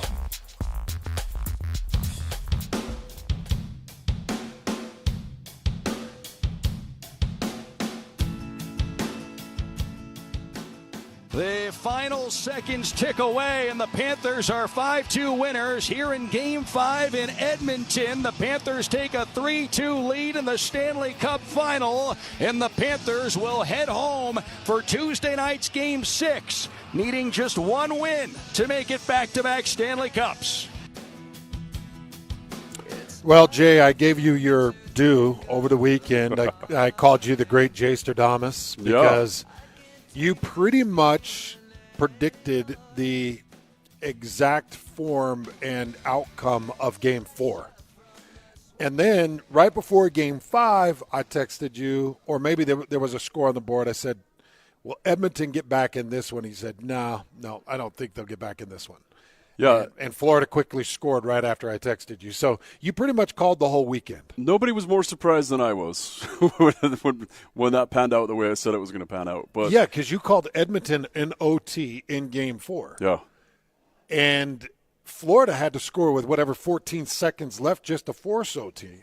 So when you got to that point, I'm like, Jay was close. I was happy with being close. And then 14 seconds hits, Florida scores. It goes 4-4, goes into OT, and I'm like, oh, dude, if Edmonton pulls this off, that's when I started texting you. If Edmonton pulls this in an OT, we got a lot of talking to do. But it did. It played out like you saw it in Game 4 and Game 5. Yeah, I just thought Edmonton had another gear in them, and I knew that, like, Florida is one of the best teams I've ever seen in my however many years I've been watching the sport. And the way they're built, the trades they brought in, the icing on the cake is just getting Marchand for what is now a first-round pick, but was initially a second or third round. But Marchand is playing the best hockey I've ever seen him play. And this is coming from a guy who absolutely hated watching him play forever. He was my least favorite player in the NHL, and I always said, if he'd be clean, he's so good. If he would just get rid of the stupidity. Is that why you didn't like him?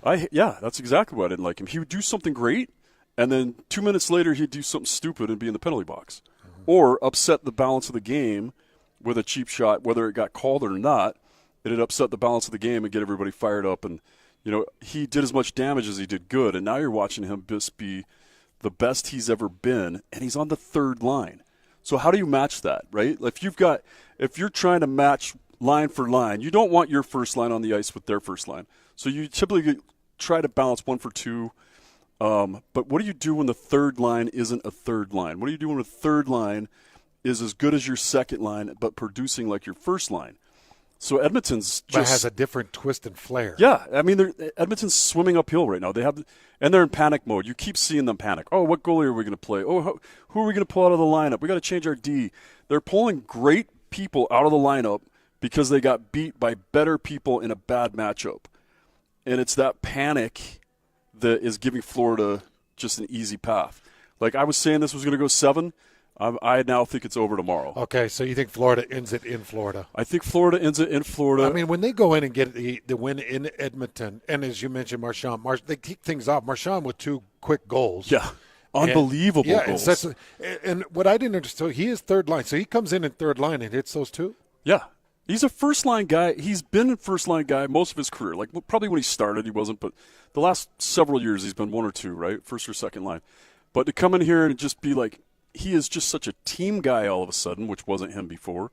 And he's just like, hey, I'm fine being on the third line, and I'm going to be the hardest working guy on the ice every time. That play, that first goal off the faceoff, he beats the entire Edmonton team to the puck. Edmonton won that faceoff. That's the part that gets lost on a lot of people, right? Edmonton won that faceoff. He stepped in. Nurse didn't read the play right. Nurse should have stepped in front of him and taken that ice. And instead, he steals the puck and goes in, splits the D. Everybody thinks he's going wide to look for a pass. And he splits the D and just manhandles the defenseman. I can't remember who it was, but he manhandles that defenseman and then pulls that shot off with 2 guys coming up on top of him. And that's not what you expect to see out of a third-line guy. And you just can't match it. I think, was it Bouchard? Might have been Bouchard. I thought it was, but just incredible performance by Marchand, and I don't know what you do. It was Bouchard, yeah. And here's the thing. I don't know, like when I watch Florida play, I don't even know what you can put on the ice in a 7-game series, because that's the difference. Yeah. It's the 7-game series. Like a one-off, you could sneak past it. You could luck into it. You could find a way to out-physical them, but they are incredible gamesmen in a 7-game series. They're playing for Game 5. In Game 1. They're playing for Game 4 in Game 2. Yeah, exactly what we were talking about at the beginning of the season, right? Like you're looking, you're finishing every check. You're maybe throwing a little more emphasis on a check that you wouldn't normally, and then you're rushing to every puck. You're trying to win every battle harder than you've ever tried before, and that's weird to say because these guys have to play at their best every night. But then you've got to find another gear, and you just got to beat your opponent down with body shot after body shot after body shot, right? You're not looking for the knockout in game 1. You're looking for a body shot.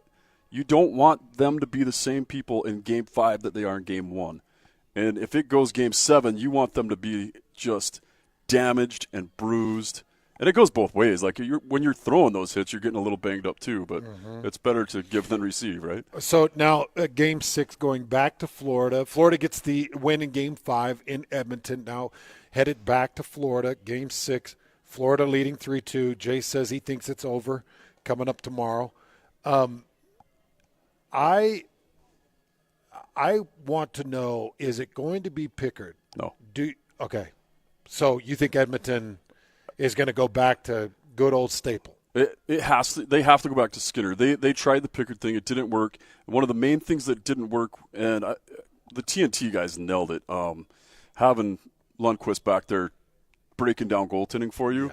I mean, that's a master class on what's going on. And he called it immediately. He said, Skinner's going to give the team a charge, but the thing that he misses, or Picard was going to give him a charge, but the thing that he misses that Skinner has is the ability to play the puck behind the net. And with as fast and as hard as Florida forechecks, because Florida will do a dump and chase. They don't care. They'll try to beat you one-on-one, or they'll do it like a cross-corner dump and chase the puck and try to hit your defenseman.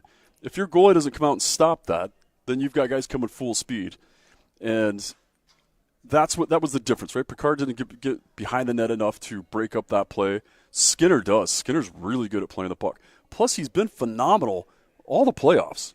To try and hang anything on him is just – but that's what Edmonton and Montreal and Toronto, those markets, if you lose, a lot of fans just hang it on the goaltender. No matter what his save percentage is. Yeah, they do. No matter what those odd man rushes, and there's just so many things that add up to goaltenders, and that's what breaks goaltenders in those leagues. Do you think that Skinner's going to be scrambled eggs, though?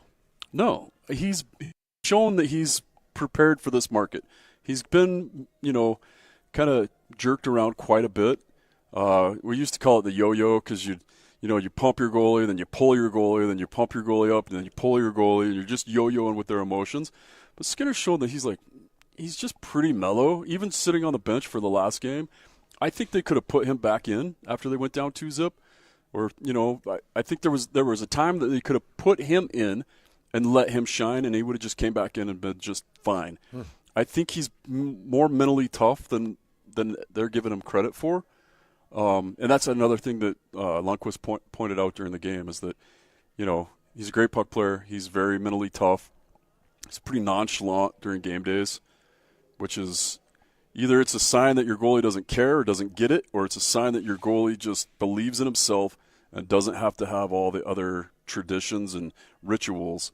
Because I know a lot of goalies that you can't look at them in the eye. You can't talk to them. You can't, they're going to go do their thing, and you just got to stay away from them. Puck Report voice Jay Stevens hanging out with us for the hour, giving us some great insights here into the Stanley Cup Finals.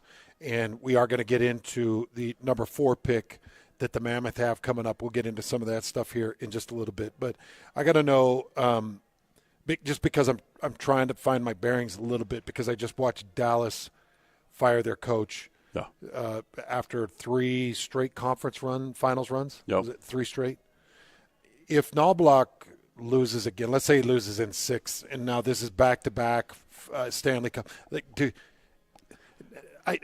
Now, this could be a really stupid question, or it could be an interesting question, because it feels like Edmonton fans are done. Yeah. They're taking off their jerseys. They got Florida jerseys underneath. You got fans doing dumb things, throwing their jerseys like the Maple Leafs fans did. Exactly, yeah. Does Edmonton have space for a guy like Knobloch if he gets ran out in 6? I think you got to give him a little bit more of a wide berth. And granted, I'm throwing him under the bus here, talking about how he's panicking right now. Yeah, because the management of the goalie is a sign that he's panicked. For sure.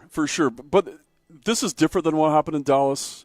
Knobloch's not blaming his goaltending. Knobloch's not he's not pulling his goalies at the wrong time. He's doing the right things at the right time. The panic part is that's that. You got to be the perfect chemist in the science lab, right? When you're dealing with all these lines and all these personalities and all these people, and you're trying to balance all that. And who's going to perform? Who's going to, step up? It's hard to, as a coach, it's hard to always master that. And you watch guys through playoffs, and you'll get guys that'll get better and better and better in playoffs. And then you'll also get guys that you've counted on all regular season that kind of just disappear. They're not doing what they were doing during the regular season. So as a head coach, you got to find a way. And so I don't think he should have been playing with the Lions, but I'm just a fireman, so what do I know, right? Yeah. But he's panicking a little bit. He's playing with the Lions. I don't think he gets fired. I think he's got at least another year at trying to play it out. But it is, like I've told you at the beginning, the pressure cookers, man. Toronto and Edmonton and Montreal, if you're playing in those three markets, it's as bad as it can get for a player or a coach. It's the most pressure cooker fishbowl you can be in. Everybody's watching everything you do, and everybody's an expert in those areas too, right? Everybody knows everything about the game, and there's, what do we have in Utah now? 5 podcasts that we talk about the Mammoth. Mm-hmm. There's 100 in Edmonton, and they're constantly just, voicing their opinion, and that leaks through. So it's a cooker. Like, management listens to a little bit, or they'll hear it. Players will hear it, or they'll be a guest on a show, and then they'll hear other stuff. So those guys get a lot of pressure that the rest of the markets don't get. Like, Utah doesn't get it. LA might get it a little bit. The Rangers definitely get it, but it's just not like that anywhere else. So I don't know.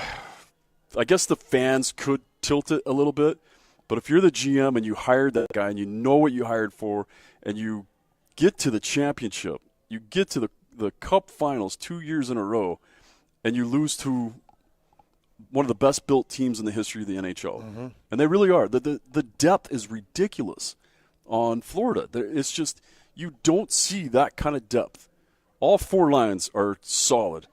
Bobrovsky, which was they brought him in. They signed him to a long-term contract with the full intention of him being their backup goalie and teaching the kid they drafted first overall. Like, they thought that they were going to have this phenomenal goaltender, and that Bobrovsky would just be the senior leadership. Yeah. And he's just stolen the show. He's the postseason show. Yeah. And he had a shutout rolling until about 8 minutes left in the third. He should have gotten a shutout. He didn't get a shutout. I think if he gets those shutouts, he's in the running for the Conn Smythe. Right now it's going to be Marchand, or it should be Bennett. I think Bennett and Marchand are up for the Conn Smythe. When's the last time we saw a goalie on the Conn Smythe? The last time I remember is Ron Hextall. But I'll have to double check. But Ron Hextall won it, and when he lost the Stanley Cup. Oh, one of the only goalies to ever win when they lost the Stanley Cup, and it was ironically to Edmonton. Wow, that's incredible. Yeah, that you could win you could win that level and not win the series. He was like the only reason that the Flyers were in that series back then. Well, McDavid won it last year on the losing side. Is that right? I don't know. I'll have to look that up too. I should know. I watched every minute of it, but McDavid deserves it. I don't. Did he win it last year? I thought he lost it last year on the losing side of the series. I'll have to look it up because I thought I remember him going into the locker room and them calling his name and them thinking he'd come back out of the locker room for the trophy ceremony. Yeah, and he didn't. He won it. Yeah, 2024. Yeah, because I remember thinking. Yeah, and then somebody told me you just don't do that in the NHL. Any self-glorification. Nope. It gets you in a garbage can in the locker room. 100%. Even as an MVP. Yep. I love that about the NHL. It's such a self-governing body. And even it's even if you're super mad that you lost it, and then you're glad that you won the cup or you won the trophy, you can't come out and try to take anything away from the team that just won the cup. Jay Stevens is going to be hanging out with us. We're going to get right into the Mammoth draft situation. They've got the 4th pick. Jazz were unlucky. Mammoth got very, very lucky in the NHL draft lottery end of things. Jumped up to the 4th pick. We're going to talk to Jay about the talent that resides around number 4, the Mammoth ability to maybe move and manipulate the order. Will they jump? Will they move that pick for some product? We'll go through those things with Jay, see how aggressive the Mammoth are going to be and what this season's going to look like when it opens up. I mean, we're not too far out. We're about 4 months away. Yeah. It's going to be coming quick. Draft is coming up on the 27th. It's going to be exciting to see what happens. A lot of free agency stuff's going to happen July 1st. I've written back-to-back articles. I haven't published the other one yet, but the other one's on KSL Sports right now, and about what I think the Mammoth are going to do. And the other one should drop tomorrow, I think, with the podcast. Oh, Wednesday when the podcast drops. Very good. Very good. Jay Stevens hanging out with us for just about 30 more minutes. We're here at John Watson Chevrolet in Ogden, hanging out with Cam, who is giving us all the great insights into the mighty Chevrolet. If you like the Chevy brand, I just think about the Chevy brand, and it just makes your heart feel good, man. I don't know what it is about the Chevy, but everybody loves a Chevy. Yeah, it's Americana, right? It is. Good stuff. It is. It feels like anytime you see a ranch video, there's a Chevy pulling over the horizon. Some horses in the background. Yeah, some dude with chaps on. Yeah, a little dog running alongside him. Yeah, putting the hatchback down so that the dog can jump in the cab, and it's just Americana to its finest. Yep, and it fits in right here in Utah, right? It does. It is. It's a classic vehicle for the state of Utah. A couple things that we want to remind you of. July 19th, we've got the big car show, 12th annual John Watson Car Show. It's going to be here at this location in Ogden, 3535 Wall Avenue in Ogden. Put it on the calendar. Get the kids, come out and teach the kids a little bit about the vehicles. I just put the video out.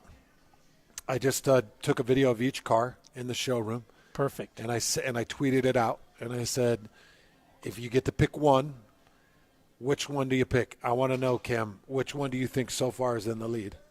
And I will tell you if you are right or not. How far into the showroom did you go? Just this in the showroom. So around all the cars, just right around our person here. Man, I'm going to go with the red 68 Camaro. Right now, leading is the red 68 Camaro, the red Camaro. Something about the red that grabs people. Is currently lead. I thought it'd be the 96. Is that a Silverado? Yeah, the little half-ton. I thought it'd be the 96 half-ton Silverado. Kind of cool. Yeah, it gets a lot of looks when people come in here. I got in a lot of trouble in that 68 red Camaro a couple times. Oh, really? Yeah, it's as in going too fast. We have some history. Well, I know Corey got in some trouble in the 67. Yeah, we both got in trouble in the Camaros. That's probably why they stay around. This one got into a little drunk driving accident. Drunk driver hit him in this Camaro. No. I was fully sober in the red one, and it was my fault. We appreciate that, Carol. Yeah. We're making that real clear for everybody. So you got July 19th, come down for the car show. But if you're currently in need of a vehicle, come down, take a look at the lot. Cam, I know that you guys are moving a lot of vehicles out of here. I know that. But you do keep enough on the lot to keep people happy. Yeah, when we have cars coming in every day, vehicles show up on the trucks every week, and so we have enough inventory to keep people buying and keep selling cars. You also have some used car inventory out here in the lot that I parked by. If you're looking for something with a few miles on it, maybe a little bit more affordable, you move plenty of used out here too. We do. We're a little different than some of the big stores. We sell a lot of used cars, but we're really like a one-to-one store, one new for one used. Most of the big groups that are out there sell lots of used cars, and they have to go find them. We're pretty picky on what we keep. We have a good selection, but not a huge used lineup, and most of that is based on the fact that we don't keep a lot of stuff that we don't feel good about selling to our neighbors. So, do you have leasing options on pretty much every vehicle you got? We do. We have some leasing options that are out there. There's some incentives from the manufacturer that make the lease pretty good right now. There's also some rates that are out there on new vehicles that are super competitive, a little better than the rates that are out there just for standard rates. So there's some good options out there to buy right now. So come out and take a look at the lot. If you're currently in the market for a vehicle, you know that the Chevy brand is the name. It's the logo. It's not going to let you down. Jay drove a Tahoe for 300,000 plus miles. Was it Tahoe? Yeah. It was almost that blue. I guess it was darker blue than that. But, yeah, it was. I love that truck. 300,000 miles. Was it a 4-door or 2-door? 4-door. Cool. A 4-door Tahoe, 300 plus thousand. It's the miles. best family car you could It's for me. It was better than getting a van. Yeah, and it was just the best family car you could have. Oh, for sure, it's better than a van because you can actually tow something with it. And all the hockey trips, all over.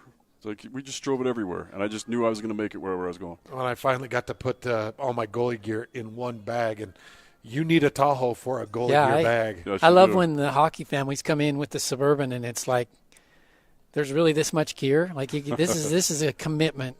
It is a commitment. This isn't like going to a ball game. So Jay got me all geared up in goalie gear and put me in the net in front of some Grizzly players. And I'm going to tell you right now, I was shocked. One leg pad. Now, it was the highest end leg pad. What was it, $220 or?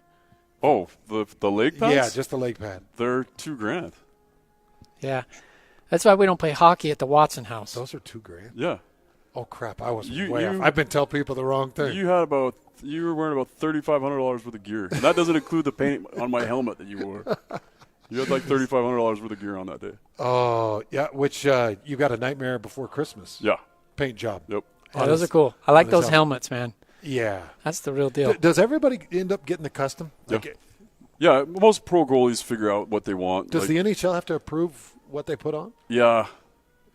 They're pretty the limit's just on, making sure it's clean enough for everybody in the family to enjoy. Okay, but they're pretty flexible. Yeah. Hockey players cut from a different cloth. Oh. Right? Yeah. Like a 100%. very unique, very different cloth is what I'm learning.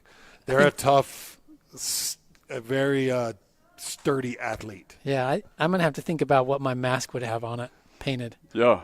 It took me a long time to come up with exactly what I wanted, and it just became a family thing more than anything. Think about it, Cam. We'll get it in the final segment. Okay. That's Cam Watson hanging out with us at John Watson Chevy in Ogden, 3535 Walt Avenue.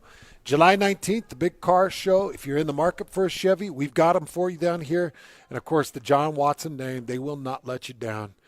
Corey and Cam have been fantastic with their time today. We really appreciate all they do for our community, too. They got the Student Athlete of the Week awards that they hand out throughout the sporting season, and then they honor them with a big banquet with great food and great speakers. They just do a tremendous job for our community. That's John Watson Chevy in Ogden. We come back and we get into the Mammoth draft situation. Where are they going to go with this draft? Man, Jay Stevens. It's going to be fun. Tells us next. This is Jake Scott and Ben Anderson. What really was accomplished by playing Cody Williams this year? Truthfully, Cody Williams is a better player today than he was at the beginning of last year. But because you used him as a piece to lose games, one, you diminished his value greatly. Yeah. And two, what did you do to him? You're going to try and win 17 games next year and do it with integrity? Well, how many players are you going to ruin in the process? How many young players are you going to go, well, he kind of got better because he played, but yet he was on a team that actually tried and could only win 17 games? I don't think they're going to win 17 games next year. I would be surprised if they're not in the lower 20s. I don't think they're going to threaten 30 because 30 is going to make them lose their draft pick. And then they're going to hope that they get a little bit of draft luck and move up into that top 1, 2, 3, or 4 with a 15, 16% chance of doing that versus the 48% chance they had of staying in the top 4 that they didn't even get anyways. Hear Jake Scott and Ben Anderson every day from 10 to noon on 97.5 The KSL Sports Zone. Discover the exceptional taste of Bar W beef, where quality meets flavor. Bar W beef is dry-aged for 14 days, ensuring rich marbling and tender texture. Whether you're grilling, roasting, or pan-searing, you'll find cuts perfect for any occasion. Experience the bold flavors and impressive sizes that are ideal for special gatherings. Order today and enjoy free shipping on purchases over $150. Elevate your meals with Bar W beef. Order online at barwbeef.com or visit the store in Nephi. Helping your money do more means putting yourself in the financial driver's seat. Oh, yeah. And there's no better or more literal way to do that than with a low-rate auto loan from America First Credit Union. Plus, for a limited time, when you finance your new vehicle with America First, you'll enjoy no payments for 90 days, and that means getting more mileage out of every cent you spend. So make your money move. Head to AmericaFirst.com to apply for pre-approval of your low-rate auto loan today. Eligibility, terms, conditions, and creditworthiness apply. Subject to change. Federally insured by NCUA. Equal Opportunity Lender. This 4th of July, celebrate red, white, and wow at Monster Jam World Finals, the biggest family event of the year. The most trucks and all the best drivers in one place. And the biggest festival-style pit party of the year, all included with your ticket. Monster Jam World Finals. First time in Salt Lake City, July 4th and 5th. Rice-Echo Stadium. Brought to you by the Utah Sports Commission and BKD Tires.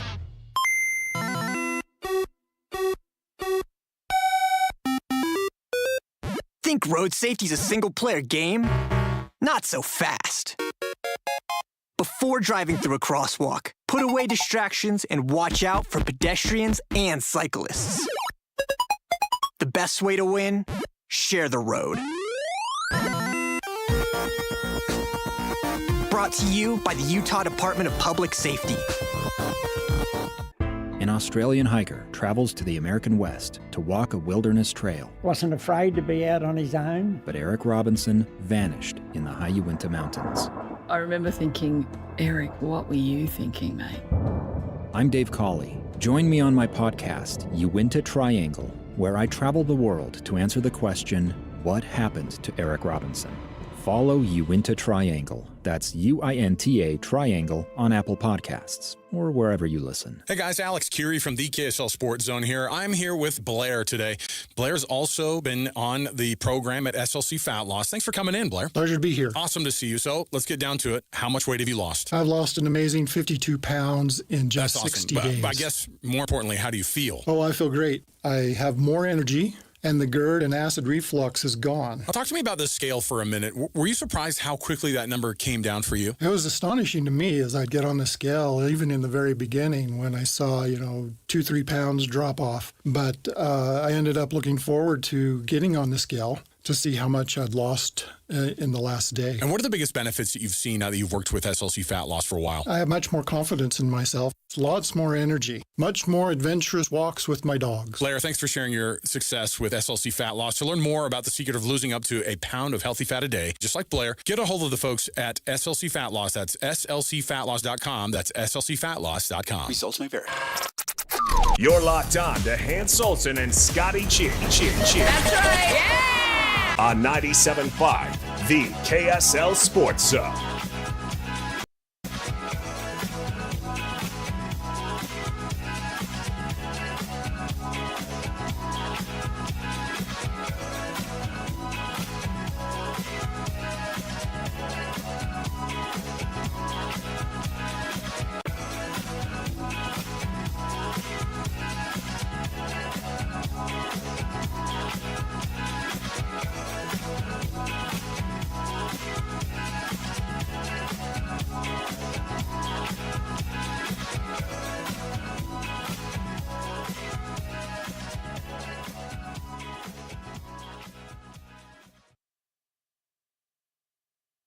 Hi, this is Jay Stevens, host of the Utah Puck Report. Thanks to our sponsor, Larry H. Miller Toyota in Murray, where you're not just a guest, you're part of the family. And when you are part of the family, buying or servicing your vehicle is easy. Right now, get a new 2025 Toyota Tundra for only 2.99% APR for 72 months. Visit them in Murray or online at LarryHMillerToyota.com. 72 monthly payments of $1,519 for every $1,000 financed. On approved credit through Toyota Financial Services, price plus tax, title, license, and a $299 doc fee. Offer ends 6/30/25. Black Desert Resort isn't just your home. It's an endless retreat where life is played your way. From intimate studios to spacious 4-bedroom suites. The raw beauty of southern Utah is your new backyard. Discover our championship golf course, exquisite dining, and world-class outdoor adventures, all yours to conquer. This is luxury your way. Learn more about owning a luxury residence at blackdesertresort.com. Come play, come stay. Looking for the latest on the Jazz, Utes, Cougars, and Aggies? Yeah! We've got you covered. This is Hans Olsen and Scotty G on 97.5, the Sports Zone.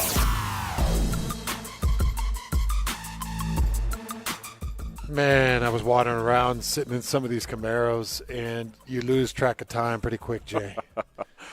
Yeah, I guess we both did. These cars are absolutely gorgeous. I'd love people to come down, just take a look at the showroom. But if you need a new vehicle, John Watson Chevrolet has got you covered. All right, we got the big NHL draft coming up. And the Utah Mammoth jump up to number 4. As you take a look at the current pool of talent, Jay, how sure are you that there's somebody in there that can help the Utah Mammoth? And is it somebody that can help within the next year, 2 years, 3 years? So that's the big question, right? Because when you go from 14 to 4, you're saying, okay, I'm going to draft an 18-year-old kid that can make the roster right now. And that's the difference. That's why you think it's such a big jump. And there's, your top 5 guys, and the top 5 guys are not agreed upon through most of the NHL. Number 1's pretty much guaranteed, right? Everybody knows that Schaefer's going to probably go number 1. And then it comes down, is it going to be Misa, who's a phenomenal player in the OHL? James Hagens, the thing that sticks out about Hagens, that he could jump into the Mammoth lineup, is that he hasn't been playing in juniors. He's been playing at college. Mm-hmm. So instead of playing, because in juniors you play 16 to 20-year-olds. And in college you're playing guys that already played juniors. And then now they came to college. So you're probably playing 20 to 24-year-olds. There will be some 18-year-olds in there, like Hagens is. But that's the difference. They've already been playing against men. So you judge them based on they're already playing against men, young men, but men. And how are they going to perform now in this roster? And, we've seen it. Cooley and those guys are super young. And takes some time to gain their momentum and figure out how to play against, guys with not just bigger bodies, but more experience and a better read of the ice. And at that, you've never played that speed before. Mm-hmm. So to go bigger bodies, bigger speed, or faster speed, I would say that would put him at the top of Utah's look. But you've also got that Porter Martone. That's a physical, gritty. They compare him to Kachuk a little bit. Okay. A little nasty and gnarly, huh? And I have made no secrets. His last name's Capone? Martone. Oh, Martone. Porter Martone. Okay. And he's been anywhere from up at the top. Like, people see it, he'd be a top 3. I'm looking at one right now that has him going 6 or 4. The funny thing is that Brady Martin and the team took him out to dinner. They really like him, and he could be a player they want to draft. But they're not going to – I don't think they're going to take him 4.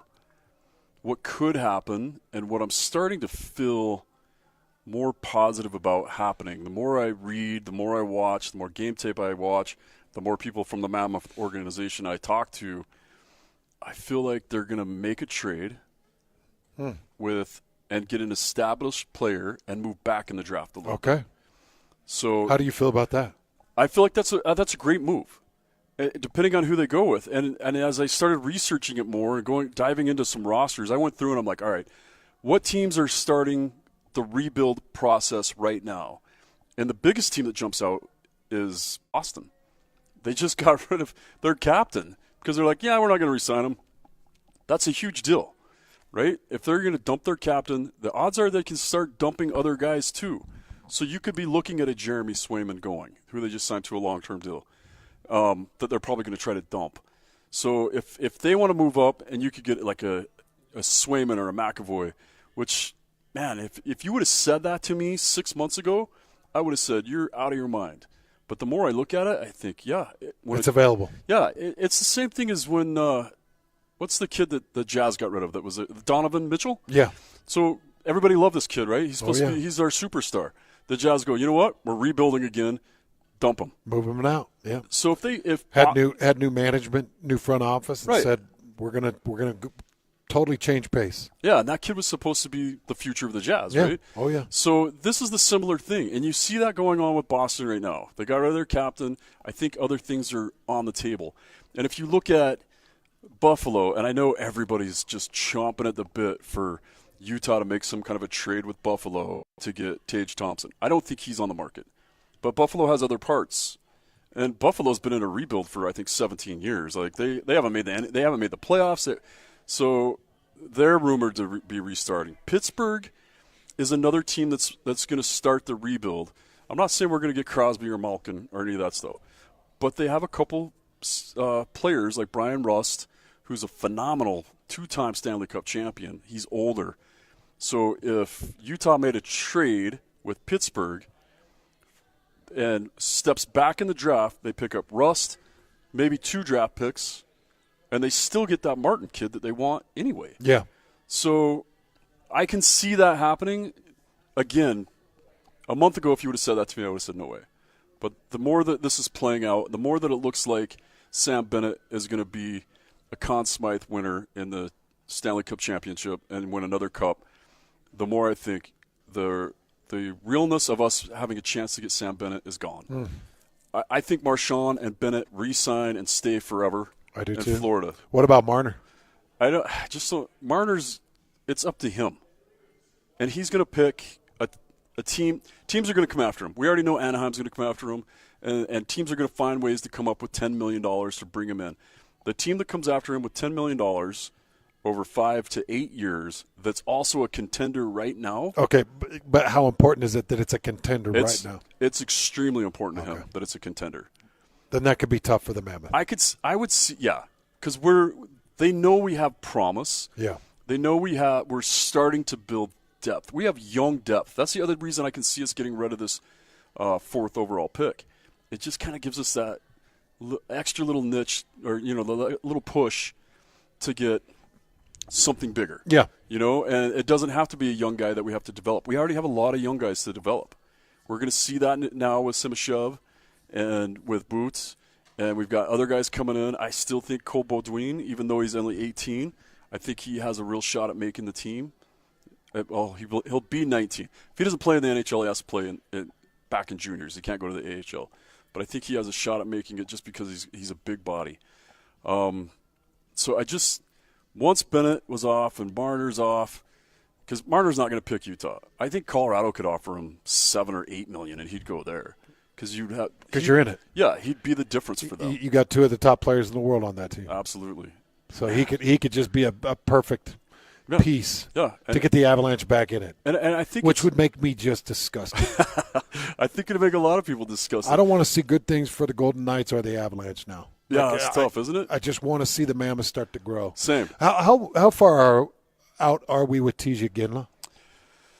I still say he's got to play another full year of juniors. I don't think he stands a chance of making the roster this year. Okay. I'd say 1 more year of juniors, probably 1 year in the A. Oh.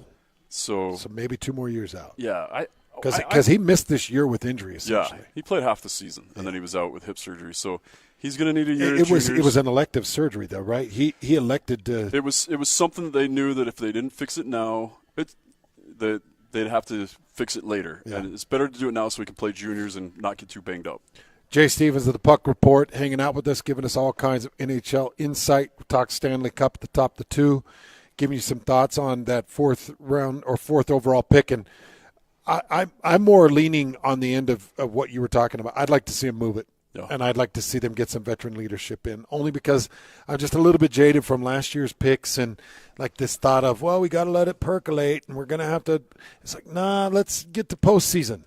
Let's see a move that makes this team postseason eligible right now, because I'm getting really impatient.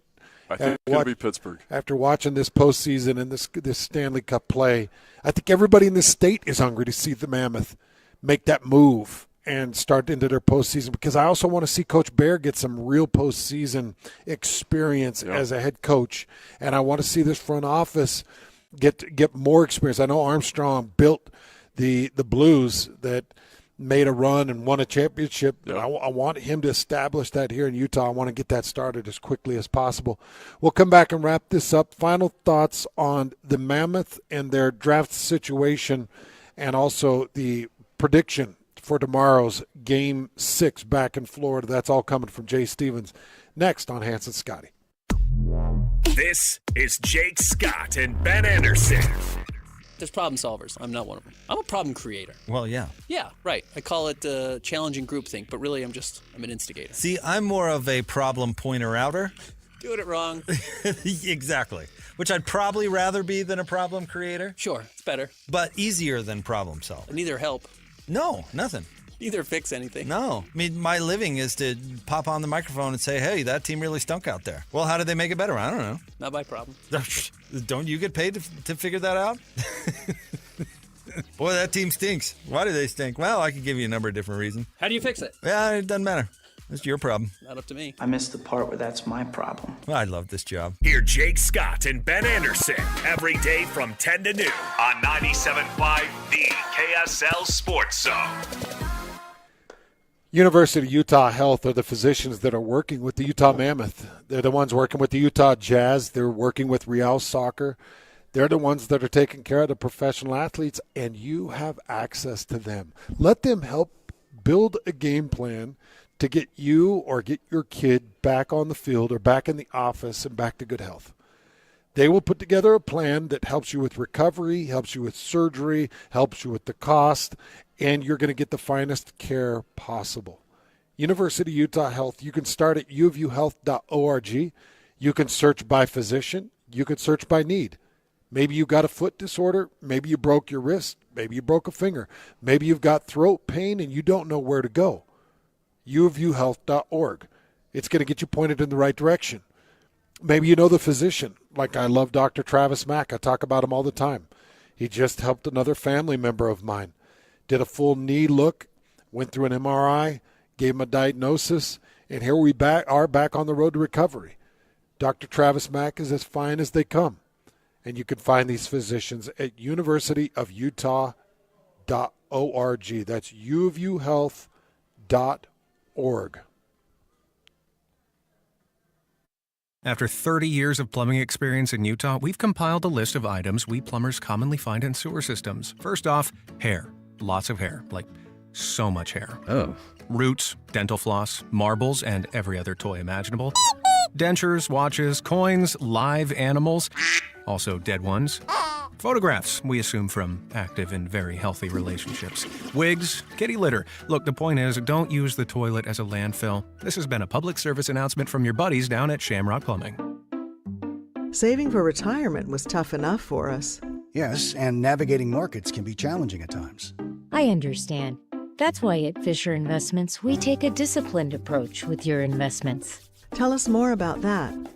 We take an active approach to money management, positioning your portfolio for opportunities we see ahead. So all your clients get the same portfolio? No, we tailor your portfolio to your individual goals and needs. What about communication? We don't like being left in the dark. We check in regularly to keep you informed on the markets and your portfolio. Which means you'll help us stay on track. Yes, our goal is your comfortable retirement. And as a fiduciary, we always put your interests first, because we do better when you do better. At Fisher Investments, we're clearly different. Learn more at FisherInvestments.com. Investing in securities involves the risk of loss. Attention sports fans! Elevate your 2025 finances with a Gold Tier checking account from Hercules First Federal Credit Union. Score big with up to 4.25% APY on balances, rewards points for everyday spending, and perks like Ultimate ID credit monitoring and free cellular care coverage, all with no monthly fees. Join Gold Tier today and watch your savings grow. Visit HerculesCU.com to learn more. Hercules First Federal Credit Union, growing stronger together. If your roof needs repair or replacement, do it now during S&S Roofing's huge spring sale. 12 months interest-free financing. Get the best value on the highest quality roofing job in Utah. Dial pound 250, then say S&S Roofing. Number one. Miss any part of the show? Every moment of every show is available in podcast form by searching Hans and Scotty on your favorite podcasting platform or online at KSLSports.com. This is Hans Olsen and Scotty G on 97.5 The KSL Sports Zone. Standing here beside you, want so much to give you this love in my heart that I'm feeling for you. Let them say we're crazy. I don't care about that. All right, you called game 4, an Edmonton win in OT. OT. It ended up being an Edmonton win in OT. You called Game 5 saying, no, Edmonton's takes a little low right now. Florida's got momentum, and you were right. Florida goes on. They win Game 5. They've got a 3-2 lead heading into Game 6 back in Florida.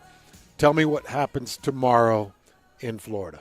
It's just going to be more Florida domination. I think the last game, Edmonton showed that they weren't ready to go to the next level. Not all their players were firing on all cylinders. I think you see Skinner back in net, but I still think you see a 5-2 loss, and it's over. Wow. Florida in 6. Yeah. I really wanted it to go 7. I've enjoyed this series, but I think it's over. I'm begging for a Game 7 back in Edmonton. I hope I'm wrong. wrong. Oh, my gosh. Florida beating Edmonton in a Game 7 in Edmonton. Watching the fans come undone would just be a masterpiece. Yeah. I really want to see McDavid win a cup, but, maybe he'll just go to an American team. How excited do you get for the draft? You excited? I get pretty excited now. I don't think I really paid that much attention to it until Utah got an NHL team, but now I'm way more vested. I know I'm going to go to the majority of the home games again, and I want to see the Mammoth do well. Is Bill Armstrong, is he the total powerhouse he is when it comes genius. to draft? Yeah. He is a genius when it comes to it. It's just in his hands. That's why last year I thought I knew what was going to happen. And then they just went a complete different way. And that's why I wrote this article last week, and I put it out. I'm like, this is what everything in my being tells me to do. And then I went home, and I'm like, he's not going to do that.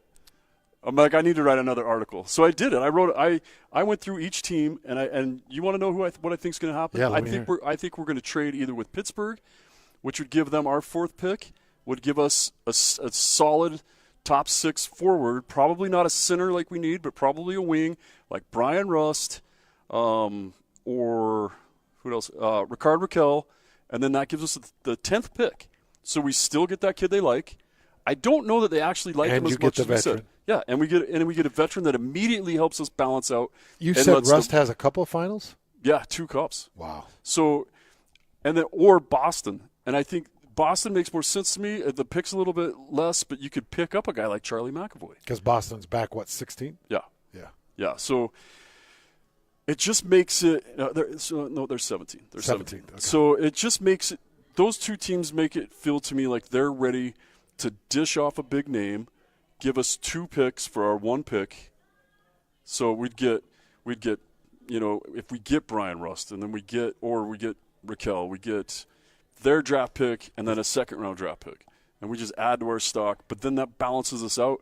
That helps us right now so that we make the playoffs, so that the Mammoth make the playoffs right now. And we get that kind of experience for that team. Well, that's what you need, because you need to start giving the Coolies and Kellers of the world, you need to give them that postseason experience and let them start to build. Jay, you're the best. Thanks for coming out to Ogden, hanging out in this showroom doesn't suck to do a show. It's amazing. It's amazing. This is as nice a show. I don't know. I've been doing sports radio for this year 19. So 19 years doing a 3 or 4 hour show daily. This is the highest dollar amount I've ever done a show amongst. Because I got to imagine that I'm sitting about around maybe close to $1 million worth of vehicle. Right, Cam? Yeah, probably somewhere in there. That's and a $1 why million view. We got a good view out front. Cam told me, don't move, just stay still. I went to go get in a car. He said, don't do that. No, you're welcome to take whatever you want. You'll break it. I was looking in these, so it's stick shift and it's 4 gears. So you've got 4 gears in these SS. It only takes like 2 gears. And you only drive with 2 of them? I can see how you get in trouble. Yeah, it's all it's all front loaded in those. When you see the SS, the Super Sport, what does that mean when you see the SS on a Camaro? Well, back in these days, in the older cars like this, the Super Sport just represented kind of there was a sedan model and then there was a base model. But once you move to an SS, you start picking up bigger motor, more horsepower, just more of the muscle car. That was the iconic muscle car. Well, the Chevy builds the iconic muscle cars, and it's been fun. I went and got in that Bel Air. It's just beautiful. Sitting in that Chevelle. You were talking about your dad was driving a Chevelle just like that back in high school. and you come in and see these beautiful cars. July 19th, you're going to have an opportunity to see some of the best cars in the state of Utah. It's the 12th annual John Watson Car Show here at the John Watson Chevrolet in Ogden, 3535 Wall Avenue. We want you to come out and just be a part of it. And big thanks to you, Cam. Yeah, no, thank you for being here and promoting us. We look forward to seeing people at the car show. If you need a car, come down. They got you taken care of, all Chevys that you could imagine. You need that Silverado to get you through the mountainside, or you need that Camaro to prove your manliness. Well, we got it for you. We can handle it. Come down here, John Watson Chevy. Big thanks to Cam. Big thanks to Corey, the Watson family, for taking care of us today. That's it for us. We'll hand it off to JJ and Alex coming up next.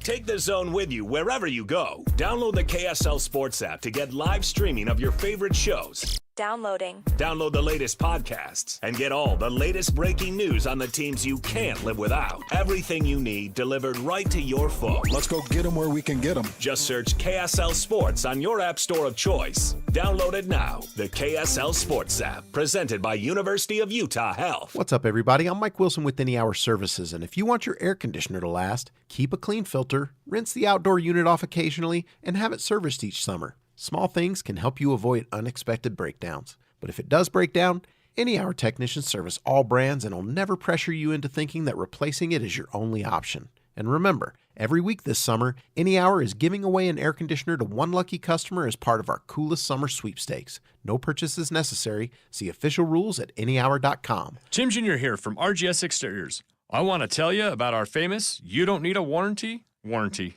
That's right. It's a warranty you don't need, but we give it to you anyway. Let me explain. Most warranty problems for siding, gutters, and windows are caused by not installing stuff right in the first place. If you rush the work, cut corners, or use subpar materials, you're just begging for problems later. At RGS Exteriors, we don't tolerate careless workmanship. We slow down, focus on every detail, and use only the best materials. We prevent warranty work by doing the job right in the first place. That's why the 10-year everything guarantee we give you is also known as our "You Don't Need a Warranty" warranty. We absolutely will be there if you need to use it. But honestly, you probably will never have to. Done right the first time. That's the RGS way. For siding, gutters, and windows, call 801-280-3110 or visit us at rgsexteriors.com. Protein, protein, protein. Everyone is trying to get protein in their diet, but we need fats too. Healthy fat, that is, like the rich, natural peanut and almond butters found in G2G protein bars. Most bars don't have it because, well, most bars aren't real food or refrigerated. Fortunately for you, we aren't most bars.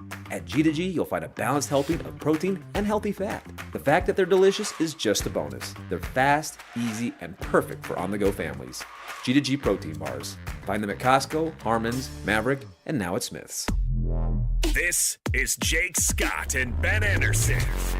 What really was accomplished by playing Cody Williams this year? Truthfully, Cody Williams is a better player today than he was at the beginning of last year. But because you used him as a piece to lose games, one, you diminished his value greatly. Yeah. And two, what did you do to him? You're going to try and win 17 games next year and do it with integrity? Well, how many players are you going to ruin in the process? How many young players are you going to go, well, oh, he kind of got better because he played, but yet he was on a team that actually tried and could only win 17 games? I don't think they're going to win 17 games next year. I would be surprised if they're not in the lower 20s. I don't think they're going to threaten 30 because 30 is going to make them lose their draft pick. And then they're going to hope that they get a little bit of draft luck and move up into that top 1, 2, 3, or 4 with a 15, 16% chance of doing that versus the 48% chance they had of staying in the top 4 that they didn't even get anyways. Hear Jake Scott and Ben Anderson every day from 10 to noon on 97.5 The KSL Sports Zone. Attention RVers! In 57 years, Motorsportsland has never had a sale like this before. We've got over 100 new models coming in and our lots are already almost full. We've got to clear out inventory fast, so we've selected over 100 new travel trailers, fifth wheels, and toy haulers to sell to you at or below dealer cost. Like our 2024 Encore Venue off-road travel trailer, MSRP at $30,000, normally priced at $25,000, dealer cost at $22,400, and this week only priced to you for below $17,000 with amazing financing options. Or our 2024 28-foot Stealth toy hauler fifth wheel, MSRP at $99,330, normally priced at $83,500, this week only $67,743. Save more than ever before on your dream RV. But these deals are disappearing quick, so visit a Motorsportsland RV Center today. Let Motorsportsland help you get away. Motorsportsland.com. Broadcasting from the Mountain Home Services Studio, this is 97.5 KZNS FM Colvin, 1280 KZNS AM Salt Lake City, and 102.7 KSL FM HD2 Salt Lake City Midvale. This is 97.5, the KSL Sports Zone. Hey! This is JJ and Alex. I made a name for myself. I told you I won't be denied. As you wrap up your day, it's time to get your fix of the teams you live for and the sports you love. This is JJ and Alex, presented by G2G Bars on 97.5, the KSL Sports Zone.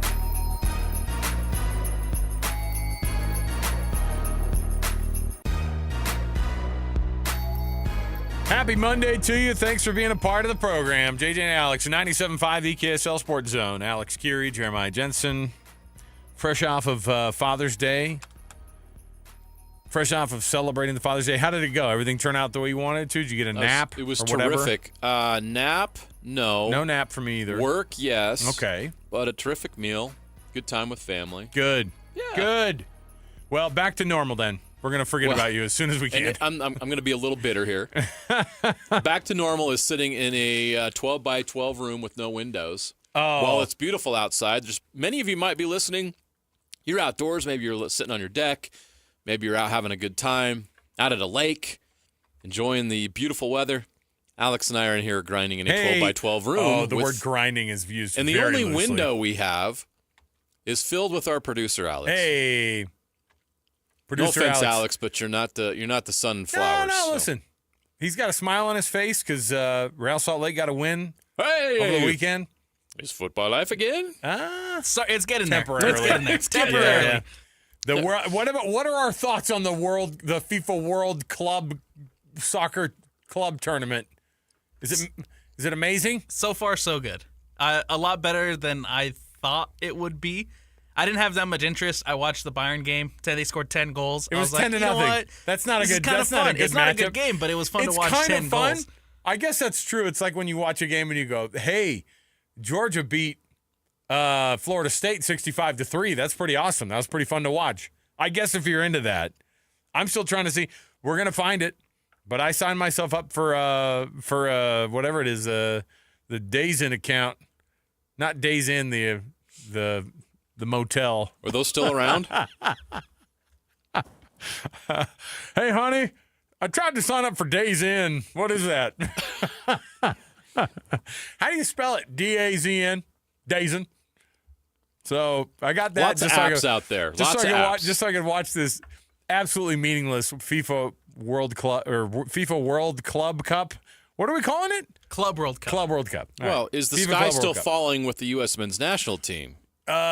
Diego Luna, couple assists, breathing life into that group. He played good. He looked good. Okay. 5-0 in their Gold Cup. By the way, this is the only amount of soccer we're going to speak the rest of the day. And then after that, your time's up. So 5-0 against Trinidad Tobago. Is that good? It's a good win. Trinidad definitely not the best team to start. I mean, it's a good team to start the tournament with because they're kind of an easy win. A little warm up. Little warm up Yeah, game. Yeah, I like but it. I'll be curious to see if they can continue to perform like that. Is Mexico the against better favorite? opponents. Is Mexico the favorite? I would probably say Mexico, U.S., and Canada. They're going to be How is the they're U.S. gonna- even in that they're gonna conversation? be the favorites. I feel like that they are just terrible right now. They are. They're there, but again, they have a lot to prove, and they're off to the right foot with that win against Trinidad and Tobago. Pretty good start against an island. Let's see what they do when they're not playing an island. Trinidad and Onion Tobago. I couldn't tell you on a map where Trinidad or Tobago are, and I won the 5th grade geography bee at Cannon Elementary School in Great Bend, Somewhere Texas. in the Caribbean. Somewhere in the Caribbean. All right, look, we got lots of show to get through. Okay, we've got tonight. You've got an NBA game. Oh my goodness, now I'm losing count. NBA game 5. This is going back to Oklahoma City.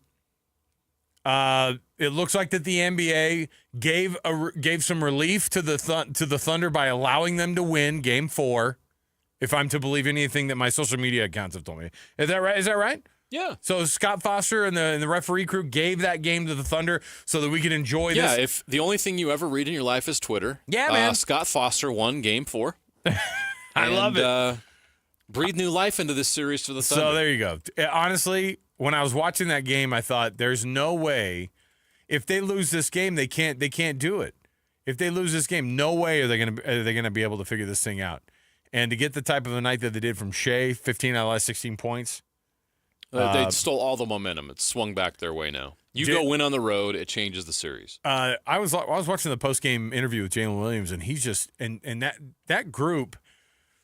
It is a weird thing to be in this spot. You're never used to playing this time of year if you're those guys. But he said something interesting. He goes, I get to play in the finals, man, and I'm only 24. I was like, oh, crap, this team's going to be good for a long time. Yeah. Dang it. Which might spur some urgency among other teams, including the Utah Jazz. Did you say spur? Or maybe turn it up. Oh, there we go. We got some Jazz stuff to talk about. I was reading an article today. They gave a little bit of love to the Jazz, and I thought, okay. But then to see that Wendy goes on ESPN and starts talking about this Jazz team. You name drop the Jazz, and that's all you're going to give us? This program brought to you by G2G Bars, all natural ingredients and no preservatives. Make the G2G Bar the perfect protein bar. Give it a shot today. Let's jump into the cut. Let's get going on the week officially. As we always do, we'll kick things off right here. It's time for the biggest story of the day. This is what made the cut with JJ and Alex on 97.5, the KSL Sports Zone. Trajan Wealth brings you this portion of the program, TRAJAN Wealth.com. That's Trajan Wealth for all your trusted local needs in retirement. Brian Windhorst, of course, one of the NBA know-it-alls that gets on ESPN and chats about things. And when it comes to what this Utah Jazz team are going to do, I will say, JJ, one of the tougher things about being a fan of the Utah Jazz is just not being talked about at all. So many cases where you're sitting there and you're going, well, what about the Jazz? And it's like, yeah, I'm not going to mention them because they're too far down the line. They got nothing going on. And I read, and aside from the Brian Windhorst, this quote that we're going to listen to, that I'm going to make you interpret. Okay, give us some. You got to speak Windhorst for us. I heard this. I read another article where the Jazz were mentioned highly about a team that you would actually see a lot out of this year in terms of making a jump, and whether or not that jump translates into wins and losses, it's about making some sort of moves that are expected after a team that has been trying so desperately to make some changes ends up hiring Austin Ainge and says, what are you going to do with this team? Okay, make it happen. Here's what Brian Windhorst said about the Utah Jazz as he name-dropped them as they were talking about the possibility of the offseason for some of these teams. Almost anybody in the Western Conference who is really rebuilding right now, everyone's kind of got the gas put down, including the Jazz. The Jazz are intending to try to turn it up. And so what this means is the next question is, what about Ja Morant? So what about Ja Morant? Well, the Grizzlies came out today and said, we're not moving Ja Morant, which is exactly what you say before you move a guy. The right? kiss of death. Right, Boston Red Sox? No, we're not trading him. So he's not available. First of all, he said nothing in that. Teams trying to put their foot down on the gas pedal, and teams like the Jazz, who, are attempting to turn it up. What are we talking about? I'm doing the Wemby in the studio right now on the camera. What exactly is Wendy talking about, or Wendy talking about here? Brian Windhorst bring up the Utah Jazz when he's talking about teams in the league being aggressive during the offseason? What is your interpretation here? Where is that? Read the tea leaves, JJ. What am I supposed to understand? What is the most you can make out of what he's trying to say about the Jazz? Here's the least I can make of it is they're going to try to make some fundamental changes to their roster that are going to allow them to do whatever the next step is. Now, that could be trading some of their vets. That could be moving some picks to try to do something. Or it could be the fact that they just added a new member of the front office, Austin Ainge, in a position that they currently hadn't filled. So they bring him in as the president of basketball operations. And Ryan Smith says he is going to be the decision maker, which is a radical departure from what was previously. Right. Where his dad was that decision maker. So instead of Danny Ainge being the one in that position, you now have this young, energetic, fired up, hungry NBA executive who's out to prove that he can do this. And I think that what comes with that is an aggression. Austin Ainge wants to make a splash. This is a great opportunity for him to do that because he takes over a team that has a ton of picks, a ton of assets, interesting parts of a roster, a great money situation, everything that somebody who is in player personnel in the NBA, it's like a sandbox for them that they get to play in all day. There's so many things he could do. And I think that's exactly what he's going to do. Is he's going to play in a sandbox this summer. Sorry for the bad analogy. You can like it or not. That's what I'm thinking about here. Okay. This is like a kid in a sandbox. And he's got so many toys to play with and so many things to do, and there's so much creativity. He's not just sitting there on an iPhone, right? He's actually got some things he can do. And exercise his brain and do what he wants to do to have some fun and be creative. And this is an opportunity for Austin Ainge to come in here and make that splash as an NBA executive, to leave his mark on this franchise and kind of take this franchise in the direction that he wants to take it, because I don't think he's coming here to be here for a year or two. He's here for the long haul. Like, he wants to see this project out, and this is a franchise that's very hungry for that kind of action. I think that you mentioned it coming into the top of the segment, how the Jazz have become irrelevant, and you never want to be in that space. Not only are they not competitive on the court, but no one's talking about them. No one's buying their jerseys. There's not anybody on this. If you got kids, what Jazz jersey are they dying to buy? Who's that guy who gets people excited? You look around the league. We had this conversation last week because Magic Johnson said that the superstars are guys in the league that sell out the building on the road, that people around the country want to go see. Yeah. Who's that guy right now for the Jazz? They don't have that. Not one of them, yeah. They've got all these young guys. Who's the young guy that has you? Like, there's good players. Don't get me wrong here. They have some good talent, good people in the building. Who's the star? Yeah, you can't even make an argument. Who's the alpha? You can't even make an argument that their top player is somebody who's going to elicit the entire building selling out by himself either. So what's pushing this whole thing? What's got this? You look how on fire people are about hockey. And I could only assume that Ryan Smith is so excited and so proud and so thrilled about the reaction of our community towards the professional hockey team from the NHL here now, that he's thinking, man, if I could get the Jazz, we need to have this same reaction in our community about the Utah Jazz right now.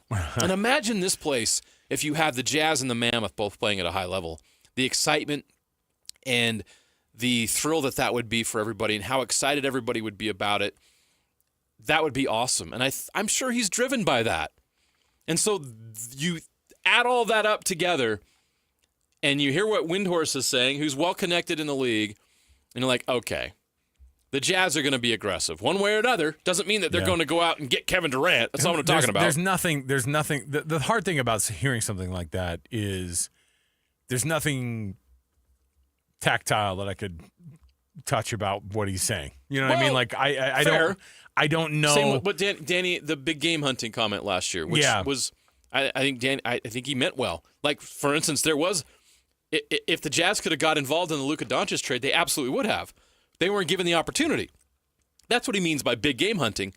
Those opportunities never came, and then people were left disappointed, right? So you do have to be careful about what you're saying, what your messaging is, about what you're hoping to accomplish in the offseason, because there's a lot of things that are out of your control.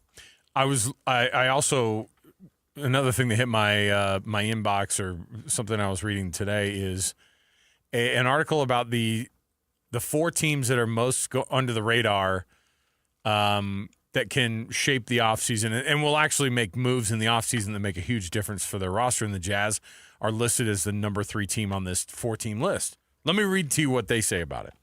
Obviously, the biggest thing that's brought up is Austin Ainge was brought in not to just kind of sit around and observe while another year goes by. That's pretty obvious. I think that these guys, when they sat down with Austin Ainge, and this is the way they do it now, they bring him in and they say, hey, okay, It's the same way when you watch those quarterbacking videos with like John Gruden or some of these teams. With the Brian Daboll thing came out where they had Jackson Dart, and they're like, "Okay, what are you seeing on this?" And they make him walk through a scenario for him. That's part of the interview process. I think they do the exact same thing. I mean, I'm not 100% certain that's exact, but you know what? When they sit down and they go, "Hey, what would you do? Give me an example of something you would do." And I don't know how the comfort level of what they would be if they're in an interview, but if they sit down and was Danny Ainge in that interview, by the way, or was it just I know they had a phone call, Austin Ainge and Ryan Smith. But when they sit down and they say, "What would you do?" Justin Zanuck and Danny Ainge and Austin Ainge probably worked through a couple of scenarios, and then they probably looked at each other and went, "We want you, dude. And you know what? Make that happen. This thing that we just drew up, whatever it might look like, whatever a 5-year plan looks like, a 10-year plan, a this summer plan, it was probably enough for them to look at and go, start doing that right now."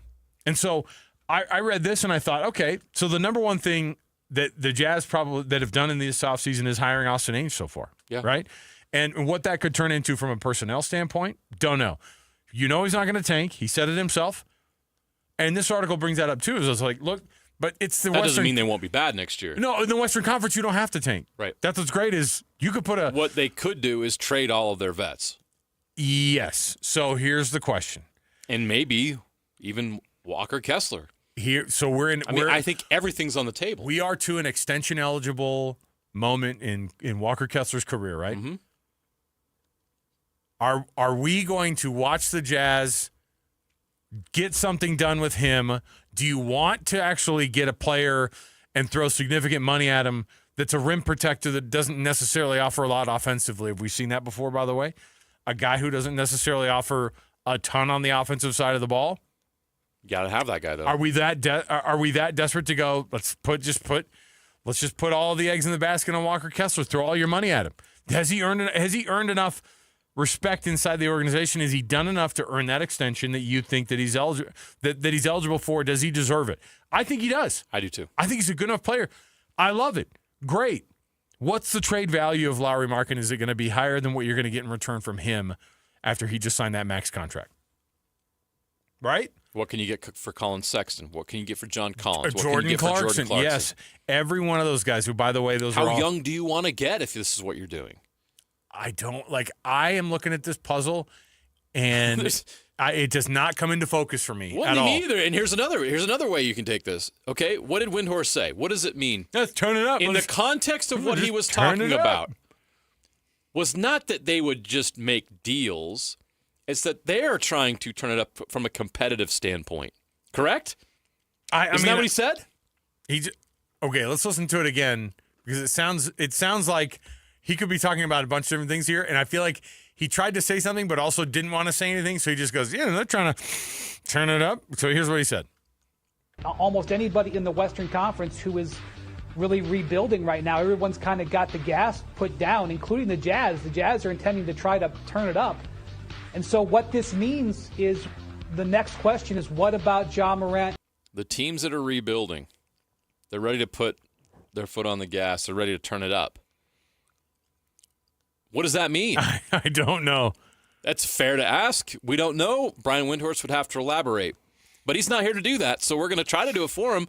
And what that means to me is the Jazz are hungry to do something big. And they need massive change in what they're doing, and they're ready to make the move. But they're ready to do it with the assets that they have in place. David Locke always says that this is the most talented the league has ever been, right? Oh, from an athletic standpoint, yes, for sure. This is the most, and that means the international players. It's deeper this than is it's a ever been. worldwide pool of talent. Yes, it's deeper than it's ever been. It's more talented than it's ever been, and it just feels like the Jazz are on some weird treadmill where they're not moving while they're sprinting. They are not. You know what I mean? Like it feels like with what you have, it's just I don't know if it's a bad luck thing, and you need some luck. Ask Sam Presti. You need a little bit of luck. Ask the Dallas Mavericks and the San Antonio Spurs. Yeah. You need, and I'm not just I'm saying those guys as like lottery, exceptions.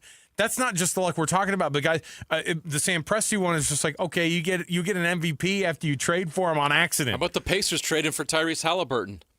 Great. You had no idea when you traded for him that he would develop into what he is. Kudos to you. Great job. Where is that person inside the Jazz future?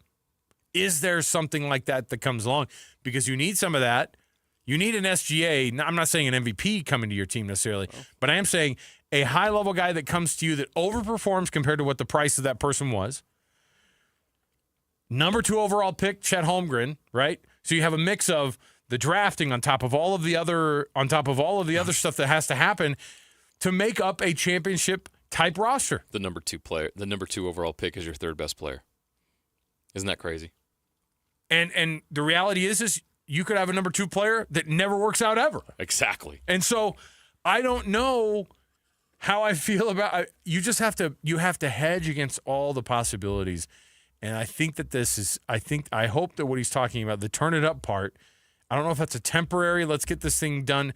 Let's get this roster improved right now. Because to do that, you have to lose some pretty big names, Jazz fans. I think your treadmill analogy is dead on. Like, there just feels like they're on a treadmill going nowhere. But they got to get on a highway. But they're busting their butt. They got to get on a highway. Doesn't matter if you bust your butt on a treadmill. Where are you going? I know. I'm just saying get off the treadmill and get on the freeway. They're sweating. Like, let's go. Like, get this thing going. JJ, like, this sucks. It's dangerous to run on the freeway. Bad analogy. Don't run. Drive. It's illegal. I've seen the signs. Don't hitchhike. Get in a fancy sports car, Utah Jazz, and get on that freeway and go drive towards a title, because this whatever you've been doing ain't working great. All right. I would love to say that the U.S. Open had me enthralled the entire friggin' Sunday. Man. I had nothing on the schedule, JJ. All I had planned out was to watch the U.S. Open, and the U.S. Open didn't want to have me watch the U.S. Open. The weather delays, all the stuff going on there. The top players in the world were just playing like absolute garbage, and yet we have a new champion. And the way that he won it has become an iconic moment in the history of the tournament of the U.S. Open. 125 of them. That was one of the best endings we've ever seen. And is J.J. Spahn going to become a new star of the game? We'll have to see. We'll talk to Bob Casper next. We'll get the wrap-up from Oakmont, see how things went. What an ugly friggin' golf course it was yesterday with all the rain and with how terrible the conditions were for these players to get through. It took a lot to get a winner out of that thing. We'll come back. Bob Casper joins us next, 97.5, the KSL Sports Zone. And now, a look at traffic from the KSL Traffic Center. Some westbound slowing on Pioneer Crossing between Redwood and Crossroads. If you're out in Saratoga Springs, the freeways by and large are at a steady pace right now. Some delays both directions of the 201 highway at 72nd West. Advanced Window Products. Get $2,500 off 10 windows or more at advancedwindows.com. Affordable windows guaranteed. With your traffic update, I'm Alex Napolis here on 97.5, the KSL Sports Zone. This is DJ and PK. Joined now by BYU football coach Kalani Sitake. Do you feel like you have your arms around the league and you know what it is now? Or is that a thing that's constantly evolving and changing and you just got to figure it out on the fly as you go? The more I'm around it, the more I just realize it's just going to be difficult. Everybody's got a good team and everyone now has the money and is able to pay players, things like that. So we have to find our competitive advantage and our niche and what's going to make us unique and different than everybody else. And that's the exciting part about it. I think when you put things together, the strategy, the scheme, the culture, everything that goes into building a program, for me, that's what's exciting, and seeing how we match up and if we can get to this point where we can win a Big 12 championship, that's the goal. Catch DJ and PK mornings from 6 to 10 on 97.5, the KSL Sports Zone. Get ready to join the climb, Jazz fans. It's time to place your season ticket deposits for the 2025-26 season. Place your deposit now and receive priority access to select your seats, exclusive gear, and more. Season tickets give you access to every home game, plus exclusive member-only discounts and benefits. Call or text 801-355-DUNK or go to UtahJazz.com to lock in your deposit for next season. Home sellers, do not lose money selling your home the old way. Make more money when you sell your home with a Bank Buster loan. This is Rod with the Save Right Realtor team at Realty Path. Average interest rates are in the mid to high sixes, but Save Right Realtors will market your home with a fixed rate as low as 4.75%. The ultra-low Bank Buster rate gives buyers monthly payments that are hundreds less than comparable homes. When your home is much more affordable, you get a larger pool of potential buyers who can buy your home. When buyers compare homes and see your home is hundreds less per month, you'll get a quicker offer and a higher sale price. Do not lose money selling your home the old way. Sell faster and make more money. Sell with Save Right. Sell with the Bank Buster loan. Call 801-APPROVE or visit saveright.com. Hey, it's Mike Rohn. If I have a choice, I like to do business with companies that actually stand for something. That's why I switched from Verizon to Pure Talk. No offense to Verizon, I'm sure they stand for something. I just don't know what it is.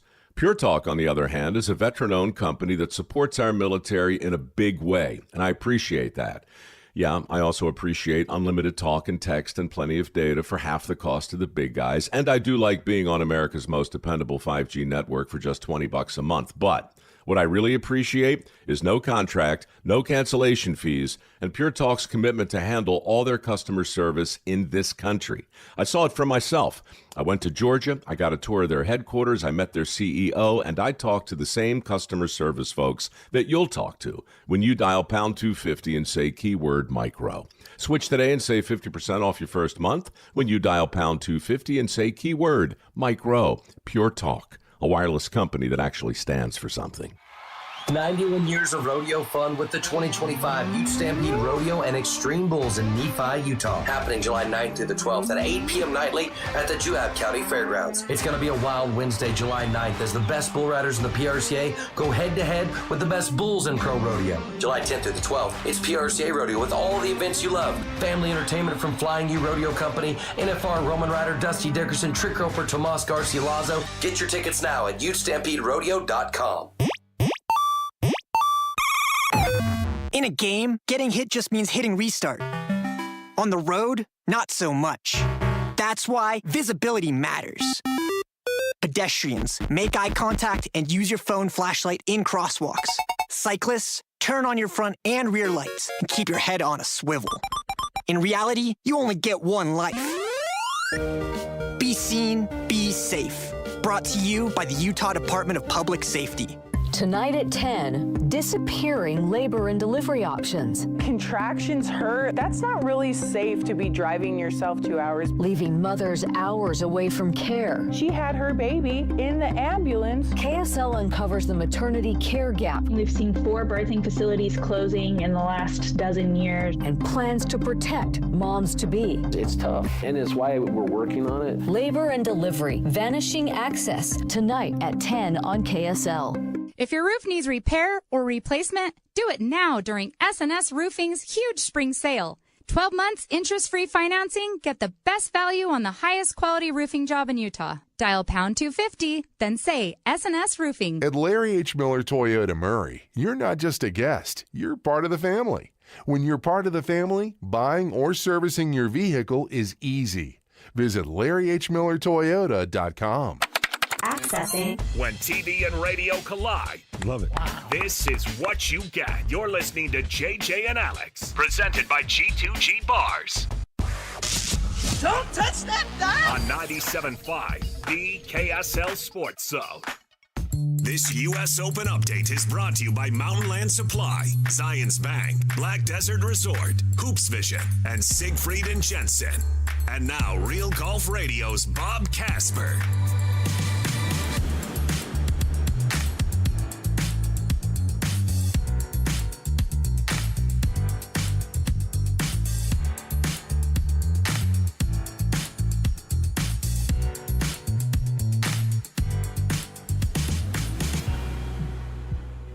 All right, welcome back. JJ and Alex, 97.5, the KSL Sports Zone. Thanks for being with us, part of the program. Some of my favorite things are the rumors that just swirl around during the trade or during the offseason. So at the very least, JJ, we can make things up in our head about the Jazz and the Jazz future. It's still entertaining. It's still entertaining to me. These other teams are all going through the same thing. I mean, the Knicks don't even have a head coach right now. They may not. You know what they might have? It might be the first player-managed team in the NBA in this century. The Brunsons are going to take over? Well, I think Rick Brunson is part of the conversation. It's weird, but it's that fine. Would be strange. Well, he's already on the staff, so, Gosh. Get what's the ball's dad name? Oh. The other ball. Lonzo, LaMelo. Yeah, but what's the dad's name? No, the dad. LaVar Ball. LaVar Ball. Yeah. Okay. LaVar Ball. We went through every That's a lot name. of balls. We went through every L name that we could have gone through. Why were we struggling with that? My favorite was that Alex, our producer, looked at it. He goes, "It's Lamar. Yep, you got it." And I'm like, "No, LaVar. LaVar, yes." the one with the leg, the one with the one leg. It's fine. All right. Joining us on the program right now, wrapping us up from beautiful Oakmont in Pennsylvania. It wasn't much of a beautiful weekend there, Bob Casper, who helped us through and watched this thing. We were anticipating so many things. The U.S. Open delivered on storylines, and the members at Oakmont got their difficult course in the end. Thanks for joining us. Yeah, they sure did. It was pretty brutal in that final round, last 18 holes. But, it was, how can I say this? It looked like nobody wanted to win for a while. Sam Burns, has got a 2-shot lead after 10 holes and ends up shooting 78. Adam Scott ended up shooting 79. The guy that stepped up was J.J. Spawn. Now, the other thing is you had your weather delay because of lightning and rain and everything, and that can work one of two ways. If you're a guy that's playing well, you don't want weather delays because that causes a break in the momentum. But if you're not playing well, which J.J. Spawn wasn't, he was 5 over after the front 9, shot 40 on the front 9. That's a really good reset for you to be able to come back out, put all that stuff behind you, and go ahead and try to play the best that you can. And he shot 3 under par on the back 9, 32, and ended up winning by 2 shots. Bob, it was wild to watch how difficult the play was in all of these guys melting down. But in the end, what J.J. Spawn did on 18 is one of the most incredible putts I've ever seen to win a major. I mean, it's right up there with what Larry Mize at the Masters or Tiger Woods. How incredible was that? And for a moment, it helped us forget just how messy that whole weekend was. Yeah, the things he had going for him was he made some really nice putts on the back 9. Downhillers that were difficult putts, longer than some were in the 25-foot, 35-foot range. He was putting extremely well all week. He shot 66 in the first round, 4 under par, was leading the golf tournament. He had a lot of good stuff going for him. But then he also had Victor Hovland, who hit his ball about 2 feet outside of him, maybe a foot outside of him. So he putted from the exact same line. So he was able to see the speed. He was able to see the break, everything that went with that. That's a huge gift. But he was able to step up on that stage with that putt, with all the people around there, with the U.S. Open on the line, knowing that if he 2-putted, he was going to win the tournament and be able to make that putt and win it by 2 was pretty awesome. When we were watching this thing, and I know like the people who were putting the TV product together were just dying once you get into a weather delay and you start watching a replay of the 2008 U.S. Open, which was fun. Don't get me wrong, it was fun to kind of go down that memory lane a little bit, but it just seemed like the whole tournament was kind of fits and starts. You saw some guys playing well, and then some guys are falling off. And I know that you brought up Sam Burns. Did you think that the casual water call that they had made, where they said, "Hey, yeah, you're going to have to hit from here," that appeared to be the very beginnings of the complete unraveling for him? he felt like that lost the golf tournament for him. Well, and that's what a lot of that has been publicized. Unfortunately, things like that happen. If the interesting thing is they called for a ruling. There's a guy with every group, especially in the last groups. They called him over to give the ruling. Now, if he would have just called Adam Scott and said, "Hey, Adam, I've got casual water right here," and Adam Scott would have gone over and looked at it and said, "Yeah, you got casual water," then he would have been able to drop the ball. But because they called for the ruling, then it's subject to interpretation. Now, if he would have said, "You know what? I don't agree with you, so I want another ruling from somebody else," then they would have had to give him another ruling from somebody else. And so I don't know. He could have pushed it a little bit harder, and unfortunately he didn't. J.J. Spawn is one of the most unlikely major champions we've seen. This was a walk-on college golfer. He talked this week about how close he was last year to just being out of a job, and now for him to win a major and win it the way he did, what can you tell us about J.J. Spawn, the grind he's had to go through to get here, and what it might mean for him moving forward? Well, golfers go through a lot of adversity. He's had his definite share of it, from having to play in Canada to playing on the Corn Ferry Tour to getting his card on the PGA Tour, losing his card, going back to the Corn Ferry Tour, winning on the PGA Tour at San Antonio, then feeling like he was going to have to he was maybe going to lose his opportunity to play professional golf and maybe quit playing professional golf. And, his teacher basically said to him, he said, if you're going to be out of the game, or whatever shot you have, go down swinging. Hit the shot you want to hit, go down swinging. And so that's what he did. And he started working really, really hard. And, he lost to Rory McIlroy this year at the Players' Championship in a 3-hole aggregate playoff. And he's been sticking his nose in there all year long, getting an opportunity to feel comfortable in that type of situation so that when he has those shots to hit, he feels comfortable. I mean, for him to hit the ball in the middle of the fairway on the 18th hole with his driver when everybody else is hitting it in the bunkers or in the rough or that kind of thing, I mean, he striped it right down the middle.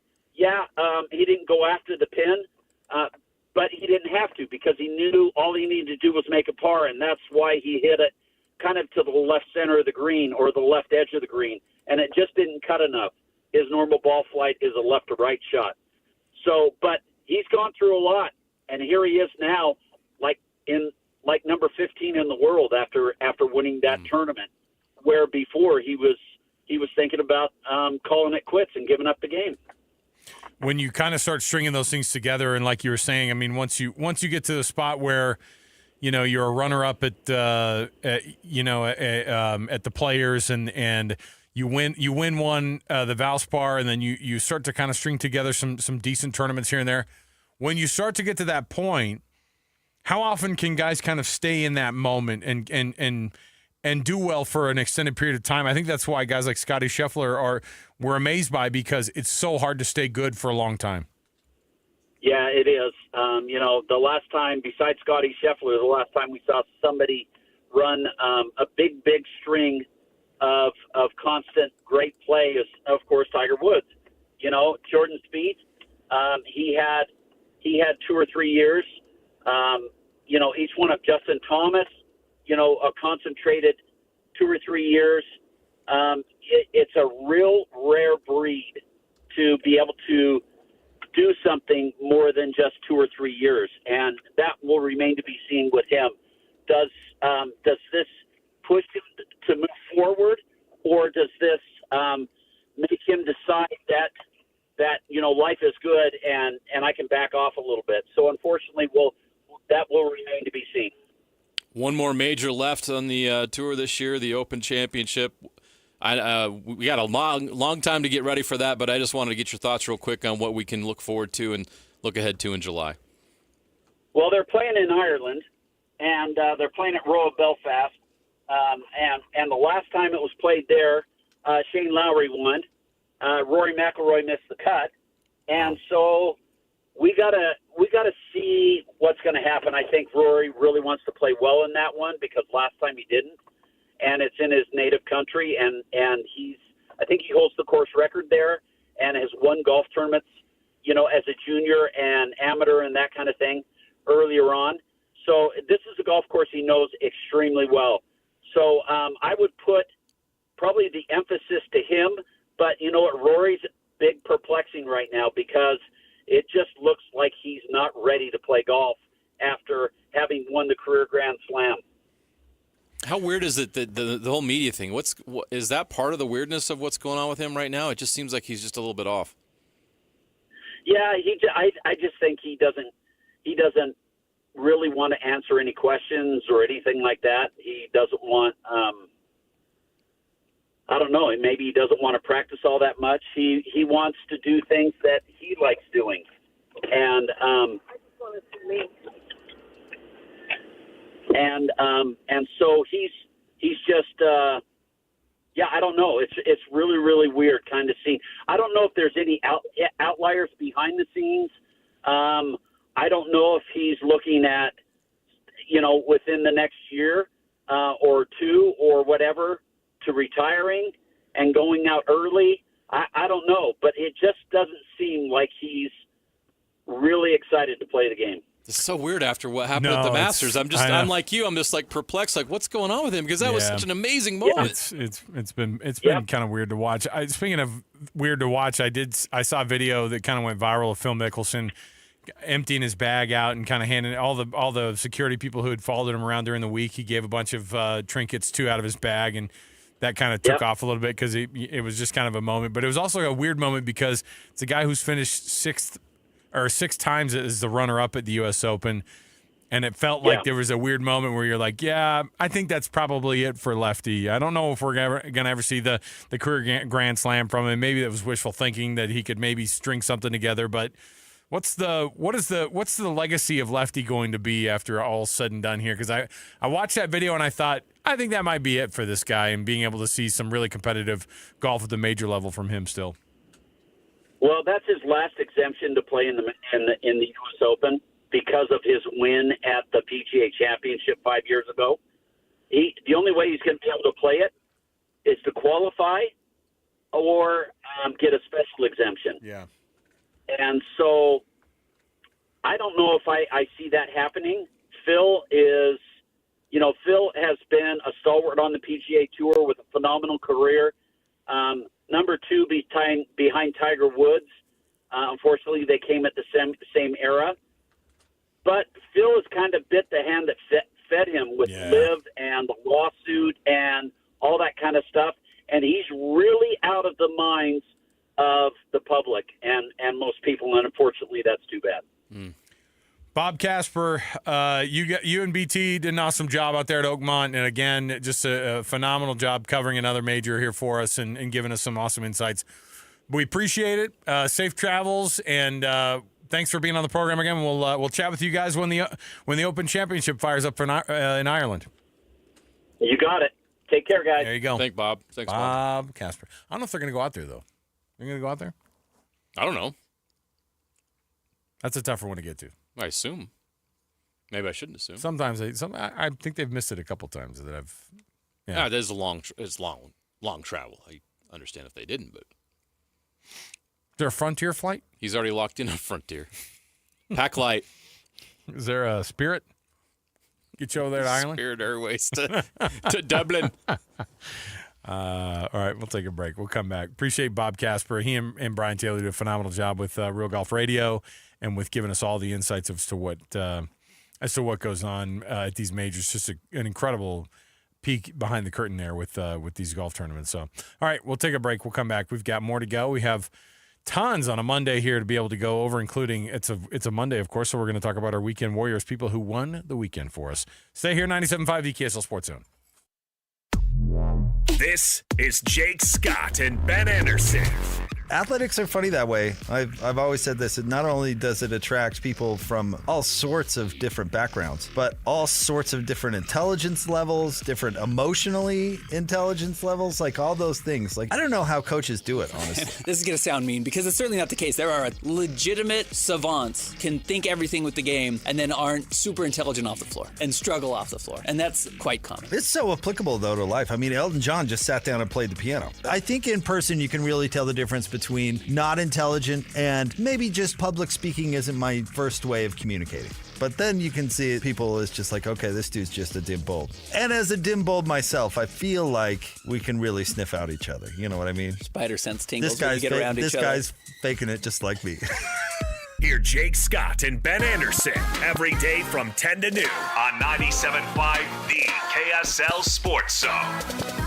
At Tim Daly Mazda Southtown, we understand the value of a dollar going further, especially right now. So we're offering up to $10,000 off almost any brand new 2025 Mazda. Yes, up to $10,000 off. Or get 1.9% APR on a 2025 Mazda CX-50. Yes! You heard right. Get up to $10K off or 1.9%. Make your dollars go farther at Tim Daly Mazda Southtown today. Financing for up to 36 months OAC. See dealer for complete details. Offer ends soon. Discover the exceptional taste of Bar W Beef, where quality meets flavor. Bar W Beef is dry aged for 14 days, ensuring rich marbling and tender texture. Whether you're grilling, roasting, or pan-searing, you'll find cuts perfect for any occasion. Experience the bold flavors and impressive sizes that are ideal for special gatherings. Order today and enjoy free shipping on purchases over $150. Elevate your meals with Bar W Beef. Order online at barwbeef.com or visit the store in Nephi. Hi, this is Derek Overstreet, president of the New Millennium Group and co-host of Stop Working, Start Living with KSL News Radio. Can you imagine what your life would be like if you could retire 3 to 5 years earlier than you thought possible? The things you could do, the loved ones you could spend time with, the memories that you could create.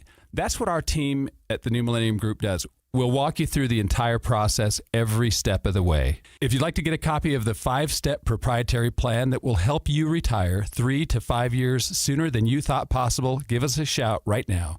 888-999-6370. That's 888-999-6370 or utahsfinancialplanner.com. Listen, most of our listeners right now have a tax problem, not a money problem. There's not enough money in Social Security Medicare as it is. Let us show you how you can significantly reduce your taxes. That's 888-999-6370, 888-999-6370 or utahsfinancialplanner.com. Have you dreamed of a home golf simulator but worry you just don't have the space? Fairway Hideaway brings that dream to life with the Murphy Golf Simulator. This sleek fold-away closet system transforms any garage, basement, or office into playing Augusta, Pebble Beach, or hundreds of other famous courses around the world. Once you're done, simply push a button and it folds away into a 2-foot closet system that any house designer would be proud of. If you decide to put it in your garage, you still have space to park your cars. From Park City Chalets to Salt Lake Townhomes, Murphy Golf Simulators blend seamlessly into your space with no renovation required. Zone listeners will save $1,000 off their Murphy Golf Simulator by getting your installation scheduled before end of summer. Play iconic courses, perfect your swing, or host your next golf night, all from the comfort of home. Then use a remote control and watch it fold away. Learn more at fairwayhideaway.com. That's fairwayhideaway.com. It's Jeff Jr. from Trajan Wealth, and I've got something important to talk to you about, your 401k. If you have changed jobs, there are 2 very important considerations. You don't want to leave your 401k behind, and you don't want to roll it over into your new company plan without consulting Trajan Wealth first. 401ks will often have limited investments or age-based options. Since companies have to make choices to suit all employees, they may not be suited to you, which could cost you fees and money. When you roll over your 401k into an IRA, you not only keep your money growing tax deferred, but you also gain access to a world of investment options specifically designed for you.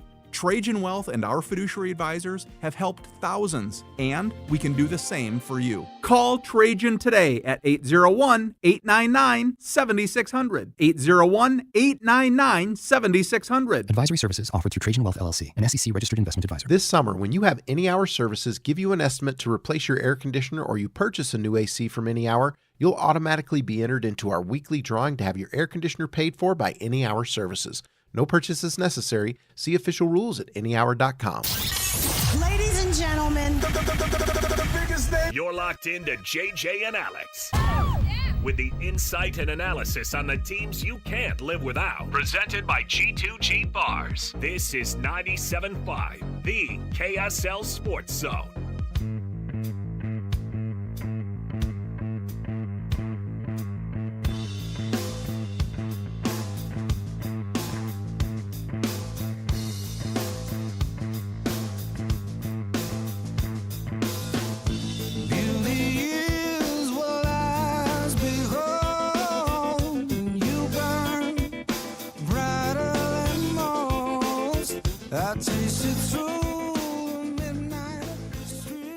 Welcome back, everybody. JJ and Alex, 97.5, the KSL Sports Zone. Alex Curie, Jeremiah Jensen, thanks for being on the program here with us. Hey, if you miss any portion of the show, you can always download the podcast wherever podcasts are found. You can also just go straight to the source. You go to KSL Sports, go to the KSL Sports app or the website, and you got yourself a podcast button right there. You can stream it all day long. You can check it out on YouTube, where we're also streaming on the KSL Sports YouTube page. So there you go. What I'm saying is there's no excuses. I don't know where to find you guys on the radio. That's probably why I don't know. So I'm like, liar. Here's the KSL Sports app. Boom. We're also on 102.7 HD2 in your car. If Come you on. have HD Dial it up. radio. For those who celebrate. For those who celebrate HD radio. Clean and clear. It actually is phenomenal signal. Yeah. It's a great way to listen to our show. So give it a shot. JJ, we've got, of course, the Weekend Warriors that are brought to you every week by the good folks at Gillette Heating and Air. Right now, get seasonal maintenance done on your air conditioning for $59. Just call the experts, GilletteHVAC.com, to make an appointment today. That's GilletteHVAC.com. I don't think my AC's turned off in the past 4 days. I don't know. Yeah. Mine's running too. I think it's time. Well, you know what my next move is? I got to do the I got to call the advanced window guys. Make sure I have. Well, it doesn't help too.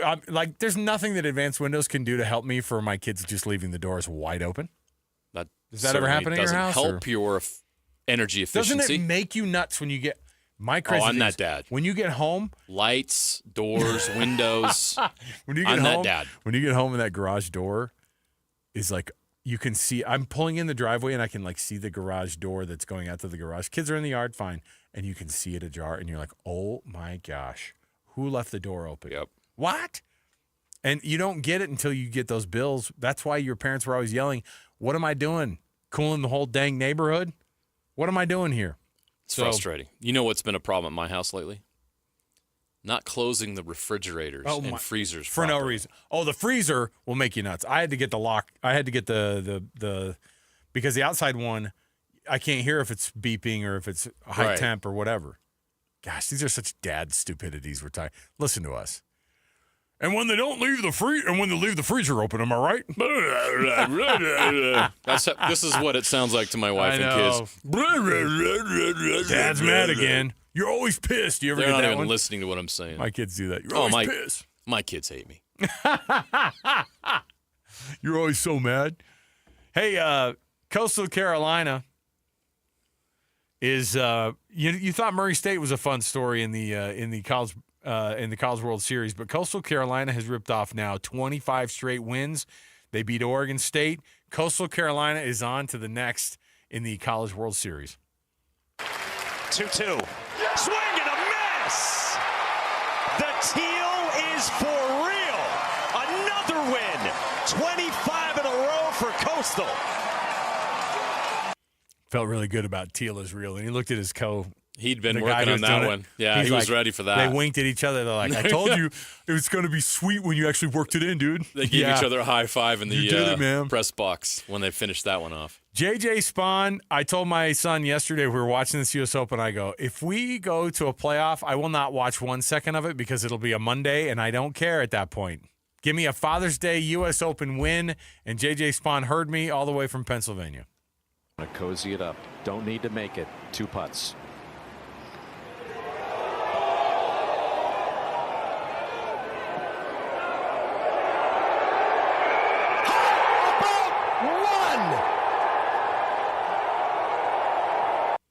There you go. 64 feet to win a U.S. Open. The thing that didn't do it justice was the view that we got on TV that was just that classic right to left. Yeah. When you saw it coming toward the hole, you got a real vibe for how hard he had to hit it left, or how far he had to hit it left, and how much it came down that hill. He couldn't even see the hole from where he was putting. Now, Bob brought it up. He goes, and my son, when I were watching it, he goes, he's going to get a read from Hovland. Yeah. Hovland hits it. Hovland's a good putter. He goes a little bit right of the cup, and it scooted past by about 2 feet, and he was like, I know the assignment here. I'm sure that helped him, but 64 feet on those greens? Get out of here. That was an incredible putt. Pretty crazy. I loved it.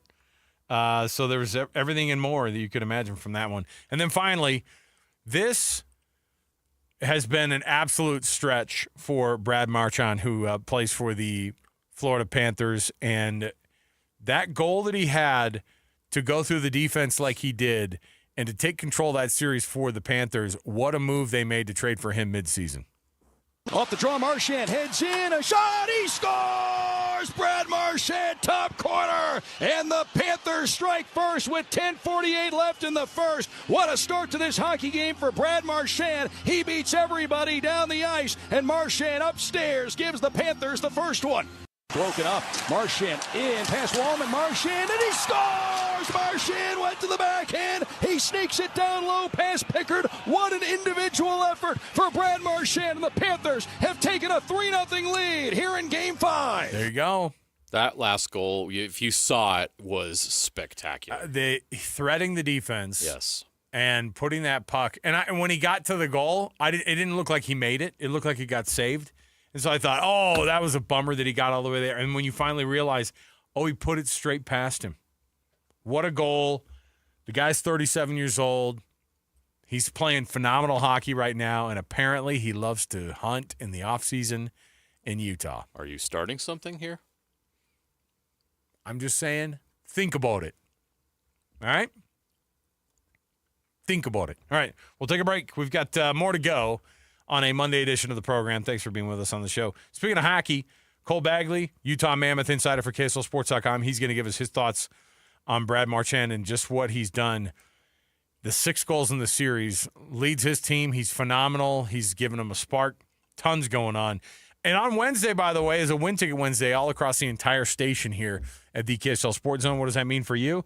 All you have to do is listen all day long, and you can win tickets. This Wednesday, by the way, the best Win Ticket Wednesday we've had in a long time. I love them every week, but guess what? This is Monster Jam World Finals up at Rice-Eccles Stadium, okay?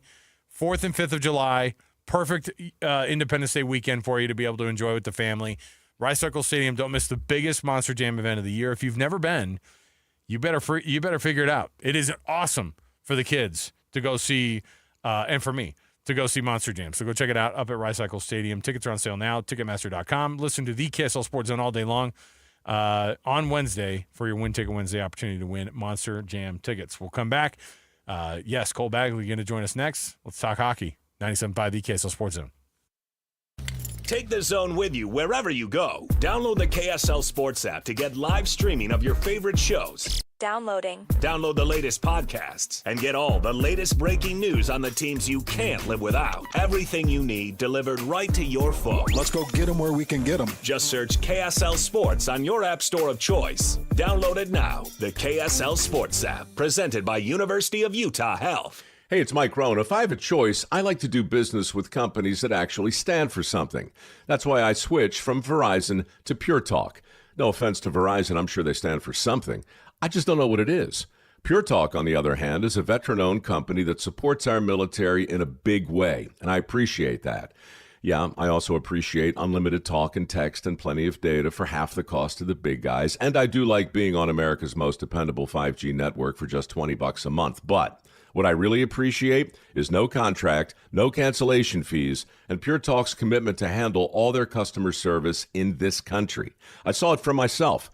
I went to Georgia, I got a tour of their headquarters, I met their CEO, and I talked to the same customer service folks that you'll talk to when you dial pound 250 and say keyword micro. Switch today and save 50% off your first month when you dial pound 250 and say keyword micro. Pure Talk, a wireless company that actually stands for something. Looking for reliable home services you can actually count on? I've got just the team for you. Mountain Home Services. They've been serving Utah since 1954 with honest, upfront pricing and zero hidden fees. Plus, they back every job with a 100% satisfaction guarantee. With summer heating up, now's the time to get your AC in shape. Mountain Home Services delivers fast, expert air conditioning service to keep your home cool and comfortable. And don't forget, they also handle electrical and plumbing work with the same trusted care. And here's the best part. KSL listeners get exclusive limited-time specials, but you have to call and ask. These deals won't last, so don't miss your chance to save. Call 801-543-2222 today and tell them KSL sent you. That's 801-543-2222 or visit mountainhomeservices.com. Get the service you need and the deal you deserve. Go from daydreamer to industry leader with Amazon Business. From office supplies to IT essentials, Amazon Business provides tools that help you save costs and make insight-based decisions. Learn how to bring your visions to life at amazonbusiness.com. Are you having trouble hearing? Hearing loss can devastate the quality of your life. Now, there's an affordable fix for you or your loved one. Rated the best hearing aids of 2025 by Forbes Health, Audion Hearing has the highest quality hearing aids at the lowest prices, starting at just $98 a pair. I actually like them better than my old $5,000 hearing aid. I could not believe how my hearing and life changed. Join over 1 million happy customers by going to audionhearing.com. That's AUDIEN hearing.com. Get a $15 prepaid MasterCard after rebate when you buy 5 quarts of Mobil 1 full synthetic motor oil at O'Reilly Auto Parts. O'Reilly Auto Parts. The Management Minute is a service of the MBA program in the John M. Huntsman School of Business at Utah State University. I'm Professor Scott Hammond. The best class I ever taught was a complete accident. It was in the spring and the classroom was scheduled to be painted, that ugly beige color. So we decided just once to meet in a pavilion in a park with the mountains on one side and a stream on the other. My 90-minute class stretched into 3 hours, not because of me, but because the class wanted to go deeper and further in our discussion. We held the next class in the same place. I used the same syllabus and readings from previous classes, but our natural setting triggered deeper inquiry that continued over the 7-week spring term. Think of all the poetry, innovation, and even spiritual insights that began in nature, where there are no slides, videos, or beige walls to confine your thinking. Then consider nature for your next team meeting. Learn more about learning in an MBA program from Utah State. Go to utahstatemba.com. I'm Scott Hammond. Hope to see you in one of our classes. The Garden Restaurant is reimagined space with exceptional taste. Opening June 30th in Salt Lake City. Enjoy a fresh, healthy menu, dine in, grab and go, patio seating, or online ordering. Open weekdays 11 to 3. Fresh flavors, iconic location. The Garden Restaurant, next to Temple Square.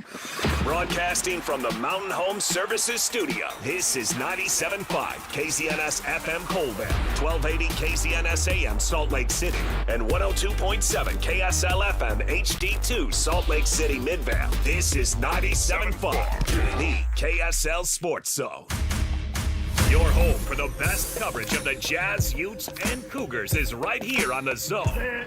This is JJ and Alex, presented by G2G Bars on 97.5, the KSL Sports Zone.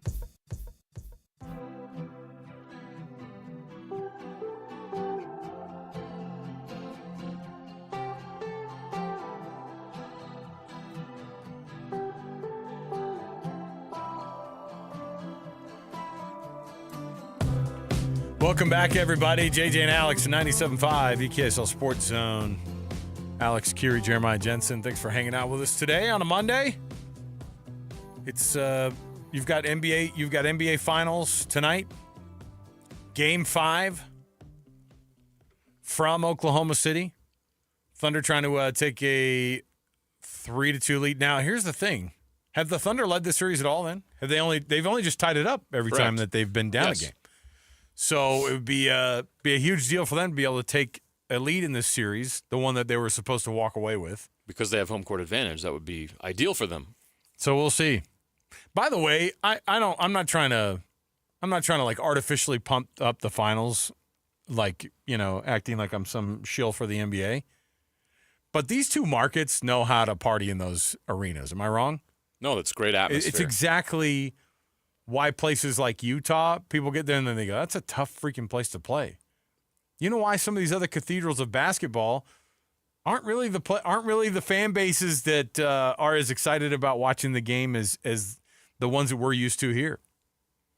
Indiana and the Gamebridge Fieldhouse, whatever they're in, and then down in Oklahoma City, the Sonics' current stadium, whatever the name of that is, the place is bonkers.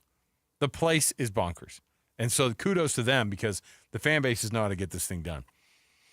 He also knows how to get this thing done. He covers the Utah Mammoth for KSLSports.com. He's our Mammoth insider for KSLSports.com. Cole Bagley joining us on the program. Have you loved this Stanley Cup Final Series? I mean, it's it's delivered on so many levels, and we saw another phenomenal night by Brad Marchand to be able to get that thing to 3-2 for the Florida Panthers. Cole, welcome to the program. Thanks, guys. It's been a great final. It's obviously been, as far as the series goes, it's fairly close. But there's been a couple really close games that have been decided by overtime, and then there's been some blowouts. But the reason that I've loved it is I absolutely love the style of play in which Florida, approaches the game with, their physical dominance, how they attack the offensive zone. They just score greasy goals. They're just always there around the net, and their forecheck is absolutely relentless. So it's always fun to watch that style of hockey, especially, when it's the two best teams in the world. The Florida Panthers were loaded coming into the season. They were the defending Stanley Cup champions. They could have just wrote it out and been content with their roster, but at the trade deadline, they go and get Brad Marchand. Also get Seth Jones too, but Marchand has been a major difference maker for them. What does it say about their willingness to do that, their aggressiveness in doing that, and what message is learned by the rest of the league by that? Well, that you can never be content in where you currently stand. Even if you're the reigning Stanley Cup champions, you always got to look for ways to get better, right? Because you put a circle on your back. Everybody, was out to get, Florida all year long, and I'm sure that Edmonton had every single game against Florida circled, especially coming into this series. So. The Marchand acquisition was, stroke of genius to get a guy as good as he is for absolute, essentially next to nothing. He's on an expiring contract, but if you get a Stanley Cup out of it, even if he leaves, it was worth, all that they had to give up for him, and he just fit their style. They throw rats on the ice. Out in Sunrise, and they've got a rat on the ice at all times when Marchand is out there skating, and he's played perfectly in his role. He might even be the MVP of the series when it's all said and done. So with the contract that Brad Marchand has, I think expiring at the end of this year, if I'm not mistaken. Yes. Mm-hmm. Where is he on the list of, I really love to hunt in the offseason in Utah, which I've heard before? Does Brad Marchand make sense at all to come to the Utah Mammoth? At 37 years old, I know we're asking a lot, but he's playing like one of the 24-year-olds out there. Yeah. I think it just depends on what kind of contract he's looking for. A lot of the rumors that have been circulating recently have been that Marchand is going to look for, the most money. He's going to go wherever they're going to value him the most, that they're going to pay him the most. And I just don't know that at 37 years old, and if he's a guy that's going to go and fetch, $7, $8, $9 million a year, that's somebody that Utah necessarily wants to, bring in. Now, with that being said, he's a phenomenal player. He has incredible experience. He could really help, put Utah over the top in terms of getting into the playoffs if he was to somehow find his way to Salt Lake City. It's not a name that I've heard pop up too many times, but you never know. Crazy things happen a lot. And, if you're looking for a veteran that knows how to play, playoff style hockey and to be effective in the way that you need to be effective, Marchand's probably, someone that you want to consider. Everything is on the line for the Edmonton Oilers in Game 6. If you're Chris Knobloch, who do you start at goaltender? That's really tough. I don't know if you go back to Skinner. But then, Pickard, I don't know that you rely on him either. He wasn't good. He wasn't good the other night. So it's really tough. I mean, maybe you just go, where you've had success is starting Skinner and then, pulling him halfway through the game and, putting in your backup. So I don't know. I'm glad that I don't have to make that decision. But if I did, you might want to just go back to Skinner to see how he can do. We were having that discussion over the weekend because it was, okay, well, obviously you got to go back to Skinner because it's like that's your guy, I guess. If we're looking at what the 1-2 is, it's Skinner then Pickard, but he hasn't been the answer. Neither of them have been that. It was a bad spot for him to be in. It was a bad spot for this whole team to be in. It's like both the games that Edmonton has lost in the last out of the 3 losses that they have in the series against Florida, they've been embarrassed. They've been embarrassed at the goaltending position. And it's a weird spot to be in that both of their guys are struggling at the worst time possible. Yeah, if you look at the scoring over the last 3 games, obviously Florida's won 2 of those. Over the last 3 games, Florida has 15 goals on 90 shots, so they're shooting about 16%. Whereas Edmonton has 8 goals on 89 shots, which is just below 9%. So you're seeing almost a double conversion rate on the other side of the ice. And I've gone and watched back the goals that Florida's scoring, and it's this interesting combination of greasy goals. If you look at the breakaway, Marchand scored breakaways goals, and then he also had a goal where he dangled through a couple guys and then somehow, put it through, I think it was Skinner's legs. That's just not a goal that should happen. But it did. And I think that's kind of been the difference maker for Florida is they're able to construct beautiful goals. They've done it on the power play a few times. I was watching a goal where Reinhart puts it between his legs. I don't remember who finished it, but somebody was right there. It may have been Bennett or Tkachuk to just, fire it home. Whereas, the Oilers, it just feels like they're a one-trick pony right now where it's got to be on the power play or it has to be this magnificent setup, between Draisaitl and McDavid, whereas the Cats are just doing whatever it takes to put the puck in the back of the net. And, statistically, they're hitting on, nearly double the amount of shots. So we'll see, how Edmonton responds. But right now they've got to be more effective when they're shooting the puck. Might be getting a little bit ahead of myself with this question because Game 6 is not done, but it just doesn't feel good for the Oilers. What are the consequences for the Oilers if they don't get it done again? Again, great question. I think you got to go back to the drawing board and figure out what the issue is. I think for the most part, I think it's their goaltending. Like you were talking about earlier, I think they got to this point because Skinner played above expectations. He had, probably the 2 middle series is where he played the best hockey. And now he's gotten to a point where he's been pulled a few times. And, as I mentioned, Florida is just scoring a lot more often than Edmonton is. So, it's not necessarily, I think, a situation where you look at Draisaitl and McDavid and you start considering blowing it up. I think, this is still a very good team. You've still got McDavid and Draisaitl, who are 2 MVP candidates every single year playing in their prime. So it works. But your goaltending has simply got to be better. Maybe you go to the trade market or you see who's in free agency and you simply have to be better. And as I've said before, a lot of the times the team that wins the Stanley Cup doesn't necessarily have the best offense. It's who they have between the pipes that makes the difference.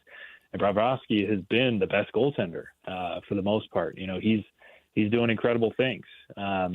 He's got Edmonton scratching their heads because they're supposed to be the better offense, and yet they're not scoring as much or as often. So I think, if they do end up losing 2 straight cups, it's going to be frustrating for them. People are going to start questioning, how good is McDavid? But I think it's more on the back end. Go find a better goaltender, because they've already really done the due diligence in terms of their blue line. So, the issue for me is, you just don't have a goaltender who's really, bailing you out when you make mistakes. Cole Bagley joining us, talking, of course, hockey, and specifically this Mammoth team have some pretty young, some awesome young talent. One of those names that pops up for Team USA for the national team has been Clayton Keller. The preliminary roster for the Olympics for next year in Italy, they've already named 6 players to it, and obviously none of these are a shock because they were all part of that Four Nations roster. But here's the first 6 so far: Quinn Hughes, Charlie McAvoy, Jack Eichel, Austin Matthews, and the Tkachuk brothers. Obviously, those are guys who are veterans, leaders, or I say veterans of this particular Team USA. What are the chances that Clayton Keller does end up on that roster? Is it wishful thinking for Mammoth fans to think that maybe they add him? I know there's a lot of feeling that he should have probably been on that last roster with Team USA, and obviously going back to Worlds most recently, he's a name that comes up. So where's the possibility of Clayton Keller being on that Team USA Olympic team next year? I expect him to be on the roster. I think Four Nations was weird. I don't think Bill Guerin really was as strategic as he could have been in constructing that, especially when you look at some of the last few names to make that team, guys like Kreider and a couple other of the Rangers that he pulled up for Team USA. Those guys ended up having absolutely horrific seasons. And then, Keller goes on to have a career year with 90 points and 60 assists. And then, as you said, he leads Team USA to their first World Championship gold in almost 100 years. And what else, I think kind of helps Keller is the Olympic roster has 2 more spaces on it than the Four Nations. So Four Nations, you had a roster of 23. Olympic, you've got 25. And so, yeah, I do expect Keller to be on that team. I think he proved both in the regular season and at the World Championships that he belongs on the Olympic roster. I think his game has come a long way. And, as I mentioned, there's 2 extra spots. So do I think he's going to be, one of the next guys chosen? No, but I do expect him to be, maybe one of the last 3 or 4 guys. Him and Tage Thompson, I think, both proved, hey, Bill Guerin, you probably should be looking our way instead of looking at the Rangers, when you're adding the depth of this American team.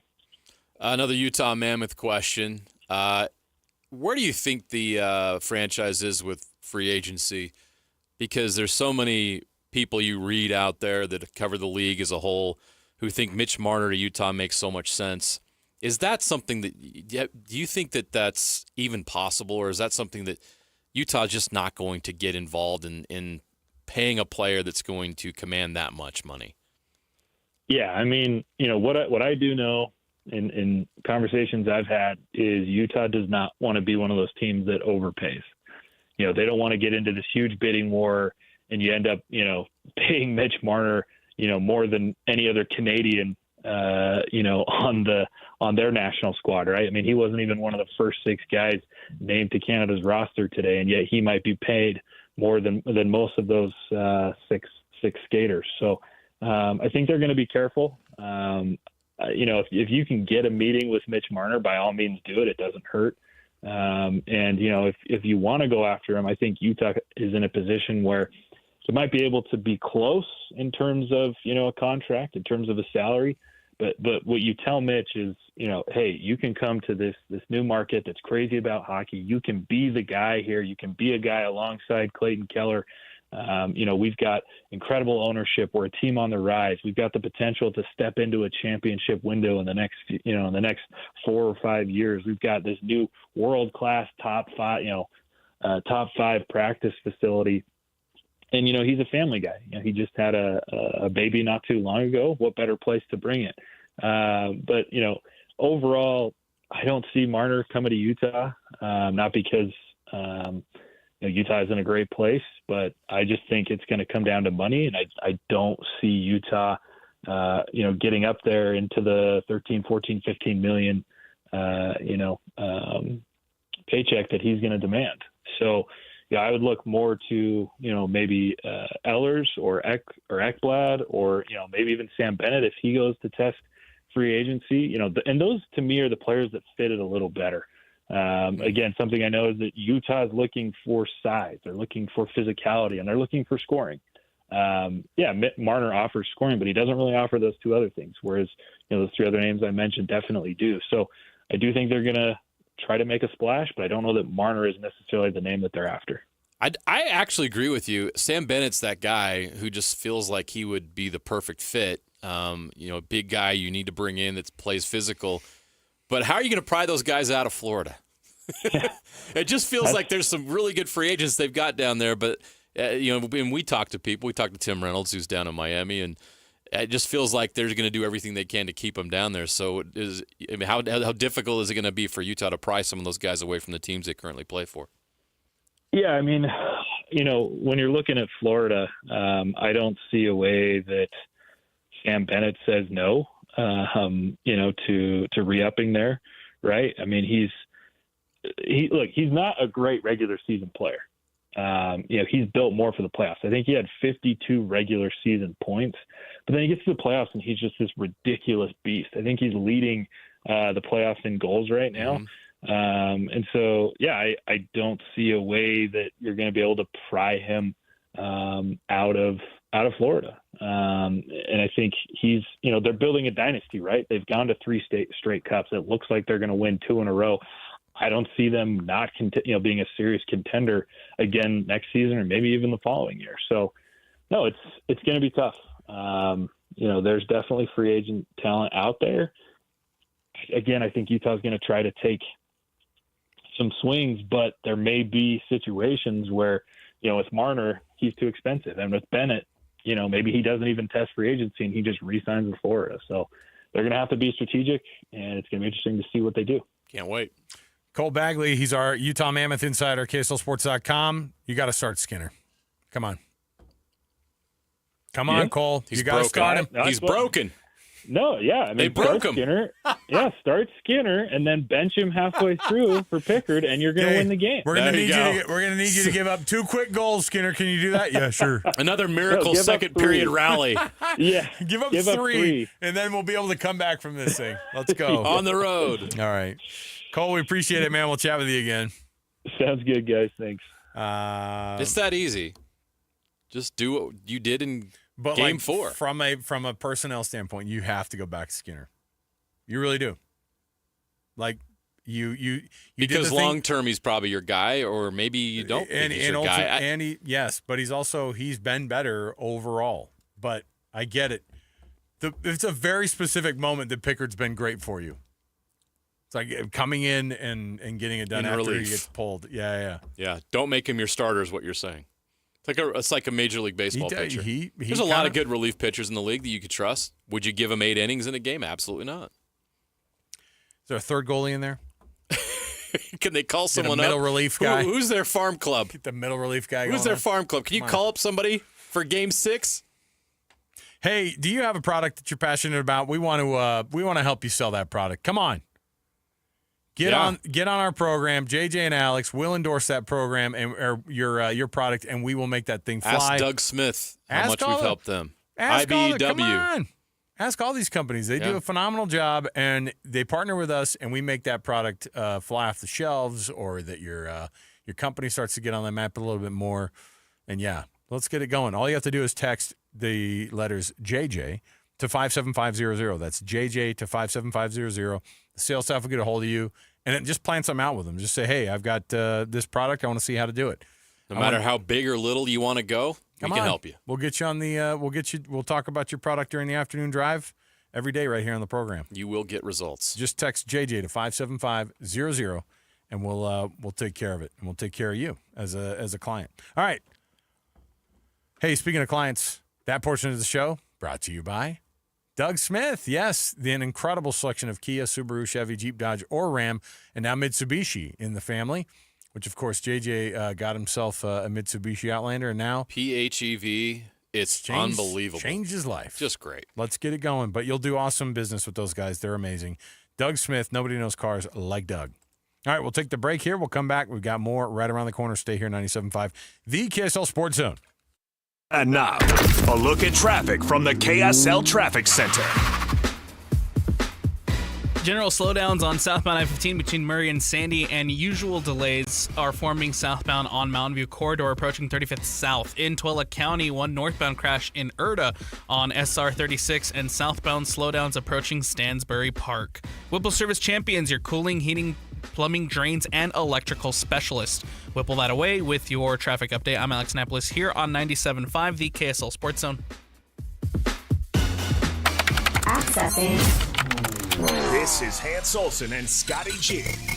Eric Weddle, kind enough to join us. You find out you're up for the College Football Hall of Fame. What's your first thought when you get that phone call? Just humbled by it all, quite honestly. I think I have a real shot is the College Football Hall of Fame. I don't think I have any shot at the NFL Hall of Fame. So when I look at the College Football Hall of Fame, I think, yeah, I belong there at some point, whether it's now or 10 years from now. Like, I think I belong as one of the best college football players to have played the game. So whenever it happens, or if it happens, like, you guys know me, I live life to the fullest. It's not going to change whether I fall asleep at 10 o'clock or midnight. I got many other things that are on my mind. But it's really humbling and truly honored, obviously, and know that it took coaches, players, faculty, family, wife, kids. Like, it doesn't happen alone.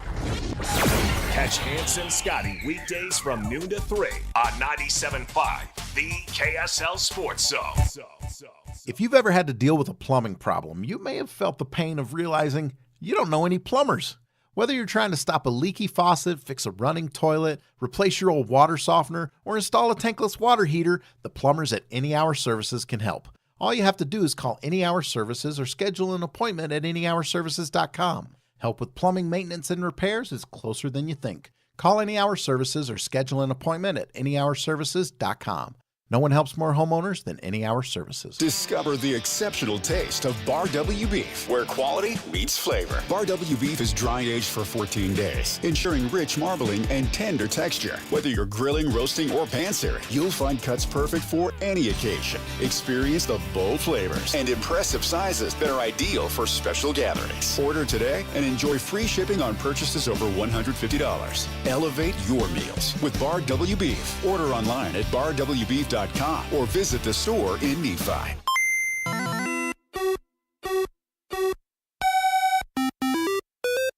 Think road safety's a single-player game? Not so fast. Before driving through a crosswalk, put away distractions and watch out for pedestrians and cyclists. The best way to win? Share the road.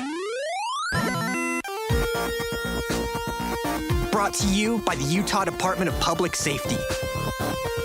Five guys walk into a JCW's and Aura Burgers. A pastrami, a mushroom Swiss, a guacamole bacon, a hickory barbecue, a ribeye steak, 2 onion rings, 3 french fries, a strawberry, mint, peanut butter, chocolate, and marshmallow shake, and not one left to tip. Because at JCW's, we don't ask for it. We think the price you see should be the price you pay. And all that, would you like to leave a tip stuff, is for the birds. JCW's. Quality and a lot of it.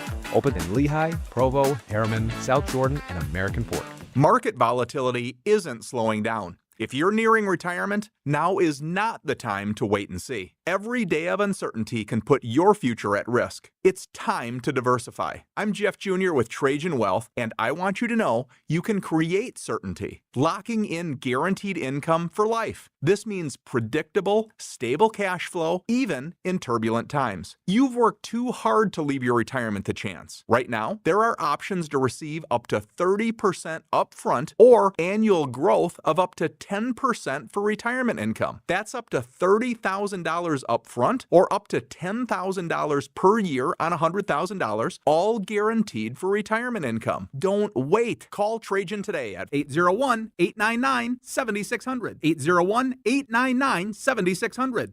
Annuity guarantees are based on the claims paying ability of the issuing insurance company. Any examples provided are hypothetical. Annuities are issued with prospectus and sales brochures and should be reviewed carefully before funding as features and benefits vary. DBA in most states as Trajan Wealth Insurance Solutions. Attention RVers! In 57 years, Motorsportsland has never had a sale like this before. We've got over 100 new models coming in and our lots are already almost full.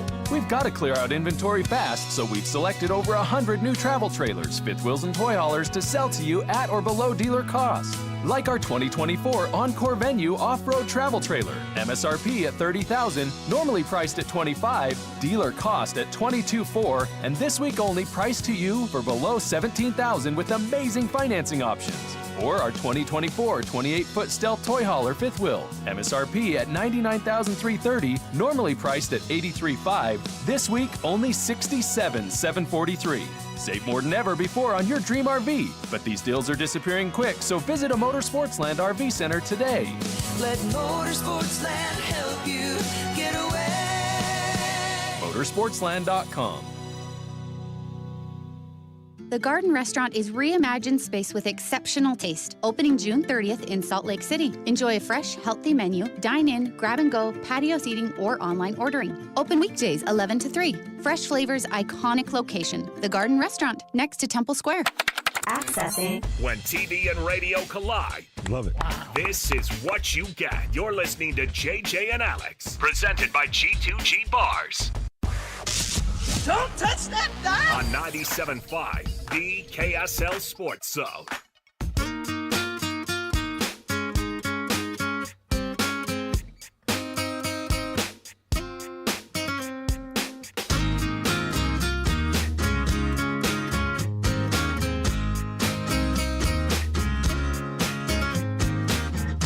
Every morning there's a halo hanging from the corner of my girlfriend's four-post bed. I know it's not. Welcome back, everybody. JJ and Alex, 97.5, the KSL Sports Zone. Game 5 tonight, your NBA Finals from Oklahoma City. We'll see how that thing goes. See if somebody's going to go up 3-2 tonight, JJ. And yes, that is fact. It is the roll of a dice because, like, thank you, Magic Johnson. I know. There you go. You win this game tonight, you're going to have 3 games to 2 in the series. What I'm saying is like somebody's going to. Breaking news sounder, Alex. Somebody's going to do it. Hit it. Hold on. Let me do this right. Let me do it right. I was just watching. Sports Center just broke this, actually. I'd love to say I was the first person to break this, but Stephen A. Smith says whoever wins tonight's game down in Oklahoma City will indeed go up in the finals for the NBA title, 3-2. Back to you, JJ. We can never play the breaking news sounder again because people aren't going to trust us anymore. This is already we have violated the public trust. This is already a little bit of a halfway on a cheap gag, a halfway fake news sounder. Anyway, come on. Plus, I break serious news on the show. And, like, when you do it, it's like, let's go to the BYU athletic director desk, JJ. What do you have? We got a new athletic director We down have a at lot BYU. of desks. Oh, shocker. Look, if you've ever been to this building, there's like 500 empty desks Lots here. of beats. Lots of beats. A lot of people here that aren't really here. So the reality is, while my statement sounded clownish, there's no home court advantage right now in this series. There hasn't been. No. Hasn't felt like it is mattered. Shea did. I know that people want to say that the refs gave it to him, but Shea did the most MVP thing you can do, which is take over in the fashion that he did in Game 4, like 15 of the last 16 points of his team. I had the same reaction that Chet Holmgren did when he heard that. He was like, "What the F? Like, what? I mean, I didn't do that, but that's what he did." I didn't know what was going on. Like, I couldn't believe it. And he's that good. And I know you don't like the way that he plays. If you feel like he elicits too much contact, he flops, whatever it is. There's a reason that he is the best in the game right now, according to the MVP trophy that he wields now. So there you go. I could do without the Chet Holmgren, Jalen Williams SGA commercial where they're all wearing that blue outfit. Can't they do better than that? I can't do it anymore. Okay? Cannot do it anymore. Isn't it AT&T? Yeah, yes, because it's blue. Yeah. Come on, AT&T. Anyway, Do those guys right. Hey, come up with something better. This portion of the show brought to you by the good folks at the Hercules Credit Union and Beehive Meals, who bring you the weekly Hercules Hero of the Week award. How does it work? You nominate a youth sports volunteer in your neighborhood who does a phenomenal job with the youth sports, and we all know that person who just goes above and beyond and makes the youth sports experience for your kids or the neighborhood even better. Go to kslsports.com/contest. You can nominate somebody right there, and then we read those winners off every week, and they get a prize from Beehive Meals and Hercules First Federal Credit Union. So there you go. Kalani Sitake went on DJ and PK today at the charity golf event that they were broadcasting from live, and had a couple of moments where he chatted with DJ and PK. Anytime you can get Coach Kalani during this, when he's got his guard down a little bit at these events, he knows he's got to do maybe a little bit of radio, right? While he's down there doing this, make some appearances. And it's a weird moment. I mean, they're in the middle of a very, very important summer, and a strange one too. Kalani was asked about adapting to the Big 12 and embracing that conference, and here's what he said.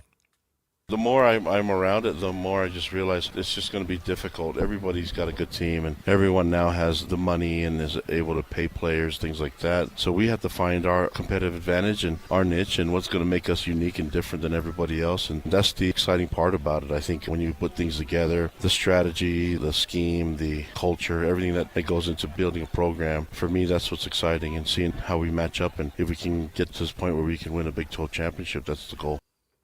What makes them different? Graham Canyon ice cream from the BYU Creamery. It's a little different. It's a good choice. It's an excellent choice. Well, I mean, the thing is like I don't know how BYU stands out and makes a difference. We know what the differences are of that university and your run-of-the-mill university that's not a private religious institution. An intense honor code, all those things. The thing that has set BYU apart is they have absolutely shocked people on how competitive they've been with the money side of things. But the money is one thing because a lot of schools will throw it at them. What's intriguing is how they've made it attractive even further than just the money aspect.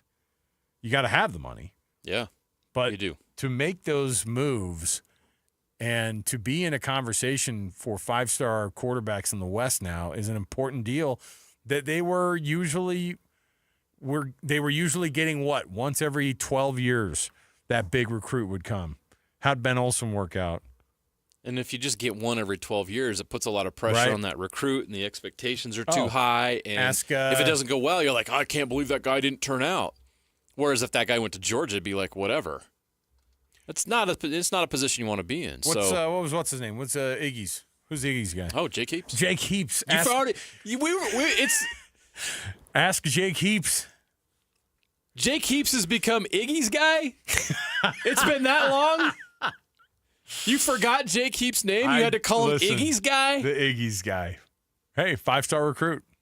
Straight out of Iggy's. By the way, nowadays. I was there. I know. It was right here. I was there. By the way, nowadays, whoever it is that's hosting it actually could be part of the situation, help pay for those bills for the Cougs. Absolutely.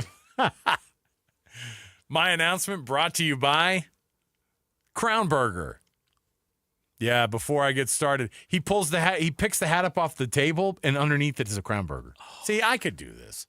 I like that. I could help these kids. And then the other hat, maybe there's some onion rings. And then the other hat, how about a chocolate caramel shake? Come on. Huh? It writes itself from a marketing standpoint. Which one would you choose? Not so easy, is it? The reality is that Kalani has got a lot on his plate. Yeah. I know he's trying to figure out his quarterback situation. I know that they are walking through that minefield and no trying news to on figure it that. out. And you know what? The elephant in the room remains in the room. I mean, just sitting there staring at us awkwardly. I'm just guessing, JJ, but there's no way that he's working out at the facility, right? Could BYU we risk? We talked to Mitch at the end of last week and said he's absolutely still in school, doing whatever. Is he working out? Yeah. He's been still in all the videos. Yeah. It just is. I know that people are looking at it and going, give me an answer here. Oh, why is he working out with your team right now when he's in the middle of this? all of these things. Like Well, I just the only thing that would change that if the status of his enrollment and his place on the team was changed, and that hasn't changed. Yeah. So business as usual, I guess. But I want to see how this thing ends up. It's we all want answers. wild. The money part, Kalani did bring up, and it's just a new part of life. It's normal now, almost at this point, as they've been talking about money and revenue sharing, as that becomes part of the game. The game itself is an amazing game, so I have great following altogether in college football. There's a lot of people that are interested in it. The playoffs are improving every time that they take a look at it and they adjust. And so this adjustment, that's what the game is. I mean, whether it's the rules or the way we hit, when we can recruit, when we can sign, can we pay the players, or how does that payment come through? Is it a rev share or a NIL? I mean, as we go through it, I think everyone's trying to figure it out. I just know that you have to be ready to adapt in this game, and some schools cut the rosters down and others didn't. So some were in the know and some weren't. So we obviously have to adjust to all that. That's the game. Coaches are required to learn the rules, and every year they change, and they're trying to improve the game. And as long as there's excitement, there's a great following, I think we'll be fine. We'll just find ways to make it better. And I think the game is getting better, but it's never going to be perfect right away, but we'll get there. I think the good news is the health of college football is still really good, JJ. Like, that's the bottom line, right? Yeah, I've heard people. I think it was Josh Pate that. They're really disenfranchised. They're like college basketball. His YouTube ruined. channel. He said, "Yeah, he responded to that," and I get what he's saying, and there's fairness in what he's saying, because we're all watching it, and last season was incredible from just a fan standpoint, watching the game itself and how the playoffs changed everything. So I get it. But I don't like using the game's never been better, blah, blah, blah, to excuse some of the problems. But the point is valid that, yes, college football is terrific, and the health of the sport is very good considering all the challenges that now exist with it as we move forward, how this house settlement plays out, NIL, recruiting, all these things, the student-athlete welfare, everything that goes into this, the Big Ten and the SEC creating whatever power vacuum that they currently occupy, and how do the other leagues deal with that? All these things we talk about on the show about the future of college football. The bottom line is watching football on a Saturday is fun. It's a lot of fun. It's fun on Friday nights too, or whatever night you want to put it on. We're watching it, right? Give me 42 bowl games. It's ridiculous and they're stupid, but here we are watching it. I know. Oh, how dare you. I can't believe that the Duke's Mayo Bowl. Oh, they dumped it right on the coach. We're college football addicts. Show me the highlights. Stuffing it in our pipe and smoking it. Like we just can't get enough of it. Shooting it into our veins. We are addicts. We love college football. I know. And we'll do, honestly, like whatever the things are that get in the way of it, like we'll eliminate them. Like, and people go, the money's going to ruin this game. It's like, until it doesn't, and then it'll just make it better. And then all we're going to do is be like, I want that now, too. I want the highest level of that, too. Come on. Ask a BYU basketball fan right now if money's ruining the game. You're going to get no, it's made it better. Yeah. I like it, Yeah, and the ones who aren't paying the money to the guys on any of their rosters, the schools that aren't getting to $20.5 million, their fan bases are going, what's your problem? Yeah. And then and it's a weird thing to think. In a year that BYU is going to next year start making a full – do they make a full share next year of the media rights? They do. I think isn't that finally when it kicks in? Yeah, so next year – it would be after 3 years. When they make $30-something million of the share that they get, on top of the fact that the $20.5 million – like there's going to be a massive money swing just in the next – 12 to 18 months for BYU. But the funny thing is that's what they're going to need just to be able to compete. No, yeah. It's not like, oh, wow, what an advantage. Well, no, it's just that's what's going to take to compete. If your team isn't doing if you're in the Big Ten or the SEC and your program is not divvying up the $20.5 million, we're only going to do 11. Like, you're out. You're gone. You can't do it. Figure out how you're going to do it the best way possible to divide that money up, and that's up to the schools. That's a hard formula to figure out. Because they're like, everyone, you're capped at $20.5 million. Well, how do we pay him? Oh, you guys figure that out. If there's a guy you want to pay $6 of the $20 million, then let's go. No way. All right, we'll take a break. We'll come back. When we return, got ourselves a Monday edition of Sucks to Be You. People who it currently sucks to be in the world of sports. Stay here. 97.5, the KSL Sports Zone. And now, a look at traffic from the KSL Traffic Center. Big slowdowns for I-80 drivers turning to go south on the I-215 West Belt, where there has been a couple of crashes. A new accident reported now on the 201 highway out near Saltaire, where the westbound crash is near I-80. Advanced Window Products, factory direct, affordable windows. Call today. They're on the way. Financing is available. Save now and pay later at advancedwindows.com. With your traffic update, I'm Alex Napolis here on 97.5, the KSL Sports Zone. This is Jake Scott and Ben Anderson. There's problem solvers. I'm not one of them. I'm a problem creator. Well, yeah. Yeah, right. I call it challenging groupthink, but really I'm an instigator. See, I'm more of a problem pointer-outer. Doing it wrong. Exactly. Which I'd probably rather be than a problem creator. Sure, it's better. But easier than problem solving. Neither help. No, nothing. Neither fix anything. No. I mean, my living is to pop on the microphone and say, hey, that team really stunk out there. Well, how did they make it better? I don't know. Not my problem. Don't you get paid to figure that out? Boy, that team stinks. Why do they stink? Well, I could give you a number of different reasons. How do you fix it? Yeah, it doesn't matter. It's your problem. Not up to me. I missed the part where that's my problem. I love this job. Hear Jake Scott and Ben Anderson every day from 10 to noon on 97.5, the KSL Sports Zone. Father's Day, of course, always means that there was a few extra things on the table when it came to the feast that we had to celebrate the dads out there. And guess what? No different at our house. And I am equipped with Salt Lake City fat loss to be able to go, you know what? You can have this and that. You can make sure that you're still living inside of that, not just a calorie deficit, because, on a Father's Day, have something extra. Come on. Eat that ice cream. Take that piece of pie. Fine. You deserve it, Dad. But it's about being able to get back on track. And so that's exactly what happened yesterday. Had a little extra, and then I said, you know what? Back on track today. That's why I've been able to stay down the full 65 pounds that I lost at the beginning of this program. JJ, this works. Salt Lake City Fat Loss works. You drop the weight, but more importantly, they stay with you along the way to keep it off. That's why education is so important when it comes to weight loss. Learning how to manage that. And you've been taught how to do that. I've been taught how to do that. And it's made weight loss and weight maintenance a lot easier. Salt Lake City Fat Loss will teach you all of those things. They will also give you the tools that you need to be successful in weight loss and then, of course, keeping that weight off after you lose it. If you need a program, Salt Lake City Fat Loss is going to be a great choice for you because they do all of that. They've got the plan. They give you the knowledge. They're going to teach you how to lose weight. They're going to keep you accountable, and they're also going to provide you any support that you need. I think you need those four things to be able to be successful with weight loss, and Salt Lake City Fat Loss can provide that for you. Go to their website, learn more about that and much more, and if you want to do the program, tell them JJ and Alex sent you. You'll get $200 off.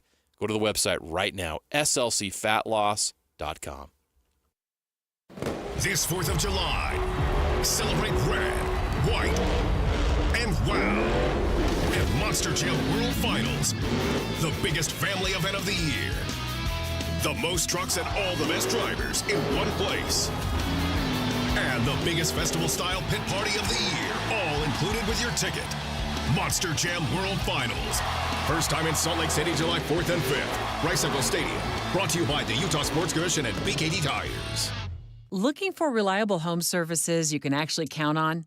I've got just the team for you. Mountain Home Services. They've been serving Utah since 1954 with honest, upfront pricing and zero hidden fees. Plus, they back every job with a 100% satisfaction guarantee. With summer heating up, now's the time to get your AC in shape.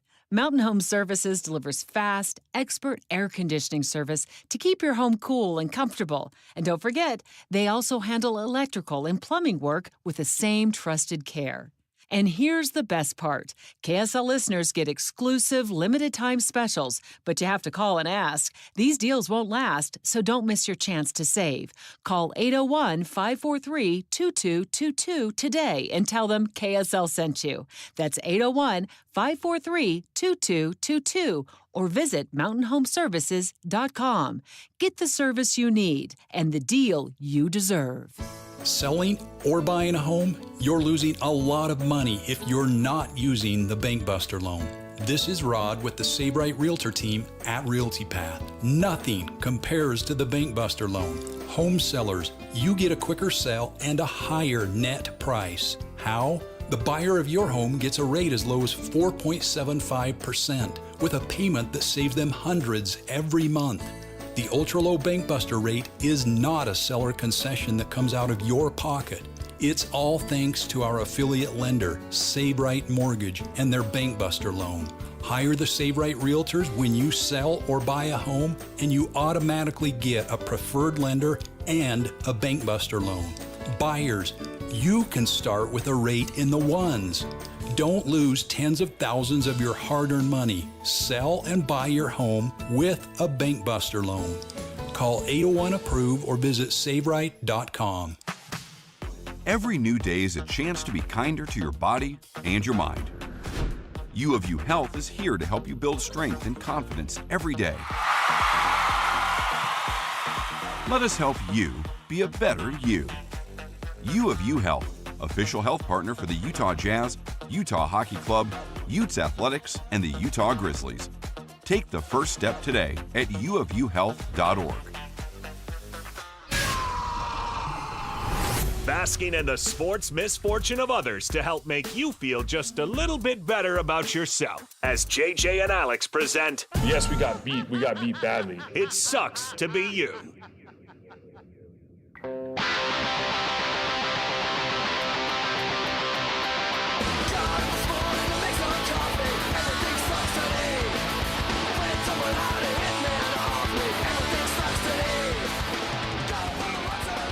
All right, everybody, welcome back. JJ and Alex, 97.5 KSL Sports Zone. Alex, Curie, Jeremiah Jensen, JJ. This music, of course, means we're celebrating the descendants. The people who... Punk rock fans know who this is. Think about the moment we went through. Punk rock was great. Still is.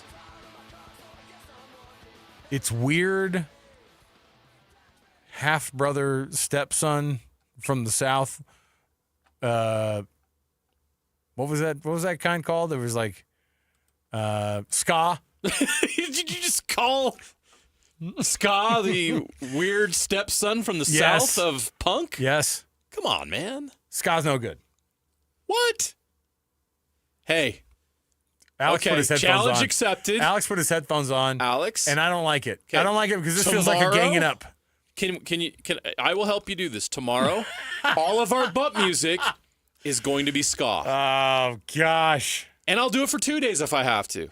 Oh, to prove to you that ska does not, in fact, suck. I was around for 2001. You don't need to go, bring it up. Well, we're bringing 2001 back. Ska stunk. They're all, you know what this music needs? What? Give me 4 trombones.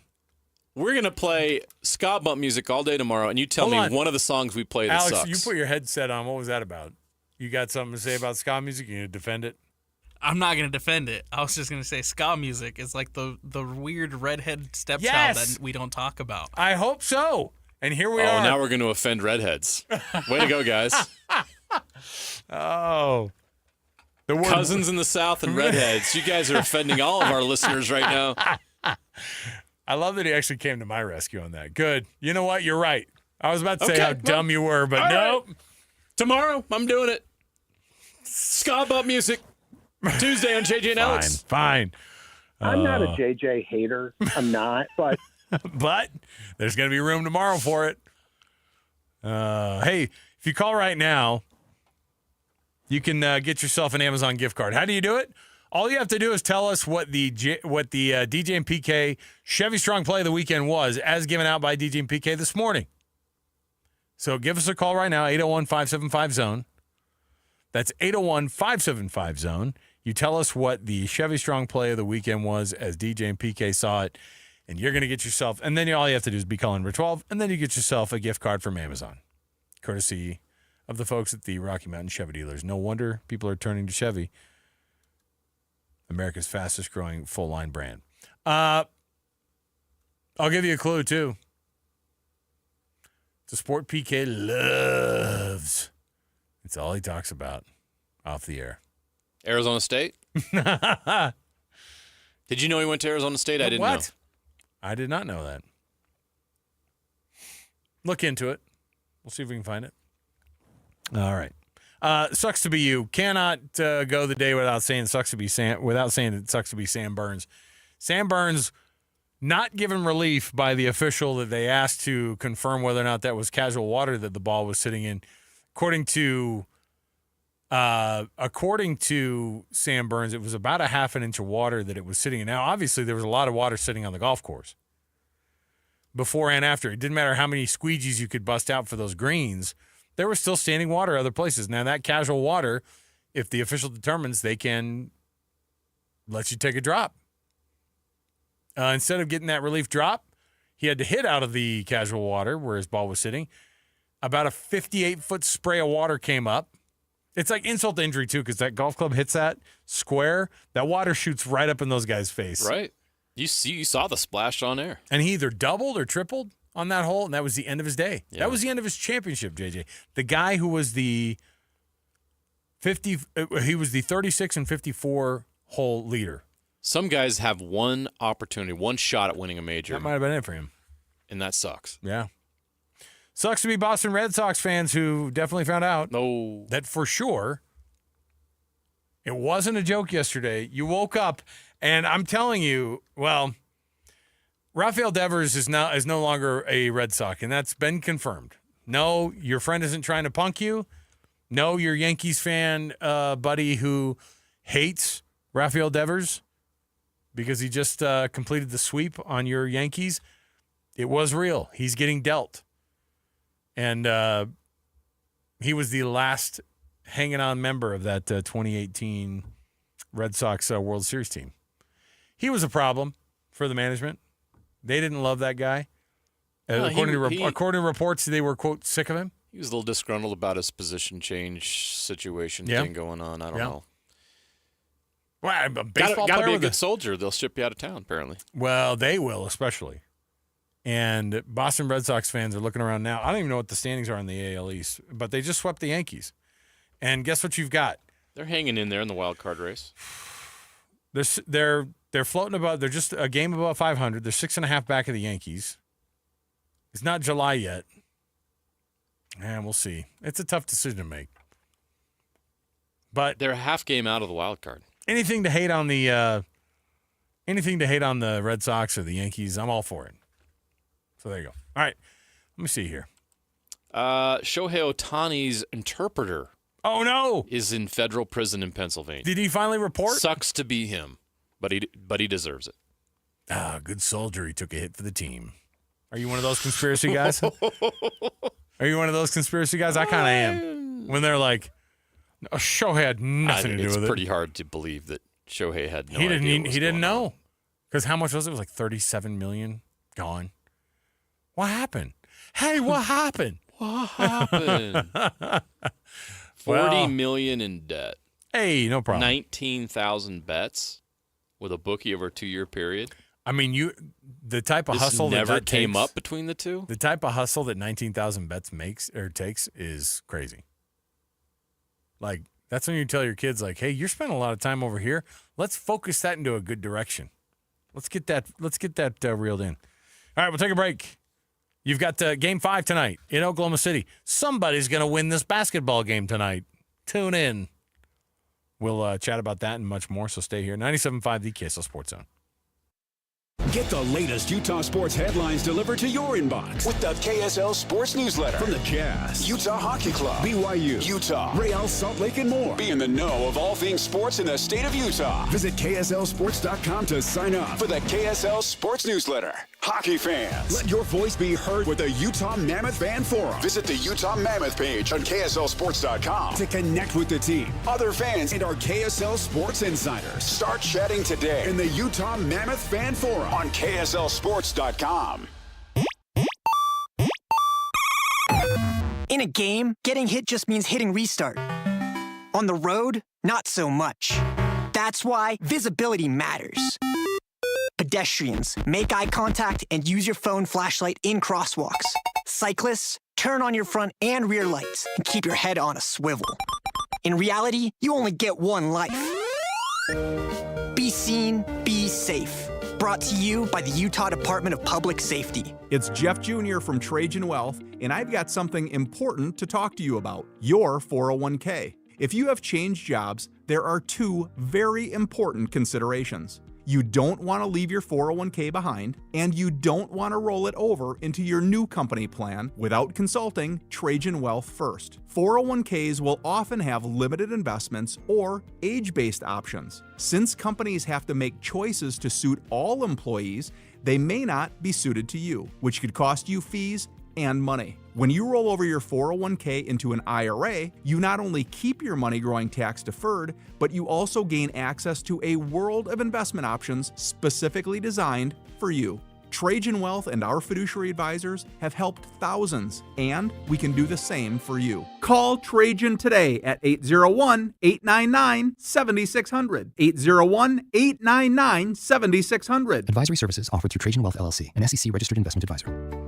Tim Jr. here from RGS Exteriors. I want you to know that it's the little things that count. Any remodeler can say they treat customers right when it comes to siding, gutters, windows, and exteriors. It's hard to know for sure. If a contractor uses cheap generic nails instead of super grippy ridge shaft nails for your siding, would you even know? If they use cheap $4 caulk to install your new windows instead of paying $9 a tube for the good stuff, could you tell by looking? It all comes down to the details and trust. At RGS Exteriors, we only do things one way, the right way. We never cut corners. We never skimp on details. We never do less than the job requires. That's why we offer our industry's exclusive 10-year everything guarantee. And it's why we have the happiest customers. If you need any gutters, siding, or replacement windows, call RGS Exteriors at 801-280-3110 or visit rgsutah.com. That's 801-280-3110 or online at rgsutah.com. If a small budget's cramping your big summer plans, consider a low-rate home equity line of credit from America First Credit Union. Right now, with a new HELOC, you'll get an introductory 4.49% APR for the first 6 months. And that means more cash to get stuff done. Helping your money do more means helping you do more. So apply for a limited-time HELOC at americafirst.com today. Introductory variable annual percentage rate is subject to eligibility, terms, conditions, creditworthiness, and change. Federally insured by NCUA. Equal Housing Opportunity Lender. Are you looking to upgrade your outdoor space? Mountain Land Supply has you covered with Keystone Pavers, the trusted name in durability and design. With easy installation, weather-resistant strength, and a wide range of beautiful styles, Keystone Pavers turn any yard into a dream getaway.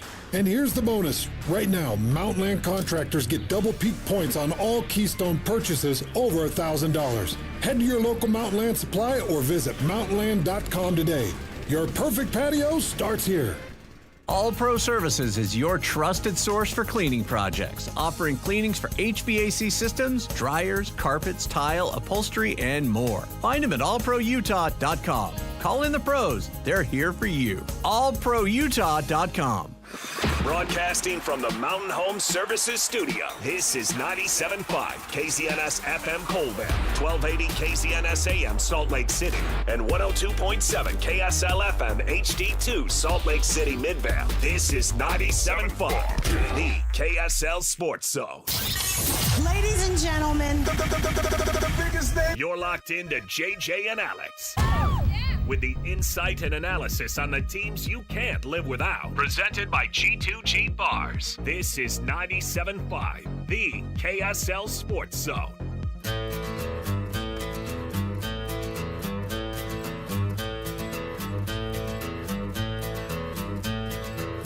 You wired me awake and hit me with a hand of broken nails.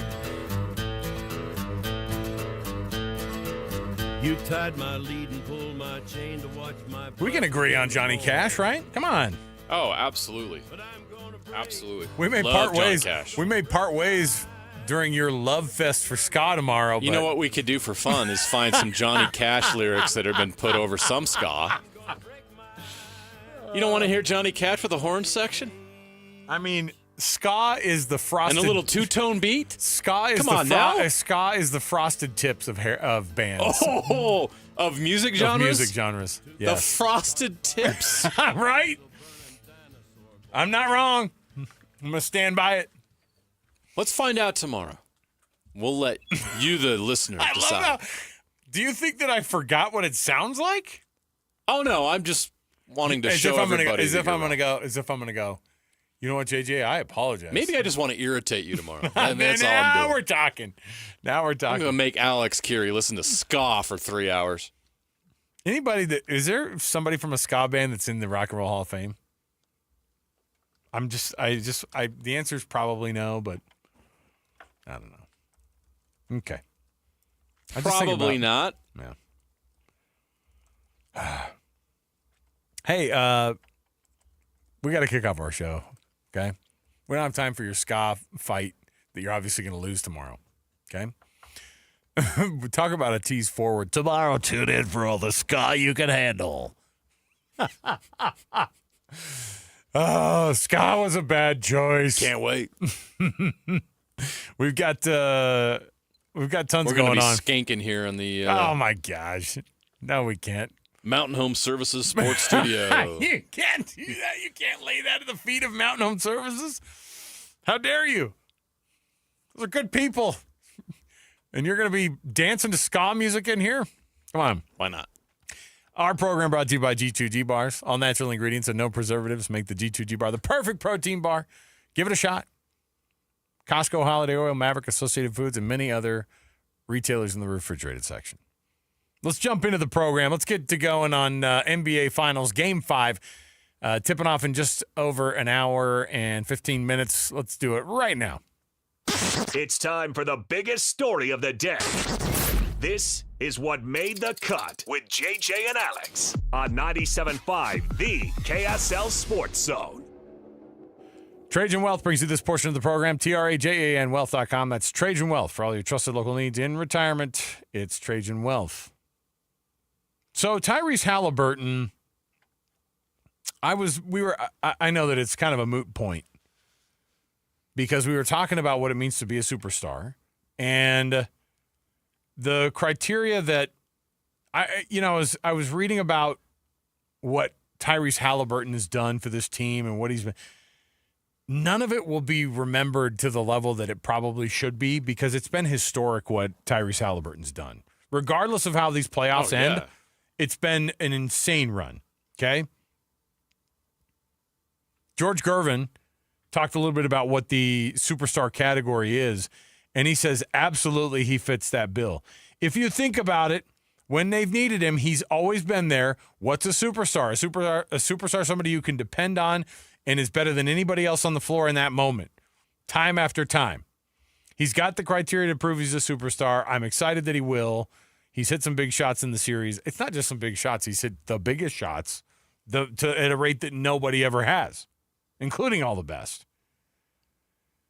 And so I think that's a little bit of like your dad saying, I think he's a superstar. Why? Because he's awesome, man. It's great. I think Magic hit it a little bit harder where it's like superstar has to transcend even like just being pretty good at basketball, even being amazing at basketball. There's something else where people go, I got to be there, man. Has Tyrese Halliburton turned that corner yet? I don't think so. Can he get there? Maybe. Can there be a superstar on the Indiana Pacers? Absolutely. Absolutely. But I think there's a little bit more extra work for him to get done, and I don't think the conversation that he even cares about is whether or not he's a superstar or not. On the other side of the ball, you have a bona fide superstar in Shai Gilgeous-Alexander, who 2 years ago we probably would have said, I don't think he's a superstar, really. He's got the qualities. We probably had that conversation. Yeah, sure. But now he's there. Yeah. And so this Game 5 means something, and I'm excited to see how this one rolls out. Oklahoma City could make history tonight at home, which I know is their preference. Get this series over with. Do it at home. Do it in front of your home crowd. Bring a title to a place that's never won a title before. And what's weird is imagining the Oklahoma City Thunder or the Indiana Pacers being world champions. It's crazy to think. And that's why I actually love the way this thing's shaking out. Say what you will about this matchup and about how so many people, JJ, are talking about everything else in the NBA except for the actual teams that are playing in this series. Too much talk about the officials. Too much talk about what the big cities are going to be doing. These guys, this has been a phenomenal season for these two teams, and they got to the finals in such weird ways. When I say weird, different paths, very different paths. Yeah. So I'm pumped for this one. I don't know who has the edge in this game tonight because the Pacers have answered every doubt that we've all had, and if we were to really ask it, who's got the better edge in this series? I have felt like Indiana's had Oklahoma City a little bit by the tail for a lot of this series. Interesting. I felt it's the other way around. I feel like the Pacers led for 0.3 seconds in the first game. Right? That was kind of a fluke. Would we agree? It was a wild inning. The Thunder didn't close it out. Give the Pacers credit for coming back and winning that game. The Thunder righted the ship in game 2. The Pacers won game 3 at home, which is what they're supposed to do. What happened in game 4? The Thunder figured it out, and the best player in the series took over in a must-win fourth quarter of Game 4, and he won on the road. Yeah, by the way, that SGA was the best player, and he took over that game. They outscored the Pacers 31-17 Yeah, in that's that what I was going to say. That's the part that, I mean, Chet Holmgren, say what you will about the guy, he was a liability at the beginning of that game defensively. He turned it on in the second. He turned it on in that fourth quarter. Massive stops. The only way you get to those 17 points for the other team isn't just because Indiana goes cold. It's because, on paper, this has been one of the best defensive teams in the entire league all season long. The Thunder, based on the numbers, are one of the best defensive teams ever. Yeah. There's been NBA writers make that case based on analytics. So that's what the Pacers are up against, and for them to get to this point where the series is tied after 4 games has been pretty remarkable. And this is a great series. And if you're one of those NBA fans out there that felt like it was always a conspiracy and that, you know, there were only certain teams that ever had a chance to win it, this is your dream. You've got 2 small market teams battling it out, playing great basketball. Several of these games have come down to the end, especially game 1 was fantastic. This is what you want. This is what you want in the NBA, is everybody has a chance. And for the first time in a long time, it feels like that's the case. This will be the 7th different champion in the NBA in the last 7 years. We are in an era of parity that we've never seen before in league history. This league, the NBA, has been defined by superstar players and dynasty franchises. The last we had was the Warriors. And you can go through the Warriors, the Spurs, the Celtics and the Lakers have had their periods of time. The Bulls with Michael Jordan. You go through all this time, and there's just always consistently specific teams that had a chance to win it. That's no longer the case. And if you're a Utah Jazz fan listening right now and you've been frustrated with the league for a while and everything, this is a new era for you. Because this is certainly a period of time where the Utah Jazz, if they go all in and they make the right decisions, like Austin Ainge says, stack good decisions. Well, Austin, start stacking.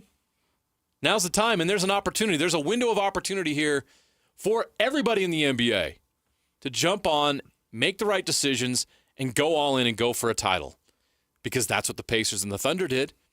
They stacked good decisions. And they're both here today because of that. I know that every team is doing this where they're like, we're trying to build a championship roster. Some teams just kind of, and I won't say lucky into it because they've made the decisions they've made to get to the spot that they're at. But Indiana has overperformed based off of the teams that are around them in the East. And I think that we've said this before, that roster, you don't look at it top to bottom and go, that's a championship roster. And yet they're 2 wins away from being a championship roster. And then there's Oklahoma City that they've become bona fide during this entire run. So do you see the Jazz being built more similarly to a Pacers team or an Oklahoma City team? Let me say this. I don't think there's a way. There's not a specific blueprint you follow. You're over that straight line to get to that championship roster? No, there's no straight line. Let me even expand it further. Who's the best player in the Denver Nuggets? Nikola Jokic. Where was he selected in the draft? 47th? 46th. So you're supposed to tell me that the best way to build a championship roster is to build it around a Serbian who was picked during a Taco Bell commercial that can't jump 10 inches above the floor. I'm exaggerating. Him being picked during the Taco Bell commercial though does track in terms of like how improbable is that? Taco Bell. That you can't follow that blueprint. But it worked for the Denver Nuggets, and they pushed the Thunder to 7 games this year. They just ran out of gas. They were banged up. Another tweak or two. They bring in a new GM here. The Nuggets are still right in the mix. Look at other contenders. I think there's not one way to do it. The challenge now to turn this to the Utah Jazz is to say, okay, Austin Ainge, you're experienced. You've helped build a championship roster with the Boston Celtics. You've seen it done 2 different ways. Your dad did it one way, and then he did it another. And Brad Stevens took what your dad built and finished it off and made some bold moves and did some things. You built a championship. You've seen it done in multiple ways. Now you come here, you look at what the Jazz currently have, you look at the resources you have to work with, you look at the assets you have, you look at the contracts you have right now, you see how much salary cap space you have.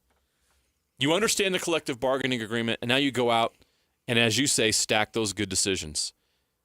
And just do that however it fits and works with what you have to work with. There is no blueprint. There are no instructions. You're going to have to wing it because that's what these teams did.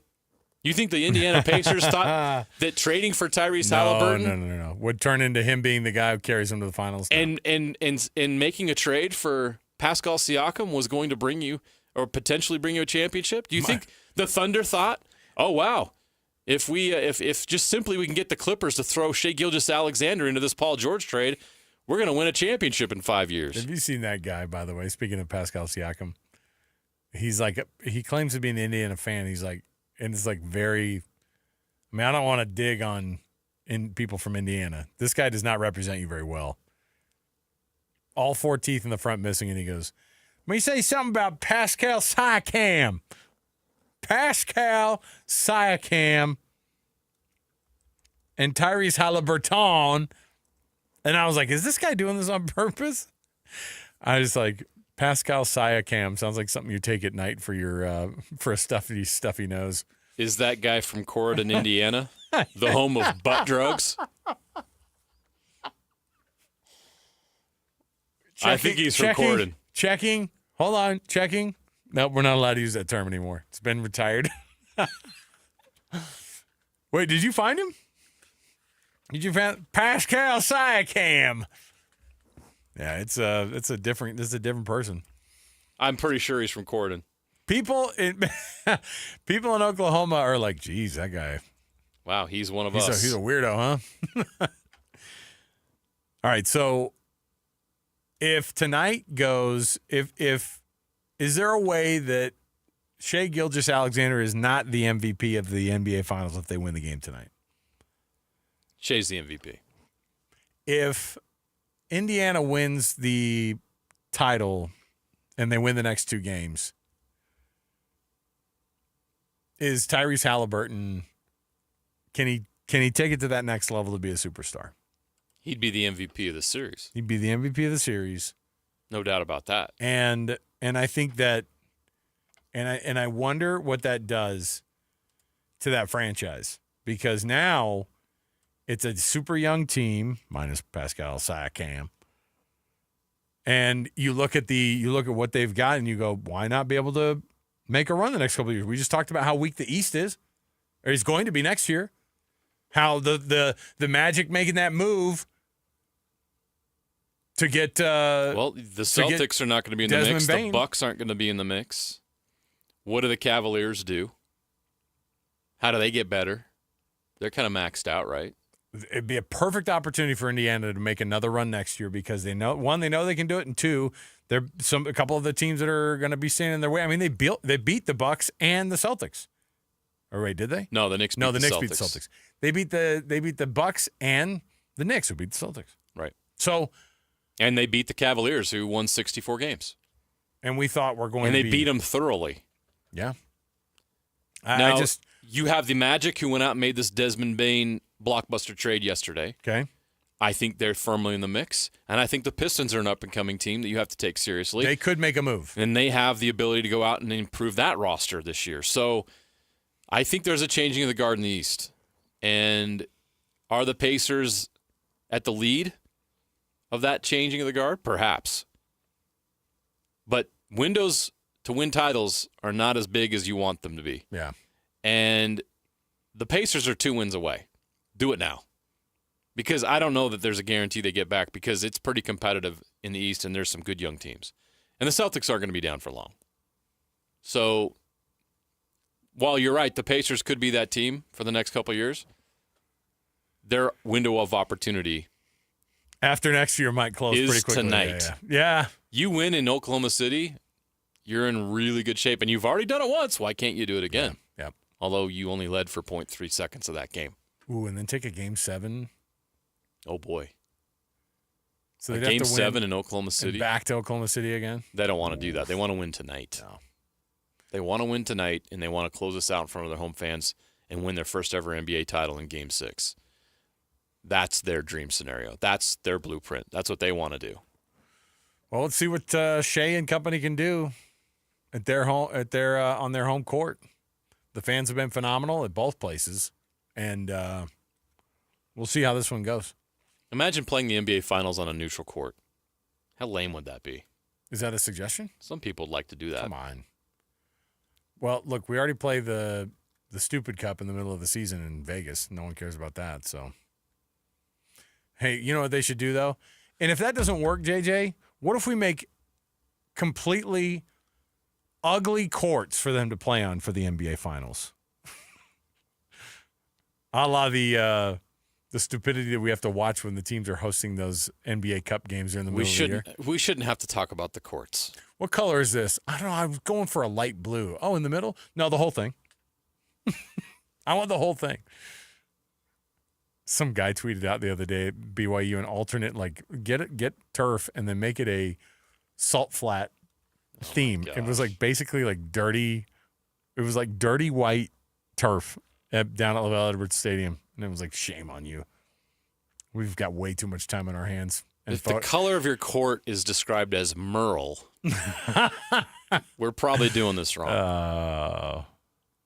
It's like, what do you have? I've got plenty of time, and I've got Photoshop. I better get that going. Basketball court looks like a border collie. What are we doing here?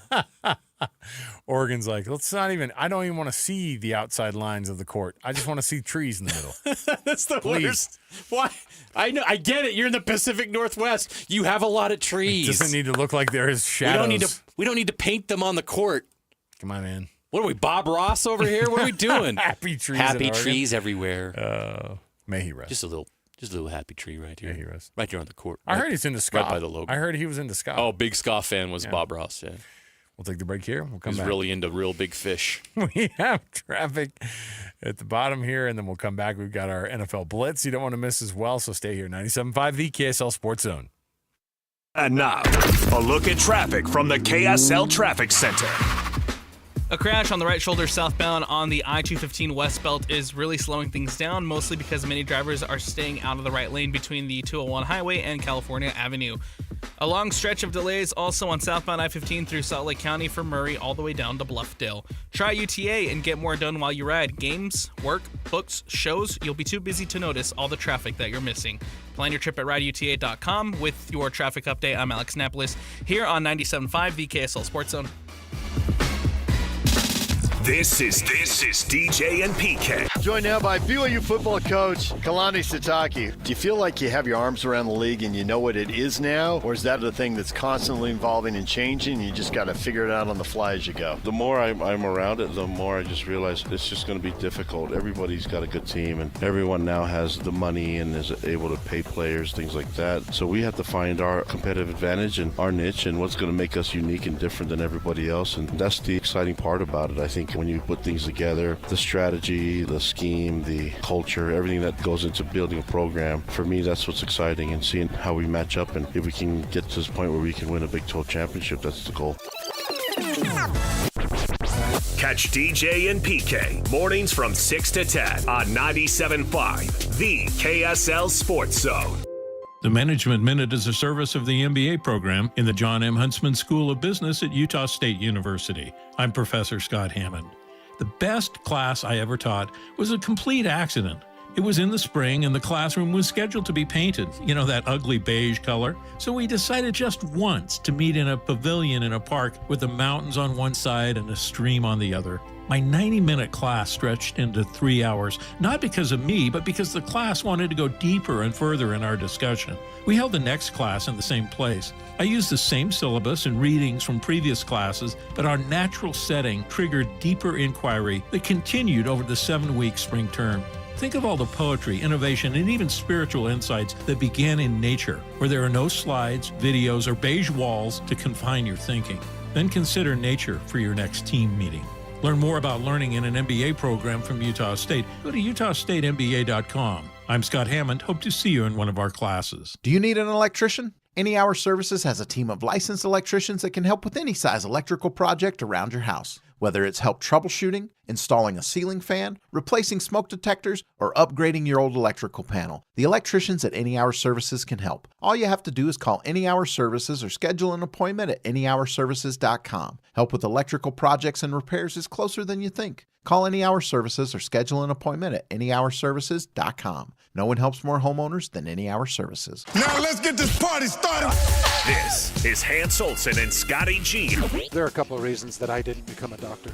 Same reasons you didn't become a paleontologist? No, why do you crack a smile and then make a joke? I'm just saying, there's a couple of reasons I wasn't a lawyer. Number one, the LSAT scared me. Number two, I thought I'd fail miserably. And number three, I didn't think I was smart enough. So yeah, there are just a couple of reasons why I didn't become a lawyer. Can I make a point without you attacking me? I'm not attacking you. You've never talked about wanting to be a doctor before. To me, this seems like you were just right on the cusp of going to medical school, and then just these one or two little things came up and made you think, no, I'm not going to do that. Doctor. Doctor. Doctor. Can you not attack me? It bugs me when you do that. Doctor. Doctor. Doctor. Stop playing that. And doctor. Well, we miss anyone?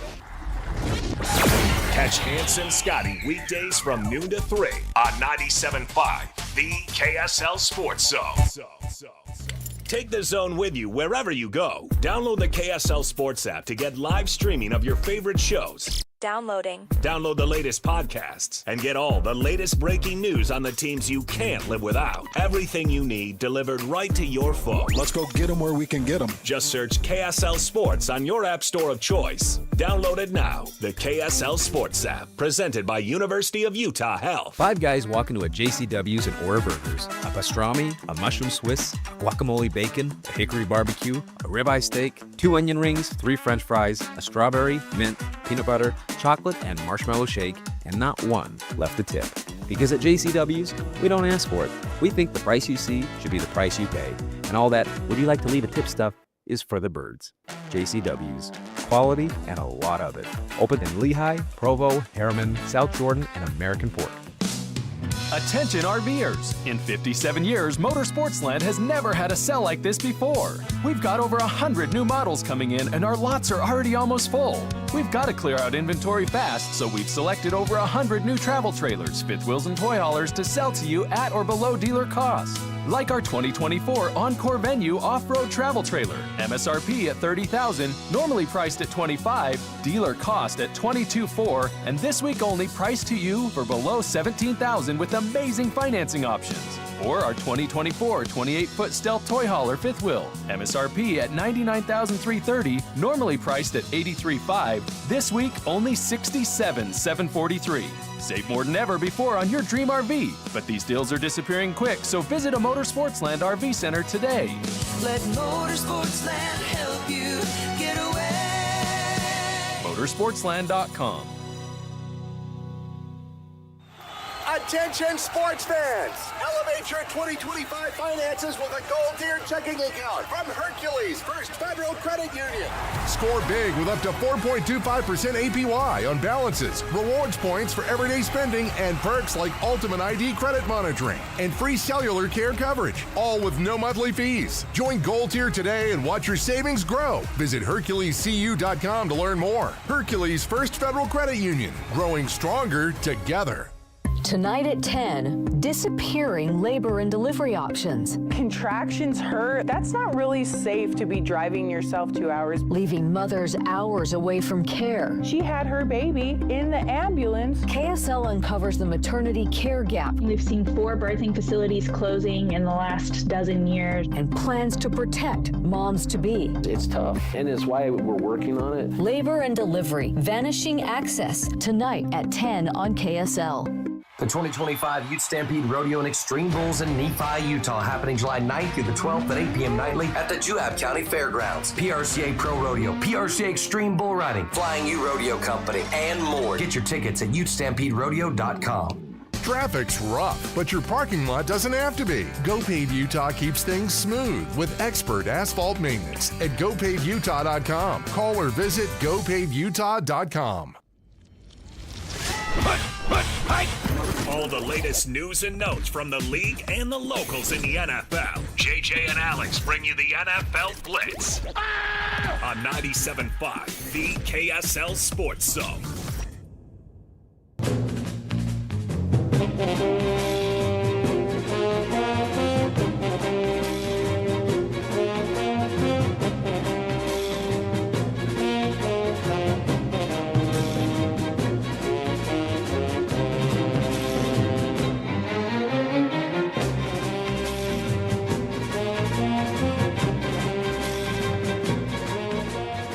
All right, everybody, welcome back. JJ and Alex, 97.5, the KSL Sports Zone. You know what that music means.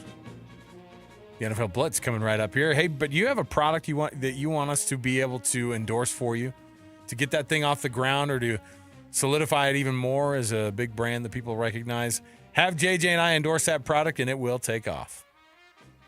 All you have to do is text JJ to 57500. That's JJ to 57500. Let us endorse your company and put it on the map, or let it just keep growing. Let's get it going. Just text JJ to 57500 and ask our sales staff about how we can get you on the radio right now, talking about your product.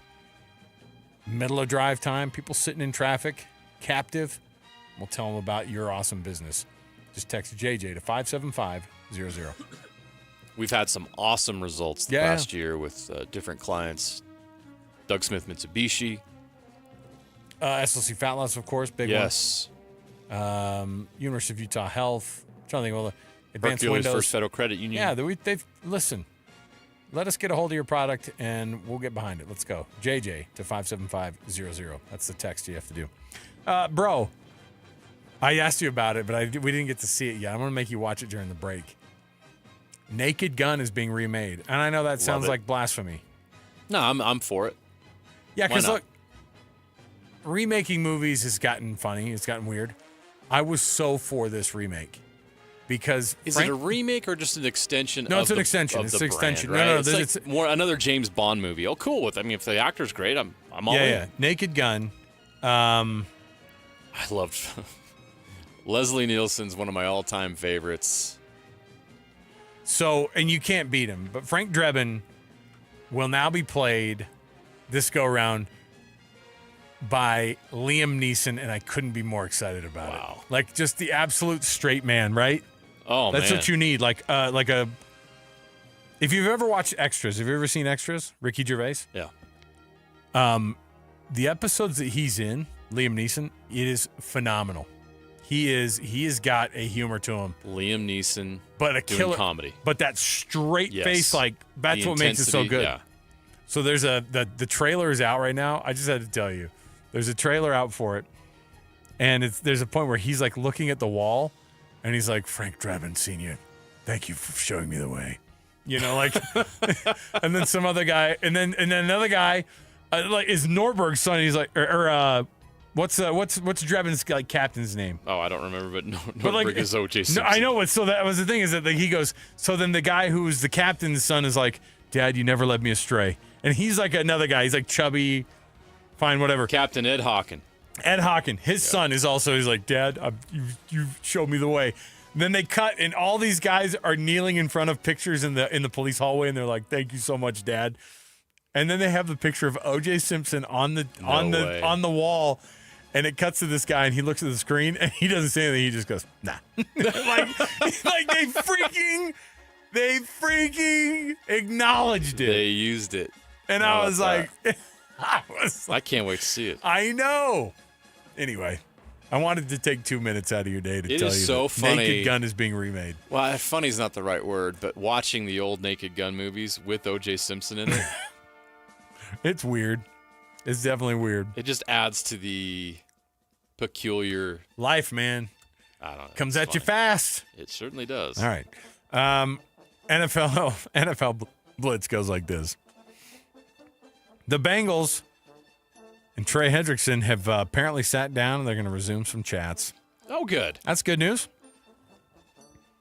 I feel like it still won't end well, but because the Bengals will screw it up somehow. But I think that they've taken enough public humility hits in the last few weeks that it's going to be worth it to them to figure it out. It's time for the Bengals to bend a little bit on these contract situations. Look, Hendrickson took $100,000 in fines. Yeah.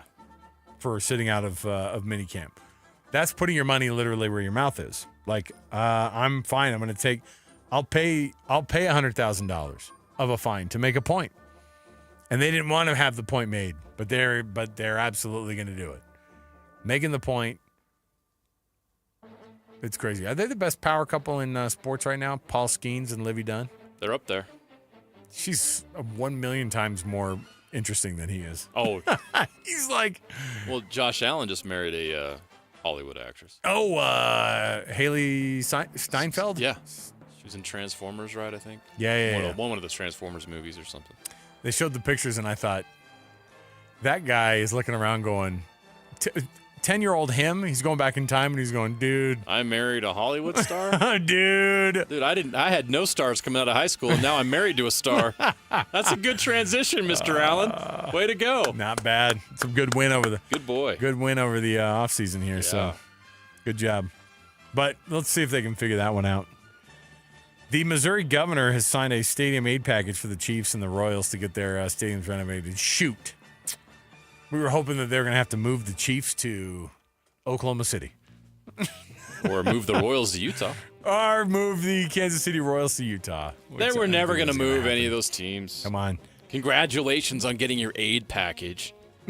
I love it. It makes it sound like that they got some stuff dropped from a plane. Yeah, that's basically what happened. From a first cold hard What cash. are we going to do over here? Well, we need to build that. We need to update Arrowhead.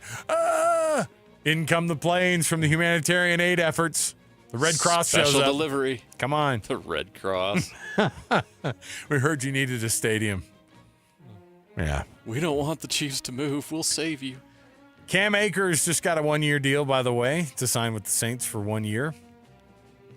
Better been good. Good running back, just hasn't been able to stay healthy. Better have been good. He got himself back in the league. Basically had a tryout at minicamp and got on. The Saints are going to be a hard team to watch this year. What did they say about? By the way, what's Taysom Hill's deal? He's still recovering. He had a gruesome injury. I know he had the bad injury, but the talk was that he'd go somewhere else, maybe, right? That Sean Payton would want him in Bronco country. I don't know if he'll ever play again. That hasn't been determined, right? I don't know. I don't know his recovery. So I don't know if there's any. I haven't seen any reports out there updating his status. I saw a bunch of reports last week that were talking about Jake Haener, and they put a picture of Taysom Hill on the article. Jake Haener says, and it's like him. It's like Taysom Hill throwing a football, and you're like, okay, settle down. I hope he gets back, but that was a bad injury. Pretty It was bad. later in the season, and so I don't know. I don't know what his status is. All I know is, yes, the Saints are going to be terrible. Who's the quarterback with the most pressure on him this year? Excuse me. That's either been in the league only 1 year or they're going into their second year. Who's got the most pressure on him? J.J. McCarthy hasn't played an actual snap in No, he football has yet. not a live regular season snap, no. That's a weird moment, right? Yeah. Caleb Williams is going into year 2, and I don't think it's a real lot of middling ground for that guy. He's either going to suck or he's going to take off. Am I wrong? No, I don't think you're wrong at all. I think we're going to find out what he's made out of. He's not going to have any excuses now that he's got a head coach that's an offensive guru, and a lot of weapons around him. It's time for him to step up and get it done. Although his rookie year wasn't that bad. No. He had pretty good numbers. I think it was the 11th best rookie season ever by a quarterback. What type of year is Cam Ward going to have or expected to have in Tennessee? I think he's going to be their day one starter, and I think he's going to be on a bad team, which is going to make it hard for him. But like Drake May last year, maybe with the Patriots, maybe a season like that, I don't see a Jaden Daniels breakout performance from him because he's not being added to a really good roster. You've got to have – it's an 11-on-11 game. You can be incredible. I mean, what did Peyton Manning do his rookie year in the NFL? What did Troy Aikman do his rookie year in the NFL? Didn't go well, did it? Right. So Cam Ward's not going to come out and win 10 games to get the Titans to the playoffs is what I'm saying. So but he'll show flashes. He's good. I saw Zach Wilson's name pop up a couple of times in the news over the weekend. One of them was he talked about his time in New York. I went through the entire New York experience, he says. I'm trying to be more myself now and focus on just enjoying the game and enjoying learning, enjoying failures, enjoying the process, everything that comes with it, not being too hard on myself. What's funny is he's not going, I had an awful time in Denver too. It's just he was absolutely... his life was ruined as a football player in New York. It was brutal. And that was my worry when Jackson Dart was drafted by the Giants. I was like, okay, not again. But you see Mike McDaniel it'll be different. At a press conference goes, that guy has been through some bleep. Yes, he has. So, like, I just love the idea of being like, tell me what happened up there, man. Who hurt you? Like, good therapy session with your coach, you know, and he sits down with you and then he says, yeah, it's a guy who's been through a lot of S and he's found his way through it. I think that they like him. I think Andy Dufresne crawled through 500 yards. So Zach Wilson's the Andy Dufresne of the NFL. Dufresne. Let's see if he comes out at the end of the tunnel. A free man. Is this his Zihuatanejo? Is Miami his Zihuatanejo? That's Shawshank Redemption, Alex. Come on. Thank heavens you knew. All right. Let's take a break. We'll come back. What do we have next? We've got ourselves a best and worst. Good news for you hot dog fans out there. Stay right here with us, 97.5, the KSL Sports Zone. And now, a look at traffic from the KSL Traffic Center. Reduced speeds on southbound I-15 from Murray to Bluffdale in Salt Lake County, and down in Utah County, it's from American Fork to Linden. Tuala County also slower than usual on southbound SR-36 from Lake Point down to Stansbury Parkway. Whipple Service Champions, your cooling, heating, plumbing, drains, and electrical specialists. Whipple that away with your traffic update. I'm Alex Napolis here on 97.5, the KSL Sports Zone. This is Jake Scott and Ben Anderson. Athletics are funny that way. I've always said this. Not only does it attract people from all sorts of different backgrounds, but all sorts of different intelligence levels, different emotionally intelligence levels, like all those things. Like, I don't know how coaches do it, honestly. This is going to sound mean because it's certainly not the case. There are legitimate savants, can think everything with the game, and then aren't super intelligent off the floor and struggle off the floor. And that's quite common. It's so applicable, though, to life. I mean, Elton John just sat down and played the piano. I think in person you can really tell the difference between not intelligent and maybe just public speaking isn't my first way of communicating. But then you can see people as just like, okay, this dude's just a dim bulb. And as a dim bulb myself, I feel like we can really sniff out each other. You know what I mean? Spider sense tingles when you get around each other. This guy's faking it just like me. Hear Jake Scott and Ben Anderson every day from 10 to noon on 97.5, the KSL Sports Zone. Salt Lake City Fat Loss, slcfatloss.com. We want you to go check out this website. It's the same website. It's the same program that helped JJ and I drop a bunch of weight. I dropped 60 pounds in the initial reduction phase of the program, and I've kept it off. In fact, I'm down 65, and we're past the year mark now, and we blew right past it, and it's going awesome because it's a program that works. We're regular guys. We follow the program. We still are on it, and we are dropping weight but keeping it off. That's the most important part. If you want results when it comes to weight loss, without pills, without injections, without prepackaged meals, without crazy workout plans, without gimmicks, without trendy diets. Salt Lake City Fat Loss is your solution. Just eating healthy food, getting in a caloric deficit without starving to death, and having a plan, the knowledge and support you need to get through that and drop that weight. There's no easy way to lose weight. You can't pig out and then still lose weight, right? You got to do the hard things. You got to be able to make the sacrifice that's required and do the hard work, but they're there to help you do it and make it as easy as possible for you. Go to their website, slcfatloss.com, and learn more about it and learn how this program can help you reach your weight loss goals. It did that for us. It can do it for you. And if you like the program and you want to give it a shot, tell them JJ and Alex sent you. You'll get $200 off. Go to the website right now, slcfatloss.com. It all started with a commitment to comfort. Gillette Heating and Air is proud to be Utah County's go-to team for expert HVAC and plumbing solutions. Need a repair, upgrade, or seasonal tune-up? Don't let cost hold you back. With 0% financing available, it's easy to get the work done now and pay later. Plus, save $100 on any repair over $500 and keep your system running strong with a professional tune-up before the heat hits. Visit GilletteHVAC.com or call 385-GET-COOL to book today. Homegrown service pros, financing made simple, comfort made easy. Carrier. Turn to the experts. A Carrier factory authorized dealer. DJ PK and John from J. Brooks Jewelers. John, you refer to yourself as a full-service jeweler. What does that mean? Once upon a time, before national stores and online sites flooded the market, your local family jeweler was the expert in your life that handled all your jewelry and watch needs. J. Brooks is that full-service jeweler today, where everything is handled by us, including appraisals, jewelry repair, watch repairs, as well as general service of all Swiss brands, and the most beautiful custom creations, including our new JBJ Bridal Collection. We can take your existing jewelry and freshen it up, or we can repurpose it completely with a fresh design, but using all of the sentimental parts that you already own. And of course, if she's ready for the upgrade you always promised, we can help you with a selection of a new larger diamond to say I love you more than ever. So whatever your celebration is, let J. Brooks help you any way you may need. J. Brooks Jewelers, Murray and Lehigh, and online at jbrooksjewelers.com, where women know what women want.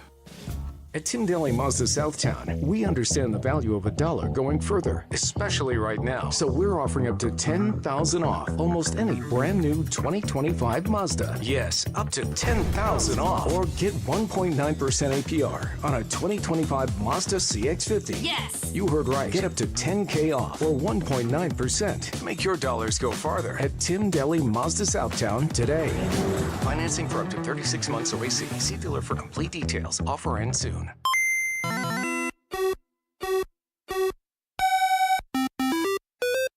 Think road safety's a single-player game? Not so fast. Before driving through a crosswalk, put away distractions and watch out for pedestrians and cyclists. The best way to win? Share the road. Brought to you by the Utah Department of Public Safety. Hey, you got a second? That's all it takes to use your fire sense. Like the second you notice the campfire isn't completely cold, your fire sense says to douse it again. Or the second you notice your tires look worn out, your fire sense says to get them changed. Or even the second you think you might be towing more than your truck can handle, your fire sense says to make another trip. It only takes a second to use your fire sense. Protect your property, the land, and our great state. Use your fire sense.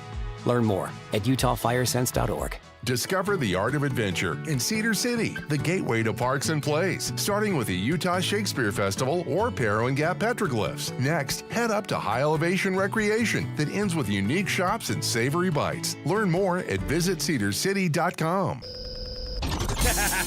Wrapping up the hour with our picks for the best and worst moments on today's show. As JJ and Alex want to hear your best and worst of the day.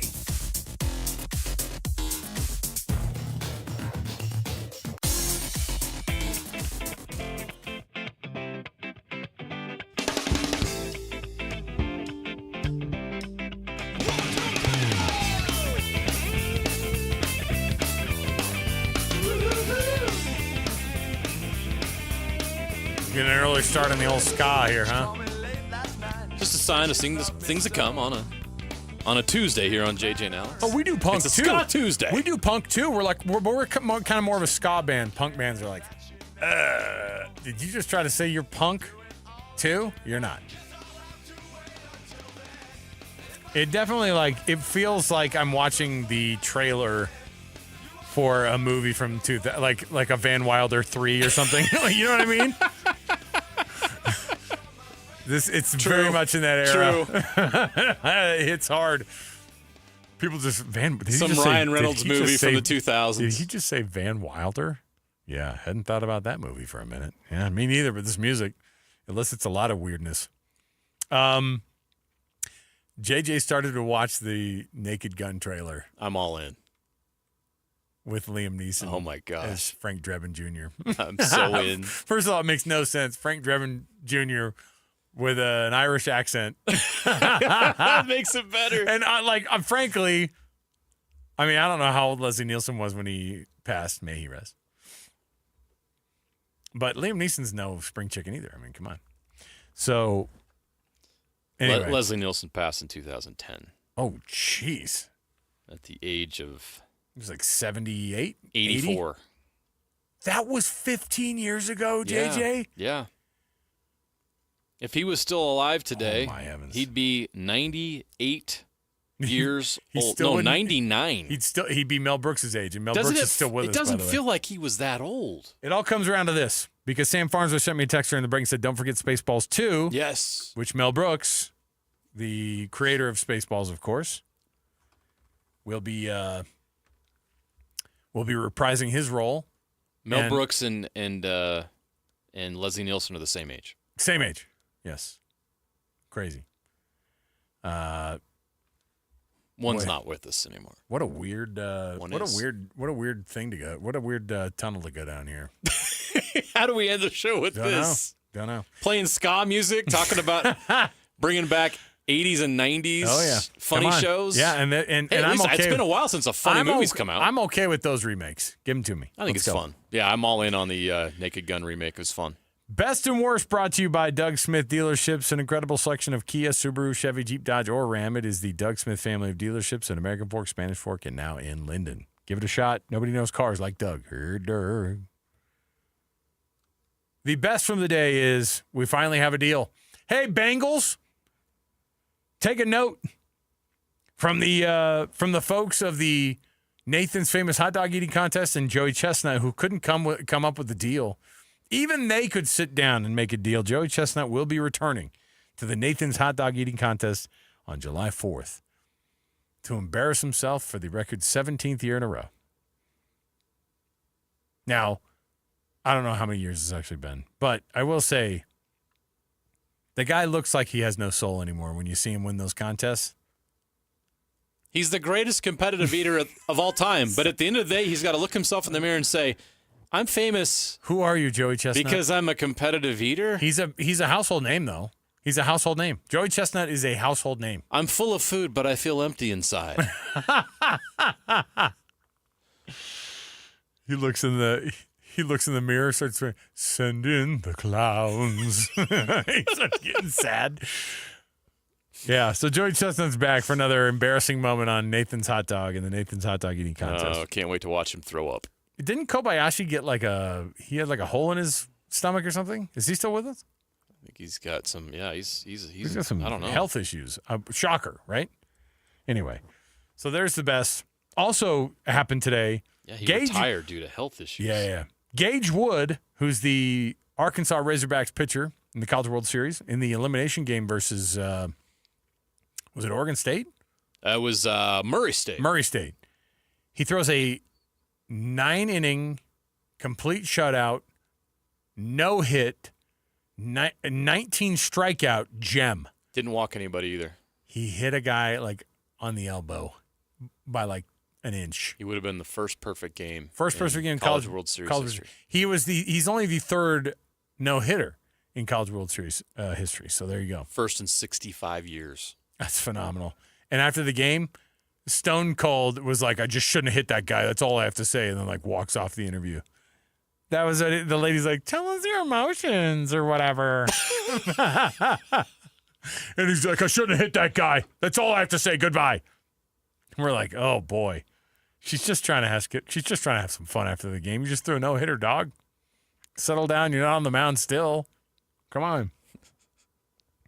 And then the worst, of course, the Red Sox trading away Rafael Devers to the Giants just after completing a sweep to the Yankees over the weekend at Fenway. No problem. Trade him. I will say, like, organizations, they'll put up with a lot for a long time. And apparently with Rafael Devers, they were putting up with it for a long time. They were sick of it. Quote, did not live up to responsibilities. I did see Jeff Passan on ESPN actually say, even though he's got a bat, he definitely does. He's batting like 278, 18 homers and like 60 RBI and like another 18 doubles or something. He's got a hot bat. He hits. Buster Posey, who acquired him for the Giants, was like, this guy hits, man, and that's what we need.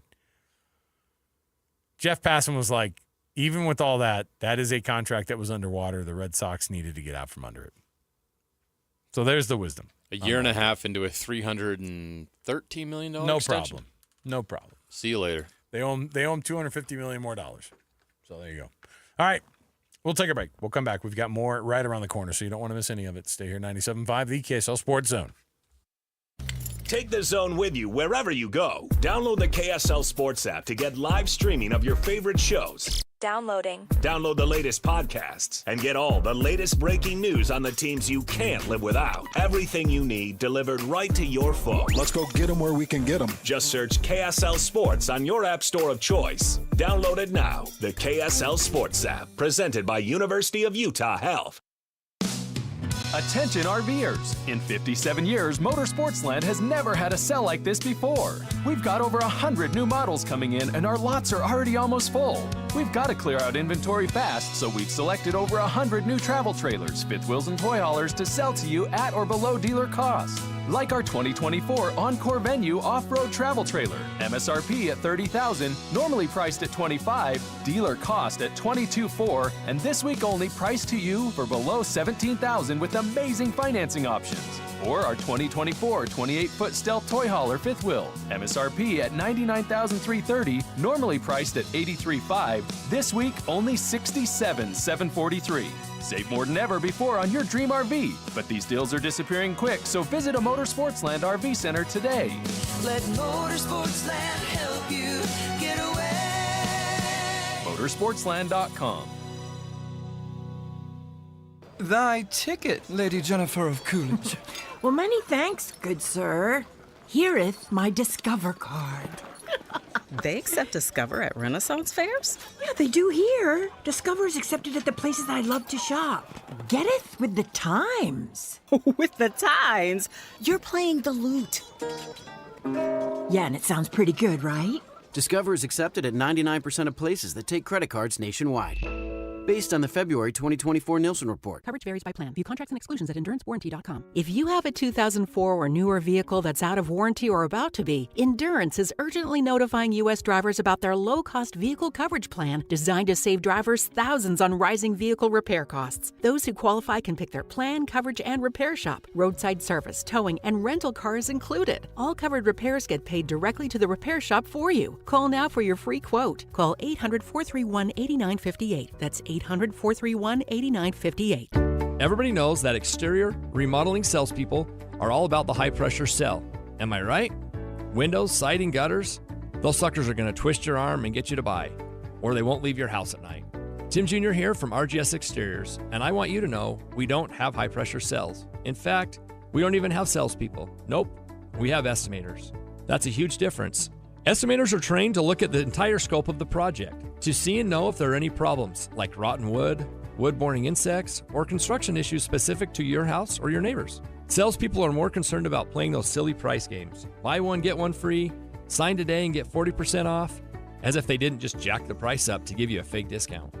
RGS Exteriors estimators are going to give you a great quote. No games, no tricks, no nonsense. Call RGS Exteriors to quote your exterior project. Our number is 801-280-3110 or visit us at rgsutah.com. That's rgsutah.com. Broadcasting from the Mountain Home Services Studio, this is 97.5 KZNS FM Colville, 1280 KZNS AM Salt Lake City, and 102.7 KSL FM HD2 Salt Lake City Midvale. This is 97.5, the KSL Sports Zone. Hey! This is JJ and Alex. I made a name for myself. I told you I won't be denied. As you wrap up your day, it's time to get your fix of the teams you live for and the sports you love. This is JJ and Alex, presented by G2G Bars on 97.5, the KSL Sports Zone.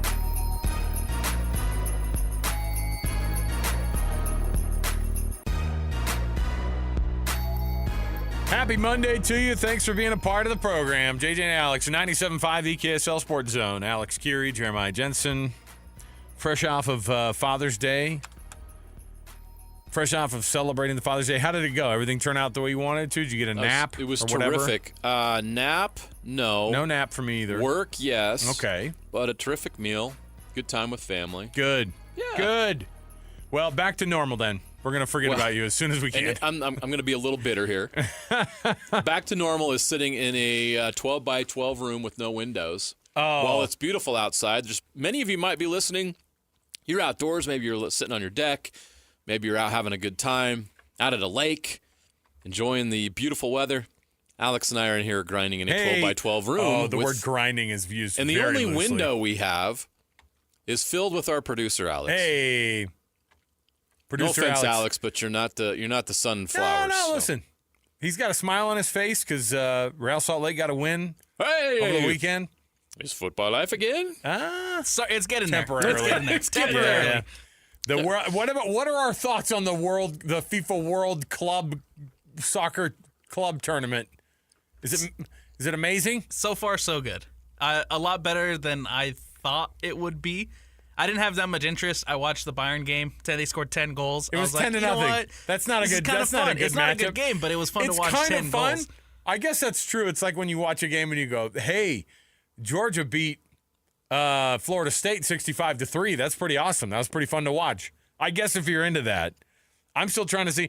We're gonna find it, but I signed myself up for whatever it is, the Days In account, not Days In, the motel. Are those still around? Hey, honey, I tried to sign up for Days In. What is that? How do you spell it? D-A-Z-N? Days In. So I got that. Lots of apps out there. Just so I could watch this absolutely meaningless FIFA World Club Cup. What are we calling it? Club World Cup. Club World Cup. All Well, right. is the FIFA sky Club still World Cup. falling with the U.S. men's national team? Diego Luna, couple assists, breathing life into that group. He played good. He looked good. Okay. 5-0 in their Gold Cup. By the way, this is the only amount of soccer we're going to speak the rest of the day. And then after that, your time's up. So 5-0 against Trinidad Tobago. Is that good? It's a good win. Trinidad definitely not the best team to start. I mean, it's a good team to start the tournament with because they're kind of an easy win. A little warm up. Little warm up Yeah, game. Yeah, I like but I'll be curious to see if they can continue to perform like that again.